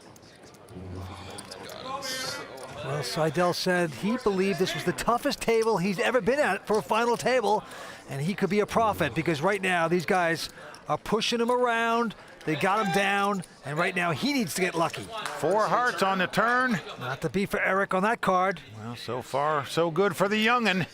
Can he dodge a spade or a king on the river? Last card coming up. It's a deuce of diamonds. Oh. So Justin Smith has done it. He has eliminated Eric Seidel from this tournament. And Eric Seidel, one of the greatest poker players in the world, out tonight in 6th place. Oh, yeah, absolutely. Shockingly, Eric Seidel, our 6th place finisher, going to pick up 164,000. It was tough. All the players play really well. What can you do? You got to show some hands here and there. I think I played okay, but I made one mistake that kind of put my chips in jeopardy, and that was kind of annoying. We are down to 5 players here at the World Poker Tour at Bellagio. Stay with us. We're coming back for more. Welcome back to the World Poker Tour. We're at Bellagio for the Bellagio Cup 5, but we're down to 5 players. And the crowd still murmuring about Eric Seidel, the WPT champion, just going out in 6th place. And Vince, you wonder how the dynamics is going to change at this final table. I guarantee you one thing, they're all thrilled that Eric is gone and they get to battle for their first WPT title. Well, that is true. Let's go to the hand, though. A couple folds, and now Alec Torelli with king 10. He's going to push it up, makes a raise to 130 to go. Our chip leader Faraz Jaka folds his hand. Well, Christopher Sonneson got a king 8 offsuit. Is this the kind of hand you want to get involved with? Well, if you're Christopher, he makes the call. You got me covered, right? I have 1.7. Alec versus Christopher. Flop coming. Well, flop comes king, jack 10. Christopher is flop top pair, but Alec is flop top and bottom pair. And the Swede is going to check it. Big opportunity here for Alec. What a flop for him. And he's going to stick a bet out there. Looks like 200,000. Well, you have to bet here. You can't give your opponent a free draw at a hand in case he's got an ace, a queen, or a 9 in his hand, for example, or even a small pair, or even a jack, or he could catch some cards that could beat you. So the bet's 200,000. The question is, what does Christopher do now with top pair here? Little does he know that Alec has top and bottom pair. He's going to raise it to a $500,000. Yeah, he is. He can get into big trouble here. All in. Oh boy, a quick all-in by the young guy from Orange County, California. He's saying if you can beat me, beat me. And the Swede gets the message and goes out. Well, the real message is sometimes this is what happens when you call raises with a king 8 offsuit. Well, that is true, but it's a 5-handed poker game. Guys are going to loosen up a bit. But with that hand, the antes are going up to 10,000. The blinds at this point, 40 and 80,000. Rast Jaka, known as the Toilets, that's his nickname. I didn't make it up. He's our chip leader, and it's on him. He's got a uneventful 10-7 of hearts. Well, he's also got over 7 million in chips. And he's also got the guts to raise, makes it 210,000 to go as the Swede goes out. And now Alex is going to make this call with a Jack-10 of diamonds. Yeah, certainly a hand you like to see a flop with. Justin out. Alec out as well. So two-way action. A bluffer versus Jack-10. When the Jack comes right on the flop to give Alex the lead. Come Jack 6-4 with 2 spades. And here come Faraz. He's going to fire right out. 420,000. Yep, the continuation bet. Small win. But the Brazilian will have none of that. He's got top pair, goes all in, and a quick out by the Toilet. Well, a nice all-in bet right there. By Alex Gomez. And Mike, it's amazing. All these guys in their early 20s, if you added up all their ages, they still wouldn't be as old as me and you. Oh, boy. You know, Vince, both you and I have been playing poker longer than any of these guys have been alive now. Ugh. I've had more poker hands than these guys have had hot meals, believe me. But that's neither here nor there. Let's go back to the table. Alex Gomez this time with Queen Jack. Going to put it in a raise, makes it 210,000. Well, he's the oldest player at this table of 26 years of age. That's incredible. Justin goes out, but look at Alex, who really picks up the ladies, pair of queens, the Hilton sisters. Well, you gotta love it. Well, he's just calling here on the button. How much did he start with? Meaning with that much money in the pot, you now encourage the blinds to come in because they're getting the proper pot odds to do so, where you got to meet multiple players. Call. I don't like this play. Now, it may work out for him, but I think it's a recipe for disaster in the long run. I know you want to try to camouflage the strength of your hand in poker, but sometimes trying to beat multiple players with these big pairs is very dangerous. Well, maybe not there because that's a good flop for him. 3 clubs. He still has the overpair and a club. Yeah, so he has the best hand and the best draw, as we say. So thus far, limping in on the button did not hurt Alec Torelli. Both players have checked to him. Now, the young guy that learned how to play poker in high school, he says, in a big opportunity right now. He's going to bet 400,000. Get the riffraff out. Well, they'll all be going out now. Yep, they cannot compete. And just like that, Alec Torelli picking up a nice one. As his mom looks on. Well, just calling with the 2 queens on the button didn't cost him either, but I still believe that's an unorthodox play. We've seen it a couple times at this table where guys have just called a raise with big overpairs with still a couple guys left to act behind them. All right, going to Justin, the former grocery bagger. He quickly folds. Alec out this time. And now the Toilet for Rast Jaka with just a 7-4 of hearts. Doesn't matter. He's going to make it 210,000. Christopher out. And the only one to push away would be the Brazilian, but no. He's stubborn with a 10-6 of hearts, going to call. Well, he's going to gamble the 10-6 of hearts, and it could pay off because he's flopped a flush draw bigger than his opponent's flush draw. Well, Alex has checked.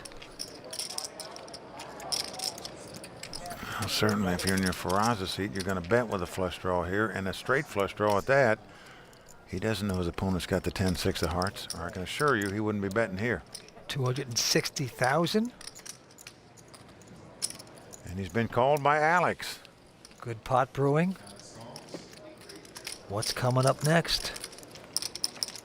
Oh, the 3 of hearts comes off. Unreal. Well, folks, we could see the biggest pot of the night so far here. Both hit their flush. And for Rast Jaka, our chip leader, he is drawing completely dead. He can't make the straight flush. You better get out your suit of armor, folks, because we're going to see some slashing and clashing right now. Look at this. Alex is going to bet. Puts a 440. How much time behind about? 1.6, 1.7. I believe Faraz has got to raise it here. So 1.8 on top of that. And I believe he is doomed to lose this pot. I don't see any saving him here. 1.9 behind. Okay. No way he's going to get away from a flush. And no way all the money's not going in the pot. This is a complete catastrophe potential. I'm all in. I call. And he does go all in. A quick call by the Brazilian. And the Brazilian's going to be so happy that he's drawing dead. That is the Brazilian bull cry.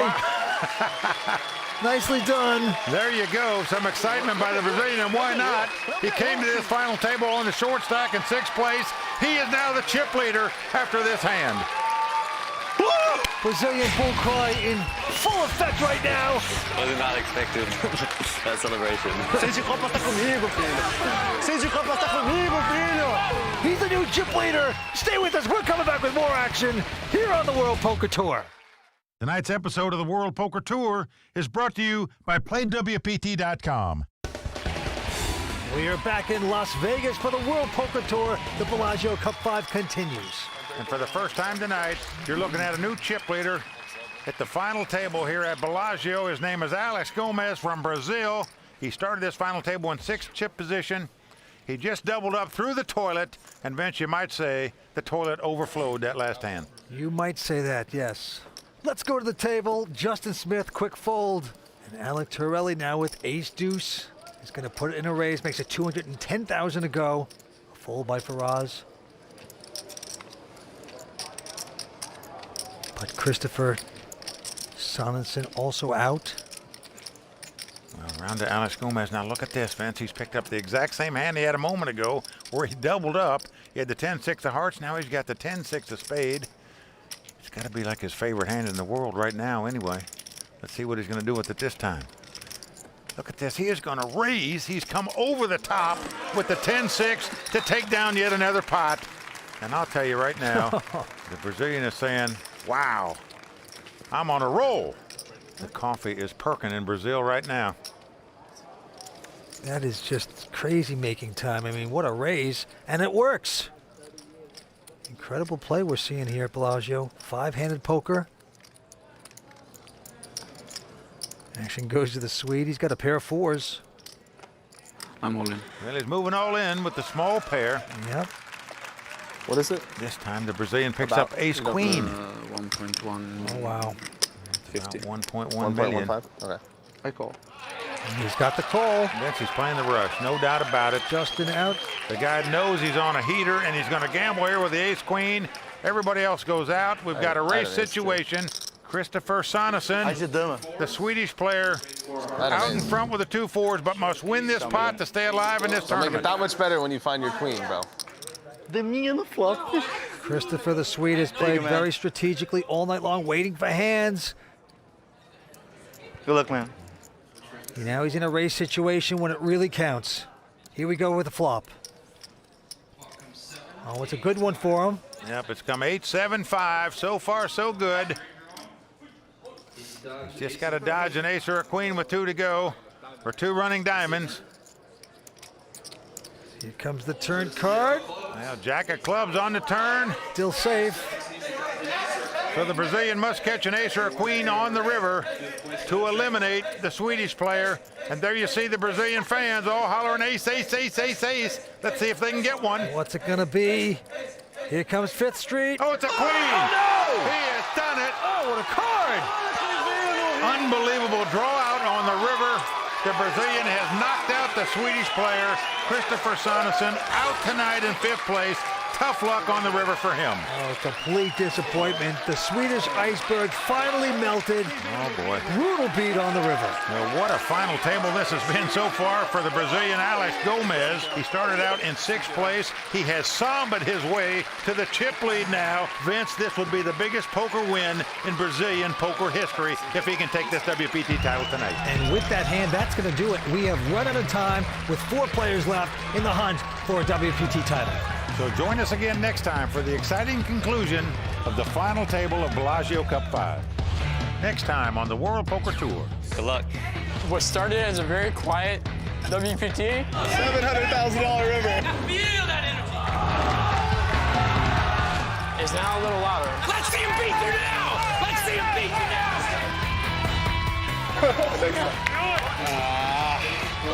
He can't beat it again. He can't beat you.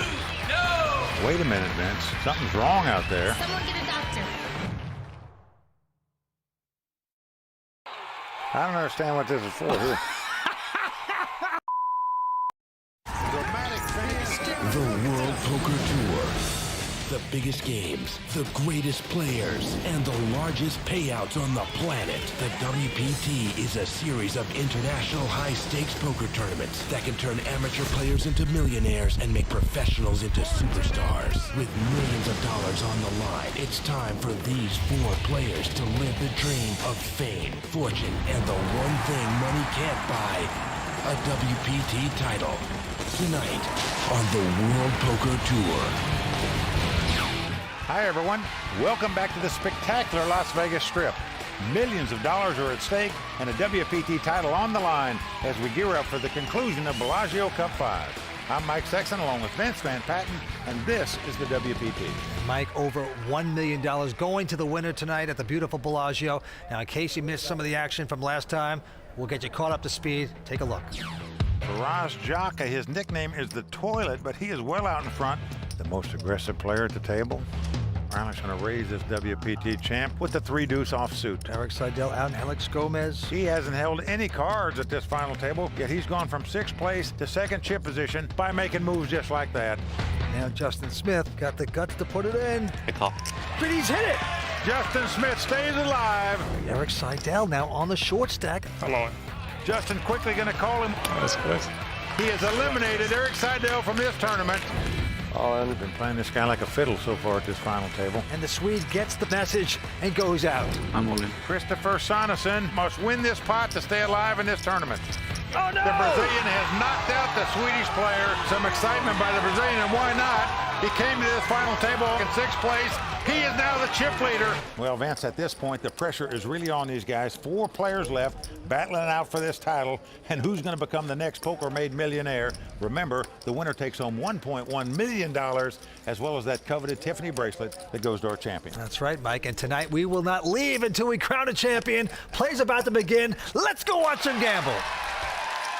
Well, we started 5 days ago with 268 players. We are down to these final 4. Our current chip leader is Alex Gomez from Brazil, and incredibly, he started this final table in last chip position and now has a 2-to-1 chip advantage over the field. But don't forget, the great Eric Seidel was in this event, 8-time bracelet winner, but he blew up like my prostate. He is out of here. We are down to 4. Cards have been dealt. Here we go. Faraz Jaka quickly folding. Alex out as well, so it's the battle of the blinds here. Around the horn to Justin Smith. It's a 21-year-old poker phenom, folks. I can tell you that right now. He plays in the highest stakes cash games in the world right here at Bellagio. Not only a great no-limit hold'em player, a tremendous mixed game player. Well, he's a former grocery bagger at the supermarket and now a poker pro, very tough, and he is raised with King 10. Making it $210,000 to go. But behind him, Alec Torelli from Orange County, California, is going to call. He's got Queen Jack of Spades. I have 1, 2, a little less now. 2.1 behind. Well, flop comes Jack 10-3. Great flop for Alec. He has top pair. Justin, who raised pre-flop, has second pair. And he's going to check it. Torelli hitting top pair. Said he learned how to play poker in high school. Great place to learn.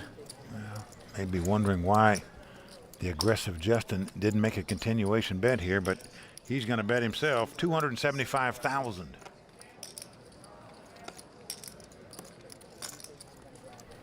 Now he looks over at Justin. Tough to get away from second pair, playing heads up against the blind. Justin's going to make the call here. The ace of spade comes off. Now that's a card that neither player is going to like to see, because neither one of them have an ace. Yeah, Justin checking again. Scary card for both players. Well, this card gives Alec a flush draw and a straight draw. I would say a royal flush draw, but we can see that Justin has the king of spade. Alec contemplating what to do right now. Check. He's fearful that Justin had an ace, so he checks it. So here comes the river card. Well, king of diamonds comes off. This gives Alec Torelli the nuts, as we say, the best hand possible right now. Yeah, Justin quickly checking.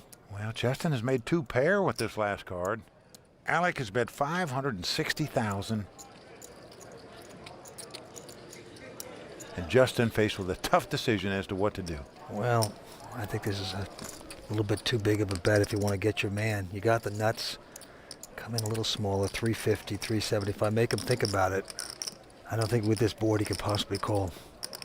Well, he does have 2 pair. The guy did check on the turn when the ace came off. You need like another minute and a half, guys. The former grocery bagger says, I need time. Well, he's an amazing young guy, this Justin Smith. I can tell you that. Anybody that's 21 and plays in the biggest games in the world, he's made that kind of money at this young age. That's phenomenal. There's Alec Torelli's mom, Valerie, rooting her son on. And a nice lay down right there for Justin Smith. Well, it really is. Land 2 pair down there in a heads-up situation. But Alec Torelli happy to pick up that pot. No, Alec Torelli's only 22, but he's already won over $1 million in career earnings. Tonight he could more than double that by taking down this title. That's incredible. All right, right back to the next hand. Action going to Alec Torelli. And this time, another big hand, ace-king. Makes it 2-10 to go. So Faraz Jaka going out. What a player he is. They nicknamed him the Toilet. And I'll tell you something, he has held the throne for most of this final table, but not right now. Alex, the Brazilian, out. Well, it's once again down to the same 2 players here, Vince. And Justin has got the 10-9 of clubs in the big blind. Everybody likes to see a flop with that kind of hand, including Justin as he makes the call. Yep, it's getting personal at Bellagio. Here's our flop. Now, flop comes King 7-4 with 1 club. So Justin has absolutely nothing but a 10 high, but look at this, Vince. He is reaching for chips, and he is not going to like it because his opponent has top pair and top kicker. Well, he's taking a stab at a bluff. 235, he's betting into the man with a huge hand, and he's going to pop it back up. Makes it 600,000 to go. Well, you raise it in case your opponent's got 7, 8 or something like that. You hate to give them a card by just calling there where they can catch a card to beat you. Could also have a possible straight draw. Justin has nothing but Phil Ivey's stare right there. Well, he's trying to look like Phil Ivey staring players down. He plays in the big game with Phil Ivey, I can tell you that. So he's seen enough of Phil Ivey's eyes to know how to do it, but didn't work here. Alec Torelli picks up yet another pot. So Alec Torelli picks up a good one, and all of a sudden he's hotter than my cousin's gold Rolex. Stay with us. We're coming back with more exciting action from Bellagio in just a moment. The psychology, it's everything in the poker player. I'm really good at understanding how people think and why they do what they do and how they're going to react to what I do. I think it's sort of like a feel thing where you just have to figure out what's going on. Reading my opponents is very big right now. I feel like I'm reading all my opponents really well in this tournament. Welcome back to the World Poker Tour. We're in Las Vegas at the Bellagio Cup 5, and the antes are 10,000, blinds going up to 50 and 100,000. Well, 4 young guys fighting it out for this title, all very confident in their reading skills, one of the #1 skills in poker. Alex Gomez from Brazil out in front with 8 million. Action's on him. He looks down at a 4 deuce, awful hand, quickly folds, as does Justin Smith. So once again, a battle of the blinds. Alec Torelli in the small blind. He's going to raise it, makes it 250,000 to go. Well, he's got the speed limit, a pair of 5s, 55. Now Faraz Jaka, the Toilet. They call him that. I don't. I did. I just did. You raised 700,000? Well, anyway, he's going to raise it. Well, he's been by far the most aggressive Raised player at this 700,000? entire final table. We've seen some great moves by him so far at this final table. Let's see if this one works. He's come over the top, made it 700,000 with just a queen-8 offsuit. All in. Wow, Alec Torelli going over the top, all in. That is amazing. How did he know? And Vince, that is 3 in a row, the hat trick for Alec. He's going to turn around to his fans and say, hey, call me butter, I'm on a roll. He is hotter than a cup of coffee at McDonald's right now, taking every pot. Next hand being dealt. Right back on, Alec. Quickly folds his hand now for Raz. Oh, he's got a hand this time. Pair of kings, the Cowboys. Well, he is hoping somebody tries to get tricky with him here. He's going to raise it, makes it 250,000 to go. I'm all in. But the Brazilian goes all in. Oh, this could be a terrible mistake. King Jack he has. There you see the wince in pain by the Brazilian there as he's quickly called and sees what he's up against. I have like a super sick feeling that King Jack's gonna find its way home. I don't like not wishing upon you, but I just think he's gonna find his way home, bro. That's what they used to say about me the last few days. Now it's him. Don't do it. Don't do it, please. Don't do it. He said not to do it. He doesn't even want it to happen. He wants to earn it, you know? Well, when you have King Jack, the very worst hand mathematically you could be up against in this situation is 2 kings, and that's exactly the case for Alex here. I want to see what it looks like from this side. Faraz in about as great a shape as you could possibly be. The 2 kings stand up. Faraz Jaka will be close to the chip lead once again. Hell yeah. All right. 1.2 million going to the winner here tonight. Here's the flop. No Broadway. Now, flop comes ace 7-5. So far, so good. Oh, no Broadway. No Broadway. Alex has a little shot there. Well, he's got to have to catch a queen 10 or 2 running jacks to win this pot. He is looking for some type of help on the turn just to stay alive. To try to catch a joker. Not happening. Ace comes off. There's no card that Alex can catch to win this pot. So Faraz Jaka is going to double up here. Well, the jack does come on the river, but it's irrelevant. Faraz sits back down after doubling up. And once again, the toilet is running smooth. Yes, he is. Stay with us. We're coming back with more action from Las Vegas on the World Poker Tour. Tonight's episode of the World Poker Tour is brought to you by PlayWPT.com. I really love the Bellagio. This is where the action is. This is where the excitement is. Bellagio is where you want to be. It's really tough. It's for sure one of the toughest tournaments we have in the whole world. We're on the cutting edge here. We're very visible. If you win at Bellagio, everybody knows about it.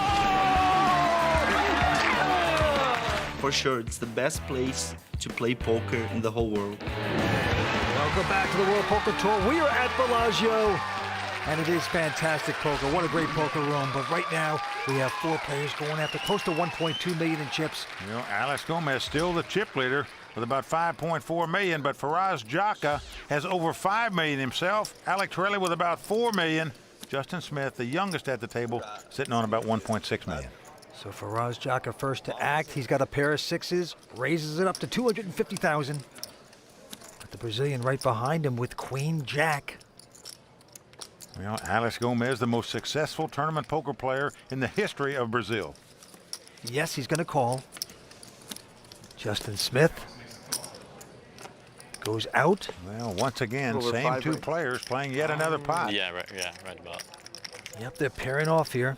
Here's the flop. Well, flop comes 10-7-5. Faraz still out in front with the 2 6s. Just shuffling chips with both hands, not just one. He's checked, though. And all these young guys have one similar trait. When people are checking to them, they're usually betting. That's the case right here.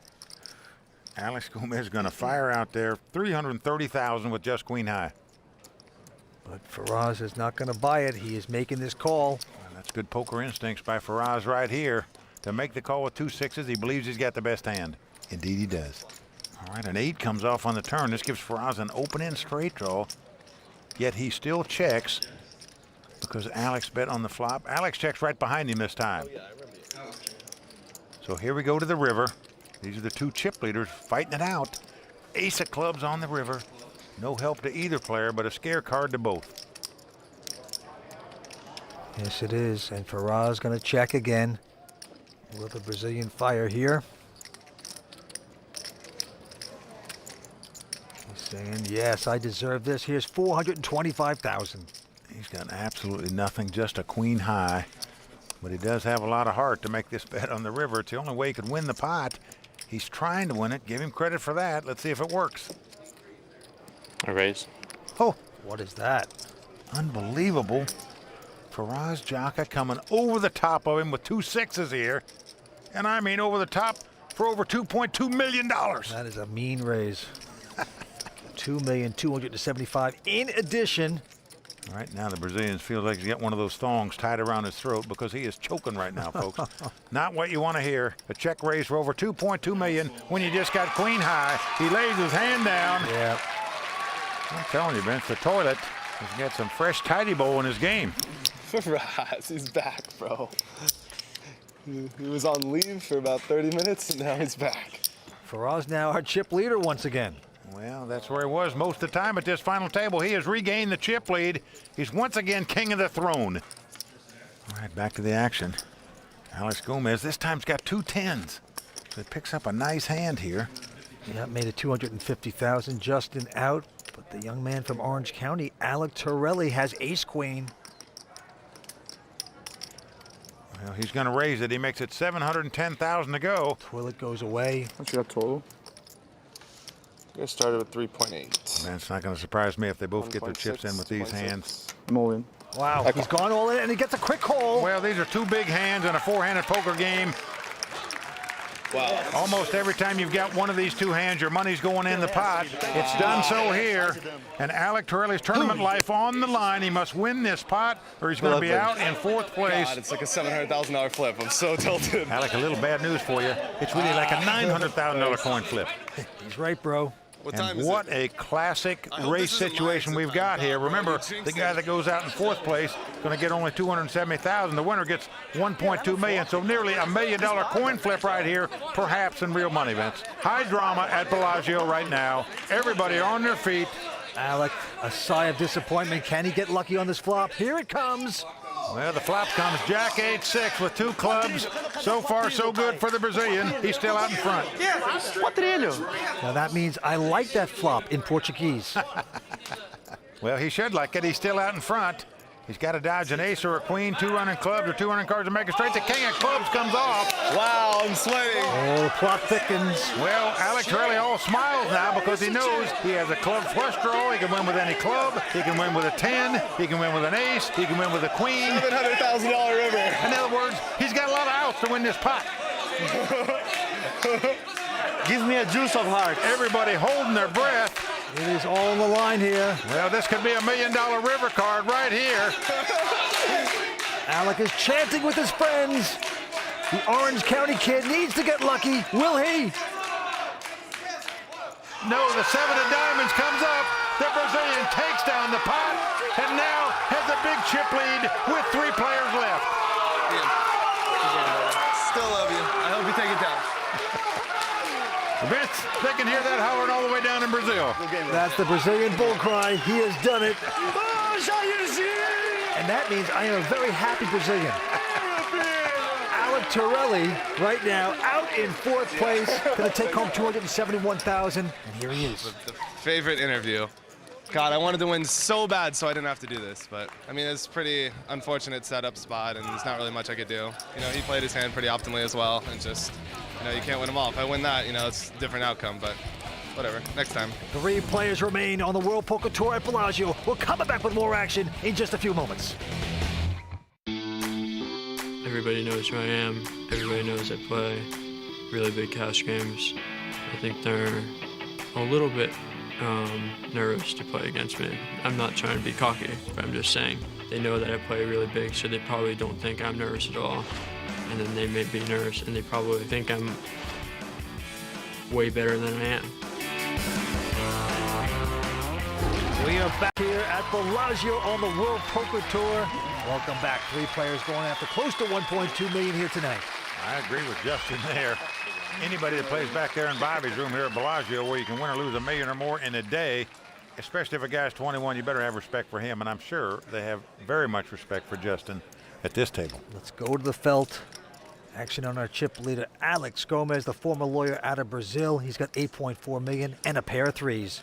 He's going to move it up to $250,000 to go. Now it's over to Justin. He's on the short stack here. Only got about $1.5 million here. Try to make something happen. Looks like he's going to do it here, Vince. He is going all in here with just an ace-3. I call. He is. Schwarz gets out, and the Brazilian is very happy because he's gone all in. He's made the call here of Justin's all-in bet. I see one coming. Oh, the Brazilian bull cry lives again.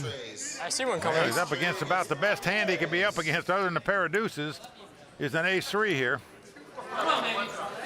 Alex's wife saying her prayers. I have live suits too. There's the cards lie. Almost a 3-1 favorite to win the pot. Well, now the flop comes Jack 4-4. Jack. Jack. Justin understands if the board pairs jacks, he'll have the best hand with jacks and fours with the ace kicker. Yep, he's got some hope now. More outs on the turn. He said the turn card will give him more outs. I got it. Turn card coming up. Will Justin get lucky? The turn card is a 5, so this definitely gives him more outs. Not only the board could pair 5s, but a deuce would give him a wheel of 5 high straight. So right now, he can't fade it again. Justin Smith needs an ace, a jack, a 5, or a deuce. All those cards will do it for him. Anything else, and he'll be out in third place. You know that, right? And Justin trying to talk himself into winning this hand. Here we go with the river. Can he go lucky? Jack. He's done it. He has done it. He has outdrawn the Brazilian on the river to stay alive in this tournament. Let's see him beat And I'll tell you, for a guy that's always calm, cool, and collected, even Justin Smith is going crazy about trying to win a WPT title. Now, Alex's wife was just told that her husband lost the hand. Now, Mike Mattisau here, obviously rooting Justin on, relishing in this moment. What started as a very quiet WPT, is now a little louder. Justin hit the nail in the head there. 1,000,005. Now, wait, look at this. Mattisau's calling him over. You have big chips. You don't need to be shipping. I know. I had 14 big blinds. Huge chips. He has big chips now, and don't ship it. Don't get too aggressive, he's saying. Nice hand, bro. Thanks. Great coach Mike Mattisau right there. I feel that energy. Not sure about the big chips. He's still in third place at this table here. I already But put still, my when you hand double right. up, you are feeling good because you're still alive. Good suck out there. Let's go to the table. Back on Justin with the button. And King Jack. Well, that's a good hand in a three-handed poker game as well. Let's see what Justin's going to do with it. He's just going to limp in and call here on the button. Something we haven't seen yet out of him. Rast Jaka out, and now Alex Gomez has a pair of 8s here. Snowman. Now, Vince, I'll be very surprised if he didn't make a move here with 2 8s. What you got? 3? I should have started with about 3.2. He's probably wondering, wow, Justin hasn't limped in yet. Is he trying to trap me with a big hand? And he's going to find out because he is going to raise it. Going to make it $575,000 to go. He wants to get paid off here a little bit. He's got a pretty decent hand, pair of 8s. Now look at this. You know, if you've ever seen Phil Ivey play poker, he's got those eyes, that laser look. Justin plays with him all the time. He's trying to develop Phil Ivey's eyes. You can tell it. Look at the way he shoots him over there at his opponent. Justin, don't forget what Mike Mattisau told you. Don't get crazy. You've got some chips. Come on. Oh, he's getting crazy. Very cool. Well, so much for Mattisau's advice. He's gone all in. So again, another race situation. Just a moment ago, we saw Alec Corelli get eliminated with the 2 over cards. It's all right. I got it. We've got the same exact scenario this time. Justin Smith has the 2 over cards. King Jack. If he loses the race, he'll be out in third place. Now, what does that mean? Por aqui, filho. I got news for you, Vince. If you live in Ohio, if I double up this, it's that starts out OHIO. That's what they do in Buckeye Land. Over after you win this pot, buddy. I think they were in a Brazilian ballet at one point. But now they've gone to poker. Let's see what happens. Here's our flop. Well, flop comes ace-7-3. Bear the board. Bear the board. So far, so good for the Brazilian. Right now, he's just got to dodge a king or a jack. Or 2 running cards to make a straight. Well, a queen comes off. This gives Justin 4 more outs. A 10 would now give him an ace-high straight in the victory. So Justin Smith must catch a king, a jack, or a 10, any other card, and the Brazilian will eliminate yet another player. Alex knows he can do it if it just pairs the board. Can he escape? Oh, it's a 10! Oh! Back-to-back double-ups by Justin Smith, drawn out both times, Vince, to stay alive. And look how excited he is, his fans, his friends. Fix that tomorrow. Let's go. Wait a minute, Vince. Something's wrong out there. We'll operate it on it tomorrow with the million. Yeah, there's something very wrong. He's doubled over. He's really in pain. Yeah, it snapped. What the? This is no bluff, let me tell you. Poker injury. I told you this is an injury sport. They say that poker's not a sport, but this is like. Well, this is pretty serious. People are rushing to Justin's side. I'm really hoping it'll be okay. I may be able to play. I'll play it out. Tournament officials have stopped the clock. We're going to find out what's going on, and we'll be right back right after this. And we're gonna get some ice. I just snapped my ACL. Do you want to elevate the leg? Welcome back to the World Poker Tour. where Justin Smith's excitement in winning that last hand has taken an unfortunate turn. Very, very bizarre, Mike. Justin, very excited about it, jumps up, hurts his knee. It looks like a torn ACL, and that's a very painful injury, but it's not going to stop him. He has his leg up. He's on ice. Anything can happen. Well, the irony here, Vince, is that Justin tore both his ACLs in a motorcycle accident, and while recovering from that injury, it's where he learned how to play poker. Well, that's very interesting, but you know, who said poker is not a physical sport? We are seeing it here for the first time on the World Poker Tour. He's got the ice going. Will he take the title? Well, he's got the chip lead right now with about 6 million in chips. The other two players have over 5 million in chips, so we've got a real horse race right now, folks. Yes, we do. Cards being dealt. Action on Faraz Jaka. He's got the button, and he's the first one to act, and he's going to stare down at a wired pair of tens. Powerful hand in a three-handed poker game. He picks up 2 tens. He is going to raise 60, it. right? Makes it 260,000 to go. Alex Gomez now with King Jack. He's going to re-raise. Well, once again, we could see a race situation for all the chips here. But no, Faraz just makes the call here. Started with about 5. Does not re-raise with the 2 tens. Very do you have? surprised at that. Even. Let's see what happens. Oh, the flop comes the slot machine. 3 sevens out there. And right now, Faraz has got a full house, but Alex is the one doing the betting. Yep, it looks like $900,000 worth. And Faraz just going to smooth call. Well, pretty dangerous to give a guy a free card in this spot with 2 overcards. But a 10 comes off. Oh, the danger disappears. Well, Faraz now has 10s full of 7s. Only 4 7s will beat him. The Brazilian slows down. He does check this time.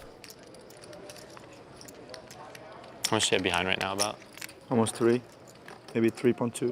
Well, Faraz is hoping the guy's got an overpair now or any kind of pair, or he would call a bet if he makes one. 900? On the other hand, his hand's so strong he might not want to bet, but he does bet 900,000. And the Brazilian wisely and quickly goes out. Yep, no contemplation there. He knew he was beat. Ran away from that hand. And right now the antes are going up to 15,000. Blinds are going to go up to 60 and 120,000.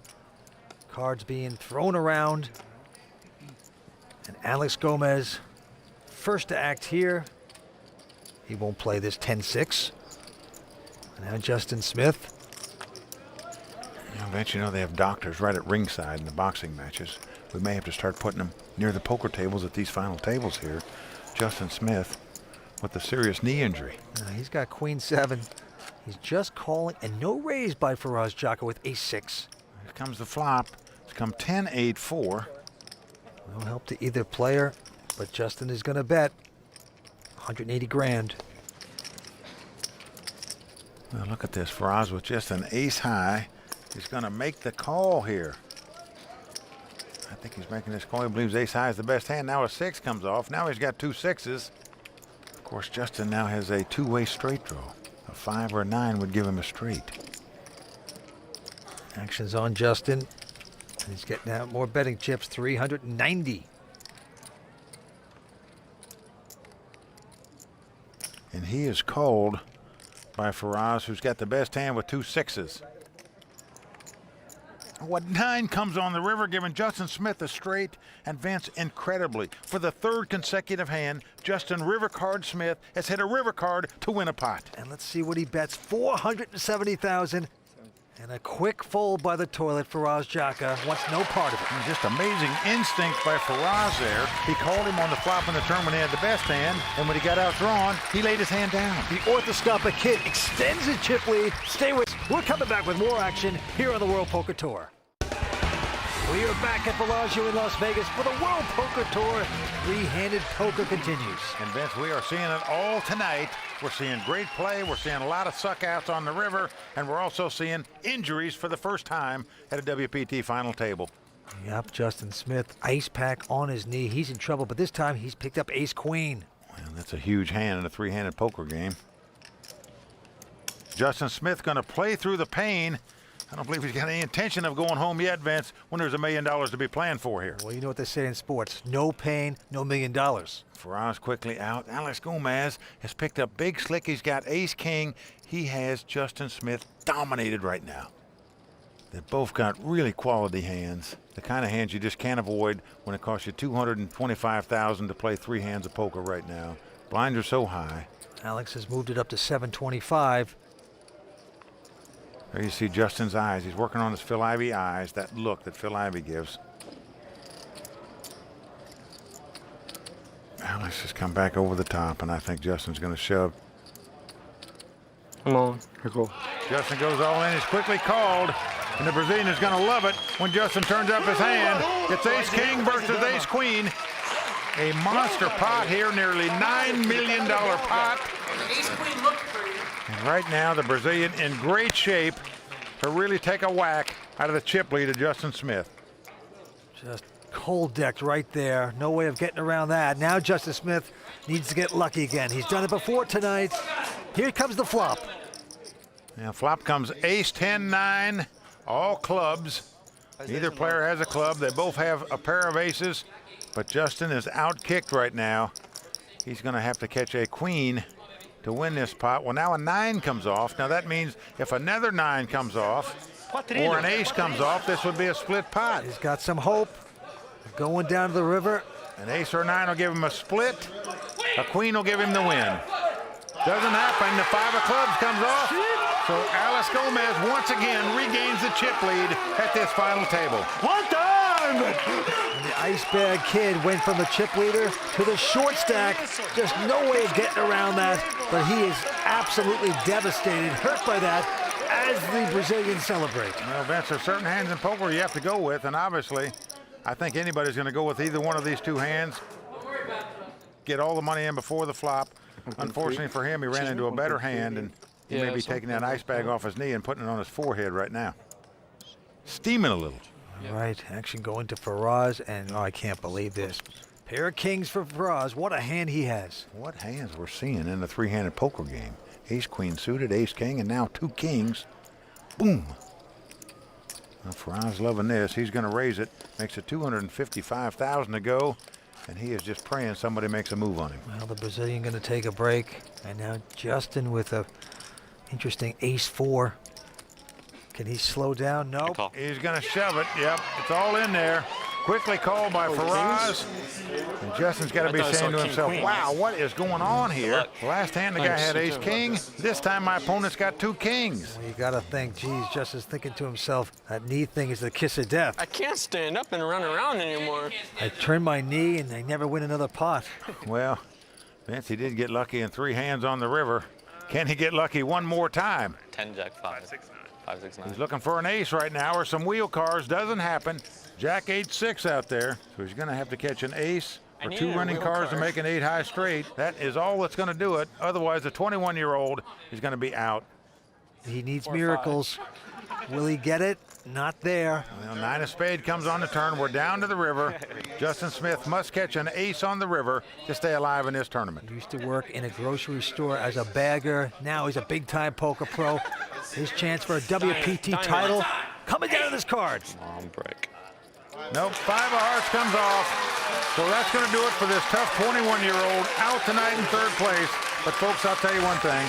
We'll be seeing a lot more Justin Smith in the future here on the World Poker Tour. He is tough. Tremendous effort by Justin Smith. You got to respect him. He'll take home $464,000. Right now, his buddy Mike Matusow walking him out of here. Out with the Wounded Warrior and in with the cash that these guys are going to be playing for. They shovel him off the floor, and here comes the cash. Well, one of these 2 players will become the next WPT champion. Will it be Faraz, the toilet, Jaka, or the great player from Brazil, Alex Gomez? That's not bad. Not at all. Well, that's the question is, will the toilet slam the lid on this championship, or will he get flushed down the toilet? Heads up action about to begin right after this.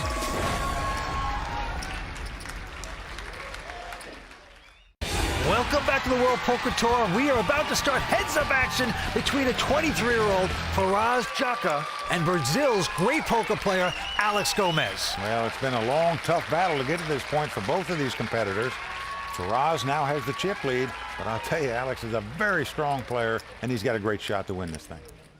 All right, to the felt we go. Blinds are going up to 80 and 160,000. And right now, Faraz with 11.1 million. Alex Gomez with about 5 million. Yeah, Faraz with over a 2-1 chip lead starting out in this heads-up battle. And it's on the Brazilian to act first with the button. He's got a 6-deuce of hearts. Alex Gomez, the former lawyer who's turned poker pro, already the most successful poker player in Brazilian history. Well, Alex is raised, makes it 425, and Faraz with queen 10 of spades is just called. Here's the flop. And flop comes king, king 3. Faraz out in front with the queen high. Well, he is checked, and Brazilian also going to check. The turn card is an ace of clubs. Inside straight draw for Faraz now. Well, he's going to lead out and bet. But look at this, Vince. With just a 6-deuce, the Brazilian coming over the top for $1.5 million. You gotta love the bongos on this Brazilian. Unbelievable. Well, Vince, he's representing to his opponent that he's got an ace in his hand by making this play, or possibly even a king in his hand. And I can tell you, even though the guy's got the best hand with queen high, you can't stand a raise in that situation. Show the bluff. Embarrass me. Yeah. Embarrass me. You wanna see? He would love to show this bluff. Okay, I'll show this time. He's doing it. Hey, babe. I asked for it. Yeah, he asked. I wanted to be embarrassed. That is a needle in the knee. Well, he said he asked for it. He wanted to be embarrassed. And right now, I think he is a little embarrassed and wishes he would have never asked to see that hand. Well, that's going to back up the toilet just a little bit. That is punishing. As they ante up and put up the blinds, action going to Faraz. He is punchy from that. I'll tell you what the toilet's going to do. He's going to take the plunger right now and try to stuff the other guy down it. I can promise you. He's got 8-7 of clubs. He raises it to 430. Be nice to me this time. I'll try. Alex is a pair of deuces and not going to raise. Interesting. Here comes the flop. 10-5 deuce. Alex has flopped 3 deuces. Amazing. Just a thing of beauty when this happens. You flop a set. He is checked.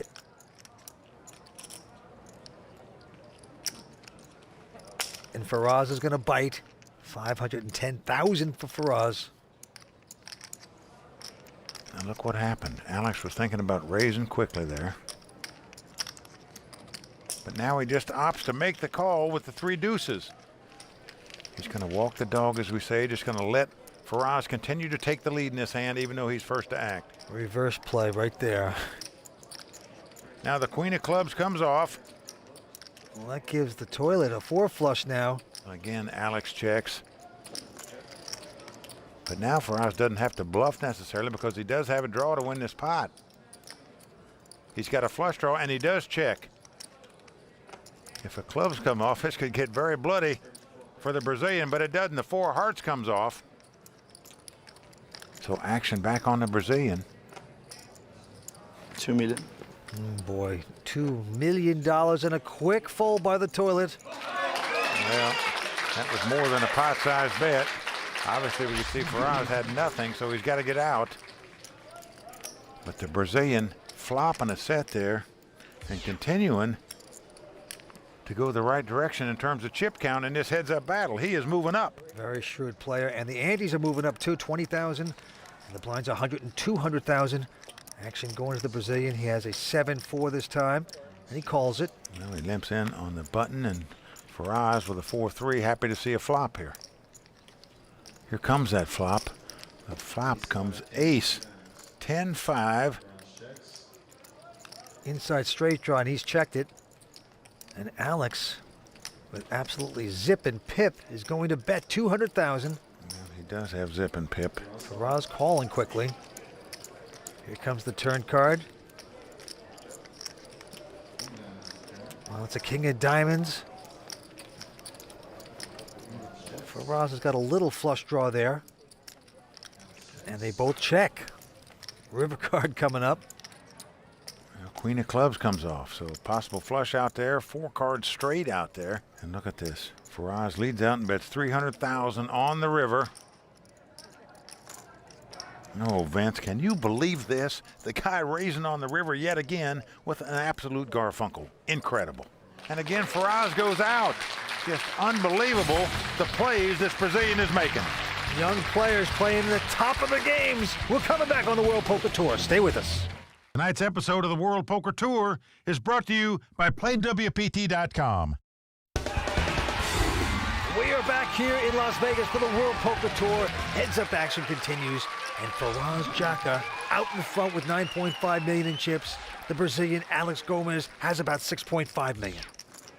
Okay, back to the action. It's going to be on Alex Gomez, his former lawyer, now poker pro, the winningest pro in the history of Brazil. And certainly his status is going to go up if he captures the first ever WPT title by a Brazilian poker player. Close to 1.2 million goes with that as well. And right now, Alex with an ace-jack is going to raise 560,000. Well, ace-jack is a strong hand in a heads-up situation.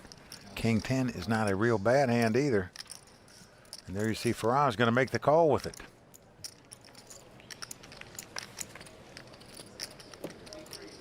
And the flop comes Jack-9 deuce. So Faraz has flopped a gut shot straight draw. Queen would give him a straight. Faraz quickly checking, and Alex with top pair ace kicker. Beautiful flop for him. Well, he's bet 735,000 here.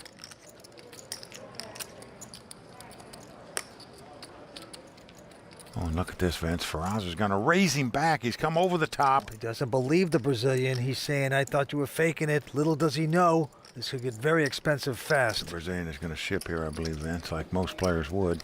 You got top pair and top kicker in a heads-up situation. You move in. I'm over. That's what he's done.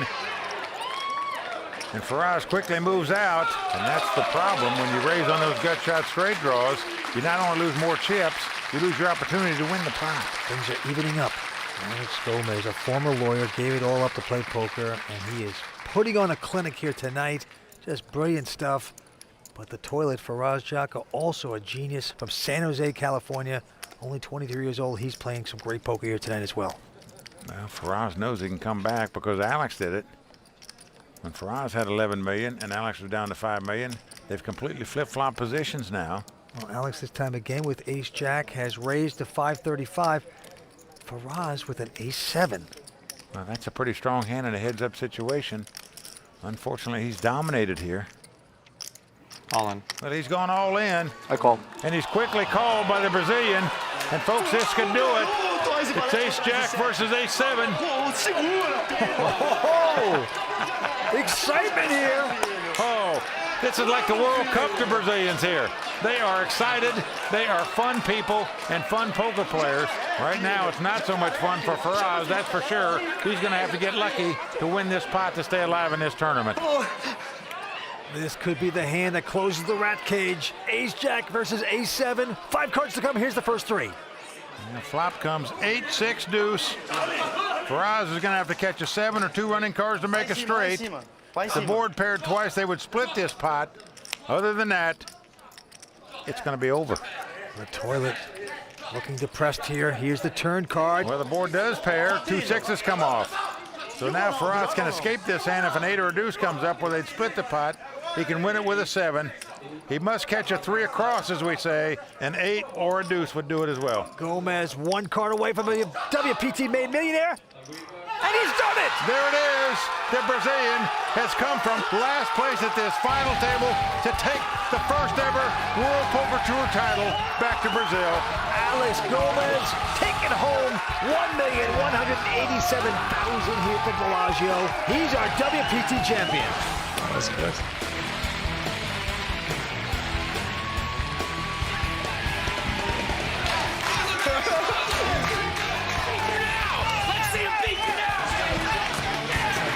Expected that celebration.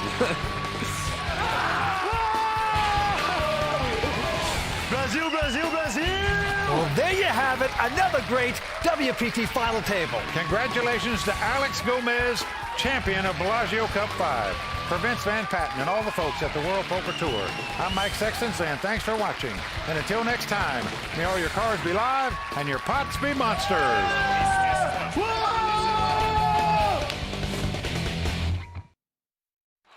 I don't understand what this is for here. The World Poker Tour.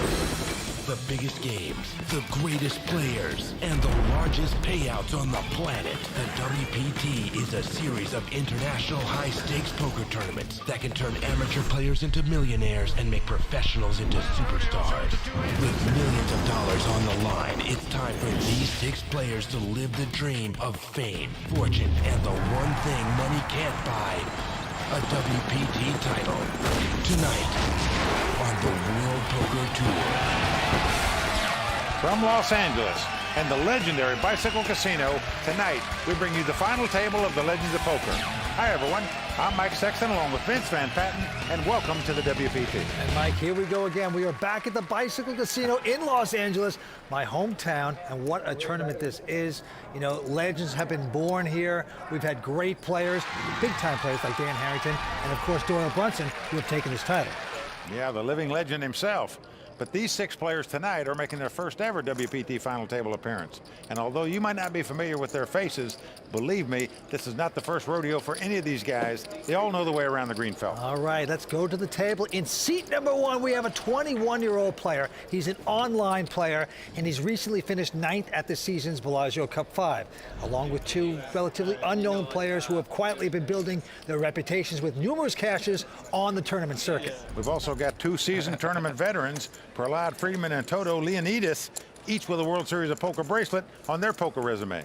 But the man to beat right now is our chip leader, Kevin Schaffel, who first rose to fame as a member of the 2009 November 9 when he made the final table of the WSOP main event.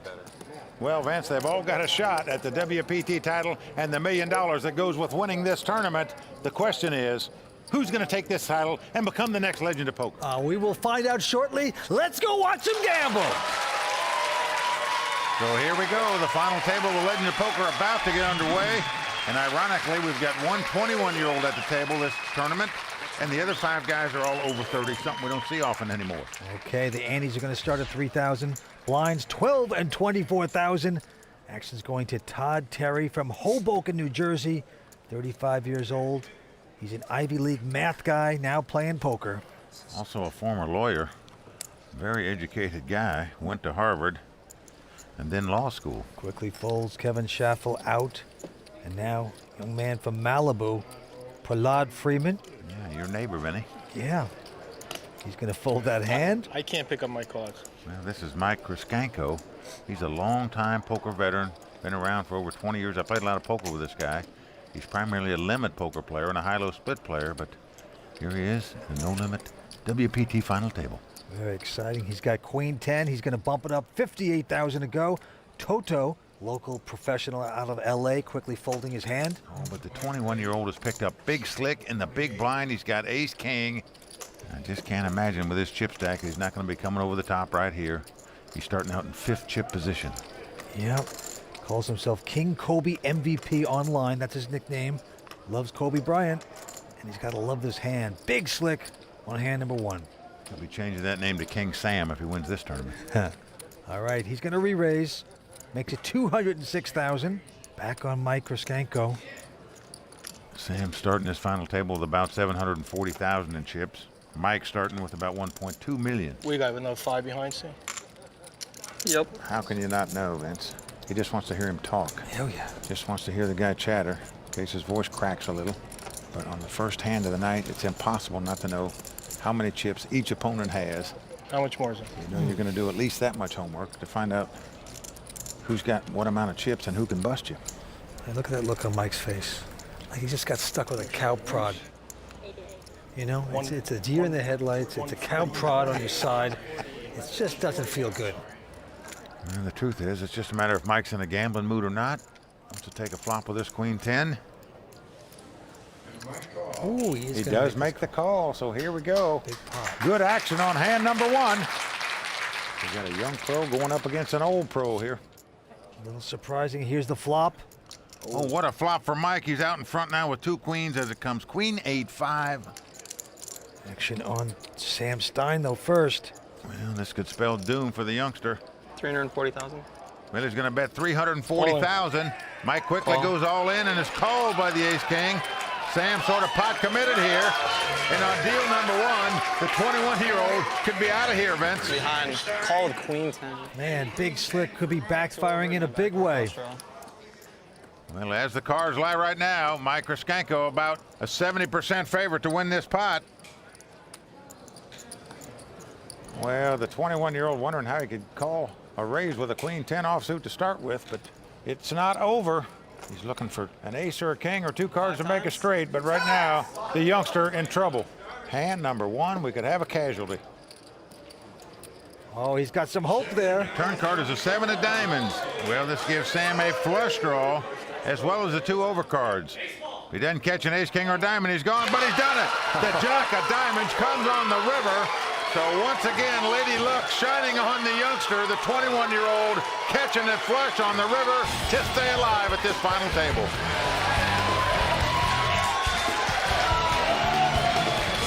And that is tough luck for Mike Raskanko.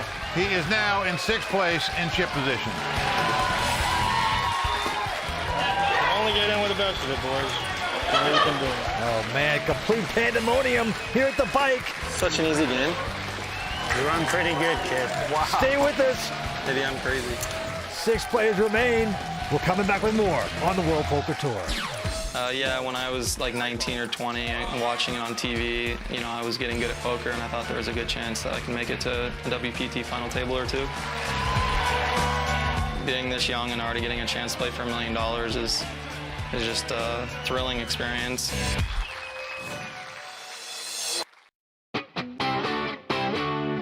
I live in Malibu.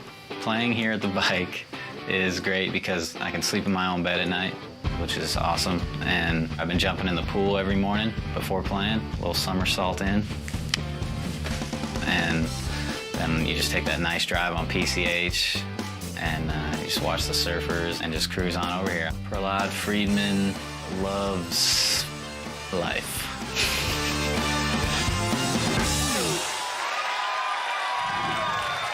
Well, he is officially the first hippie poker player on the tour. I doubt it. Straight from the commune of Malibu, Prahlad Friedman drives a Prius to boot. I mean, you just don't get more hippie than that. He's a good buddy of mine. He's a great guy and a great poker player. And right now, he's in 4th chip position, but he's got some chips. Right now, our chip leader is Kevin Schaffel, $2.2 million. 6 players going after a lot of money, over $1 million here today at the bike. Let's go to the table. Well, action's on Kevin right here. Looks down at an ace-8 offsuit. He's under the gun, meaning he's first to act. I'll tell you what impresses me about Kevin is the guy's a scratch golfer. Well, Kevin's going to raise it, makes it 60,000 into the hippie. I mean, Prahlad, and he's got a big hand, big slick, ace-king. Well, we just saw Sam Stein do very well with his ace-king. He doubled up with it in the last pot. Let's see what happens to Prahlad here. There's Dee Friedman. That's Prahlad's wife. She is quite a poker player herself. Prahlad looks like he's getting more chips out with his ace-king. Yes, he is going to make it a clean 200,000 to go. That comes right over the top with the ace-king, just as we saw Sam Stein do in the previous pot. Raskanko and Toto both out. Sam Stein not going to call. Ivy Leaguer, math guy, also out. So back around to Schaffel. No, he won't play. So your neighbor takes down the pot there, Minnie. Prahlad Friedman taking that pot down. No fight. Brings a smile to Dee's face. Okay, and just like that, the price of poker is going up. $5,000 ante, and the blinds will be 15 and 30,000. So that's 75,000 a round it costs you to play now. So all those guys that try to sit back and wait for aces and kings, their stack will get dwindled down. You got to mix it up and play if you want to win these WPT titles. Action going to Toto Leonidas, the longtime pro out of LA. Originally out of the Philippines, he quickly folds his hand. Sam Stein now also folding. Around to the former lawyer, Todd Terry. He goes out. Kevin out. Back around to Prahlad Friedman. Well, the battle of the blinds, and look at this. Prahlad picks up 2 kings in the small blind. We just saw him pick up ace-king in the last pot. Another monster right here. Oh, the hippie could start to do a moon dance after seeing that hand, and he's going to raise it up. Makes it 65,000 to go. And Mike Kryskenko, he has a big hand as well. Ace queen, he says all in. Well, this is a standard play by Mike, no question about it. Quick call by Prahlad, of course, with the kings. Well, you see the disgusted look in Mike's face as he sees a small blind picked up 2 kings. He's saying, what is going on here? You certainly can't blame Mike for going all in here with ace queen out of the big blind. He's only got about 500 in chips. You pick up a hand like that against a small blind, you're going to play it. What can I do? I'm going to lay that down. Anyone laying that down? No one in the world. It's kind of hard to lay that down, isn't it? Well, Mike said up front he didn't care whether it came in first or sixth. Doesn't care about the money. I think he's going to start caring about the money. Kings up against ace queen early on here. Well, it's not over yet, though. Mike can obviously catch an ace. Let's both make a flush in spades. Or make some kind of flush or straight to win this pot, but let's see what happens. Oh, a king right in the door, as we say. Come king, 9, deuce. Unbelievable.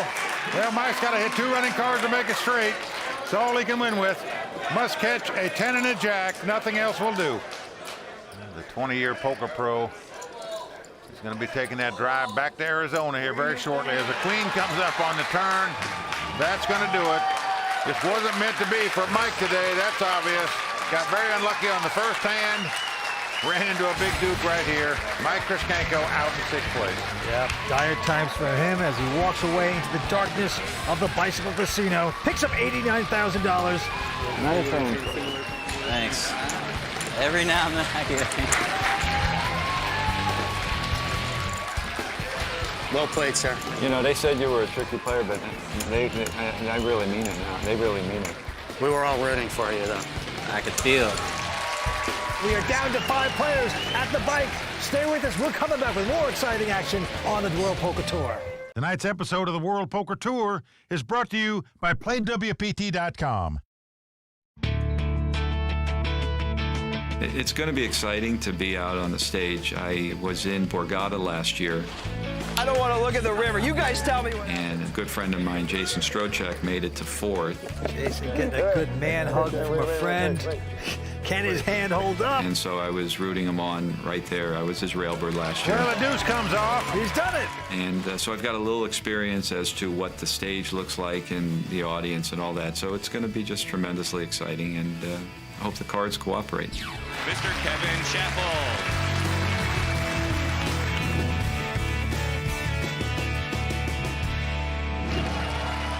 I have to say, I think the man hug lasted a little too long. Welcome back to the World Poker Tour, where 5 players remain at the Legends of Poker. Kevin, the only guy at the table that's a scratch golfer, I can tell you that. Wow, that's impressive. Our current chip leader is the former lawyer Todd Terry up on top, but everybody other than Toto Leonidas has got plenty of chips to play with. All right, back to the table. A couple quick folds. Prahlad and Toto out. And now Sam Stein, the 21-year-old out of LA, also folding. Over to the former lawyer, Harvard graduate, mathematics whiz. He is going to raise it. Comes in for $90,000. From Hoboken, New Jersey, that's where Frank Sinatra was born and raised, and he's raised it. Kevin, of course, got a lot of notoriety by making the main event final table of the World Series of Poker in 2009. This is his first WPT final table. Todd has made it $90,000 to go, but Kevin is going to call with Jack 10 right behind him of spades. Well, here comes a flop. What a flop for Todd. Raised it with king high and catches 2 kings. He's got top pair. Kevin has got second pair. Well, Todd's bet 115, and Kevin doesn't believe him. He's going to make this call. Going to the turn. When a jack comes off, beautiful card for Kevin there, as he's now made 2 pair to take the lead. Now look at that little Hollywood pinky check by Todd Terry. That was very soft. Either that or his pinky's twitching. That looked like a piano player's check to me. You know, he uses his little fingers, you know, dink, dink, dink. Well, he's checked wisely, and Kevin now spiking the 2 pairs, coming out with a bet. He's going to bet $250,000. Now what do you do with top pair if you're Todd Terry? This is what poker's all about, folks, making tough decisions. Well, he doesn't care about decisions. It all comes down to math with this guy, he says. He's a genius math whiz. Call. Oh, boy. So a big pot brewing here between Todd and Kevin. River card comes up. 5 of spades helping neither player. There's the pinky check again. And Kevin surprisingly checks 2 pair right behind him. I believe we could have got a little value out of that 2 pair had he made a small wager there. Opted to just go ahead and check, and he's going to take down the pot, but I think he missed a value bet there. I think so too. And look at the irritated Todd Terry. Disgusted. Saying to himself, listen, I'm the Ivy Leaguer. Don't try to push me around. So right there, Kevin Schaffel taking down a nice little pot. Birdied that hole. To the table we go. Can we vote? It is on Prahlad. He quickly folds a 6-7. Well, Toto going out as well. Round to the 21-year-old on the button. Looks at King 10 of hearts. Sam Stein doubled up on the very first deal at this final table. Hadn't played a pot since. 21 years old, been a poker pro for 3 years. He's played a lot of online poker in his day, that's for sure. We're going to raise it here to 75,000. All right, Todd Terry folding. Around to Kevin. Now you look at Kevin, and he's got the glasses on. He's got that tough look. He almost looks like one of those southern prison guards that you just would hate. Picture him with a rifle on the chain gang, you know? Oh, take it easy. He's a super nice guy, this guy. I don't care. He looks like a prison guard on the chain gang. Maybe you should take the glass off. He won't look so mean to you. You don't see the prison guard thing, huh, Mike? Yeah. I don't see it. I just can't get out of the fact that the guy's a scratch golfer. I'm sorry. I'm hypnotized by that. Well, he's a caller here. Queen 4. Both hearts. Here we go with the flop. 4, 4, 5. Kevin's hit 3 of a kind. Oh, what a flop for Kevin. He checks it, trying to set a little trap for his man, and boom, the continuation bet being made by Sam Stein right here. Yeah, Sam Stein's bet 100 grand with his nothing. He's not going to like it. Now the question is, do you raise right now, or you just sort of walk the dog with the 3 4s? Well, Kevin's going to come right over the top. He's going to make it 350,000 to go. Yep. And he's coming over the top here in hopes that his opponent's got a real hand, an overpair, for example, where he might get all his chips. As the cards lie, probably not going to get any action, but still happy to flop the 3 4s and take down the pot. He's saying what we got here is fade to communicate. Sam in a quandary, and he's going to finally fold his hand. Wisely done. Sometimes he's just got to give it up. Kevin Schaffel taking down that pot. The prison guard looking good. 5 players remain here on the World Poker Tour. We're coming right back.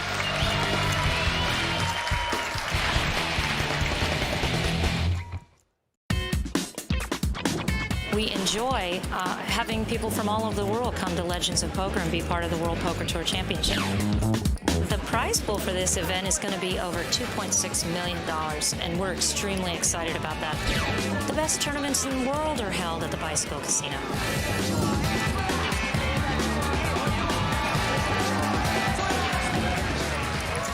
That is Kelly O'Hara from Ireland. I think she played a big part in Gone with the Wind, I believe.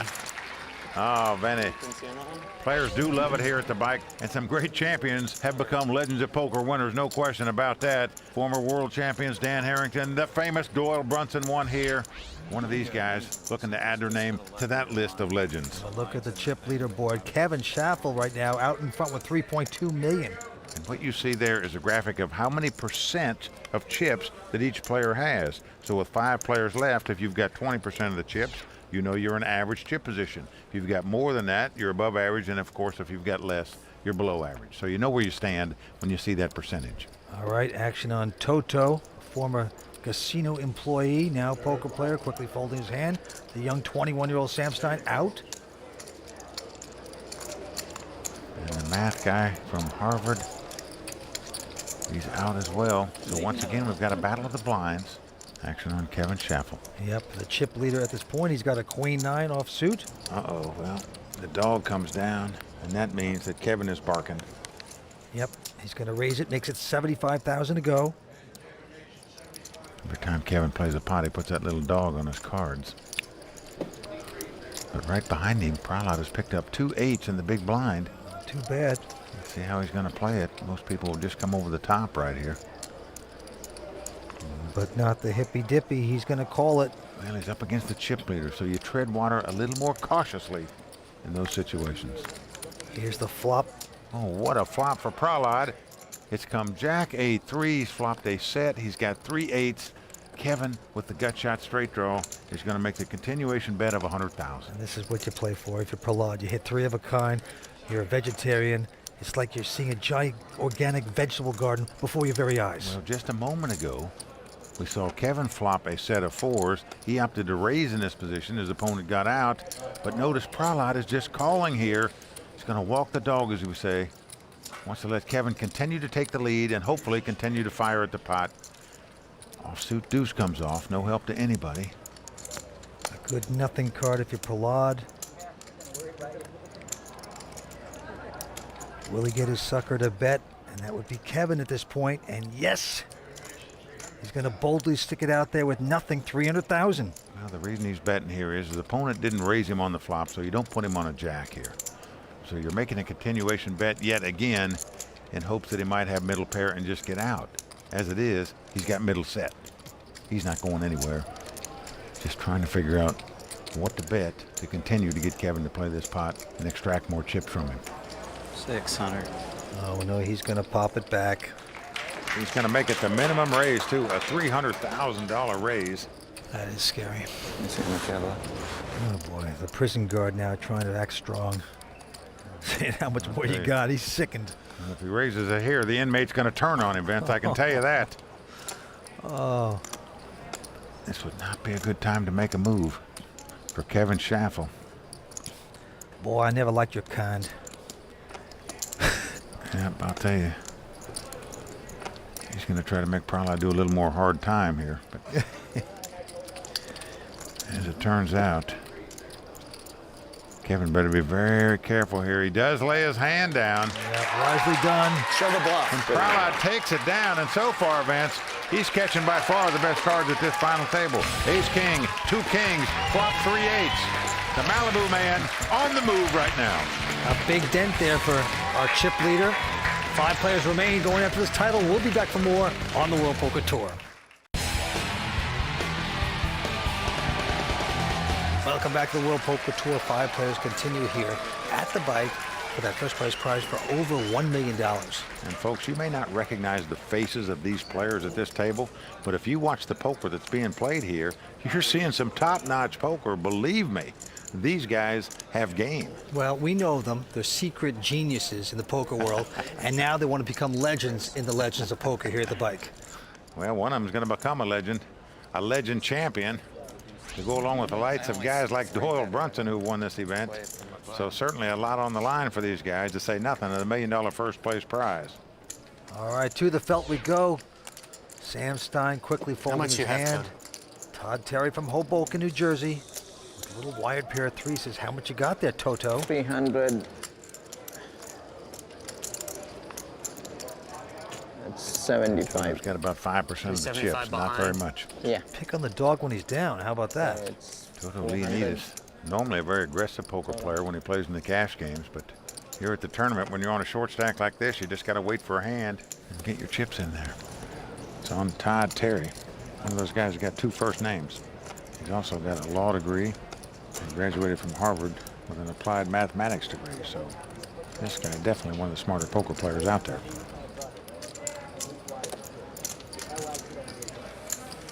He's going to lay it down, though. Todd Terry laying down the small pair. And Kevin Schaffel with his favorite hand, Jack 10. And he bet 75,000 on the button. Prahlad going out. And Toto in the big blind has a king-queen. Well, he's been waiting for a hand to get his chips in with, Vince. I believe this is the one he's going to go with. All in. Toto has done it. He's pulled the trigger for 400,000. He's moved all in. 405,000 total? Yeah, 405. Well, this is why Todd Terry earlier on was saying, Toto, how much you got? Because he has 3s. He's thinking to himself, can I push him out? Is it just going to be a race? What's going on? So he made a wise mathematic fold right there. That's still a lot of chips. Well, Kevin Schaffel is the chip leader. He can well afford to make this call. I know. It's going to cost him another 330,000 to do so. But You have to play two scenarios in your mind. Number one, do you really want to double up a tough player like Toto? But number two, you've got chips to gamble with. If you get lucky, win the pot, you can eliminate another player. And number three, he's got prison duties to do. Well, he gives Toto respect. He lays his hand down, so Toto Leonidas, top-notch pro player, taking down his first pot at this final table. He talked me out of it. A lot of chips. It's amazing how when you win a pot, Vince, when you're on a short stack, you start smiling and laughing. Toto Leonidas taking his first pot here tonight. I don't bluff, guys. Well, he's a former casino employee. He used to be a bartender and a food server at the casinos, but he's also a great player, a lot of experience, and Toto shows it there. Well, Vince, you got to admire guys that worked in casinos as bartenders and waiters and now play in big cash games like Toto does. Yeah. Plays in a lot of events out here on the World Poker Tour. Good to see him at a final table. Yeah, going after over $1 million here tonight. Cards are being dealt once again, and the blinds are going up to 20 and 40 now. Action going to the man from Malibu, Prahlad Friedman. Gets down to the Jack-5 offsuit and folds. Yep, and now Toto also going out. Sam Stein, the 21-year-old, also out. And now we're back around to Todd Terry. And once again, it's a battle of the blinds. We've seen a lot of that so far at this final table. And he's going to limp in and call with the 8-6. But look at this right behind him. Kevin Schaffels picked up 2 kings. He caps his card with the dog and checks, Vince. He is slow playing the 2 kings. Yes, he is. Camouflaging the strength of his hand. Big time here. All right, here's the flop. It is 10-6-3. Todd gets a piece of that, and there goes the Hollywood pinky wrap. Well, he checks middle pair. A little surprised by that. Kevin with the overpair is now going to make a bet. 70,000. It's just me, his hand's starting to look like ET's. Well, it looks like you got piano hands to me, Vince. You try tapping your finger like that without the other fingers moving. It's not easy. All right, well, he's making a call. He could get into trouble here. 10 on the turn, pairs the board. Well, again, Todd checks. Even though there's a possibility your opponent might have 3 10s, if you're sitting in Kevin's seat, you don't think so, because you believe a guy would have come back over the top of you if he'd have flopped top pair. What you're fearful about is you got some kind of straight draw or some kind of flush draw here. So you don't want to give him a free card, so that's why you would bet 2 kings. 150,000. Todd, of course, has got second pair, thinks he might have the best hand, so he's going to make the call. Yep, down to the river. Todd needs to get lucky. What will happen? Oh, he's caught a 6, Vince. That's lucky. The only card he could win this pot with, and it peels right off of there on the river. Unbelievable. And again, he checks. Now, you don't know if he's checking for the check raise or if he's fearful that his opponent's got a 10 in his hand for 10's full. Well, Kevin's going to bet 200,000. Look at this, Todd Terry looking disgusted. He might think his opponent had top pair, has a 10. Well, obviously, that's what he thinks. He's gone into slump mode here, which is shocking to me. Now, I can't believe he's going to take this long. His opponent's only bet 200,000. You're never, ever, ever going to throw this hand away in this spot, Vince. If the guy's got 10s full, he's just got it. You're going to call. Maybe he's thinking about coming over the top with the 6s full. No, impossible. That would be impossible. You can't get called unless you're beat. So that won't happen. But, you know, you give a man can whine at the poker table a little bit. You know, get the violin out. I'll tell you who's going to be whining here when this pot's over. That's going to be Kevin.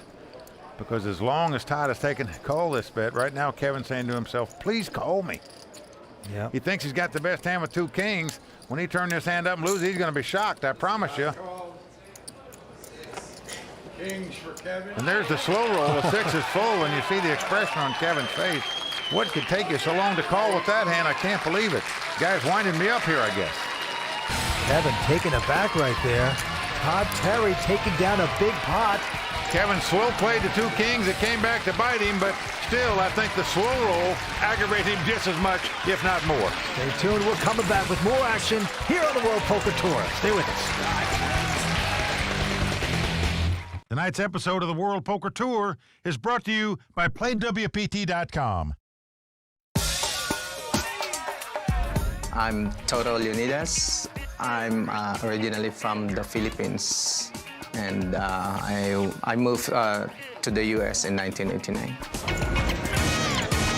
I'm still longing for, big wins because I've been close to many of them, and I blow up a lot of WPT. So I know I blow up a lot of main event, but this time, it's like it has to be changed.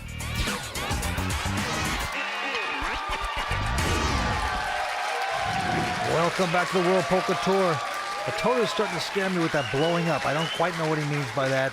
Well, what he means, Vince, is he's played 63 WPT events. This is the first time he's made it to the final table. A lot of times in those tournaments he had plenty of chips, but imploded along the way and just dusted them off. Oh, I see. In other words, he blows out of there. He's not blowing up things. You could say that. Well, Vince, 5 players left, but a big difference in prize money between the guy that goes out 5th and the guy that wins this tournament. Nearly 900,000. So certainly every decision critical right now for all these players. As you can see, our chip leader Kevin Schaffel and Toto Leonidas on a short stack. Here we go to the table. Action on Sam Stein. 21-year-old out of Los Angeles, quickly folding. He's playing pretty tight here tonight. Well, there's Todd Terry looking down at the Queen 10 of spade. Toto, how much do you have? Former lawyer, Harvard mathematics major. Well, he's got Queen 10 of spades, and all he's interested in is Toto's chip stack. That's 4. You're always using his math. 475. Trying to figure out if he can bully out Toto. Okay, thank you. If need be. I know Toto's on the short stack. Well, you always count mine. You have 2 big stacks behind you. Oh, look, Toto's taking it personally. He's got a good point there. He's getting picked on. Yeah. Yeah. He shouldn't have said anything because the guy raised him here. Made it 100,000 to go. Our chip leader goes out. Prahlad Hippie Friedman has an ace-5 this time. Well, he's got a weak ace. You just hate to call razor with these kind of hands. He's looking over at Todd, thinking, how strong is this guy? Strong enough, he says. He folds. Toto quickly out as well. Yeah. Todd Terry picking up the pot, but making a little enemy. Toto Leonidas every time the guy sits on the act, he always asks Toto how many chips he's got. 3 suited or Jack 9 off. I had a big card. You had 1 big card. Todd puts a nice smirk on his face. Probably had you though. I had 2 big cards. Well, as you know, Vince, many times in poker games, if 2 players get into it with each other, they create a little rivalry, they go after each other, and it makes for a better game, as you know.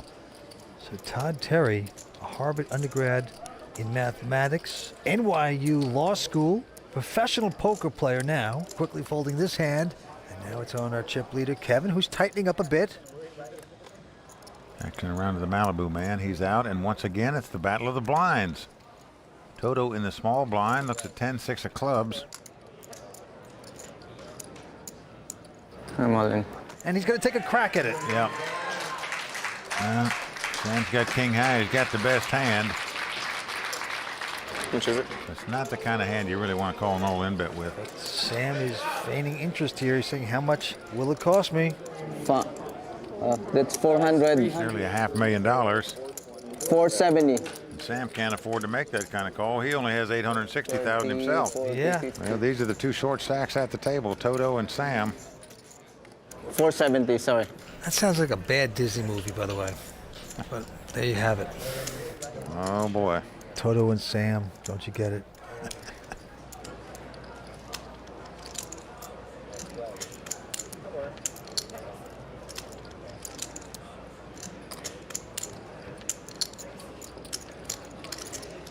Now look at the look on Toto's face. Most of the time in poker, when someone's staring at you like they've got a real big hand, they've got the opposite of that. They've got a weak hand. That's exactly the case right here. I think many pros would have picked up on that and maybe called Toto right there, but Sam opting to lay down the king high, Toto picking up the pot. And look at Toto. He is proud of that bluff. That's the way you have to do it. You don't get the cards, you got to push him around. Nicely done by Toto. Price of poker going up, $10,000 ante, and the blinds are? 30 and 60,000. All right, they're going to gamble. Well, they're going to have to gamble now because it cost you 140,000 a round. So the action going to Sam Stein. Made the lay down, and this time he's going to lay this one down as well. Goes away the queen 10. Todd Terry out. Kevin out. And again, a battle of the blinds. Boy, this is like a rerun movie here tonight. Everybody folding to the blinds. Now Prahlad with a queen 10 is just going to call it. He's just going to limp in and call, even though he's mathematically favored over 2 random cards to have the best hand.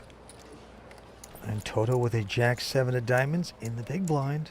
Well, tempted to move in with this hand, even though it's not that much, but you figure your opponent doesn't have much because he just limped in.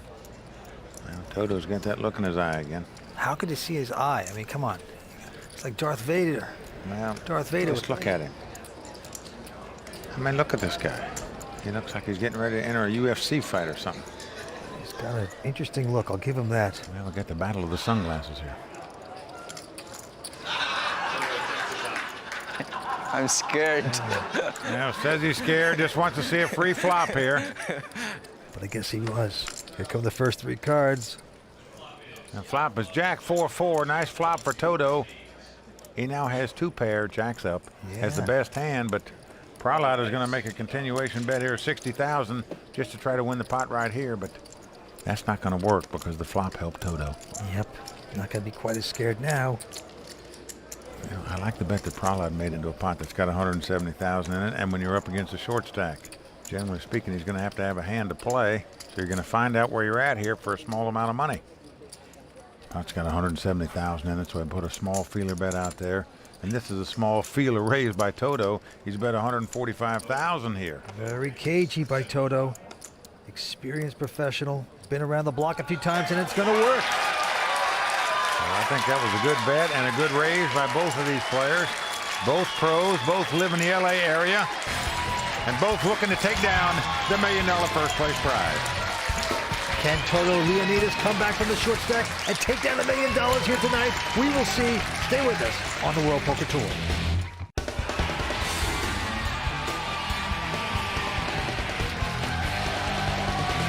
We are back here at the World Poker Tour in Los Angeles.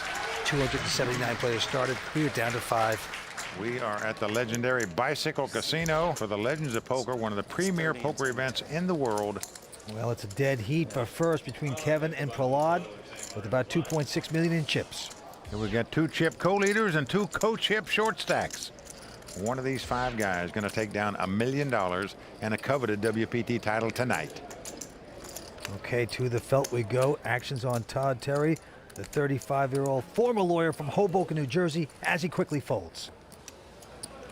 Kevin Schaffel, our chip leader at this point, has picked up a pair of 7s. If he's got the 2 walking sticks, he's going to walk a little raise into this pot, makes it 150,000 to go.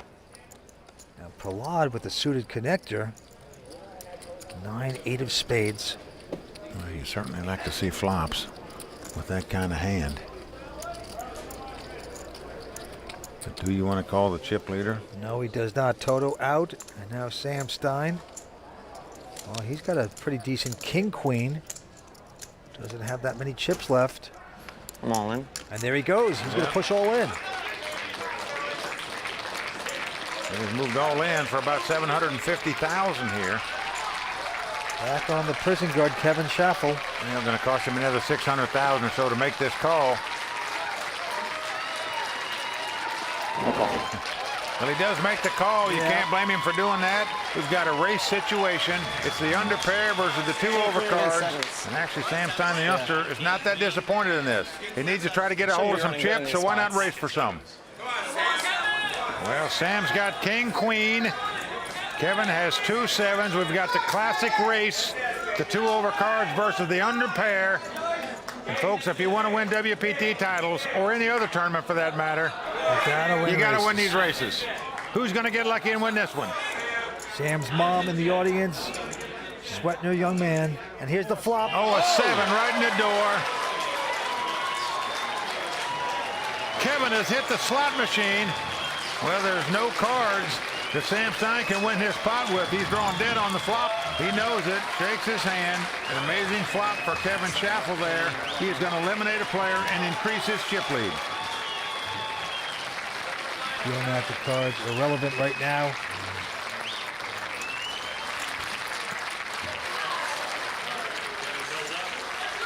Nice ball. Nice. So that's going to do it for the 21-year-old Sam Stein from Hidden Hills, California. He'll be our 5th place finisher. He plays really strong poker. He finishes 5th. He is going to pick up $116,000 for his efforts. And just like that, we are down to 4 players. Stay with us. We're coming back with more action with 4 players here on the World Poker Tour.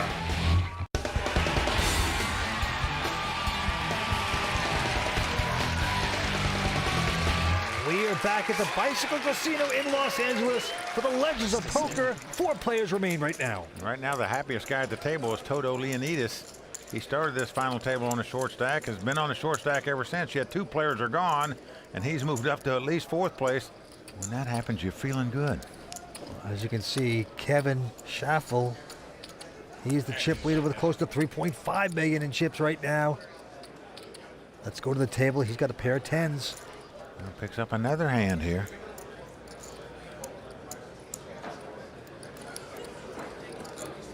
Born and raised in Miami, and now he's going to bet $150,000.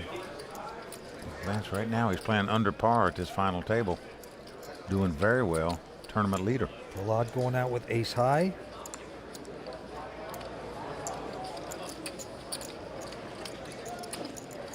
Oh, incredible. Toto's got a huge hand here. Pair of kings. Wow. This is what he's been waiting for, Vince. Right now he's a happy camper because he started this final table in 6th place on the short stack, has constantly been on the short stack, yet 2 other players have been eliminated. I'm all in. There he goes. Well, he's going all in. He's certainly going to be called for sure by Kevin. Yep, and Kevin does make the call, of course. Well, there you go. Toto Leonidas in great shape to double up here against the chip leader. Both players have a legitimate hand. Nobody going to throw one of these hands away. Just unfortunate for Kevin that he's found Toto with 2 kings. Here's the flop. Kings up against 10s. First 3. Now flop comes Jack, 3 deuce. Kings safe so far. So far, so good for Toto. Out in front with the 2 kings. Comes the turn card.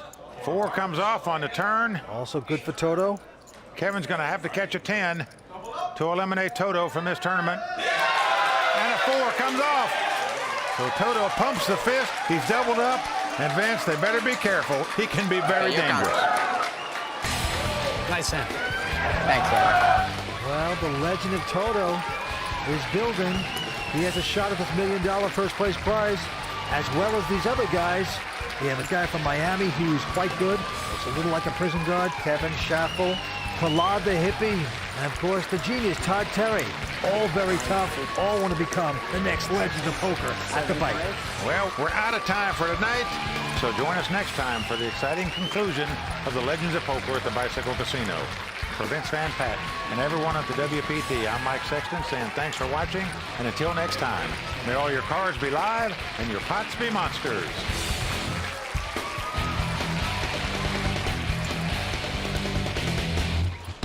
Next time on the World Poker Tour.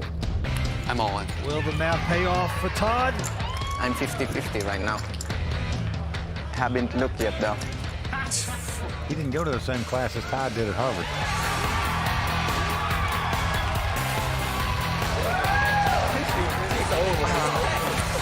Come on, doggy. Toto, you're not in Kansas anymore, my friend. Doing the Toto dance. Well, the beautiful babes from the Bicycle Casino putting the cash on the table. And folks, that's about $1.5 million that these 2 players are going to split up between themselves. Got anything? I think you're going big. Want to phone a friend? Time for you guys to double me up so I can start playing some poker. I don't understand what this is for here. The World Poker Tour. The biggest games, the greatest players, and the largest payouts on the planet. The WPT is a series of international high-stakes poker tournaments that can turn amateur players into millionaires and make professionals into superstars. With millions of dollars on the line, it's time for these 4 players to live the dream of fame, fortune, and the one thing money can't buy, a WPT title. Tonight on the World Poker Tour. from Los Angeles and the world-famous Bicycle Casino. Tonight, we bring you the final table of the Legends of Poker. Hi, everyone. I'm Mike Sexton along with Vince Van Patten, and welcome to the WPT. Tonight, right here at the Bicycle Casino, one of these players is going to walk away with $1 million first place prize and a coveted WPT title. Now, the Legends of Poker is well underway, but in case you missed some of the action, here's some highlights to get you up to speed. The Jack of Diamonds comes on the river, and Sam's fans are going crazy here. That's going to do it. Mike Krishenko out in sixth place. Every now and then I get it. Todd Terry looking disgusted. There's the slow roll, and you see the expression on Kevin's face. What could take you so long to call with that hand? I can't believe it. Come on, man. I call. We've got a race situation. And here's the flop. Oh, a 7 right in the door. So that's going to do it for the 21-year-old. He's going to be out in fifth place. Toto Leonidas in great shape to double up here against the chip leader. And a 4 comes off. So Toto pumps the fist. He's doubled up. And Vince, they better be careful. He can be very dangerous. Well, we started out 5 days ago with 279 players, each who put up $10,000 in cold hard cash to enter this tournament. We're now down to our final 4 players. Now on the short stack tonight is a seasoned pro, Toto Leonidas. This is only his first WPT final table and his 63rd attempt. Next up the chip ladder is Todd Terry. He's got a math degree from Harvard, a law degree from NYU, yet here he is playing cards and living the dream. And Vince in seat 4 is one of your neighbors from Malibu, Prahlad Friedman. He's been riding the poker waves for many years now. He's a very impressive player. Well, he's also a vegetarian, drives a Prius straight from the commune. But the man to beat is Kevin Schaffel. He came into this table with the chip lead and has continued to build upon that. Plus, he looks a little like a prison guard. Well, that $1 million first place prize and that coveted WPT title is still up for grabs. Okay, the play is about to start up again, so let's go watch him gamble. These are 10,000, blinds are 30 and 60,000. Action's going to Toto Leonidas, the former casino employee, bartender at the casino, now going after $1 million. Well, Toto, a tough professional player out of the LA area. He's down to King 7 here and lays it down. Yep, and now the math whiz out of Harvard, Todd Terry with a King Deuce of Hearts and the button. Raise. Yeah, he's going to raise because he's in position. Comes in for 150,000. Into the chip leader, Kevin Schaffel out of Miami. He's got a King Jack of Diamonds. Yep, he's got Kojak. And he's going to make the call. Yes, he is. Prahlad can see that there's 400,000 out there. Only going to cost him 90,000 to call, meaning he's getting good pot odds, but his problem is he doesn't have a hand. Yeah, not very good. 10-3. He goes away.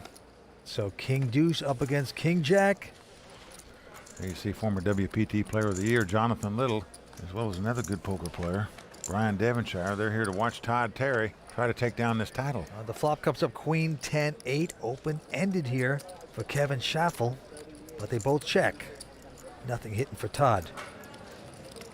Oh, the 9 of hearts comes off. The joker. Ouch. For Kevin Schaffel. He's got the nuts, the best hand possible right now. The king high straight. Now, what is the 51-year-old former mail marketer going to do here? Yeah, he was in direct marketing for 30 years. That's the junk mail the mailman brings us, Vince. You know, I don't think I like him anymore. And he leads out, Vince. That's 300,000, yeah. He doesn't check it. Well, this is interesting because Todd has a 4 flush, 4 hearts. Well, there you see some of Kevin's friends. Those guys are all good poker players and pretty good golfers in their own right. Motley crew that was.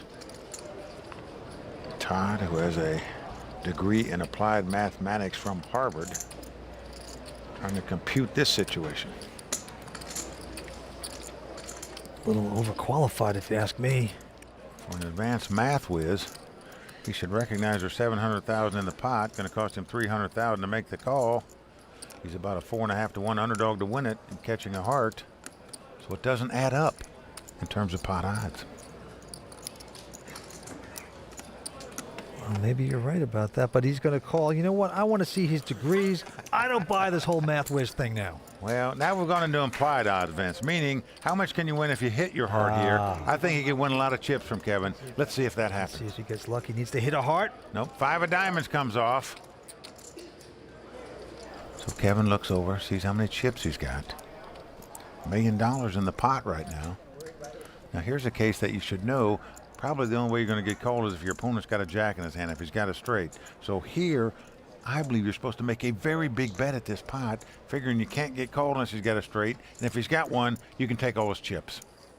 And Todd does lay it down, but when you got called, you thought your opponent might have a straight there. That's what you're hoping for when you have a higher straight. Well, that's a good point. That's the kind of time you can stick it all out there, because the guy has to be committed. He has a jack, he's going to call no matter what.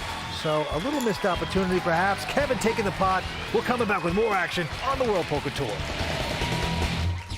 To win a WPT title would be an amazing accomplishment. It's never going to get old playing for $1 million. I don't care what anybody says. $1 million still goes a long way. Yes, I do consider myself a math guy. I did undergraduate at Harvard. I have an applied math degree from there and law school at NYU. Some lawyers have people skills, but others don't. But I don't know. I mean, I think people skills are somewhat overrated at the poker table. Welcome back to the World Poker Tour. We're at the Bicycle Casino where 4 players remain. Going after over $1 million here tonight. I'll tell you what's not overrated at the poker table. That's catching cards. And these guys are looking to catch some right now and take down this $1 million first place prize.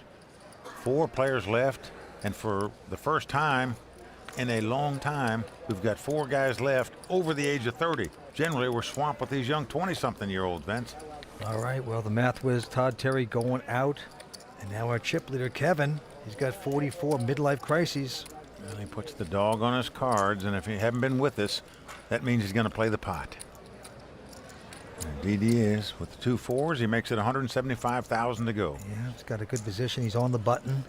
Oh. Last to act on. Look at that. Prahlad has picked up the best hand possible. 2 aces in the small blind, and the chip leader has raised it on the button. It's what you dream about. And you are feeling so good right now. There's Dee Friedman. It's Prahlad's wife, also a phenomenal poker player in her own right. Big hand for Prahlad, and he's going to move it up to $450,000 to go. Yep, comes over the top with the 2 aces. Toto now going to stare down at a pair of deuces. Well, if deuces were wild, he'd be in pretty good shape here, but you're not going to call a raise and a re-raise with 2 deuces, especially when it's going to take about all your chips to get him in there and you're going to get called. Toto taking his time here. I bet he's only got $900,000 in chips. It's $450,000 to him.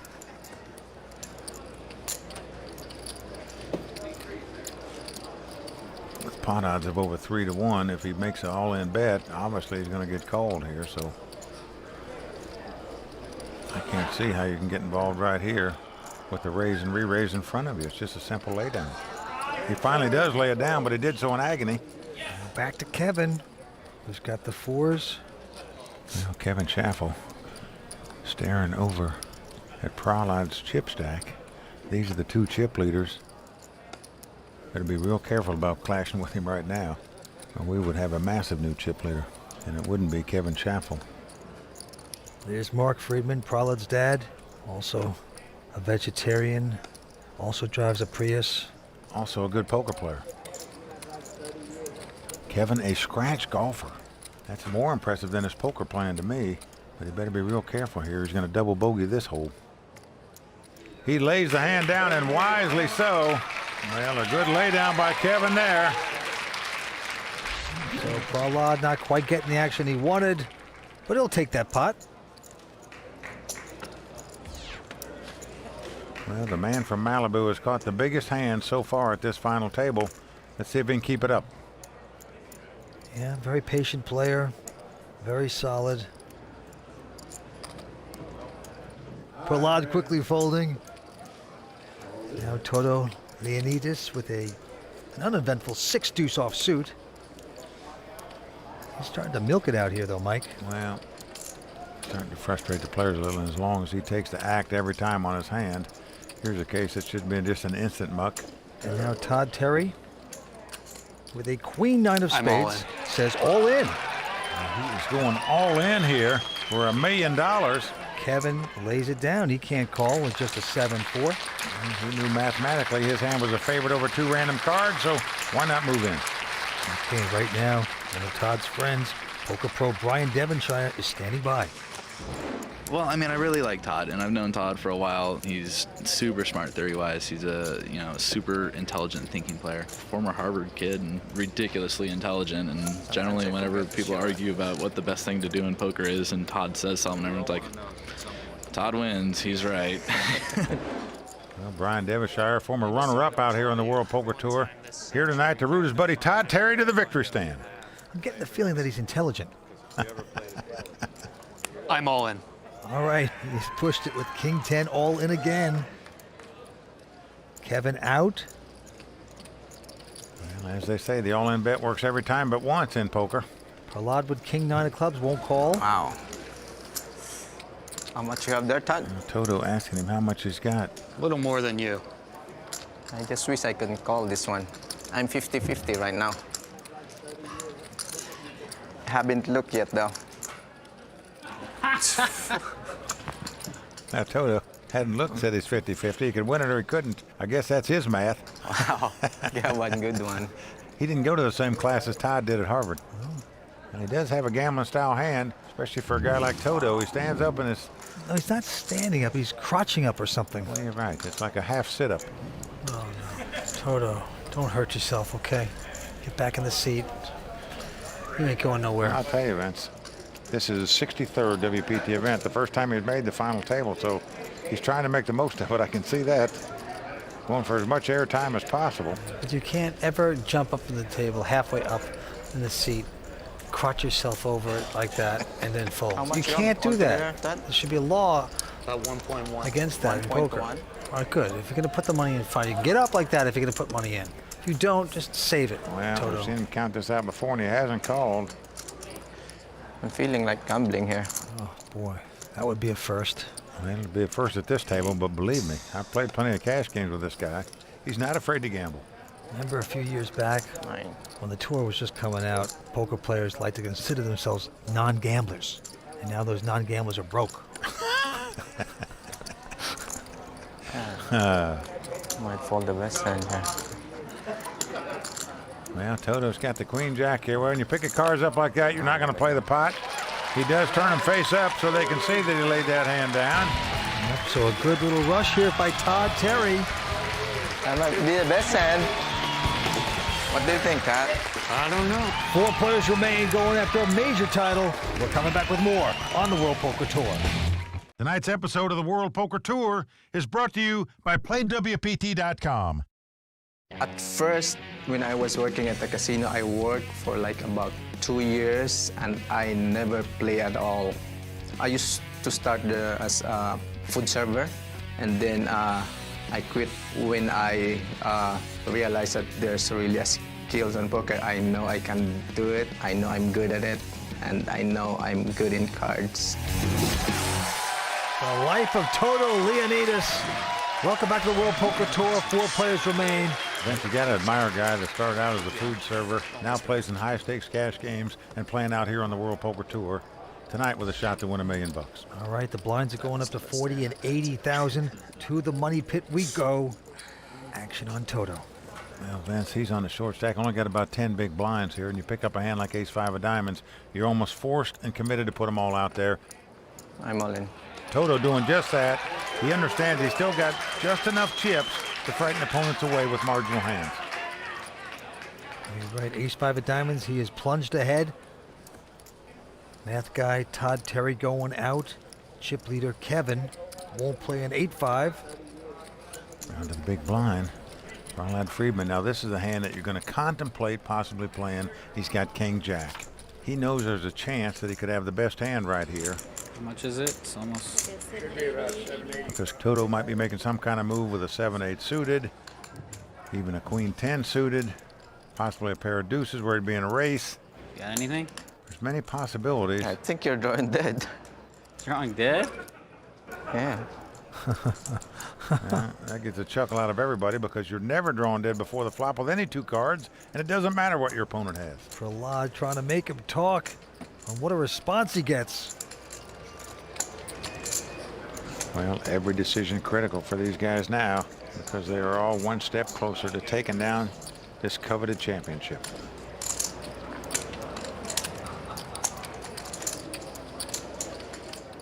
No harm, no foul. Boy, throwing it all out there. A nice little phrase, though, isn't it, Vince? Look at that. I'm going to start using that. No harm, no foul. I'm writing that down. Yeah, write that down. It works. Smile, and then they fold. Boy. I got the big hand this time. Learning things here, Mike. Yeah, did he? Yeah. Tens? Ace king? Something like that. Yeah. Nice hand, Toto. Something not nearly as good as Thanks. that. What do you have? King jack. Wow. Well, we are down to the final 4 players. Winner tonight gets $1 million, plus that coveted Tiffany's WPT Champions bracelet, the fame, the fortune, potential endorsement deals. So much on the line at every WPT event at these final tables. Capturing a WPT title could be worth a lot more than the $1 million that you get here tonight. You know, you've only made one That is for raise in the sure. last 14 hours I played with you, other than all in. All right, the chip leader now is every raise, like critiquing Toto. 22 times it's all in, and once you raise when you chipped up a little bit ago and you made a raise. Kevin pointing out that he plays a little bit about the all-in man on the World Poker Tour, Hoyt Corkins. He's played a good short stack. That is true. It's 80 now, Toto. Oh. Yeah, we got to dwindle you down somehow. All right, back to this hand. Action's going to go to Todd Terry. He looks down at 7-8. Blinds are 40 and 80,000 at the moment. Todd won't play that. And now the chip leader has picked up a pretty good hand, Ace Jack. Well, definitely going to play this on the button, no question about it. The dog comes down. He caps his cards with that little doggy. So when that goes in the cards, he's going to play the pot, and indeed he is. He raises it to 200,000. And Mr. Malibu going out, and now it's around to Toto again. Oh, look at this, the same hand he had a minute ago that he just moved all in with. The ace-5 of diamonds comes right back and picks it up again. The question is, what's he going to do with it? I'm all in. That's what he's going to do. He's going all in. He's going for it right here. It worked for him last time. Well, Kevin has called him.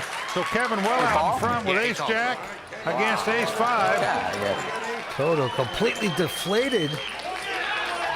Kevin pumps the fist. He knows he's in great shape to eliminate yet another player at this final table. And here we go. Toto must win this pot to stay alive in this tournament. Well, Toto has been struggling all night, building up the short stack, but it could all be going away right now. Toto needs the luck. Can he get it? Here's the flop. And flop comes Jack 9-8 with 2 diamonds. Kevin pumps his fist because he flopped top pair, but he didn't recognize that Toto has a flush draw. So we have got a good sweat here. Toto looking for a diamond to make a flush. And hits it. How do you do that? Toto, you're not in Kansas anymore, my friend. He is right back in this thing with a draw out on the turn. Oh, doing the Toto dance. Oh boy, and they're chanting here in LA. Well, he's got some fans. Looks like half the Philippines is here to root him in tonight. Wow. Well, is this destiny for Toto? Huge double up for him. 4 players remain. Stay with us as we return on the World Poker Tour. We're here for a while. We are here for a while now.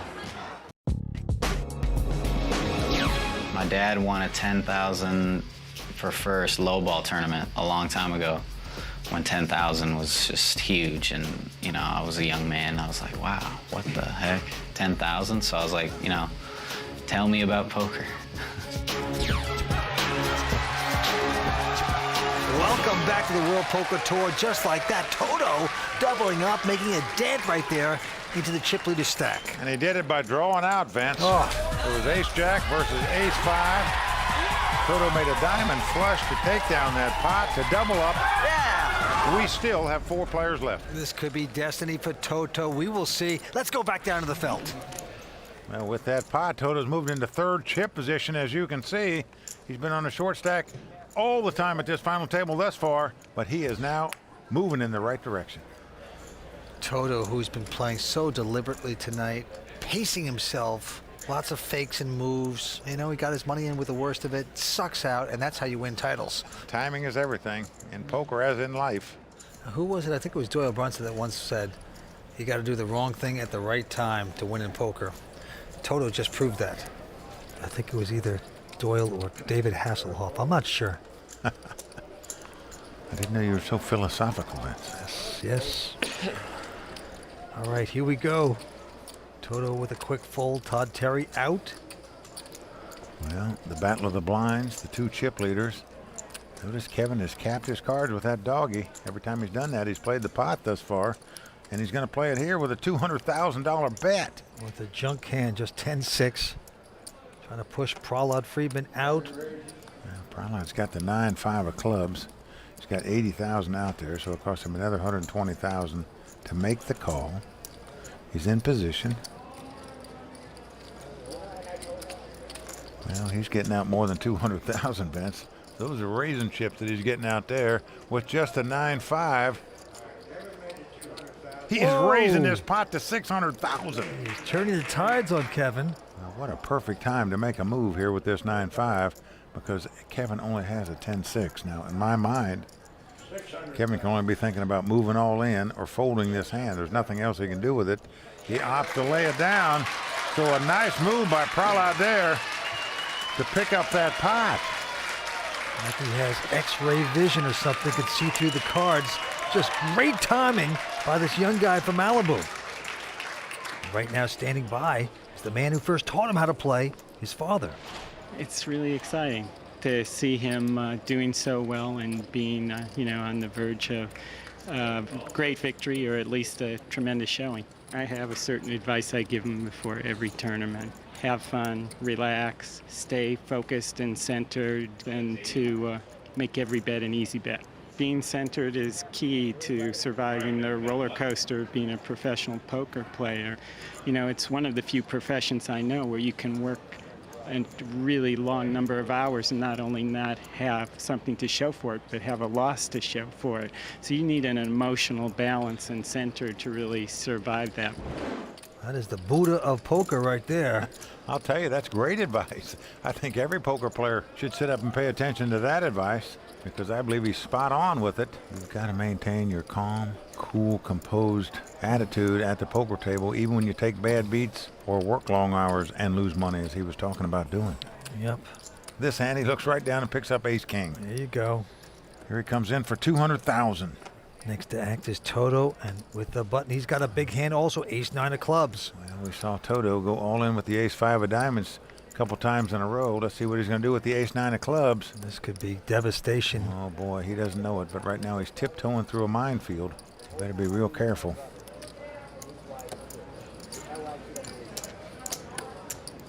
Easy, Toto, easy. He could implode. Toto very gutsy here tonight, but he's good restraint. He's just calling. Well, he does just call here, but doesn't move all in. That was good for him. Math man Todd Terry going out. And Kevin gets away from that. So we have an interesting battle going on here. Ace-king up against ace-9. Here's the flop. Oh, what a flop. It's come king-6 deuce with two clubs. Prahlad hitting top pair ace-kicker and a 4-flush for Toto. Well, I'll be very shocked if all the chips don't get in right here, right now. Prahlad putting out, looks like 350 grand. I'm all in. Yeah, you can't get away from that. He's gone all in. The standard play, quickly called by Prahlad. Wow, you get the best end. So here we go. Once again, Toto in a position where he needs to make a flush to win the pot. He did it a minute ago against Kevin. Can he do it again? Yeah, Toto absolutely shocked. He said, "You call?" I'm sure he calls. Top pair, big kicker. It's sweat time here at the bike. Toto trying to stay alive here. Well, the money has gone in. Toto needs some luck. Can he do it again? Stay with us. We're coming back with the conclusion of his hand in just a moment here on the World Poker Tour.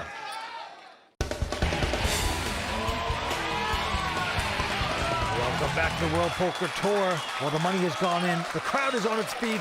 Toto needs some luck. Will he get it? He's up against Pralad's ace-king. Let's see what happens. Well, we've got the nut flush versus top pair and top kicker. As the cards lie, Pralad about a 70% favorite to win this pot. He's got to dodge a club or two running nines. Let's see if he can do it. We saw Toto stay alive by catching a flush a moment ago when he outdrew Kevin. Can he do it again? Not there. He does a jack of spades on the turn. So we are down to the river. The only way Toto can win this pot is to make a flush on the river. Toto must catch a club to stay alive in this tournament. He needs a club. Can he catch one? No, deuce of spade comes off. So that's going to do it for Toto Leonidas, the top pro out of LA, out tonight in fourth place. Oh, so close to becoming a legend.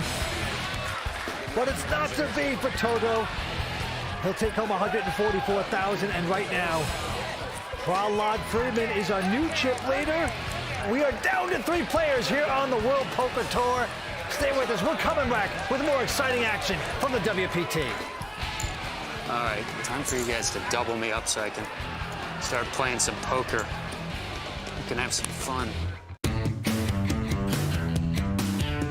Bicycle Casino's been in business for 25 years. This is our silver anniversary.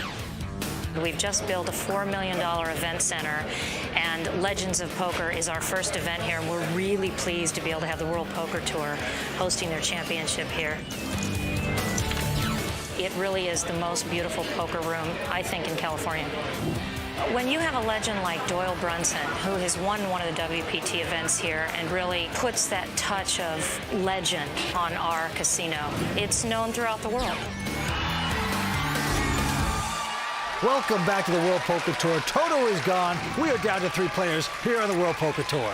And Vince, these are the 3 players that came to this final table as our 3 chip leaders. They're the ones now fighting it out for this coveted title and the $1 million first place prize. Okay, the Legends of Poker at the bike will continue. Let's go to the table. Well, there you see the chip counts as they stand and the prize money that's at stake here. I mean, the first place prize gets over $1 million. The guy who goes out next gets $230,000. So we're talking about an $800,000 difference between the guy who goes out next and the guy who wins. Big money on the line. Started out with 279 players here in LA, down to these 3. And look at this, Pralad Friedman opening up his game with just a 4 deuce. He's going to raise to $200,000. But Todd Terry behind him has said all in. Todd's got king, queen. Kevin and Pralad quickly evacuate the premises here. So the math whiz out of Harvard taking down that pot. Todd Terry from Hoboken, New Jersey. Been a professional for 2.5 years. Former lawyer. Also graduated from Harvard with an applied mathematics degree. Well, he better win this then. Well, Vince, I'll tell you, when you've got all those educational degrees and you decide to play poker for a living, that's sort of like saying that you're doing it my way. Just like another guy from Hoboken, Frank Sinatra. That is true. All right, back to this hand. Big hand here. Kevin quickly folding now. Pralad with a quality hand. Ace, queen of clubs. And he's put the chips out there, going to 200,000. Todd Terry's picked up a pair of 4s. I'm all in. And he's gone all in over the top again. He's quickly been called by Pralad, however. So here we go. Todd out in front with the 2 4s, but the classic race situation. The 2 overcards versus the under pair. You want to win poker tournaments, you got to win these races, whatever side you've got. Who's going to get lucky here? Here comes a flop. Will the math pay off for Todd? Queen right on the flop.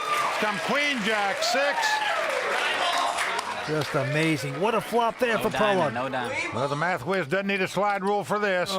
He knows he's got to catch a 4 to win the pot. A king comes off on the turn. We are down to the river. Todd Terry must catch a 4 to stay alive in this tournament. Doesn't do it. King comes off. Back to the library for the intellect. Todd Terry out in 3rd place tonight. Yeah, king on the river. Very mathematical poker player.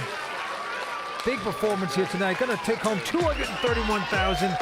So with that, we have 2 players going after this title. Well, the beautiful babes from the Bicycle Casino putting the cash on the table. And folks, that's about $1.5 million that these 2 players are going to split up between themselves. As well as all that cash, they're putting out the beautiful customized Champions bracelet.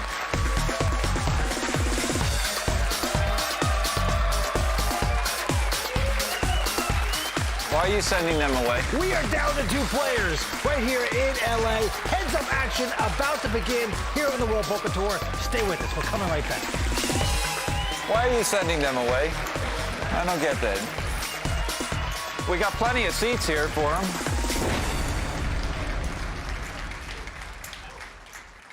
Tonight's episode of the World Poker Tour is brought to you by PlayWPT.com. Welcome back to the World Poker Tour. Heads-up action about to begin. Feels great. I'm super excited to play head up. I enjoy playing head up, and I do it quite often. So I'm looking forward to playing my best. And I have a decent chip advantage, so a lot can happen in head up. You can get unlucky, but I'm just thinking positive, playing great. So yeah, it's cool. It's pretty exciting. Obviously, it's my first time, and you know, I'm pretty calm actually. I thought I'd be a little more nervous, but I'm pretty calm, and my cards have been a little slow the last hour and a half, and hopefully they'll speed up real quick before it's too late. But I'm having a blast. Well, we started out 5 days ago with 279 players. We're now down to these 2. The winner tonight is going to take home over $1 million. The second place finisher gets about $470,000, so a big difference between first and second. Prahlad starting out this heads-up battle with over a 3-to-1 chip advantage. Action on Kevin. And he's going to limp in on the button with the Queen 3 of hearts. Prahlad behind him with a Jack 4 of clubs. Well, he says, give us a flop. Prahlad's dad on his feet.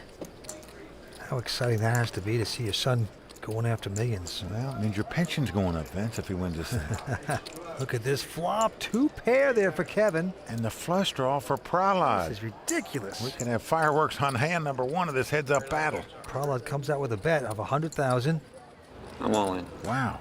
And just that quick, Kevin has gone all in for nearly $2 million. Now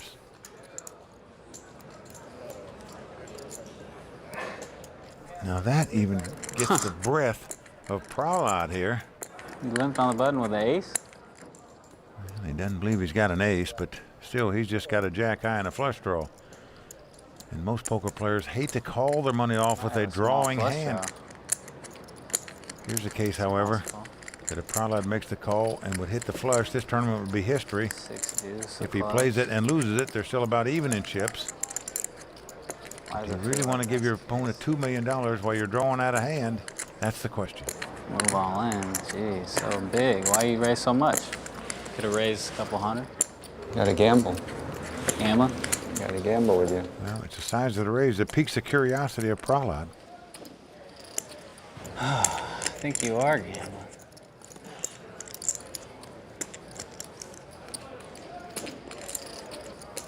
I just might have to gamble here. I don't know. Want to phone a friend? I do, kind of. Phone a game theorist.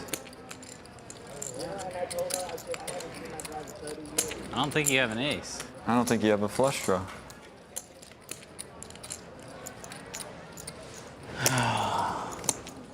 That's a tough decision for Prahlad here. I think he's gambling. I believe because he's got the chip lead and can afford to make the call is the reason he might make it. It's all good. Whatever happens, it's good. Whatever happens, yeah. But still, you hate to call $2 million off on a flush draw. Just want to gamble here. Doesn't matter what you have. My decision's made already. I'm going to call. He's called it. So here we go. It's 2 pair. But Kevin is not going to like he's up against the flush draw, because the truth of the matter is he was hoping his opponent had 1 pair. Well, Prahlad has a shot. All he has to do is hit a flush here without a queen or a 3, and he would be knocking out Kevin. So Kevin Schaffel's tournament life on the line right here. I thought you might have a lower flush draw. That's the only reason why I called. If his 2-pair hold up, he'll double up and we'll be even in chips. If not, Prahlad Friedman will be our champion. Two good sports, two guys happy to be playing for this title. Only one can win, however. Could happen right here. Nope. 8 of spade comes on the turn. We're down to the river card. Prahlad must catch a club to win this pot. Can he do it, become the new legend? No, and he's not going to have it happen there. Nope, deuce of diamonds comes off. The fist pump by Kevin. He sits back down. The scratch golfer, birdie in that hole for sure. 180. So on deal number 1, Kevin Schaffel doubles up and is feeling good right now. It's getting pretty tied up here. A close battle. Stay with us. We're coming back with more action on the World Poker Tour.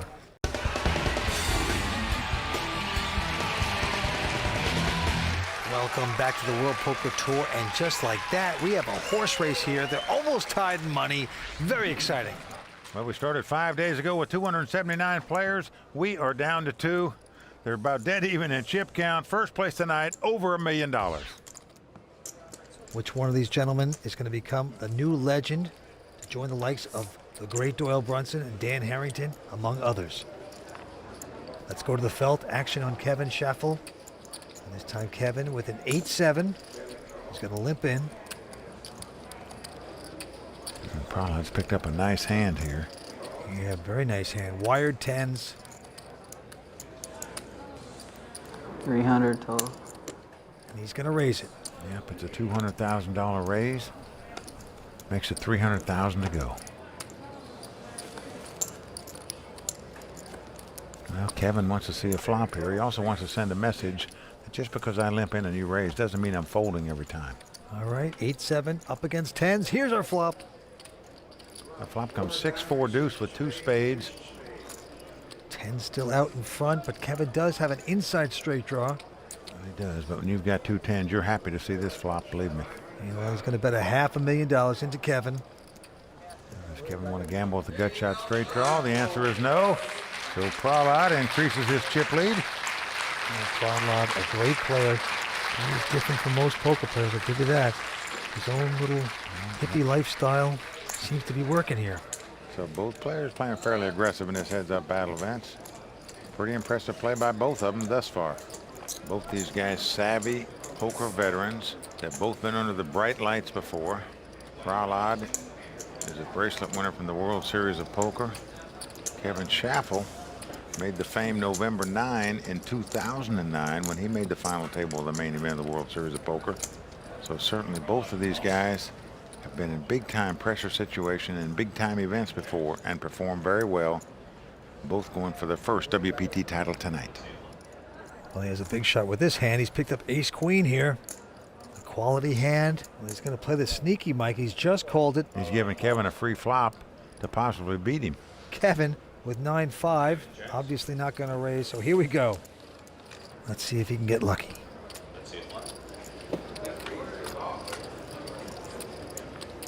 Yeah, flop comes queen, 3 deuce. A nice flop for Prahlad. Top pair, top kicker. Oh, just a thing of beauty. Kevin getting none of that, and he checks it.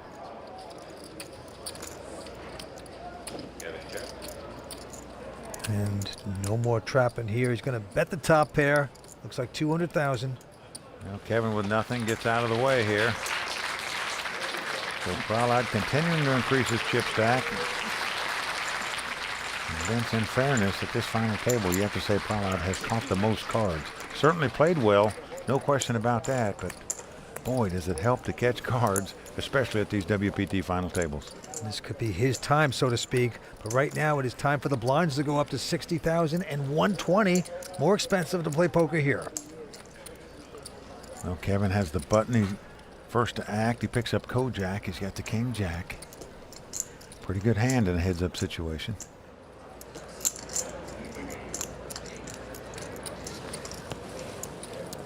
Yeah, he's going to apply some pressure. He's going to make it 300,000, it looks like. Again, Prahlad picks up ace-queen. Oh, man. Now, last time he just limped in with it. It's a different scenario, though, because his opponents raised it on the button this time. 800 this could total. be a big opportunity, and Prahlad is not going to waste it. He's going to raise it to $800,000 to go. It's a $500,000 raise.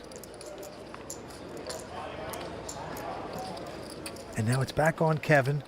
And if he makes the call, he'll still have $3 million left or so to play with. I want to see a flop with this hand. They want to just lay it down. But tough to lay these kind of hands down playing heads up. I'm all in. He's going to go all in here with the King Jack. That is a big raise, close to $3 million in addition.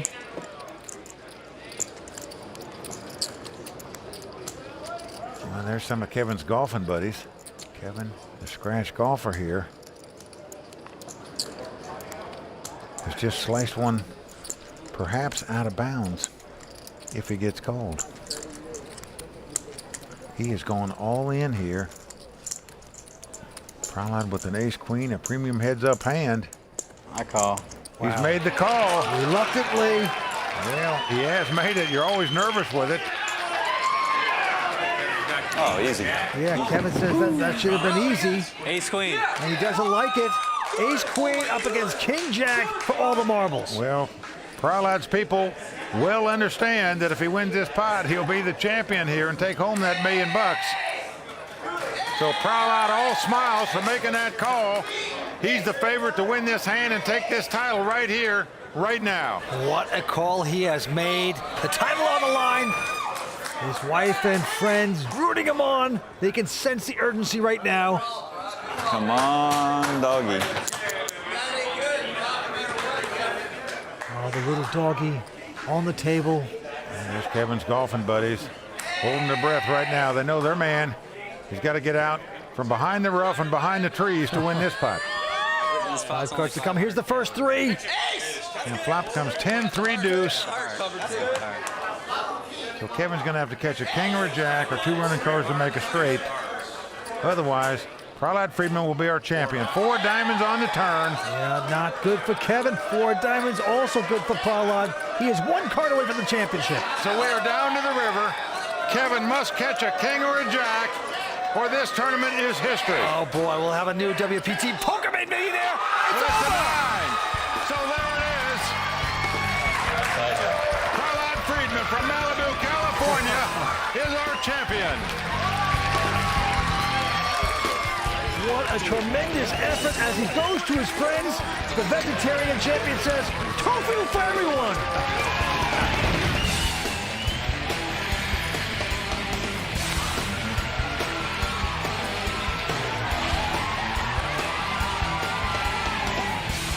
You can have some fun.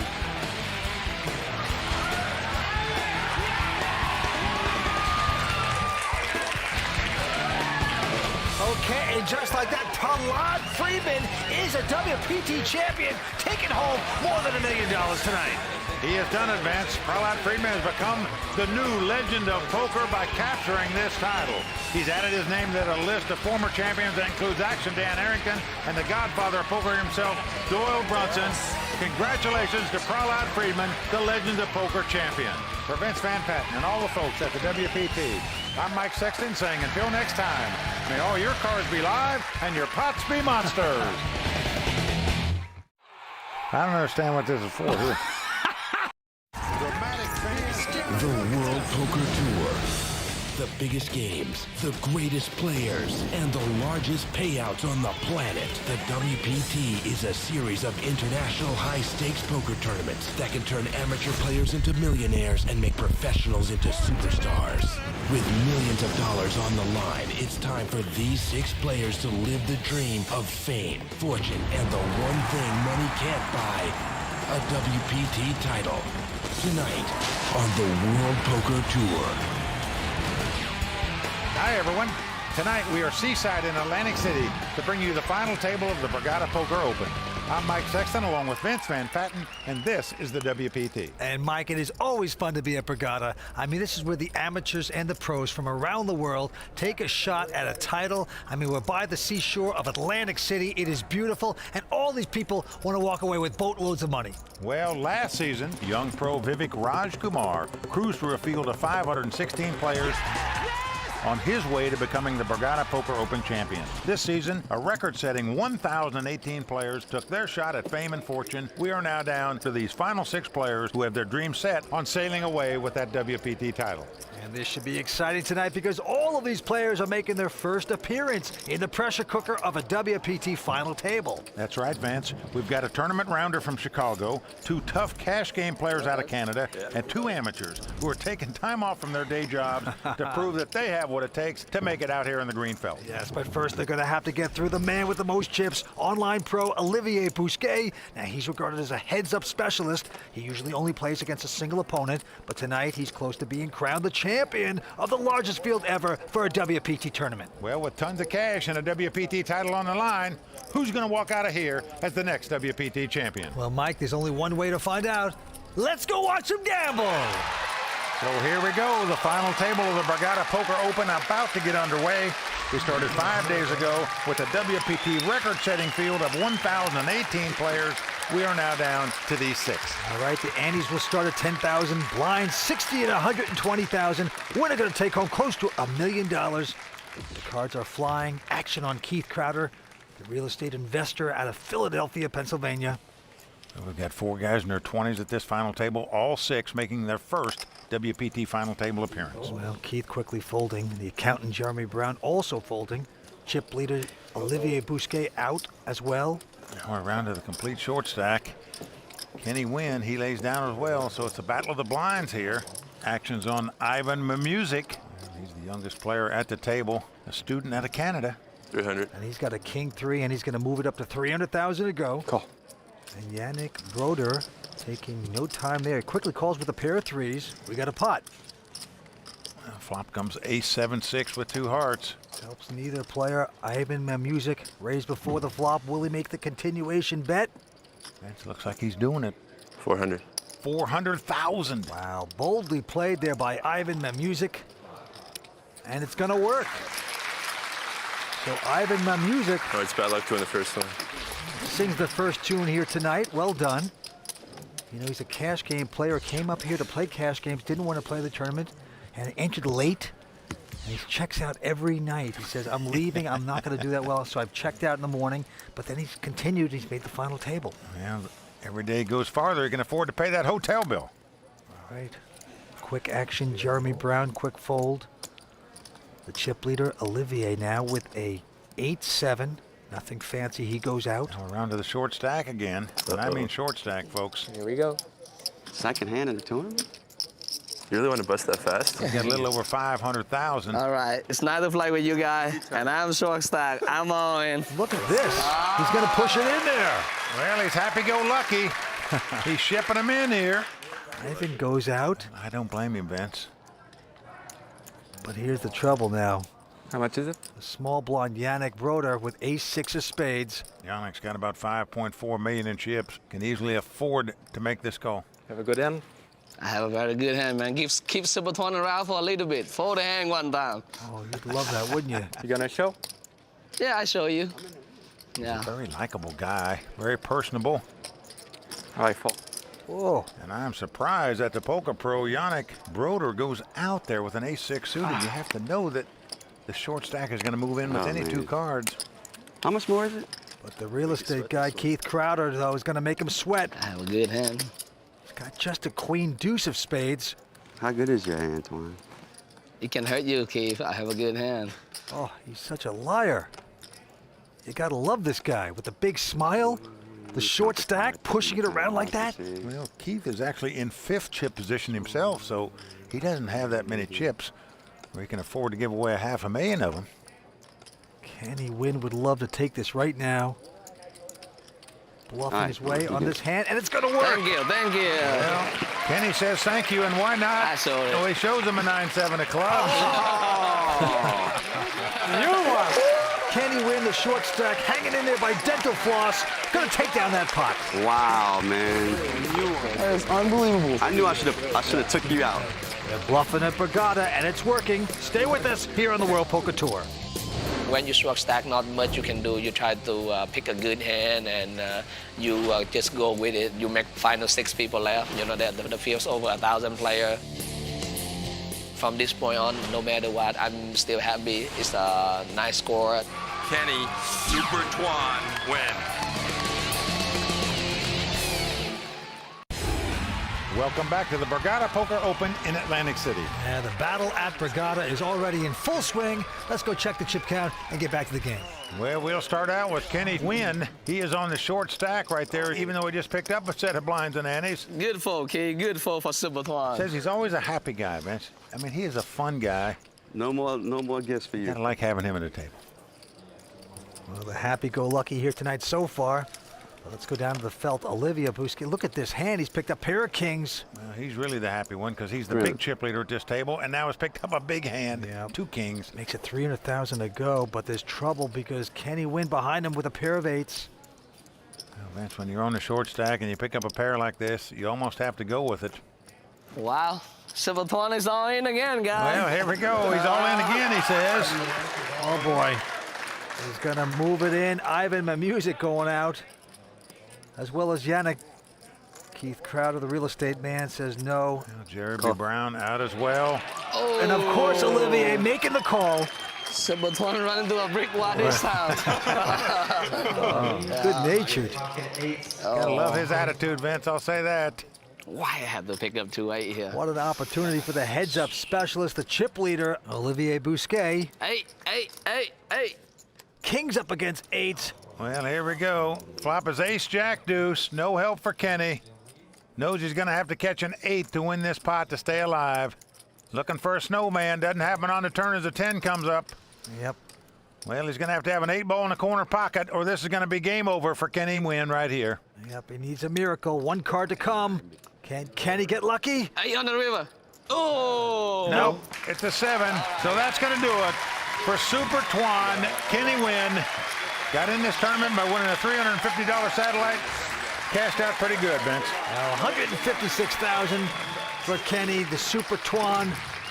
You know, just getting attached to this guy. You know, just a great attitude. Well, detach yourself, Vince. He's gone. All right, we are down to 5 players just like that. What you're looking at now is a chart that shows the percentage of chips that each player has.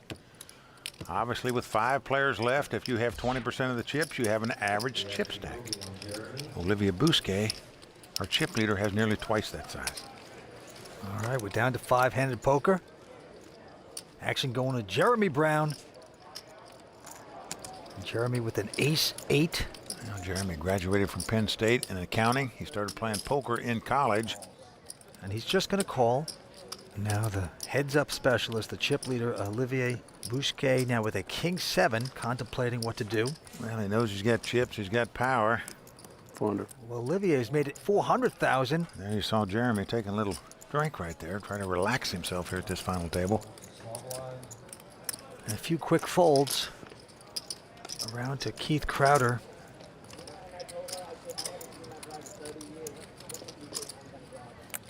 The oldest player at the table, 39 years old, and he's also going to fold. Back around to Jeremy. He's going to call him with the ace-8. So it's down to the 2 New Yorkers, the 2 chip leaders in this pot alone. So here's the flop. Now flop comes king, queen, 5 with 2 clubs. Olivier gets lucky, hits the pair of kings. Well, he flopped top pair, and Jeremy quickly checks. Nothing hitting there for him. Olivier Bousquet also going to check. And Olivier is a pro. He's won over $2 million playing online. Heads up, sit and goes. Wow. And now he's hit his 2 pair, kings and 7s. Because he checked on the flop, perhaps Jeremy will take a stab at this pot. Most players would, but he's not. Wisely checking here. Yeah, that is a wise check. 525. And he's got to bet the 2 pair now. Come out of the woods, 525,000. No card Jeremy can catch to win this pot, so anything he puts in the pot right now, just say adios to.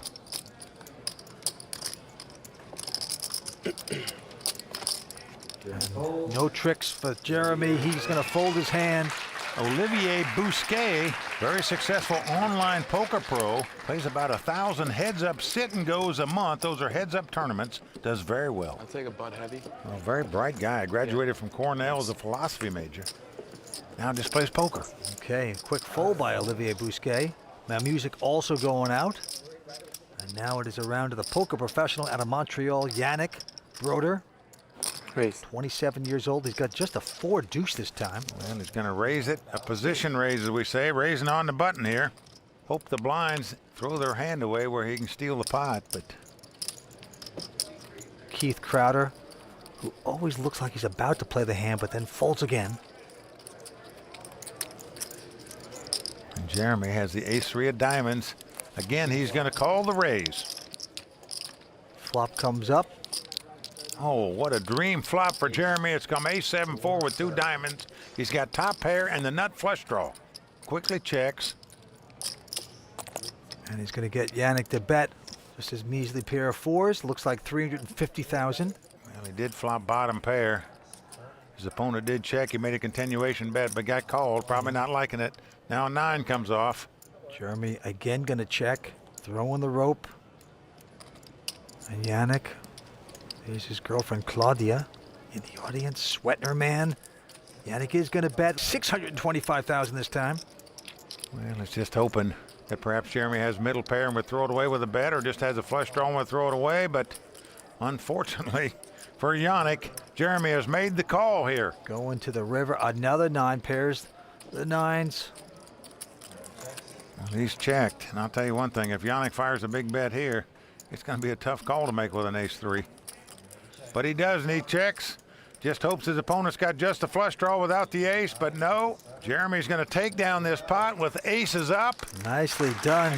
Didn't have to hit the flush. His friends very joyous in the front row.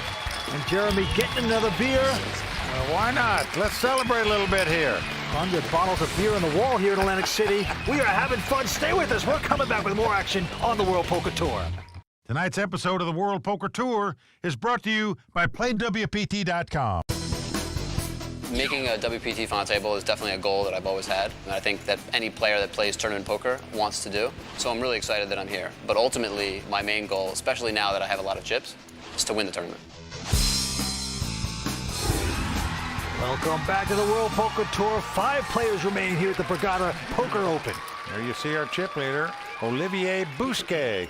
Poker pro out of New York, has nearly 40% of the chips. Winner going to take home close to $1 million here tonight in Atlantic City. Let's go to the table. Yannick Broder, first to act. Poker pro out of Montreal, Quebec. And he quickly folds his hand. And now the real estate man, Keith Crowder, who's been playing very selectively this evening so far, has a king-jack. Yeah, he's picked up Kojak here, as we say.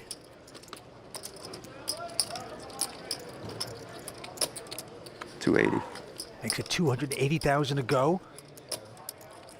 Jeremy Brown going out. And around to the chip leader. What'd you start the hand with, Keith? 2-7? Yeah, 2-7. Yep. He's in the small blind with just a 9-6 of hearts. That's the kind of hand you like to see flops with, but will you call the raise from a guy who's played pretty tight? Yep, very tight. I raise.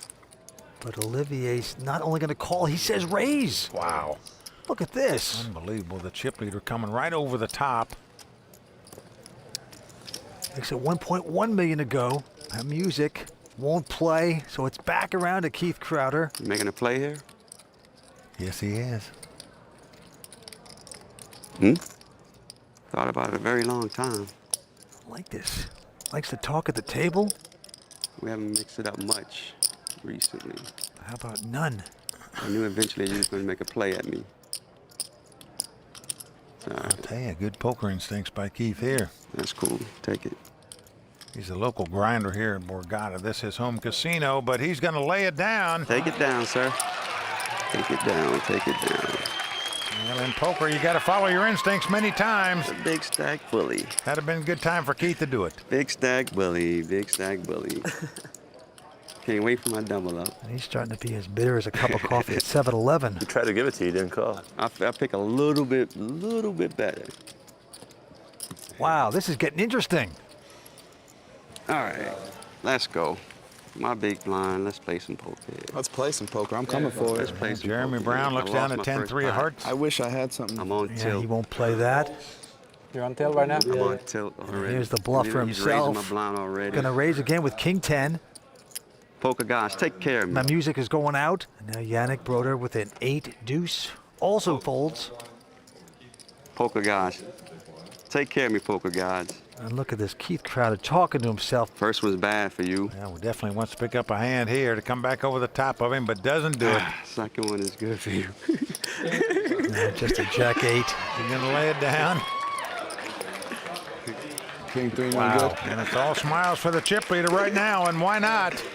Well, the interesting thing is Crowder knows where he is. I mean, it's just good poker instincts. They know this guy's going to bully this table, has a lot of chips, but sometimes you can't pull the trigger even though you know a guy's manipulating you.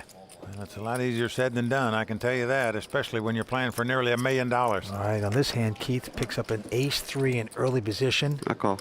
So he's going to just call. Jeremy Brown going out. Olivier out as well this time. But Ivan with an 8-6 also going to call.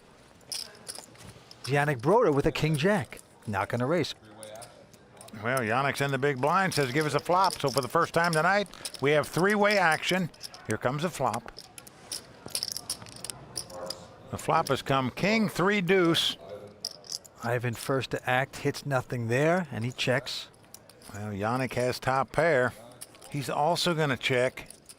But look at this, Keith Crowder with the measly 3 is going to bet 200,000. Ivan going out, and Yannick, of course, going to call this. Well, Yannick and Keith staring down each other here. Look at Keith looking him up.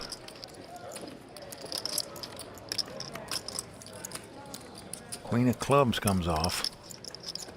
Well, again, Yannick checks top pair. Keith Crowder, what a poker face. Yeah, he says, give us a card here. Like his style here. Oh, it just gets better for Yannick. 2 pair now, kings and jacks. Nightmare night here for Keith Crowder on this hand. Well, Yannick's going to reach for chips this time. Wow, 350,000. This is the guy that played hockey all of his life, virtually. From the time he was 3 till the time he was 20. And right now he's trying to put the puck right between the net. You got anything? And he's got the hand to do it. I don't think you have a king. Now putting him on the king because he checked it 4 or twice. 5 or something. This could get ugly. And it does look like he might have a wheel draw or something here, the way he played this hand. Most guys would have check raised with the king on the flop. He didn't do that. Checked on the turn. I like the way Keith is studying. Not just looks at his face, but he looks at his whole entire body. Well, he's going to look him up. Ooh. Well, Vince, he's looking him up because he thought he might have had a straight draw there, but he didn't raise or bet on the flop or the turn, but unfortunately, his instinct's wrong on that occasion. Trap plays working here at Bergata. Well, it's not just the Philly cheesesteaks that are heating up here on the Jersey coast. Stick around for more from the Bergata Poker Open right after this.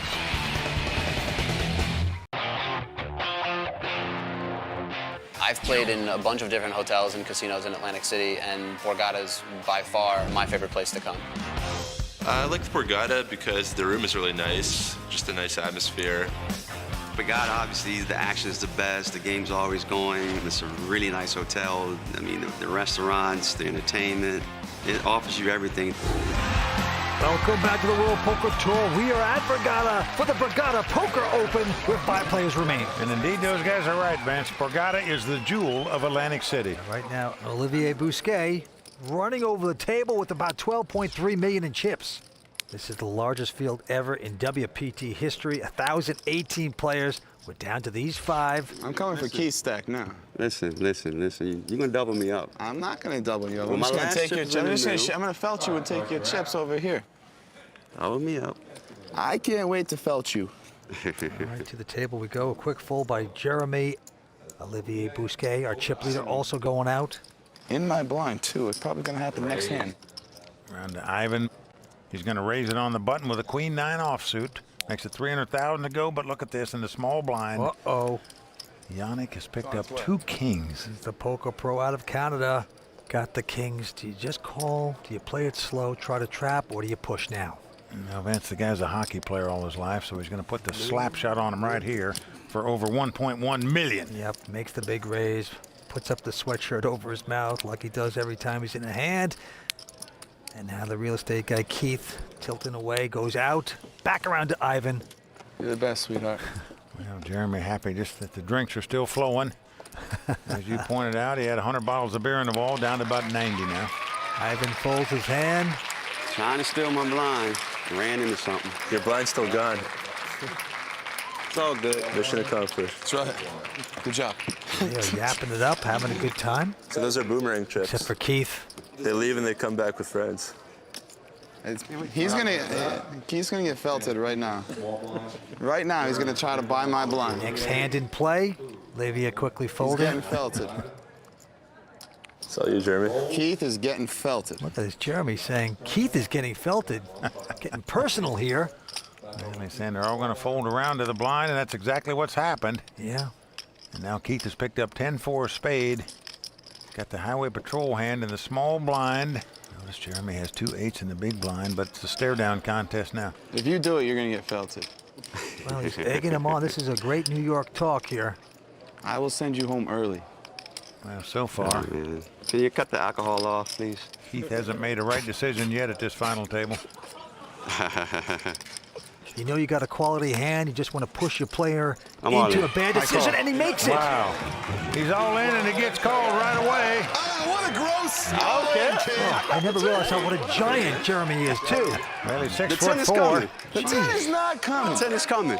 That's cool. That's cool. Oh, look at this. Great talk. Gets a man to call The 10 is to go coming. all in with just a 10-4. The 10 is coming. He's getting the action he wants. But anything can happen on the World Poker Tour. And we will see the first 3 cards. Well, Keith Crowder hoping to get lucky here. Let's see if it'll happen. Well, it's come 4 deuce deuce. Keith picks up a piece of it, pair of 4s. Well, he needs a 10 or a 4 to take the lead. 2 running spades would give him a flush. 10's right on the turn. Keith staying optimistic. Will he be right? No. 5 of clubs on the turn. No help to Keith. Well, we're down to the river card. Keith Crowder must catch a 10 or a 4 on the river. Right here. Put the 10 down there. Otherwise, he'll be our 5th place finisher. 10 or 4 is good. His dream of becoming a champion all on the line with his card. Well, he said he thinks it's his time, but it's not. Jack of diamonds on the river. That's going to do it for Keith Crowder, who finishes in 5th place. And Vince, tonight he was just marching with 2 left feet. That's all there is to it. His timing off at this final table. Well, you're right. The chips finally hitting the fan for Keith Crowder, out in 5th place. Going to pick up $188,000. Keith, I just got in your head. And just like that, we are down to 4. But what great talk. I did. Like Jeremy Brown, the New Yorker, to egg his opponent on to making a bad move. You know, I just lost my patience. I didn't think he had much. He did. Every time I pushed on him, he had a hand. So, you know, I can look in the mirror and blame myself for this one. Good attitude by Keith Crowder. What a player. We're down to 4, Bergata. We're going to take home close to $1 million. Stay with us. One of my first time in Atlantic State. I was like 21 years old, tried to make a living with the poker. We went to watch the WPT, and we'll be lucky to have a place in the audience to watch the show. I remember I was really exciting to see all the big names like Daniel Negreanu, David Williams. Like 5 years after that, I'm gonna be playing at the big table with all the guys, so I'm really in shock. Welcome back to the World Poker Tour. Amazing, once a railbird, now a contender here at the final table on the World Poker Tour. Well, he was here when Daniel Negreanu won the Bergata Poker Open. Daniel, of course, a former WPT Player of the Year and the most successful tournament cash winner in history of poker. So, pretty good guy to look up to right there. But Yannick, very thrilled to be at this final himself tonight. All right, Andes have gone up to 20,000 blinds, 80 and 160. Back to table, a quick fold by Ivan. And now Yannick with the button with just 8-5. What's he doing here? He's raising on the button, just like a lot of top pros would do. Makes it 400,000 to go. But the New Yorker, Jeremy, a quick call with Queen Jack right behind him. Olivier, the chip leader, goes out. Flop comes up 10-8-6. Yannick hitting his 8s. Thank you. Inside straight draw for Jeremy Brown. But they both check. little surprised Yannick would check second pair there, but he did so. Now an ace comes off. This gives Jeremy a two-way straight draw. King or a 9 would give him a straight. Jeremy checking again, though. And Yannick also checking with the 8s. River card coming down. Oh, 5 comes off. This gives Yannick 2 pair. But Jeremy, with just a queen high, is going to try to steal this pot here with a bet, it looks like. Well, the hearts are out there, but the way he never made any moves there seems like a pretty mandatory call. You would think it's a $575,000 bet, though. Well, you could be beat here, Vince, as you say, but you are going to make the call with 2 pair, no doubt about it. Queen high. 2 pair. He does so. And Jeremy gets caught with his hand in the cookie jar there. Yeah, the New Yorker's walking there. Oh, boy. Better order another beer. Nice call by the Canadian. What are you raising with 5-8 for, huh? What do you call me with? I called you with a lot better than that. 1-1. What's that? 1-1. That's all right. Let's go back to this hand. Jeremy quickly folding. And Olivier on the button. He folds as well. I was suited. Now Ivan, I was music. suited too. No, I'm not. Jack 9 in the small blind, but he's going to raise. Makes it 400,000 to go into Yannick.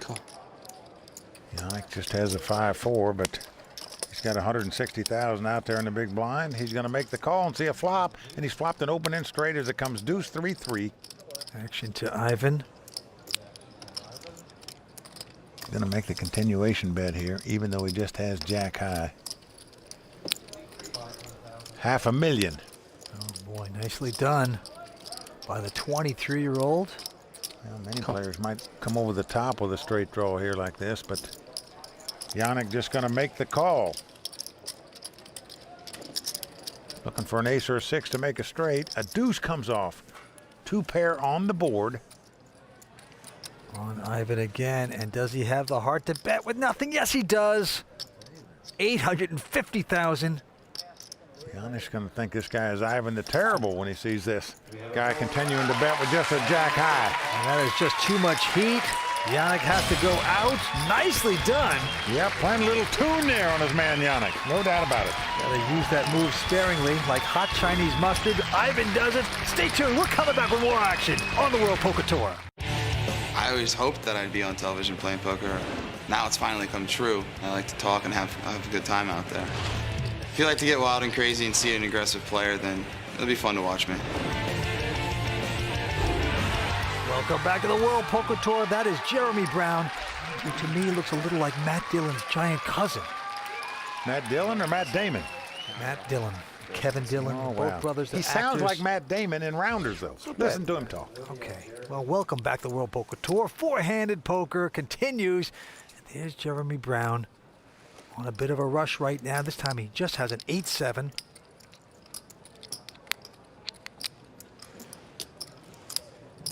But he's interested. He's going to call it.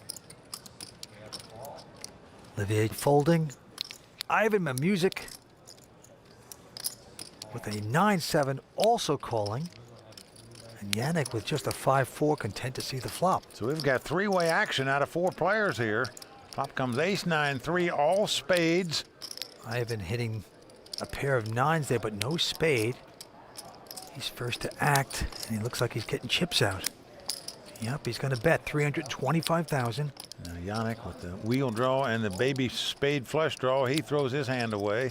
But the New Yorker, Jeremy Brown, getting none of that and no spade. Absolute zip and pip. I raise it. He's taking his time. He says raise. Unbelievable. No hand and no draw, and he comes right over the top of Ivan here. His friends loving it. Little do they know that he has a horrible hand. Well, a lot of guts here by Jeremy Brown. Makes it 9.75 to go. Well, he's not betting on the cards, Vince, that's for sure. The guy didn't raise before the flop. You don't put him on an ace. Maybe he'll throw a flush draw away if it's a smaller flush draw. Ivan in a quandary right now. Well, Jeremy, a Penn State grad, playing this hand like a lion, that's for sure. The former Nittany Lion taking down this pot with bold, aggressive play. What a nice move, picking up that pot. And he smiles. Well, you got to feel proud. That's beautifully done. Back the table, action on the Canadian. Yannick Broder, poker pro. He quickly folds his hand, but Jeremy picking up a big hand. 400. Ace, king of clubs. Makes it 400,000 to go. Well, he's all smiles right now. Winning pots and picking up cards at the same time. Chip leader Olivier with a queen jack. And look at this little tasty re-raise. Makes it 850. Ivan out. And Jeremy just calls the re-raise. Most guys would just come right over the top with ace-king suited here, especially against the chip leader, but not Jeremy. Wants to see a flop, and what a flop it is as it comes ace-king 5. Oh, and Jeremy's shaking his head. He's shaking his head, but he's all grins. Shaking his head. Usually when you shake your head, you have a big hand. And that's exactly what he has. Bad tell there by Jeremy. What are you trying to do here, huh? Olivier is going to fire out the continuation bet here. Yep. 950,000. Didn't pick up on Jeremy's antics. Oh, look at Jeremy now, staring up at the sky, wondering what to do. Well, all he's wondering is, do I just call and continue to trap this guy, or do I come over the top of him right here? I call. He's just going to call. Big trouble here for the chip leader, Olivier, unless he hits a 10, but no, it's a deuce of clubs. Action on Olivier. Getting thirsty over here. Look at this Jeremy saying, I'll take another drink. Olivier, obviously not picking up on these kind of tells. He is going to fire out over $2 million in chips here. I'm all in. And Jeremy going all in. Yeah. Well, here comes the baseball bat. That's when you do it. Well, Vince, I got to tell you the truth. I know this guy's a great online poker pro, but I believe Olivier needs to work on his live tells a little bit. Yep. Because you and I felt it was pretty obvious that Jeremy had a hand there, but Olivier did not pick up on it. Here at the shore, there's still waves of cash and a WPT title up for grabs. The Bergata Poker Open from Atlantic City will continue. Don't go away. Welcome back to the World Poker Tour. We're at the Bergata Poker Open, where 4 players remain. Got 2 Canadians, 2 New Yorkers. All 4 of these guys making their first WPT final table appearance. All 4 of them in their 20s. Youth will prevail once again on the World Poker Tour. Blind still 80 and 160,000. Winner going to take home close to $1 million here tonight. Action going to the New Yorker. He's an accountant out of New York, Jeremy Brown. Got a jack 7 and he quickly folds. Surprising, right? Now Olivier Bousquet used to be the chip leader. He's got king 6 this time. He's going to move it up to 400,000, Mike. Ivan out. Yannick Broder, hockey player all of his life, lives in Montreal, looks down at 2 snowmen. He's got the 2 8s. He has seen the former chip leader, I'm talking about Olivier, spiral downward a little bit. So you wonder how he's going to play these 2 8s against him. 1.3. Well, there's your answer, 1.3 million. But he's going to just push Olivier right out of this pot. So chalk that one up to great poker instincts by Yannick Broder from Canada right there. The hockey player putting one in the net there. Well, Olivier came to this final table as the big chip leader. One more Budweiser. Nothing seemingly going right for the online poker pro right now. So funny because early on he was the bully at the table. He was pushing everyone around. He stood up straight. Now look at him. He's a shell of himself. She should know what I want, right? All right, this time it's up to him again. He's got an ace 6. Yeah. Now one of those marginal kind of hands, but you almost have to play him short-handed. He's going to raise it again, 400,000. Into Mr. Music, who folds. And now the Canadian, Yannick, with a king 8, also folding. But Jeremy Brown with an ace 9 is going to make the call. Well, here comes the flop. Let's come 7-7-5 with 2 clubs. I check to the better. Jeremy says, I'll check to the better. I check to the better. Well, that's Olivier's girlfriend in the crowd. And Olivier, will he make the continuation bet? Well, you gotta give him credit. He's got heart. He's betting 475,000 with his ace high. Well, now Jeremy's got a tough problem as to what to do. He might think his ace high is the best hand, but besides calling this bet, check it. Can you stand the pressure of future bets? Well, Jeremy's going to check in the dark. In other words, he's checking before the card even comes out there. And Olivier sees that. Oh. The king of clubs comes off, putting a possible flush out there. Want to rethink that now. He's got the 4 flush, but it's too late. He's checked it already, and Olivier checking behind him. Well, you're fearful a little bit your opponent might have had a flush draw. Indeed, Jeremy's got the ace of clubs. He does have the nut flush draw now. A 7 comes off, putting 3 7s on the board. 600. Jeremy is going to fire out there now, 600,000. They both have exactly the same hand, 3 7s with an ace-king. What Olivier's thinking about here, if a guy had a flush, would he bet when there's 3 7s on the board? I don't think so. He would just check it down and hope it was good.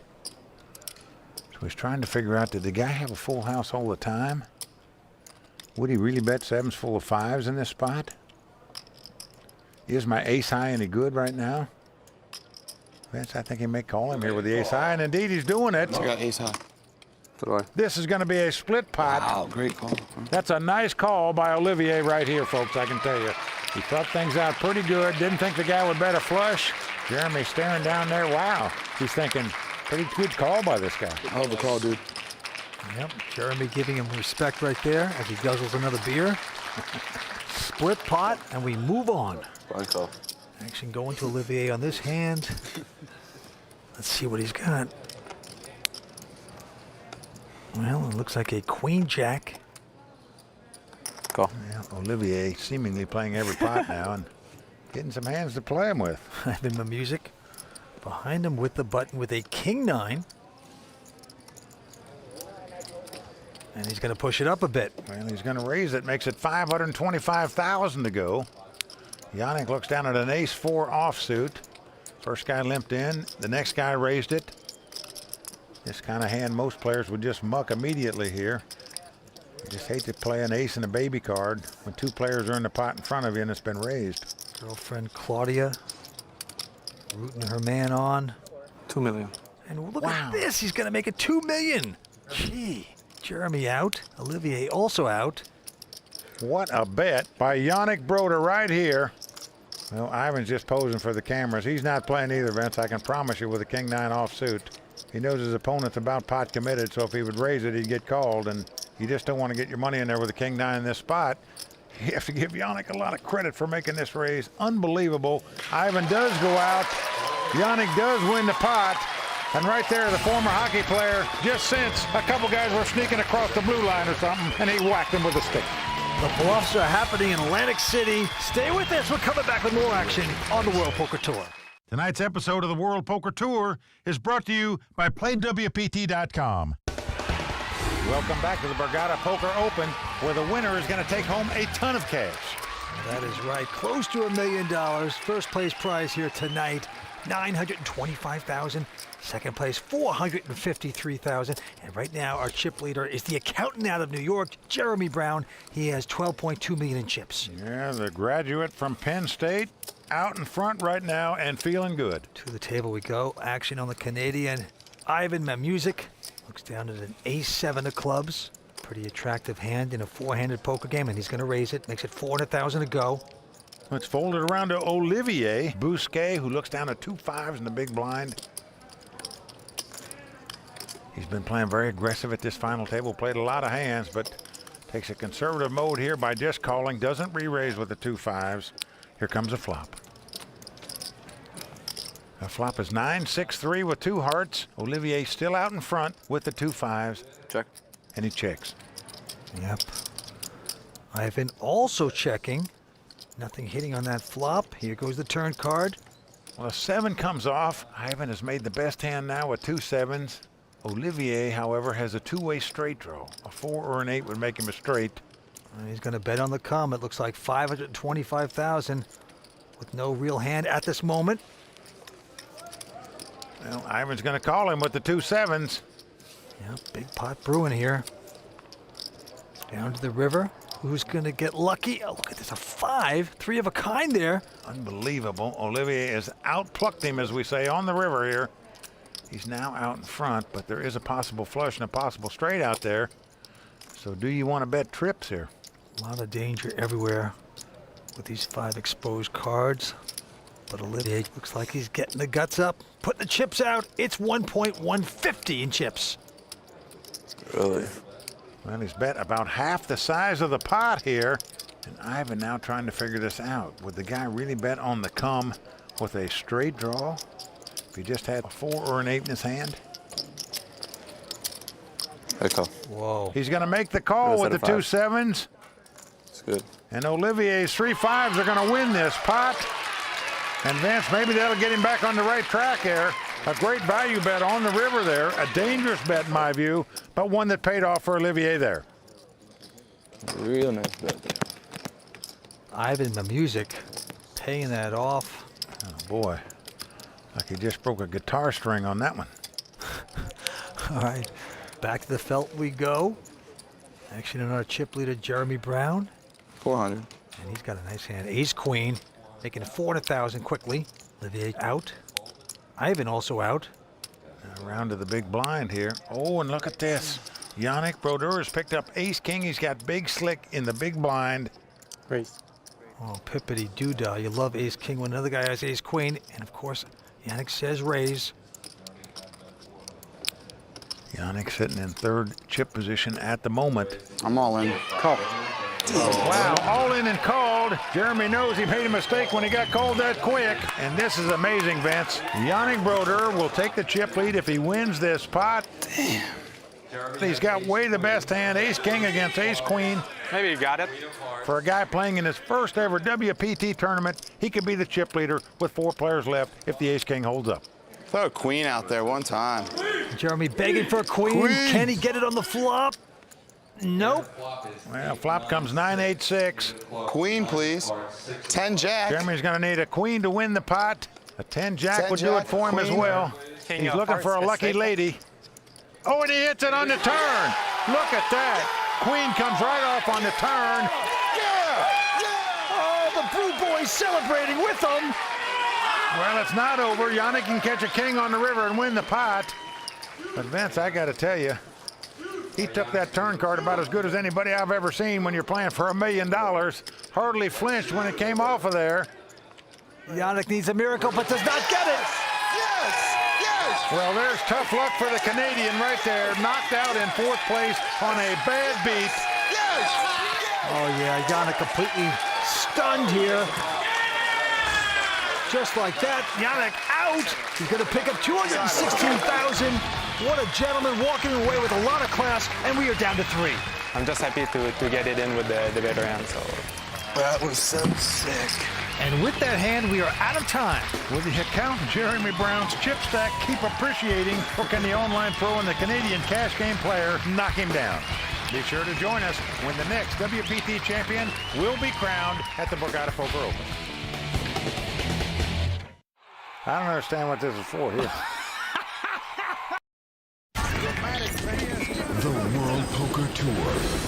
The biggest games, the greatest players, and the largest payouts on the planet. The WPT is a series of international high-stakes poker tournaments that can turn amateur players into millionaires and make professionals into superstars. With millions of dollars on the line, it's time for these 3 players to live the dream of fame, fortune, and the one thing money can't buy. A WPT title. Tonight on the World Poker Tour. Hi, everyone. We are back at the beautiful Bergata Hotel, Casino, and Spa in Atlantic City for the exciting conclusion of the Bergata Poker Open. I'm Mike Sexton, along with Vince Van Patten, and this is the WPT. And Mike, it is always great to be back at Bergata. I mean, this is the hottest spot on the Jersey coast, but I'll tell you something, at the final table, it's not that hot for some of these players. It's been very intense, and in case you missed it, here's a little recap. The first to draw blood was the online pro from New York, Olivier Bousquet. Civilton running through a brick wall this time. When he sent the short stack packing back to Chicago. Yes, but it was another New Yorker, the trash-talking accountant, Jeremy Brown. Keith is getting felted.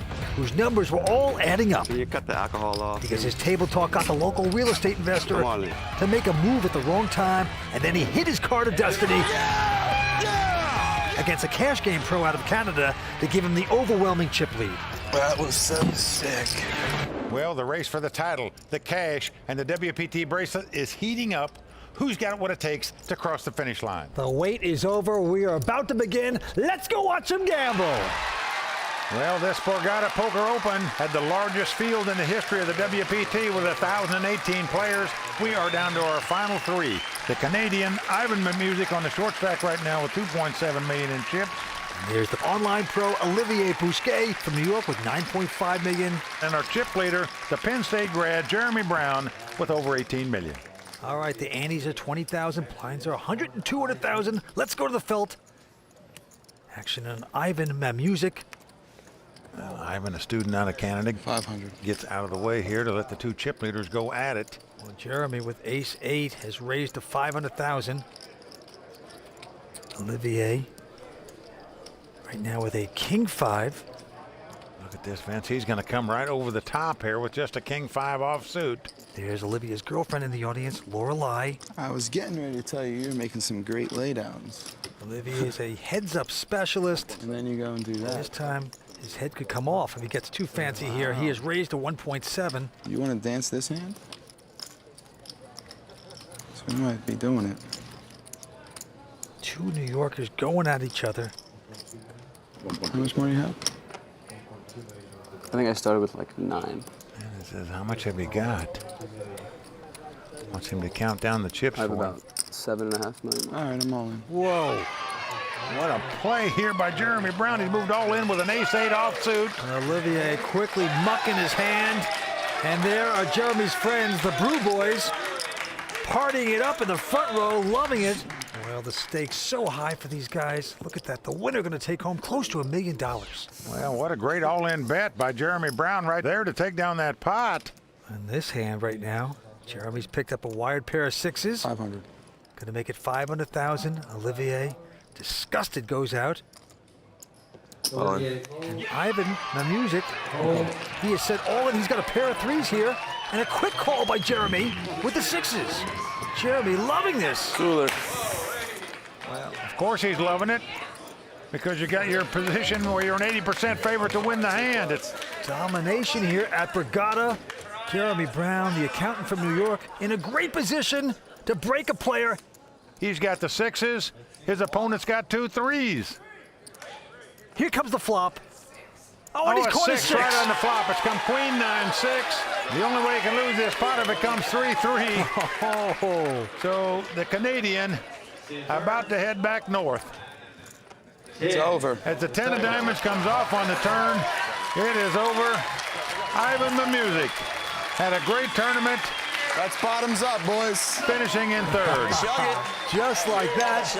23 years old, going to pick up 251,000. We're down to heads-up action as Jeremy Brown, our chip leader, has the Brew Boys chugging the beers. What a tournament. That was just a standard spot. He raised the button that had 12 blinds left. I shoved 3s. He had 6s. Can I get another cocktail, please? Sure about that? Oh, man. Am I sure about that? Come on now. Bottoms up. He has a big chip lead right now, but Liv is really solid. So if Flip gets lucky once he doubles up, Liv's going to take it down. Actually, a round for everybody, including me, too, please.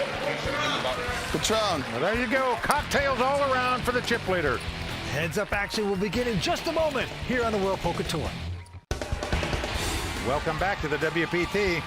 Heads-up action is about to begin here at the final table of the Bergata Poker Open. You know, Mike, there is so much at stake for these two players. You got the cash, the title, the WPT Champions Tiffany bracelet. We had a chance to talk with Jeremy and Olivier during the break, and here's what they had to say. I have no doubts in my mind that I'm going to win this. I have about a 3-1 chip lead on the guy, so I'm not worried at all. I have a lot more experience playing heads up than he does, so I'm hoping that I can get in a good spot and double up, and then if I double up, then I think my chances are pretty good. As you can see, both players confident that they're going to take home the title as the beautiful Bergata babes come out with the cash. Well, as a poker player, it's what you dream about. Playing heads up for a title on the World Poker Tour, and looking at all that cash being put on the table. Along with the beautiful WPT Tiffany bracelet, it is all on the line. Hey, you guys got beers over there? As Jeremy Brown knocks down another beer. Well, Vince, I think we should call him Jeremy Chuggum Brown. He likes to put him down, but right now it's working well for him as he's got about a 4-1 chip advantage as we play heads up for this title. But Vince, remember in the WPT World Championship event where David Chew came back from the great Gus Hansen when he was down 5-1 in chip count, so obviously it can be done. Okay, blinds 100 and 200,000. Action on Olivier Bousquet. He has a 8-6 offsuit. The heads-up specialist. He's getting more chips out, though. He's going to raise it to 400,000 to go. Well, he believes in being aggressive on the button.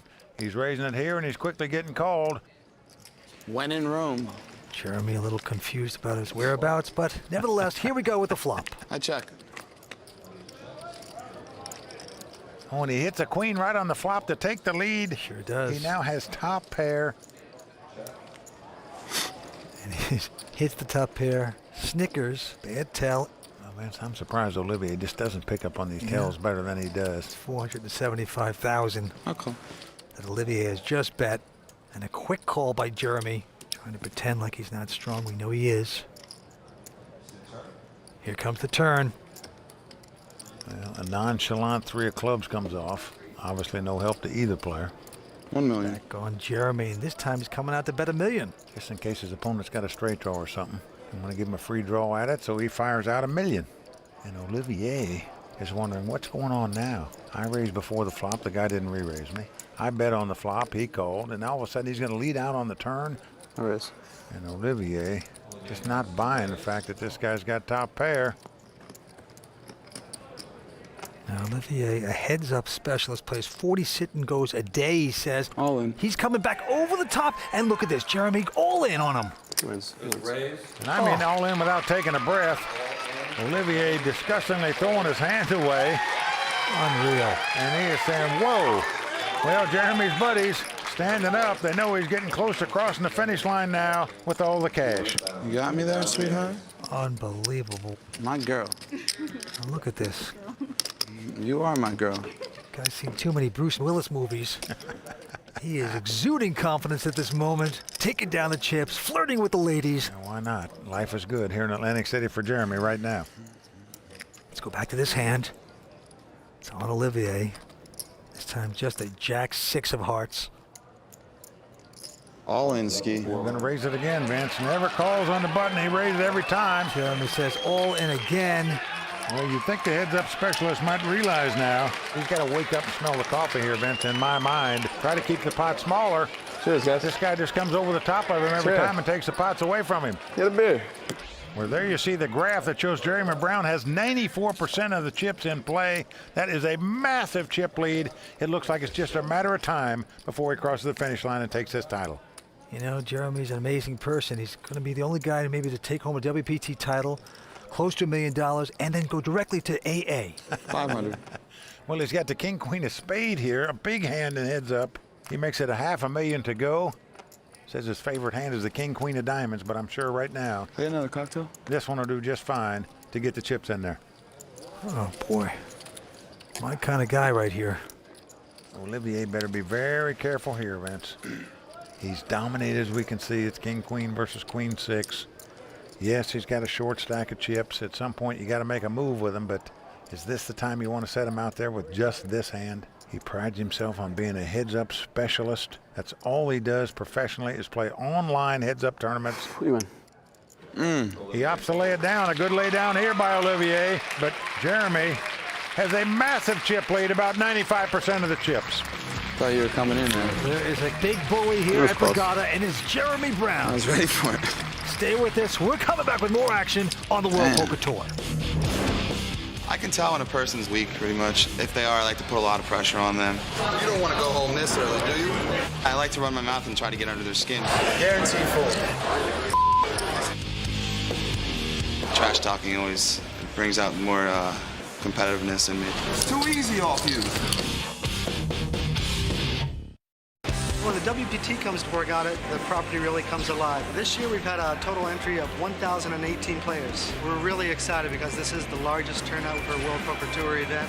Players like to come to Bergata because we fulfill what they're looking for here in the poker room. There's always a good game here at Bergata.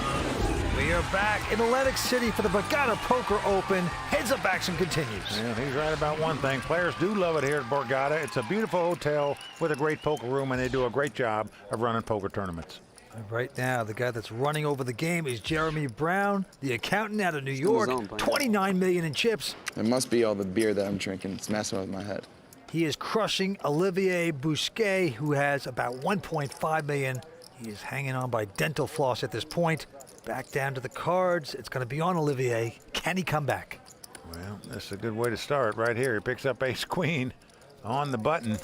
Blinds are 1 in 200,000, so he's going all in right here. It doesn't quite get the action he wanted. Well, Jeremy with the 7 deuce. He wanted me to call him. He wanted me to call him. He can't believe that I didn't call him. He wanted it. Well, you are exactly right about that, Jeremy. You know all those pros that say, he can't believe it. You know, go to the table, your best game, never drink at the table. They're wrong, okay? Jeremy is living proof of that. But with that pot, the antes have gone up to 30,000, and the blinds are 122.40, Mike. Tell you one thing, Vince, if Jeremy wins this, beer sales will go up around the country in every home poker game for sure. I'm all in.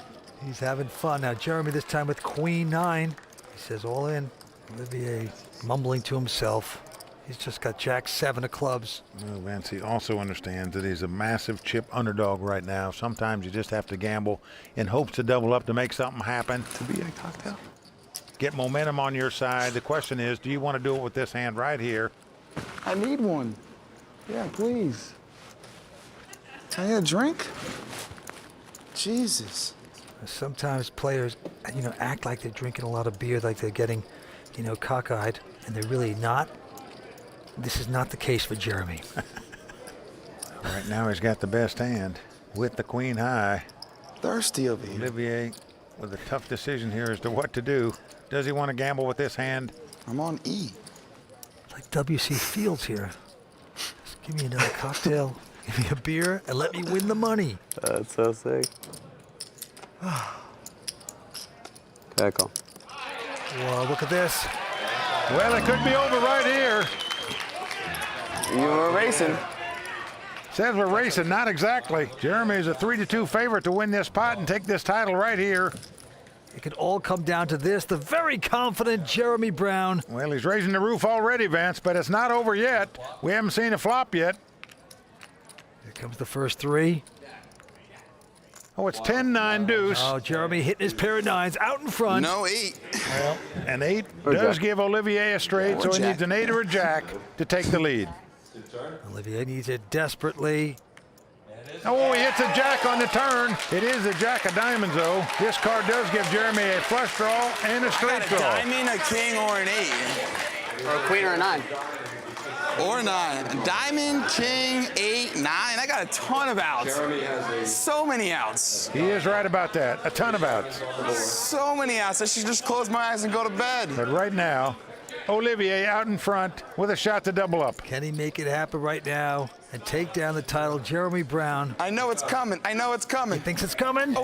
Well, it's not. Good hand. So the match continue as Olivier doubles up. Yep, the only thing that's coming for Jeremy for sure is a wicked hangover. Nice call. Hey, you had to do it. But he still has a ton of chips. Taking control. We'll be back for more on the World Poker Tour.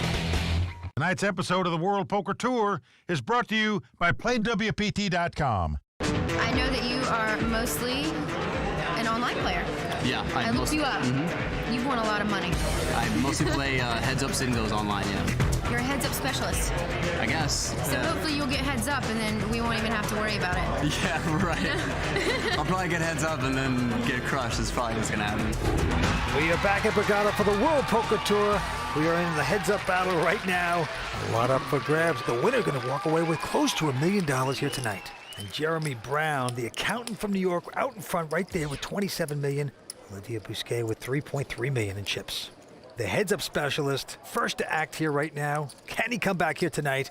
He's got a queen, 8 of diamonds in his hand. Olivier, a Cornell graduate, a philosophy major. Olivier's with the button. Now he's just going to call it with a queen, 8 of diamonds. I check. Well, first time we've seen this play, a Olympian. And Jeremy not going to raise with a king, 4 of spades. Now here comes a flop. 9-5-3, no help to either player. Now Jeremy checks. And the aggressive instincts of Olivier take over as he fires out $250,000. Always picking the wrong spots. 500. Shakes his head and raises. Well, unbelievable. Now here he's acting weak, and he really is weak, Vince. He comes over the top with a raise, a min raise, as we say, a minimum raise, up to 500,000. Well, he shows him the king four spade. Oh. Doesn't phase Olivier. He's actually showing him the best hand, but he's just showing him he's capable of making a move once in a while, I guess. Yep, mixing up his acting job. And to this hand we go. Olivier picking up a pair of ladies, pair of queens. Well, right now, Olivier looks down at 2 queens, and he's hoping this Penn State grad will raise him this time, I promise you. See what he's going to do now. He limped in. That didn't work. Now he's going to double the size of the blind. I really hope we can dance right now. This is the minimum raise you can make, 480,000. I call. Jeremy, was he 9-7 of diamonds, is going to bite, makes the call. I checked it better. Jeremy checking in the blind. Most all poker pros would make the call with the 9-7 of diamonds. Here comes the flop. Well, it's come 6-5-3. Gives Jeremy a two-way straight draw, as we say, but the 2 queens of Olivier the best hand, and he's betting 400,000. Just 400? Well, he says just 400 because there's over $1 million in the pot when he bet the 400,000. When in Rome. Jeremy knows it's suspicious, but he has a big drawing hand. So Jeremy has made the call now. A diamond comes off. I'll check to the better. This gives Jeremy a flush draw as well as his two-way straight draw. Yeah, but he's going to check. Nevertheless, now it's on Olivier. He got the overpair. Yeah, there's 1.8 million in the pot. Oh. He's got a little bit more than that left. It moves all in. Good bet. How much is it? Well, it looks to me like close to 2 million. Ah, this sucks.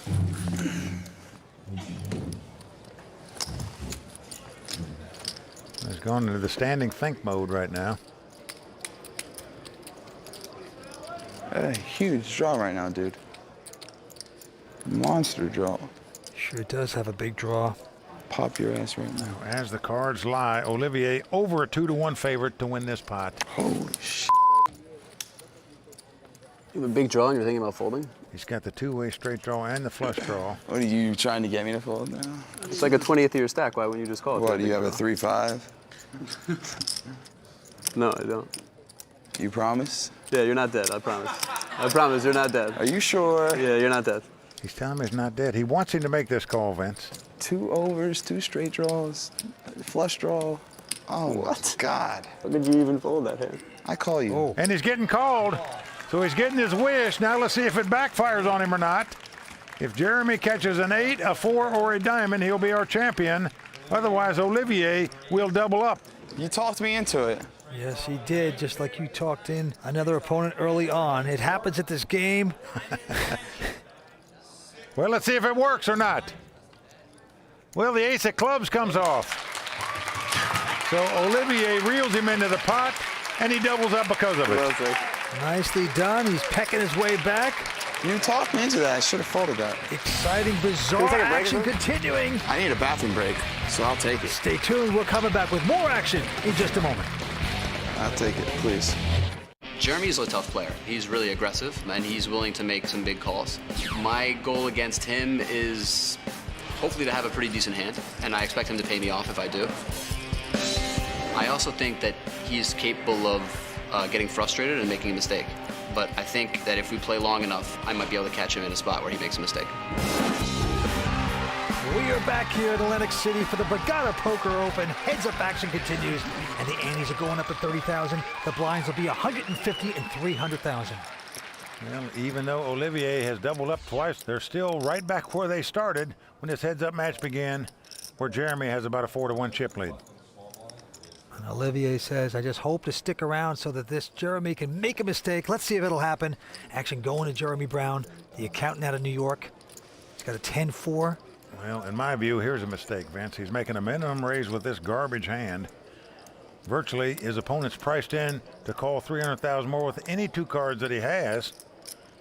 And I say if you're going to raise it with a junk hand, make a big raise where your opponent might get out of the pot. But that wouldn't happen in this case because Olivier has picked up ace-king.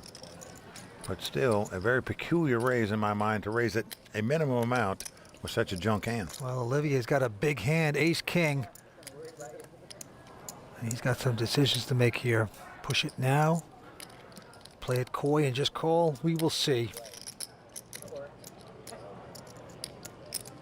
Well, a lot of top players say an ace-king is still a drawing hand. You got to catch something to really have something, so I'll be shocked if he doesn't raise it here. And indeed, he does raise it to 1.7 million. Ouch. That's why I hate this minimum raise with this garbage hand of a 10-4 offsuit. And the accountant cannot like those odds. Now, will he make this call? What do you have behind you? What do you have behind, he's saying? About 4 million. 4 behind you still? You're going to see it all in there in case you raise it here, Jeremy. I can tell you that. Two New Yorkers with a chance of a lifetime battling wits right now. You want to dance right now? We can do it. I don't want to see you guys dance right now, personally. But maybe you could just fold the hand and move on. Oh, boy. No? Just trying to get him to talk. Olivia would like to dance right now, I can tell you that. Not on the dance floor, though. On the green felt. All right, we'll save the last dance for another time. Oh, boy. He worked on those stale lines, but he nevertheless makes the right decision, gets out of the way. And right now, Olivier's girlfriend, Lorelei, will be talking to us in the audience. He seems to work very well under pressure. You know, he's sort of like the comeback kid, so I'm not worried about it. You know, he's down a little bit, but as you know, things can change very quickly. Well, Lorelei, very confident in her man there. Yeah, she definitely believes in him. And I'll tell you, he looks confident playing heads up, even though Jeremy's got the big chip lead. He was down to only 1.5 million at one time in this heads-up battle. He's battled back, but this hand, Jeremy Brown, has a Jack-8 and the button, and is going to raise. Well, he's made it 750,000 to go. Remember, blinds are 150 and 300,000, so it's going to cost Olivier 450,000 to make the call, and he does so with the 10-9. Okay, here comes the flop. Oh, what a flop! Wow, look at this. Olivier's flopped the nuts, top straight. He's got 6, 7, 8, 9, 10. No hand can beat him right now. Action's on Olivier. And Jeremy with the top pair of 8s. This could spell a little trouble for him.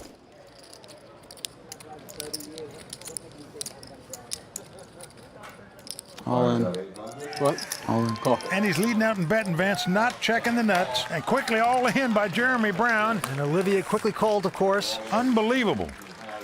And Vince, believe it or not, I don't really fault Jeremy for making this play. You just can't expect your opponent's going to flop a straight and then lead right out and bet into you. You think you might have something like a 7-9, a pair with a straight draw, something like that. But right now, he's going to have to hit 2 runners to stay alive. Well, there's one of them. A jack comes off. Jeremy can catch a jack or an 8. It's a good sweat. And this tournament will be history.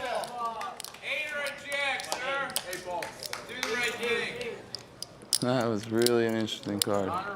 The hope is still alive of knocking out Olivier Bousquet. We will see. We're going down to the river. Well, it's a 7. So Olivier has done it again. He has doubled up. And Vince, you can sure feel the momentum changing in this match. I can tell you that. A minute ago, this guy had a 19-1 chip lead over him. Now it's less than 2-1. Jesus. The match will continue. Jeremy Brown taking his lumps right now. He's taking it back. He's guzzling more beer. Buckle up, ladies and gentlemen. Here we go again. Ace-king again for Olivier. Well, right now, Olivier is catching cards, as we say. Couldn't come at a better time for him. He's going to raise it the minimum to 600,000. Jeremy with a quick, frustrated call with queen, deuce of clubs. Well, you can't blame him for calling with that, but it's come ace, king, 6. Top 2 for Olivier. My girl. And Jeremy Brown now, first to act, caught nothing on that flop. I checked to the better. He's going to check it.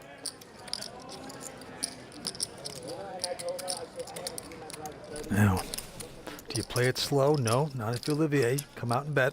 That's 800,000. I raise. Oh no, he's imploding before our very eyes. And the accountant's going to raise with nothing. 2.4. Oh. 2.4 million he makes it. Oh, wow. Should have cut off Dean Martin a few drinks ago. Well, he's raised at 1.6 million. That play is not going to work here against the top 2 pair.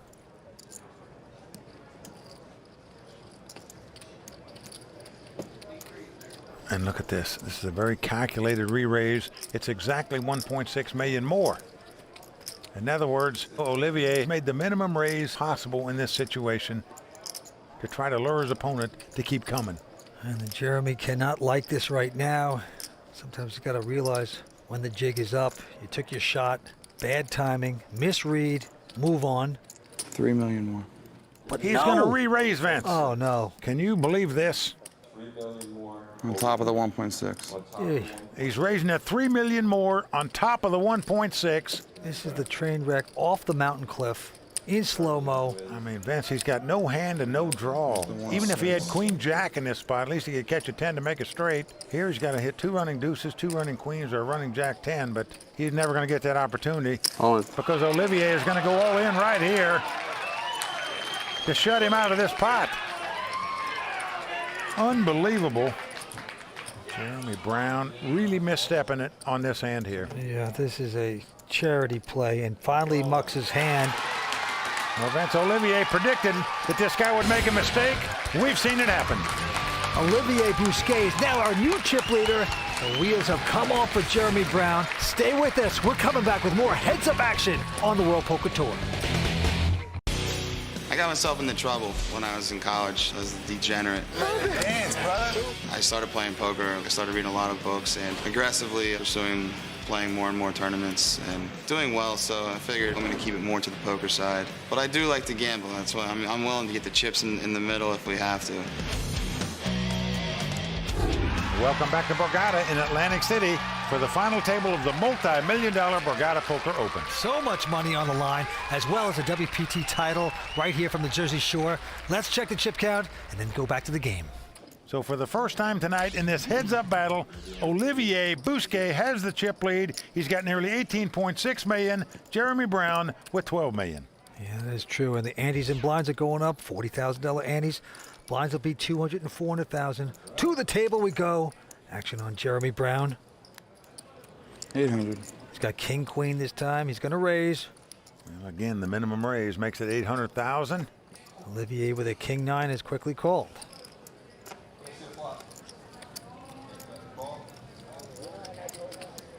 Now flop comes queen 10-9. Great flop for Jeremy here. He's out in front with the 2 queens. They both have the same straight draw. Olivier has bottom pair. Check. Yep, Olivier checks. 800. Now Jeremy is going to bet his top pair. He's bet 800,000 and he's called by Olivier. I think he's getting called here, Vince, because not only the bottom pair, but the straight draw. And Olivier knows this guy's been on tilt. Both players now have 2 pairs. Jeremy out in front. Check. Olivier checks. Both players, of course, fearful that their opponent has a jack in their hand, which would give them a straight. And Jeremy behind him has checked it. And a queen on the river. Dream card for Jeremy there. He now has a full house. Now, Olivier thinks his kings up are good here. Yeah. I'm guessing he's trying to make a value bet here. That's a $1.2 million bet. Oh, look at this. The knuckle cracking again. The nonchalant look out into space. I raise. Like I don't know what to do. Well, he announces raise after cracking his knuckles. 4.5. He's going to make it 4.5 million. Jeremy's friends playing footsies there. Well, Olivier just saw this guy bluff off a lot of money and turned up that queen deuce a minute ago when he had aces and kings. So he's wondering, is the guy trying to make another play? Is he just trying to show off for his buddies and making a raise when he doesn't have anything again? So confused right here.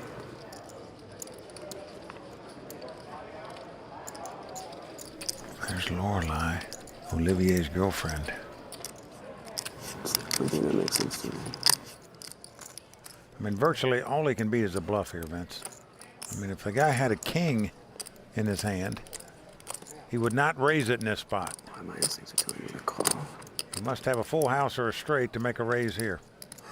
Call. Oh, wow. Well, Olivier's going to make the call, and he is not going to like it as Jeremy turns up a full house. Yeah, full house is good.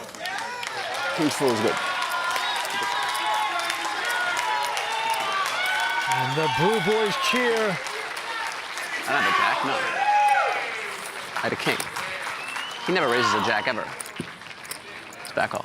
He's talking to his fans, trying to explain why he made that call on the river. Nice hand, bro.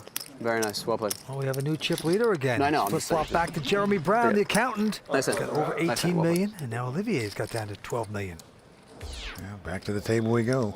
Action on Olivier. And he looks down at the highway patrol hand. We've seen that hand a lot here, a 10-4 over and out at this final table. Here it's the 10-4 hearts.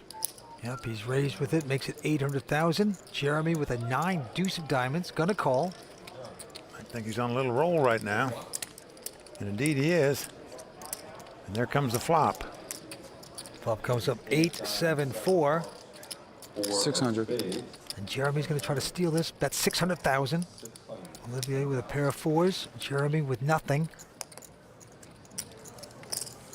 Well, Olivier's looking him up with bottom pair here. And rightfully so. Oh, jack of diamonds comes off. So there on the flop, Jeremy bet with no hand and no draw. All of a sudden he's got a straight draw and a flush draw. Check. But he's gonna check this time. And Olivier behind him is gonna check. Going to the river. Oh, the queen of diamonds comes off. This gives Jeremy a flush. He is gonna win this pot. Now he's gonna try to figure out how he can extract chips from his opponent. Just a beautiful river card. Well, there's about 2.8 million in the pot. 1.4. He's going to bet half of that amount. He's going to bet 1.4 million. Nicely calculated by the accountant. Well, if you're sitting in Olivier's seat, you're saying, what could this guy have? You don't put him on a backdoor diamond flush draw. The guy bet on the flop, so you're not going to put him on 2 diamonds here. In fact, when you play poker, very rare do you put a guy on a backdoor flush, as we say, where he catches 1 trump card on the turn and 1 on the river. If he's got it, he's got it, but you just don't put him on it. So he's going to pay him off a bottom pair. All he can beat's a stone bluff. Flush. Wow. And Olivier says, wow, because he bet with a 9 deuce on that flop. Oh, sick. And that's why he's so surprised. Incredibly stunned. Olivier shaking his head. Jeremy Brown starting to stretch out his lead. So sick. 92. Stay tuned. We're coming back with more exciting action from Bergata in just a moment. Noli Francisco is going to be our Bergata champion. Daniel Negreanu is our champion. The amateur poker player is a WPT champion. Well, Mark Newhouse, he is our champion. Roy Winston is a WPT champion. Vivek Rajkumar is our champion. So exciting. Welcome back to the World Poker Tour. As you can see, the past champions of the Bergata Poker Open. So many stars emerging from the shores of Atlantic City. Who will it be tonight? And right now, Jeremy Brown, the accountant out of New York, out in front with 21 million. Olivier Bousquet with 8.9 million, Mike. Action's on Olivier. He looks down at the 9-5 of spades on the button. Blinds 200 and 400,000. Very hefty. And he's going to make it 800,000 to go. 2 million straight. And look at this, 2 million by Jeremy Brown with the 4 deuce offsuit. Oh, just a Gus Hansen play, a junk hand. And he's got the chip lead again. He's just trying to apply pressure where the guy will go away. It might work here, because that's a hefty raise when you're just looking at 9-5. But he's going to make the call. So Olivier gambling here with the 9-5 of spade. See if it pays off for him. He's flopped the flush draws. Come King, Jack, 7 with 2 spades. And this is what happens when you raise out of position. You're almost committed to fire at this pot, even though you only have a 4 deuce offsuit here. But he's going to 3 million. Keep this lie going here. He's bet $3 million. On. And quickly, whoa. Olivier has gone all in with the flush draw. Yes, he has. Really quite uncallable at this point, and Jeremy finally has to lay it down. Well, that's the problem sometimes when you raise with those garbage hands, the 4 deuce offsuit, because now after the flop, you got to commit more chips to the pot. And there's a case that he could have just saved 4.4 million in chips if he just mucks his hand. Are they bringing the water over here or what? Oh, look at this, Jeremy for the first time tonight asking for water. I say Bring it with 3 aspirins and some black coffee. Man, he's still the chip leader. If I could give Jeremy one poker lesson real quick, it would be that money saved is money earned. You're allowed to fold when the guy raises once in a while. I call. Check. Blinds going up to 250 and 500,000. Jeremy with queen 9 has just called. And Olivier with 10-8, content to see the flop. And flop comes 10-7-7. So Olivier out in front with 10s up. He's going to check. 750. Jeremy going to bet. 750,000 is the bet. With just queen high. And he's going to get called right here. Yep, and look at this. Jeremy sees the humor in life even when he has nothing. And now a jack comes off. Check. And it does give Jeremy an open-end straight draw here. Olivier checks, and Jeremy checks right behind him. Now another 10 comes off at the river. This gives a full house to Olivier. Yep, he's first to act, getting the chips out. Yeah, Olivier is going to bet 800,000 here. And there's virtually no hand that Jeremy can beat here. If his opponent had an 8-9, he's got a straight. If he had a 10 or a 7, he's got a full house. If he's got an ace high, he's beat. 2.7. Call. He's going to raise it here. Oh, boy. And he gets a quick call, of course, by Olivier. Well, Olivier's 10s full are going to take down that pot, but that was just a mental block by Jeremy Brown, in my opinion, there. We are right about even. There's no hand he can beat. Once the guy calls you on the flop, give the hand up. You can't beat anything. Coming back with more action. Stay with us on the World Poker Tour. Tonight's episode of the World Poker Tour is brought to you by PlayWPT.com. Welcome back to the World Poker Tour. We are at the final table of the Bergata Poker Open. And Vince, this is turning out to be another epic war at the shore. Let's get back to the action. Well, right there you can see that the accountant from New York, Jeremy Brown, he has 15.6 million, but Olivier Bousquet has come back. He's got about 14.9 million. It is a horse race. It's about a dead heat right now, Vince. As you said, if somebody winning the blinds could change the chip lead now, that's how small it is. 1,000. Million, you meant? Yeah. Sorry. Jeremy with a king 5 this time. He's raised it to $1 million. Olivier looks like he's going to call with just a jack 10. All right, so here we go. Comes the flop. Let's come jack 9-5. Check. Great flop for Olivier. He's out front with 2 jacks and checks. And Jeremy catching a pair of 5s here, also going to check. He checked bottom pair there. Good discipline. Now a 9 comes off. Both players have 2 pair. Olivier has the top 2 pair. Jeremy has the bottom 2 pair. Olivier is going to come out and bet $1.5 million here. I call. Jeremy stands him down. Doesn't believe him. He's going to make this call. So a big pot brewing right now between these two men. As the crowd stares on. River card coming up. Well, the 4 hearts comes off. This card could spell trouble for Jeremy because it's no flush card, no straight card, no overcards. Olivier, will he put in the value bet? 3.5. I call. 3.5 million. And quickly called by Jeremy. Have a jack. Oh, yes, an angry quick call.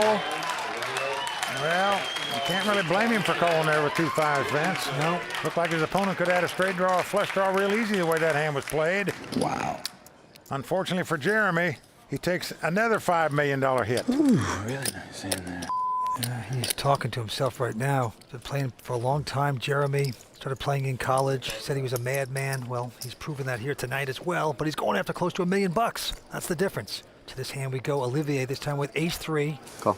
Any ace high in a heads-up situation is a pretty good hand, but he just limps in. 1.5 total. And Jeremy Brown has a pair of ladies, queens. He's going to raise it. Yep, he's made it 1.5 million, and he's been called. So this could be a good one. Here's the flop. Now flop comes 9-7 deuce with 2 hearts. Queen's well out in front. It's on him, and he's betting $2 million. Well, he slams $2 million in the pot. Olivier quickly gives it up. Yeah, no games by Olivier. Nice lay down. So a mild comeback by Jeremy on that hand anyway. So Olivier still out in front, guarding his money well. Can he finish off young Jeremy Brown? We will see. Jeremy this time with a lousy 5 deuce. He's got the 5 deuce of spade. He's on the button. 1.2. Well, these are the kind of hands I think that have got him in trouble here. He raised with the 4 deuce. He raised with all these hands. He takes chances. Yeah, 1.2 million. And Olivier with an ace-4 makes the call. Here we go with the first 3, and look at this 3 of a kind for Olivier. Unbelievable. It's come 4-4-3. He checks the 3 4s. Jeremy has the open-end straight draw. All in. Call. And he goes all in.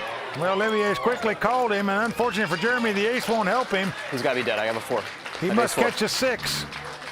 So Olivier well out front there, about an 85% favorite to win this pot. 3-4 ace. 3-4 ace. Come on. 3-4 ace. 5. Olivier Bousquet has come back from 19-1 difference in chips in this final heads-up action. Has it all on the line right now. A 6 is the only card on the turn that'll give Jeremy the lead. He could catch 2 running spades. Oh, that's 1 of spades. Well, there's one of them. Any spade but the 3 of spade will now win the pot for Jeremy, as well as a 6. The crowd on their feet, as is Jeremy. He needs some luck. Hold. Can this be it? Well, Olivier knows he's 1 card away from winning this title, and a 5 comes up. He's done it. He's going to win the pot with 3 4s. Olivier has made the greatest comeback in the history of the World Poker Tour, playing heads up. That's amazing. He goes over to his friends, hugs for all. Well, boys, let's cheers to that one. $1 million, my man. As Jeremy meets the Blue Boys and slugs down another. Well, there you see the emotions of Olivier. They're all coming out now. There's no crying in poker. You can't blame him, Vince. The guy's captured a WPT title that's been a dream of his, and to do it when you were a 19-1 chip underdog at one point in this heads-up battle, that is really special. Come on.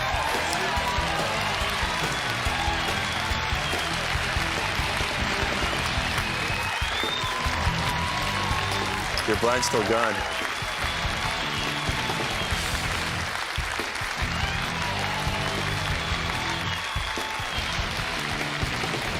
And that's going to do it. Another name in the record books at Bergata. Once again, congratulations to our champion, Olivier Bousquet. For Vince Van Patten and everyone at the World Poker Tour, I'm Mike Sexton saying thanks for watching. And until next time, may all your cards be live and your pots be monsters. I don't understand what this is for here. The World Poker Tour. The biggest games, the greatest players, and the largest payouts on the planet. The WPT is a series of international high-stakes poker tournaments that can turn amateur players into millionaires and make professionals into superstars. With millions of dollars on the line, it's time for these 6 players to live the dream of fame, fortune, and the one thing money can't buy, a WPT title. Tonight on the World Poker Tour. Hi, everyone. Welcome to the jewel of the Las Vegas Strip, Bellagio, where the final table of the big money Festa Al Lago is about to get underway. I'm Mike Sexton, along with Vince Van Patten, and this is the WPT. And Mike, Festa Al Lago is Bellagio's magnificent poker party by the lake. It is fantastic. But last year, you know what? Someone crashed the party. It was the sensational Frenchman, Elke Grospallier. He crushed the field here, took the title, and then he went on to become the WPT Player of the Year. I'm very glad and proud to be the WPT Player of the Year for the season 7. Well, Vince, it was a powerful performance by Elke last season, no doubt about that. But this year, we've got 6 players with high hopes of their own of creating a little poker history. And tonight's chip leader, WPT champion Freddie Deeb, is ready to rewrite those record books. Gus Hansen currently has the most WPT titles, but if Freddie wins tonight, he will tie Gus's record of 3 wins. That's right, Mike, but these things are always easier said than done. Now, if Freddie wants to make history, he's going to have to blast through tonight's field of very smart, aggressive players who are all looking to score their first big WPT win. Big money, a prestigious title, and that coveted Tiffany's WPT Champions bracelet. They're all on the line at Bellagio tonight. The poker party by the lake about to begin. Let's go watch them gamble. So here we go, the final table of the Festa Al Lago at Bellagio about to get underway. We started 4 days ago with 275 players. We are down to these 6. The winner tonight is going to take home over $1.2 million. That's right, and as you can see, Freddie Deeb out in front. He's the chip leader at this point. The antes are 5,000, blinds are 40 and 80,000. Let's go to the table Action on Tommy Vitas. He is from Queens, New York, living in Vegas now. Full-time professional poker player. And he quickly folds his hand. Round to the youngster, Jason Lavalley. He goes out. Craig Cravillo also out. And now Freddie Deeb, the chip leader. He looks down at a pair of fives. And by the way, it was confirmed that Freddie and actor Danny DeVito were separated at birth. We thought it was just a rumor before, but it's true. Well, Freddie's got 2 5s here. He's an aggressive player. Going to raise on the button. Makes it $250,000 to go. Yes, he does. Into the young 22-year-old Jason Burt from Newport Beach, California. And he's got ace-8. Well, here's a graduate of Caltech. Majored in mechanical engineering, now a full-time poker player. He's the short stack, and this is his first WPT event, Mike. I'm all in. And look at this, he says all in. Wow, what a bold play by the youngster here on deal number 1 at this final table. All right, next to act, Sean Kunix. He's an entrepreneur out of Columbus, Ohio. He folds his hand. And he's sending a message to Freddie. You may be a 2-time WPT champ, but I'm here now, my friend. Yeah, back around to Freddie. What a decision on hand number 1. At best, Freddie knows it in a race situation, meaning his opponent's got 2 overcards, but in case his opponent has an overpair, Freddie would be a huge underdog here. So he's going to lay it down, but chalk that up to the aggressive play of Jason Burt. Well done there. He understands Freddie's an aggressive player. He's the chip leader, probably making a position raise on the button. Just moved in and picked up that pot beautifully. Very nicely done. 22 years old. Jason Burt taking hand 1. Let's go to hand 2. Craig Cravillo, a former iron worker out of Milwaukee. Pretty good hand. And he's going to fold his hand. Back around to Freddie Deeb. Oh, look at this, Vince. Freddie has picked up 2 queens. He just got burned with 2 5s when the guy came over the top. He's looking for somebody to come over the top of him here, I promise you. Comes in for $255,000. Jason Burt folding, but Sean Kunix, he's got a pair of 8s. Sean, the only non-professional poker player at the table. He's an entrepreneur. Lives in Columbus, Ohio, an Ohio State Buckeye, I might add. There's his wife, Chris, sweating her man. Sean has 3 kids. Not a professional player, but he's going to make a professional call right there. Made the call with 2 8s here. Tommy goes out. Jason Lavalley from Montreal also going out. So Freddie Deeb in great shape here with the overpair. 2 queens versus 2 8s. Here comes the flop. Let's come King 10-4. You're always leery when overcards come out there over your pair. Yeah, Freddie checks. He's saying, why did that have to happen? Now look at that little ornament on the cards there. Well, Vince, that's a soccer figurine that was on his son's birthday cake. He wants to prove to his son that you can do anything if you try. He said he could be on television playing poker. Here he is. Let's see if he can win this thing. Well, look at this. He's bet $350,000 and Freddie's not folding. Freddie's made the call with the 2 queens. Now 6 comes off. No help to either player. Freddie again going to check. He's just worried that Sean might have the overpair. Has a king. Oh, it's a good poker face by the non-professional player. Wow, and he fires again, this time $600,000. Boldly bet. And look at Freddie. Patient. Says I call. I'll tell you, it's not that easy of a call to make against an amateur player who fires twice when there's a king out there. Now an ace comes off. Neither player going to like that card. See what Freddie's going to do now. Well, he's going to check again. Sean checks right behind him. So the 2-time WPT champ is going to win this pot with 2 queens. Oh, boy. Look at that look by Chris, Sean's wife.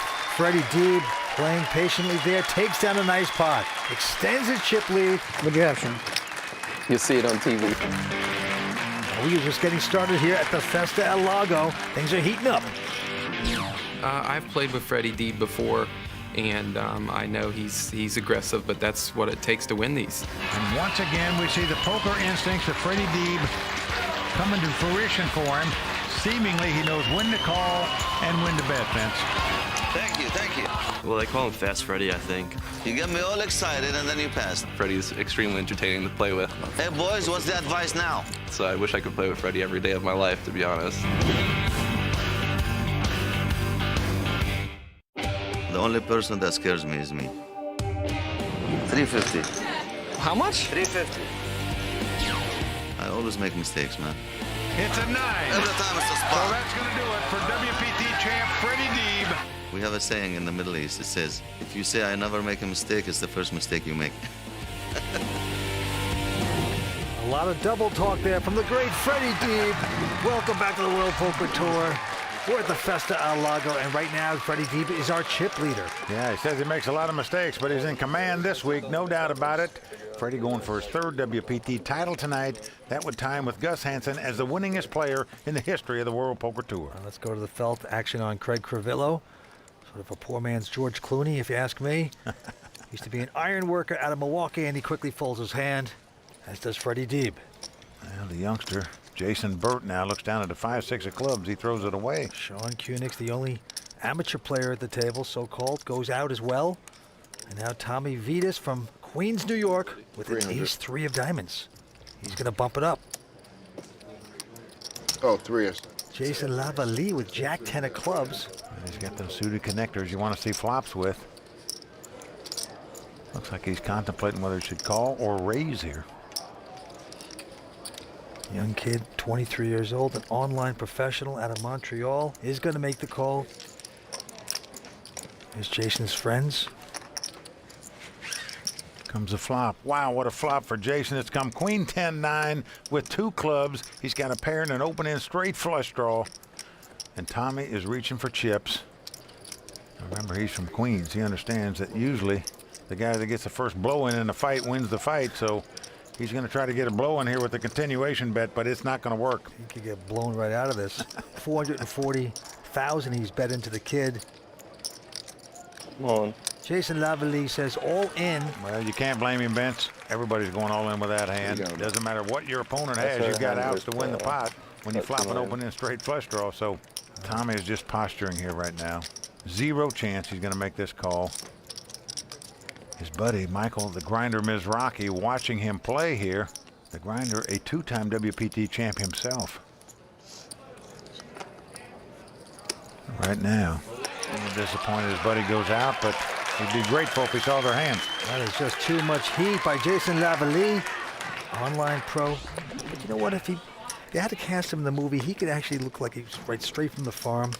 Works the farm, has a little hayseed in his hair, if you ask me. Yeah, it looks like you could put him on the tractor there, Vince. He actually worked at McDonald's for 3 months. He did, didn't he? He said he made $1 million last year playing poker, so looks like poker's a little better than flipping burgers. All right, back down to the felt. Another young guy, Jason Burt out of Newport Beach, California, 22 years old. He quickly folds his hand. Sean Kunix also going away.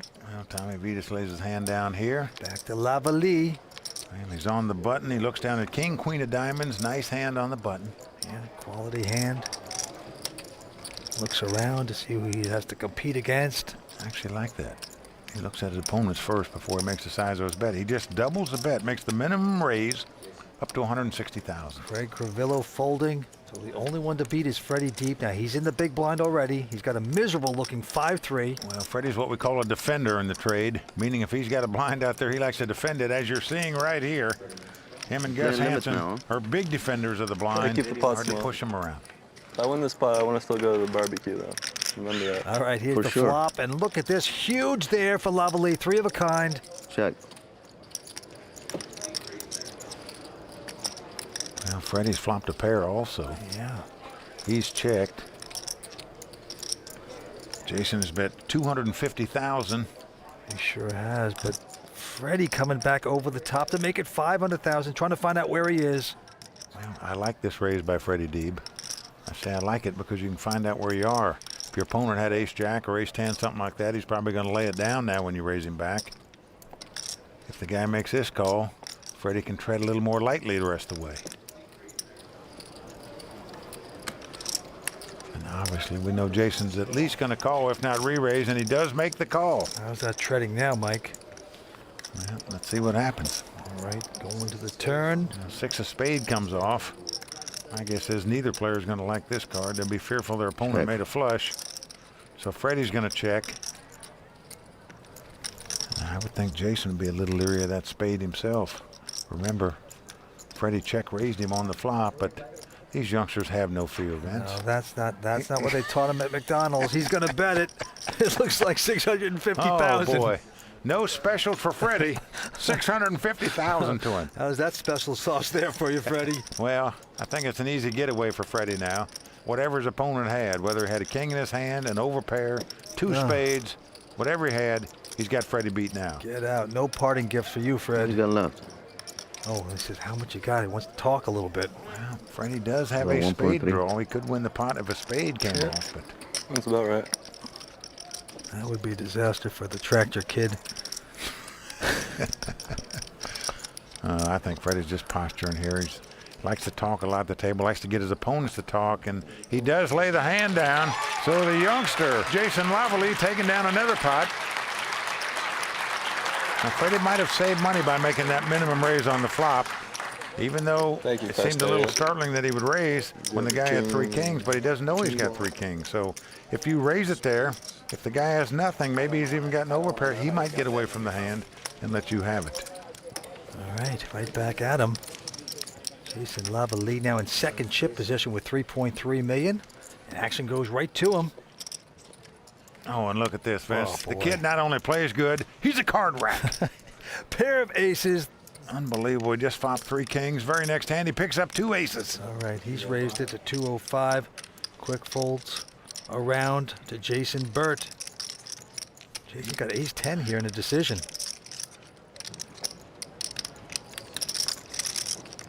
Well, it is a big decision here. It's a pretty good hand.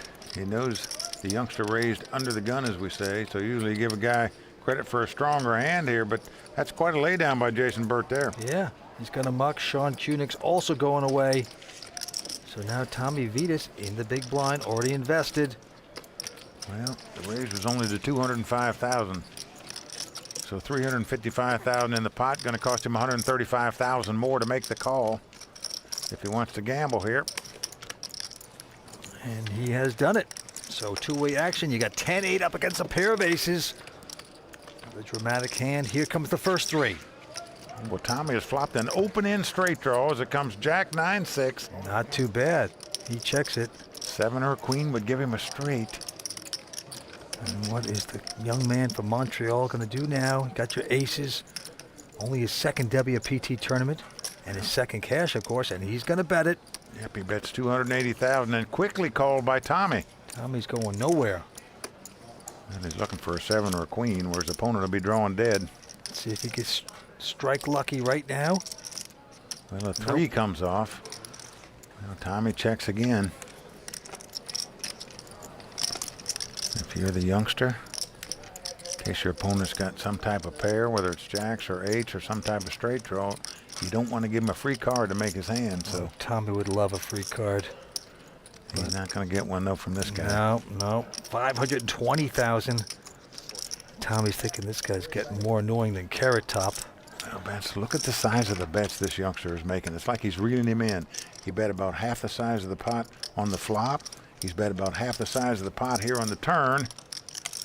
And because of the size of that bet, it's enticing to want to call to try to hit that straight. The grinder there in the front row saying, get lucky, my friend. I have no idea what you have, but it's tough to watch in the audience when you don't see the cards. Just sweating your friends, but he's going to call. Well, he's going to gamble here, Vince. He makes the call here. Yep, he's shooting for the gold. Over $2 million in the pot now. Going down to the river. Can the guy from Queens get lucky? Nope. Well, King of Diamonds comes off. Action on Tommy again. So you make a play at this. That's all you can possibly do. No, he's checking. Well, the youngster thinking about betting his aces here, but I'm not crazy about a bet here. The only way you're going to get called is if you're beat. Yeah, no percentage in that, but nevertheless, he has no fear. $850,000. Well, the value of betting is you don't have to show the 2 aces, Vince. That's true. So Tommy does muck his hand. And the 23-year-old on a roll right now.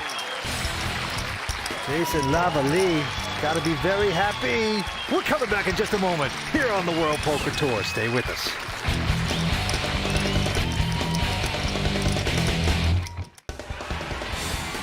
Welcome back to the World Poker Tour. We're in that lazy little city of Las Vegas for the Festa El Lago, where 6 players remain, with the winners going after over $1.2 million here tonight. There you see our chip leader, Jason Lavalley, has a slight chip lead over two-time WPT champ Freddie Deeb. Those are the percentages of chips that each player has, as you can see on that chart. Freddie Deeb going after his third WPT title. Will he get it here tonight? Let's go to the table. Action on Craig Crivillo out of Milwaukee. And this time Craig has a pair of fives. Pretty good starting hand. I used to walk on those beams in the high-rise buildings they were building, Vince. So playing on the green felt's got to be easy for this guy. It's before it became a stand-in for George Clooney. But now he's going to raise with his hand $240,000 on Freddie Deeb. Freddie Deeb's got the ace-4 hearts. And he also has the shiniest head in America, I have to say. Well, when you have a suited ace and your name is Freddie Deeb, you're playing. Yes. Call. Loves the action. He makes this call. Now young Jason Burt, just a 7-4, mucks his hand. Around to Sean Kunix, the entrepreneur with 2 6s on the button. Yeah. Only amateur at the table, so-called amateur, I should say. You don't mind playing middle and smallish pairs here because they're easy hands to play. You either hit a set on the flop or you get out if people start betting. And now Tommy Vitas, he's got a decent king-queen. What players? We're seeing everyone jump in. He's called. Why wouldn't you call? There's $870,000 in the pot already, so he does make the call. And now Jason Lavalley, our chip leader, with 9-7 of spades. Well, he's going to call too, Vince. We're going to have 5-way action here. Get in the bathtub, Jason. Why not? It's a party. It is. Very rare on the WPT, 5-way action. Well, over $1.2 million in the pot right now, and we haven't even got to the flop. Oh, it's come king, queen, 6. Whoa. Tommy Vitas has flopped the top 2 pair. Action is on him. Sean Kunix with a set of 6s. Tommy Vitas with his 2-pair quickly checks, as does Jason Lavalley and Craig Crivillo. Check. Freddie checks. Around to the button to the entrepreneur with 3 6s. He is sitting pretty right now. Go Bucks. Gotta be exciting. What will he bet? Do it, Sean. $720,000. Sean, a graduate in marketing from Ohio State University, fires out $720,000. Well then. Tommy Vitas has to go all in. He does. Well, you can't blame him for going all in. All that money out there, and you flop top 2 pair here. Lavalley out, as is Craig Crivillo. Freddie Deeb also out. Well, Sean is not going out. He's anxious to call him and is going to love it as he sees he's an 80% favorite to win this pot. He's got 3 6s. His opponent's got the top 2 pair. And right now, things are good in Buckeye Land. Yeah, this could break. Tommy Vitas, unless he gets extremely lucky. Tommy used to sell cars and was in construction. And right now, he is devastated when you have top 2 pair to be up against the set. What do you have, Jason? Well, they need the king or a queen. I let down king queen. Oh, man. You did? Watch me win. Watch. I know you're not that good. Needling him saying, I folded a king and a queen. We know that didn't happen. And the king comes up on the turn. Tommy Vitas has sucked out on the turn to make a bigger full house. Devastation for Sean Kunix from Columbus, Ohio. His wife shocked as well. Wow. It's not over, That's though. sick. He could catch a 6 on the river and make 4 of a kind to win this pot. Sean Kunix. He folded a 6. With a hideous beat. Here we go to the river. Well, a 5 comes off, so tough luck for Sean Kunix. The entrepreneur from Columbus, Ohio, took a horrible beat there. I still have some chips. Sean's about the happiest loser I've ever seen. You want to count them down for me? Okay, 6 players remaining. We're coming back with more action. Stay with us here on the World Poker Tour. Wow, that was sick. Truthfully, I know that I'm playing my A game. I feel like if I do not win today, it'll be because I was bad beat. I don't think it'll be that I make a mistake. But I accept whatever my fate is, and I'm going to play to win it, and I feel like I can. We are back in Las Vegas for the Festa El Lago, and those are the words of Sean Kunix, who took a horrible beat in the hand before. How prophetic were those words, Vince? Yes. He said, if I lose, it's going to be to a bad beat. Well, you can't lose to a much worse bad beat than that. You get all the money in, you're an 80% favorite, and then boom, your opponent hits lightning to win the pot. Like you said, Mike, he was the happiest loser you've ever seen at a poker table. He kept smiling, has a lot of class, but he's done quite well. He's an entrepreneur, but right now he's down on the short stack here tonight with a very bad beat. Well, we're both Buckeyes, and he told me the only time he doesn't smile is when Michigan beats Ohio State. All right, to the table we go. Freddie Deeb got about 4 million, quickly folds his hand. Jason Burt, the 23-year-old out of Newport, also folding. And here goes Sean Kunix. He's gone all in with a junk hand, just 5-4. Well, he's on the short stack, but still enough to put a little pressure on his opponent. Vegas out. Lavalley, the chip leader. What will he do? He's got a king deuce, but he's mucking. And we're round to the big blind now. Craig's got the king 8 of clubs. Yeah, he's considering this. 600. Well, it's going to cost him about $525,000 to make the call, and that's a little steep for a king 8. He's opted to lay it down, so good timing there for Sean to move all in and pick up that pot. Yep. Nice little comeback for Sean, taking it down with just a 4-5. Back on the comeback trail. Yeah, there you go. You lose a pot when you flop 3 6s. You win one when you got just 5 high. Okay, so right now, Tommy Vitas, the new chip leader, with about 4.2. Jason Lavalley with about 4.1, as does Freddie Deeb. Let's go to the felt. Jason Lavalley, this time with a queen 8. Quickly folds his hand. Back to Craig Crivello. Yeah, he won't play that. But Freddie Deeb. Oh, he's got the lovely ladies, Vince. He's definitely playing this one. Had him early on. Won a pot with queens. Gets him again. He's going to pop it up to $325,000 to go. Jason out. Sean Kunix not playing. So Tommy Vita's picking up ace-king, though. Yep, he's got big slick, as we say. We could see a big pot right here. All the money going in pre-flop. But no, Tommy's opts to just call with the ace-king. Wants to see a flop before he commits any more chips. Had he raised it, I believe we'd have got all the money in between these two guys, but that wasn't the case. And it's come 10 high. Freddie Deeb out in front with the 2 queens. Yeah, no help for Tommy Vitas. Tommy checks an ace-king.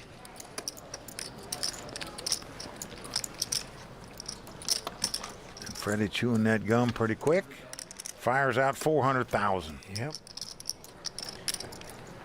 Now, does the speed of him chewing that gum, Vince, have any indication of the strength of his hand or not? I don't know for sure, but he gets the call. Yeah. Oh, and a queen comes off on the turn. Get better and better for him. Freddie now has top set, as we say. Tommy, of course, could catch a jack and make an ace-high straight to win this pot, but he's not going to draw at it for free because Freddie's coming out firing 600,000. And he is hoping this guy makes some kind of play on this pot right now. You've got top set. You're saying, please raise me. Please, please, please raise it.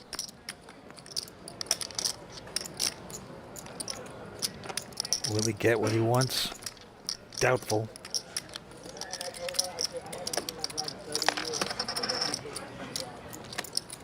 Nope, Tommy's going to give it up. So Freddie Deeb takes down that pot and once again recaptures the chip lead. Going after his 3rd WPT title, his 5th time at a final table on the World Poker Tour. Will he be successful here tonight? We will see. We're coming back with more action on the World Poker Tour.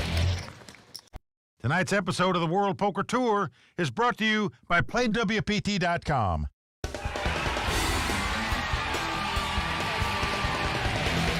Welcome back to Bellagio and continuing coverage of the final table of Festa al Lago. You know, Mike, the famous lake outside the Bellagio is known for its beauty. But if you look at some of the beats at this table so far, anything but beautiful. Let's take a look at the chip count. Oh. Well, our current chip leader, Freddie Deeb, came to this final table as our chip leader. He still got it. Not by much, though. Jason Lavalley in 2nd place, also with about 4 million. Tommy Vitas in 3rd place now. All right, going to the felt we go. Craig folds his hand. Yeah, Freddie Deeb has a small pair, and any pair to Freddie looks good, so he's going to pop it up here, looks like. Yep, he's got a pair of 4s. Going to move it up to $215,000 to go. Jason Burt folding. And the entrepreneur from Columbus, Sean Kunix.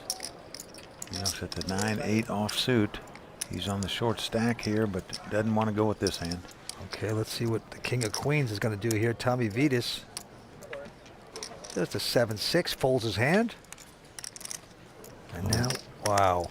Jason Lavalley picking up aces again, Mike. Unbelievable. Mathematically, you're only supposed to get 2 aces once every 220 deals. He's already had them twice at this final table tonight, and it's early. Yeah. He also flopped 3 kings, another hand. Flopped a pair and an open-end straight flush, another hand. He's been a card rack so far at this final table, but also has great poker instincts, that's for sure. Here he's going to raise it, makes it $675,000 to go. What do you start the hand with? Around 4 million. Huh? Around 4 million. 4 million. Freddie getting pushed around, can't like it, especially from this young blood here. Well, it's several times that this guy has come over the top of Freddie Deeb at this final table, and I guarantee you Freddie's making a mental note of that. And he's going to start pushing back, whether it's a wise decision or not. Certainly this hand, it will not be wise. No, it wouldn't. Jason with a huge hand. Used to work at McDonald's, and now he's pushing around Freddie Deeb at a poker table for millions. Yeah, it's going to cost Freddie another $460,000 to play here if he wants to. These are the 2 chip leaders, remember that. Well, Freddie opts to lay it down, and a good lay down by Freddie Deeb. Yep. And that take the heat. Jason Lavalley cracking a smile. He could fry an egg on Freddie's head right now. He's going to get annoyed by this young player. Well, I think he is a little bit frustrated by him, but he's been around the block, so I expect him to keep his cool. Let's see what happens. Well, we started out this tournament with 275 players. 6 still remain. Action on the young Jason Burt. Quickly folds his hand. Kunig's also out. Down to Tommy Vitas now. Got the Jack-3 of hearts. Going to lay it down. Around to the Montreal card rack. Jason Lavalley. He's got ace-jack. Pretty good hand here. Well, he's on the button in position. Got good chips. And he is going to raise it to $200,000. To George Clooney, who folds. Now Freddie looks down at a 7-5 offsuit. He's got $80,000 out there. Cost him another $120 to make the call. And yes, he's reached for a lot of chips here. Those are $100,000 chips. Raise. And he is going to raise. Well, we predicted it. You know, this kid's getting under his skin a little bit, so he's going to try to bluff him a pot. Makes it $800,000. Now you're sitting on ace-jack. You're up against the chip leader. What do you do when you're in second chip position with this hand? Freddie Deeb, the master at work, trying to pull off a bluff against the online pro. But look at the young kid. It's not like he's playing online. He's studying his man. He's not just looking down at a computer. He's trying to get a read on Freddie Deeb. Well, he's trying to figure out if this is what we call a revenge raise or not. Indeed, that's exactly what it is. Is it possible to see Freddie Deeb sweat? Well, right now, Jason's doing a little sweating. He's got to figure out what to do with the ace-jack here. I'm on. Wow. He is going all in over the top of Freddie one more time, and again, he's made the right decision here. Now, Freddie Deeb has really got to be frustrated now. Yep, he mucks his hand. Yeah, if Matty just didn't call the 200,000, where at least you get to see a flop and you might bust the guy. Instead, he went for another 600. Life is good for Lavalley. We're coming back with more action from the Festa Alago in just a moment. Stay with us.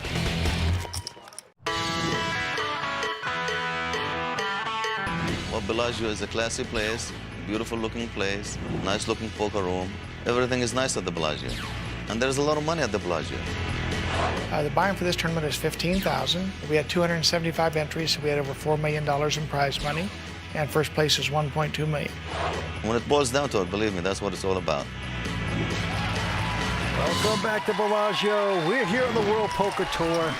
6 players remain. Well, Bellagio is the Yankee Stadium of poker, no doubt about it. Players from around the world descend on events at Bellagio because it's a classy place. They put on classy tournaments, and there's big money here, Vinny. Oh, there is. I've left a lot of blood, sweat, and tears in that poker room. And as you can see, Jason Lavalley from Montreal is the chip leader with about $5 million in chips. Right now, here are some of the former champions of the Festa Alago. And what's unusual about this group of champions is that no American-born player has ever taken this WPT title. It's always been a foreign player. Let's see if that trend changes tonight. Things could turn around. Over 1.2 million going to the winner. Let's go down to the felt. Action on the man from Queens, now living out of Vegas, Tommy Vitas. He's got his King Jack. That was very good to him early on. And he's got Kojak.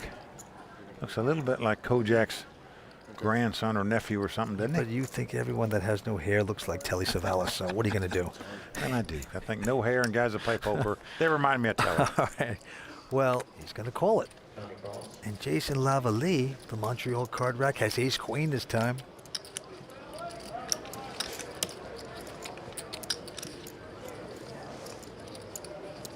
Looks like he's going to raise. Well, you're always a little leery when the guy limps in under the gun, but it's not going to stop Jason from raising it. He makes it 300,000 to go. Into Craig Crivillo, who quickly calls 300,000. He also has the Kojak hand. Freddie out, Jason out. And Sean Kunix will not compete. So back around to Tommy. Very unusual that Tommy and Craig have the same hand. The King Jack. Just call him Telly if you want to, Mike. No, you want to. You get angry when I do that. Yes, I do. Well, Tommy makes the call, so two guys got the same hand. Jason out in front with the ace-queen. Let's go to the flop.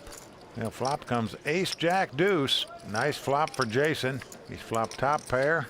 The other two guys have flopped second pair. And they both check, surprisingly.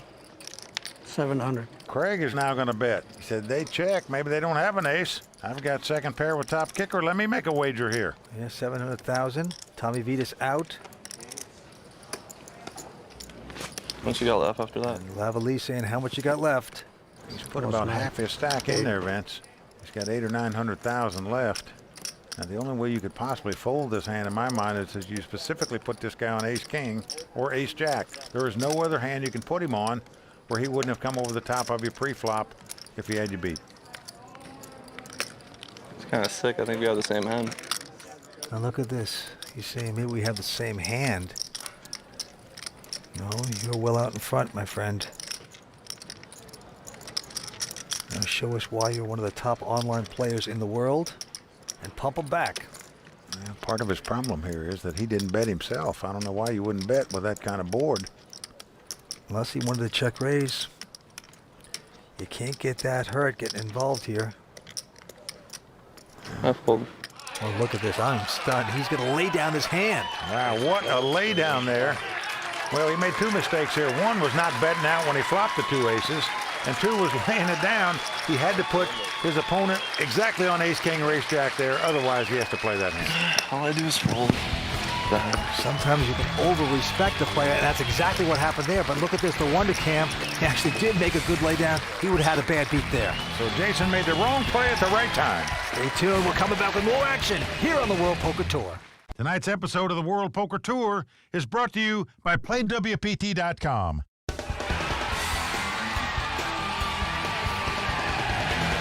Welcome back to the Yankee Stadium of Poker, Bellagio, for the continuing coverage of the Festa Alago. Last season's champ, Elke Gross-Perrier, went on to become the WPT Player of the Year. And Vince, you know all these players will love to follow in Elke's footsteps. Let's get back to the action. And right now, Jason Lavallée is the chip leader with about 4.7 million in chips.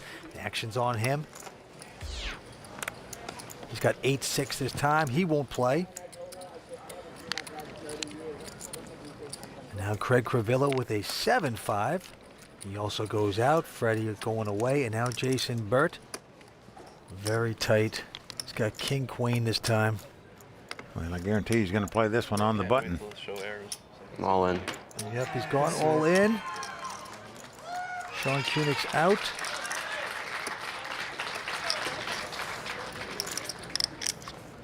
Well, Tommy goes out as well. Lays down the ace high. So a nice all-in bet there by the 22-year-old, and he picks up the pot. He's the youngest player at the table, graduate of Caltech, majored in mechanical engineering.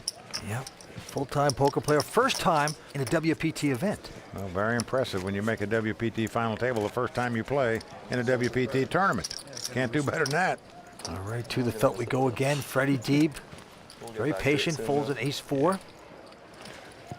Back around to Jason Burt. He goes out. I'm all in. Round to the short stack. Sean Kunix, the entrepreneur from Columbus. He moves all in with the 8-6 suited here.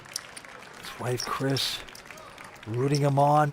We got a little over 500,000 left. Blinds are 50 and 100,000. Kind of hand you have to move in with.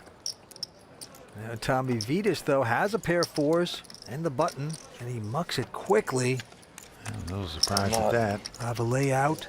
How much is it? Oh, but look at this. Craig Crivillo saying how much? 550. Well, he's definitely going to call it here with an ace-queen. You're not going to lay this hand down. Yep, he makes the call. He does make the call. It is showdown time. So the entrepreneur from Columbus, Ohio, Sean Kunix, an underdog to stay alive, but let's see if he can get lucky. Good luck, Sean. Thank you. Yep, Sean Kunix from Ohio, the entrepreneur, on the ropes right now. Sweat it back here. Well, he's always happy, though.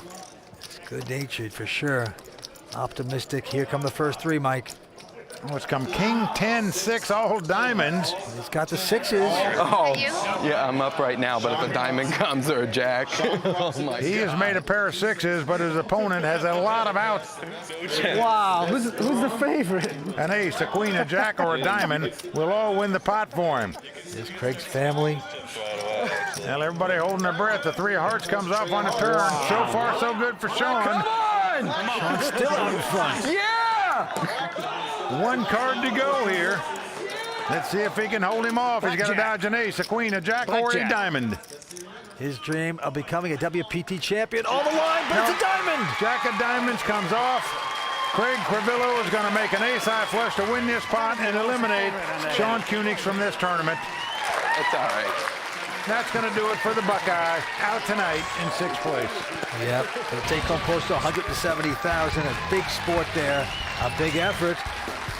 Good luck, everybody. And just like that, 5 players remain at the Festa El Lago in Las Vegas. We're coming back with more action on the World Poker Tour. Welcome back to the Festa El Lago in Las Vegas. I'm Vince Van Patten alongside Mike Sexton. We have 5 players remaining. Our current chip leader is the Canadian Jason Lavallée with about 4.9 million in chips. Yep, Freddie Deeb going after his 3rd WPT title with about 3.5. Tommy Vitas in 2nd chip position, 3.7. They all got chips right now, except for the short stack. Jason Burt down to about 1.1. Let's go to the table. Now action on Craig Crivillo. He folds. Yeah, Freddie also folding. And now Jason Burt with a 10-6. Won't play that. So we got the battle of the blinds here. Tommy Vitas looks down at ace deuce of diamonds. 300. He's going to raise it to 300,000. Yeah, put a little pressure on the chip leader Lavallée, who has a 4-5 of diamonds. And I've noticed he hasn't played these suited connectors at this final table, but here he's in position. He's got the chip lead. And he is going to make the call. So ace deuce of diamonds up against 4-5 of diamonds. Well, here comes the flop. Well, flop comes queen 5 deuce. Tommy has flop bottom pair and checks. Jason has flop middle pair. And he also checks. So conservative play on the flop. A 3 comes off. Tommy again checks. Now Jason also has an open-end straight draw to go along with his 2nd pair. And thus he is going to bet 300 to 75,000. Well, he's got the best hand and the best draw. Tommy with the pair of deuces and a straight draw. Well, that's what he's saying is the guy didn't bet on the flop. Did a 3 really help this guy? Maybe he's got something like a jack 10 and just making a move at this pot. I'm going to call him with the 2 deuces. All right, down to the river. Who's going to get lucky? Well, a queen comes off. Helps neither player. Again, Tommy Vitas checking. I check. True pair. Which one? Deuce. He's just going to turn up his cards. He's going to win this pot with queens and 5s. So the rich get richer. Chip leader extends his chip lead by a little bit. Jason Lavallée. I like it. Tonight we're playing for the winner, taking home over 1.2 million. Chips later, at least. Massive prize pool. And there, of course, Freddie Deeb going after his 3rd WPT title. Well, Here Freddie picks up a nice hand. He's got ace-queen. We open up late. He's going to raise it. Makes it 400,000 to go. Next to act, Jason Burt. He's got ace-jack of spades. Well, Jason's been the most conservative player at this table. I'm all in. Here he's got a pretty decent hand. He's going all in. Sure is. Tommy Vitas out. Jason also out, as is Craig I think I Pervillo. have 1.1. Icon. And Freddie making the right call. He's going to love this. Well, he's going to love it because he has his opponent dominated. It's ace-queen versus ace-jack. Freddie about a 3-1 favorite to win this pot and eliminate Jason Burt from this tournament. Yeah, trouble lurking for Jason Burt, the graduate out of Caltech. Full-time poker player, first WPT event, in a lot of trouble right now. Well, everybody on their feet. Here comes the flop. Well, it comes king, queen, 4. Freddie has flopped a pair of queens. Jason, however, can catch a 10 and make an ace-high straight to win this pot. 2 running spades would do it as well. He's got some hope. Would he dare do that to the great Freddie Deeb? 2 cards to come. Here's 4th Street. Well, 9 of diamonds comes off, so we are down to the river card. The 22-year-old must catch a 10 on the river to stay alive in this tournament. Otherwise, he'd be out in 5th place. He continues to smile. Can he get lucky? Nope. 8 of spades comes on the river, so that's going to do it for the mechanical engineering major. A graduate of Caltech, Jason Burt is going to be out in 5th place. And Vince, he can go get his compass and head back to the drawing board. Yeah, well, he's going to pick up $208,000. And there you see Freddie Deeb. So by winning that pot, Freddie Deeb takes 1 step closer to winning his 3rd WPT title. Well, this is going to have to do it for now. We have run out of time. So join us again next time for the conclusion of the final table of Bellagio's Festa al Lago. I don't understand what this is for here. The World Poker Tour. The biggest games, the greatest players, and the largest payouts on the planet. The WPT is a series of international high-stakes poker tournaments that can turn amateur players into millionaires and make professionals into superstars. With millions of dollars on the line, it's time for these 4 players to live the dream of fame, fortune, and the one thing money can't buy, a WPT title. Tonight on the World Poker Tour. Hi, everyone. Welcome back to the spectacular Bellagio on the Las Vegas Strip, where continuing coverage of the multi-million-dollar Festa al Lago final table is about to get underway. I'm Mike Sexton, along with Vince Van Patten, and this is the WPT. And Mike,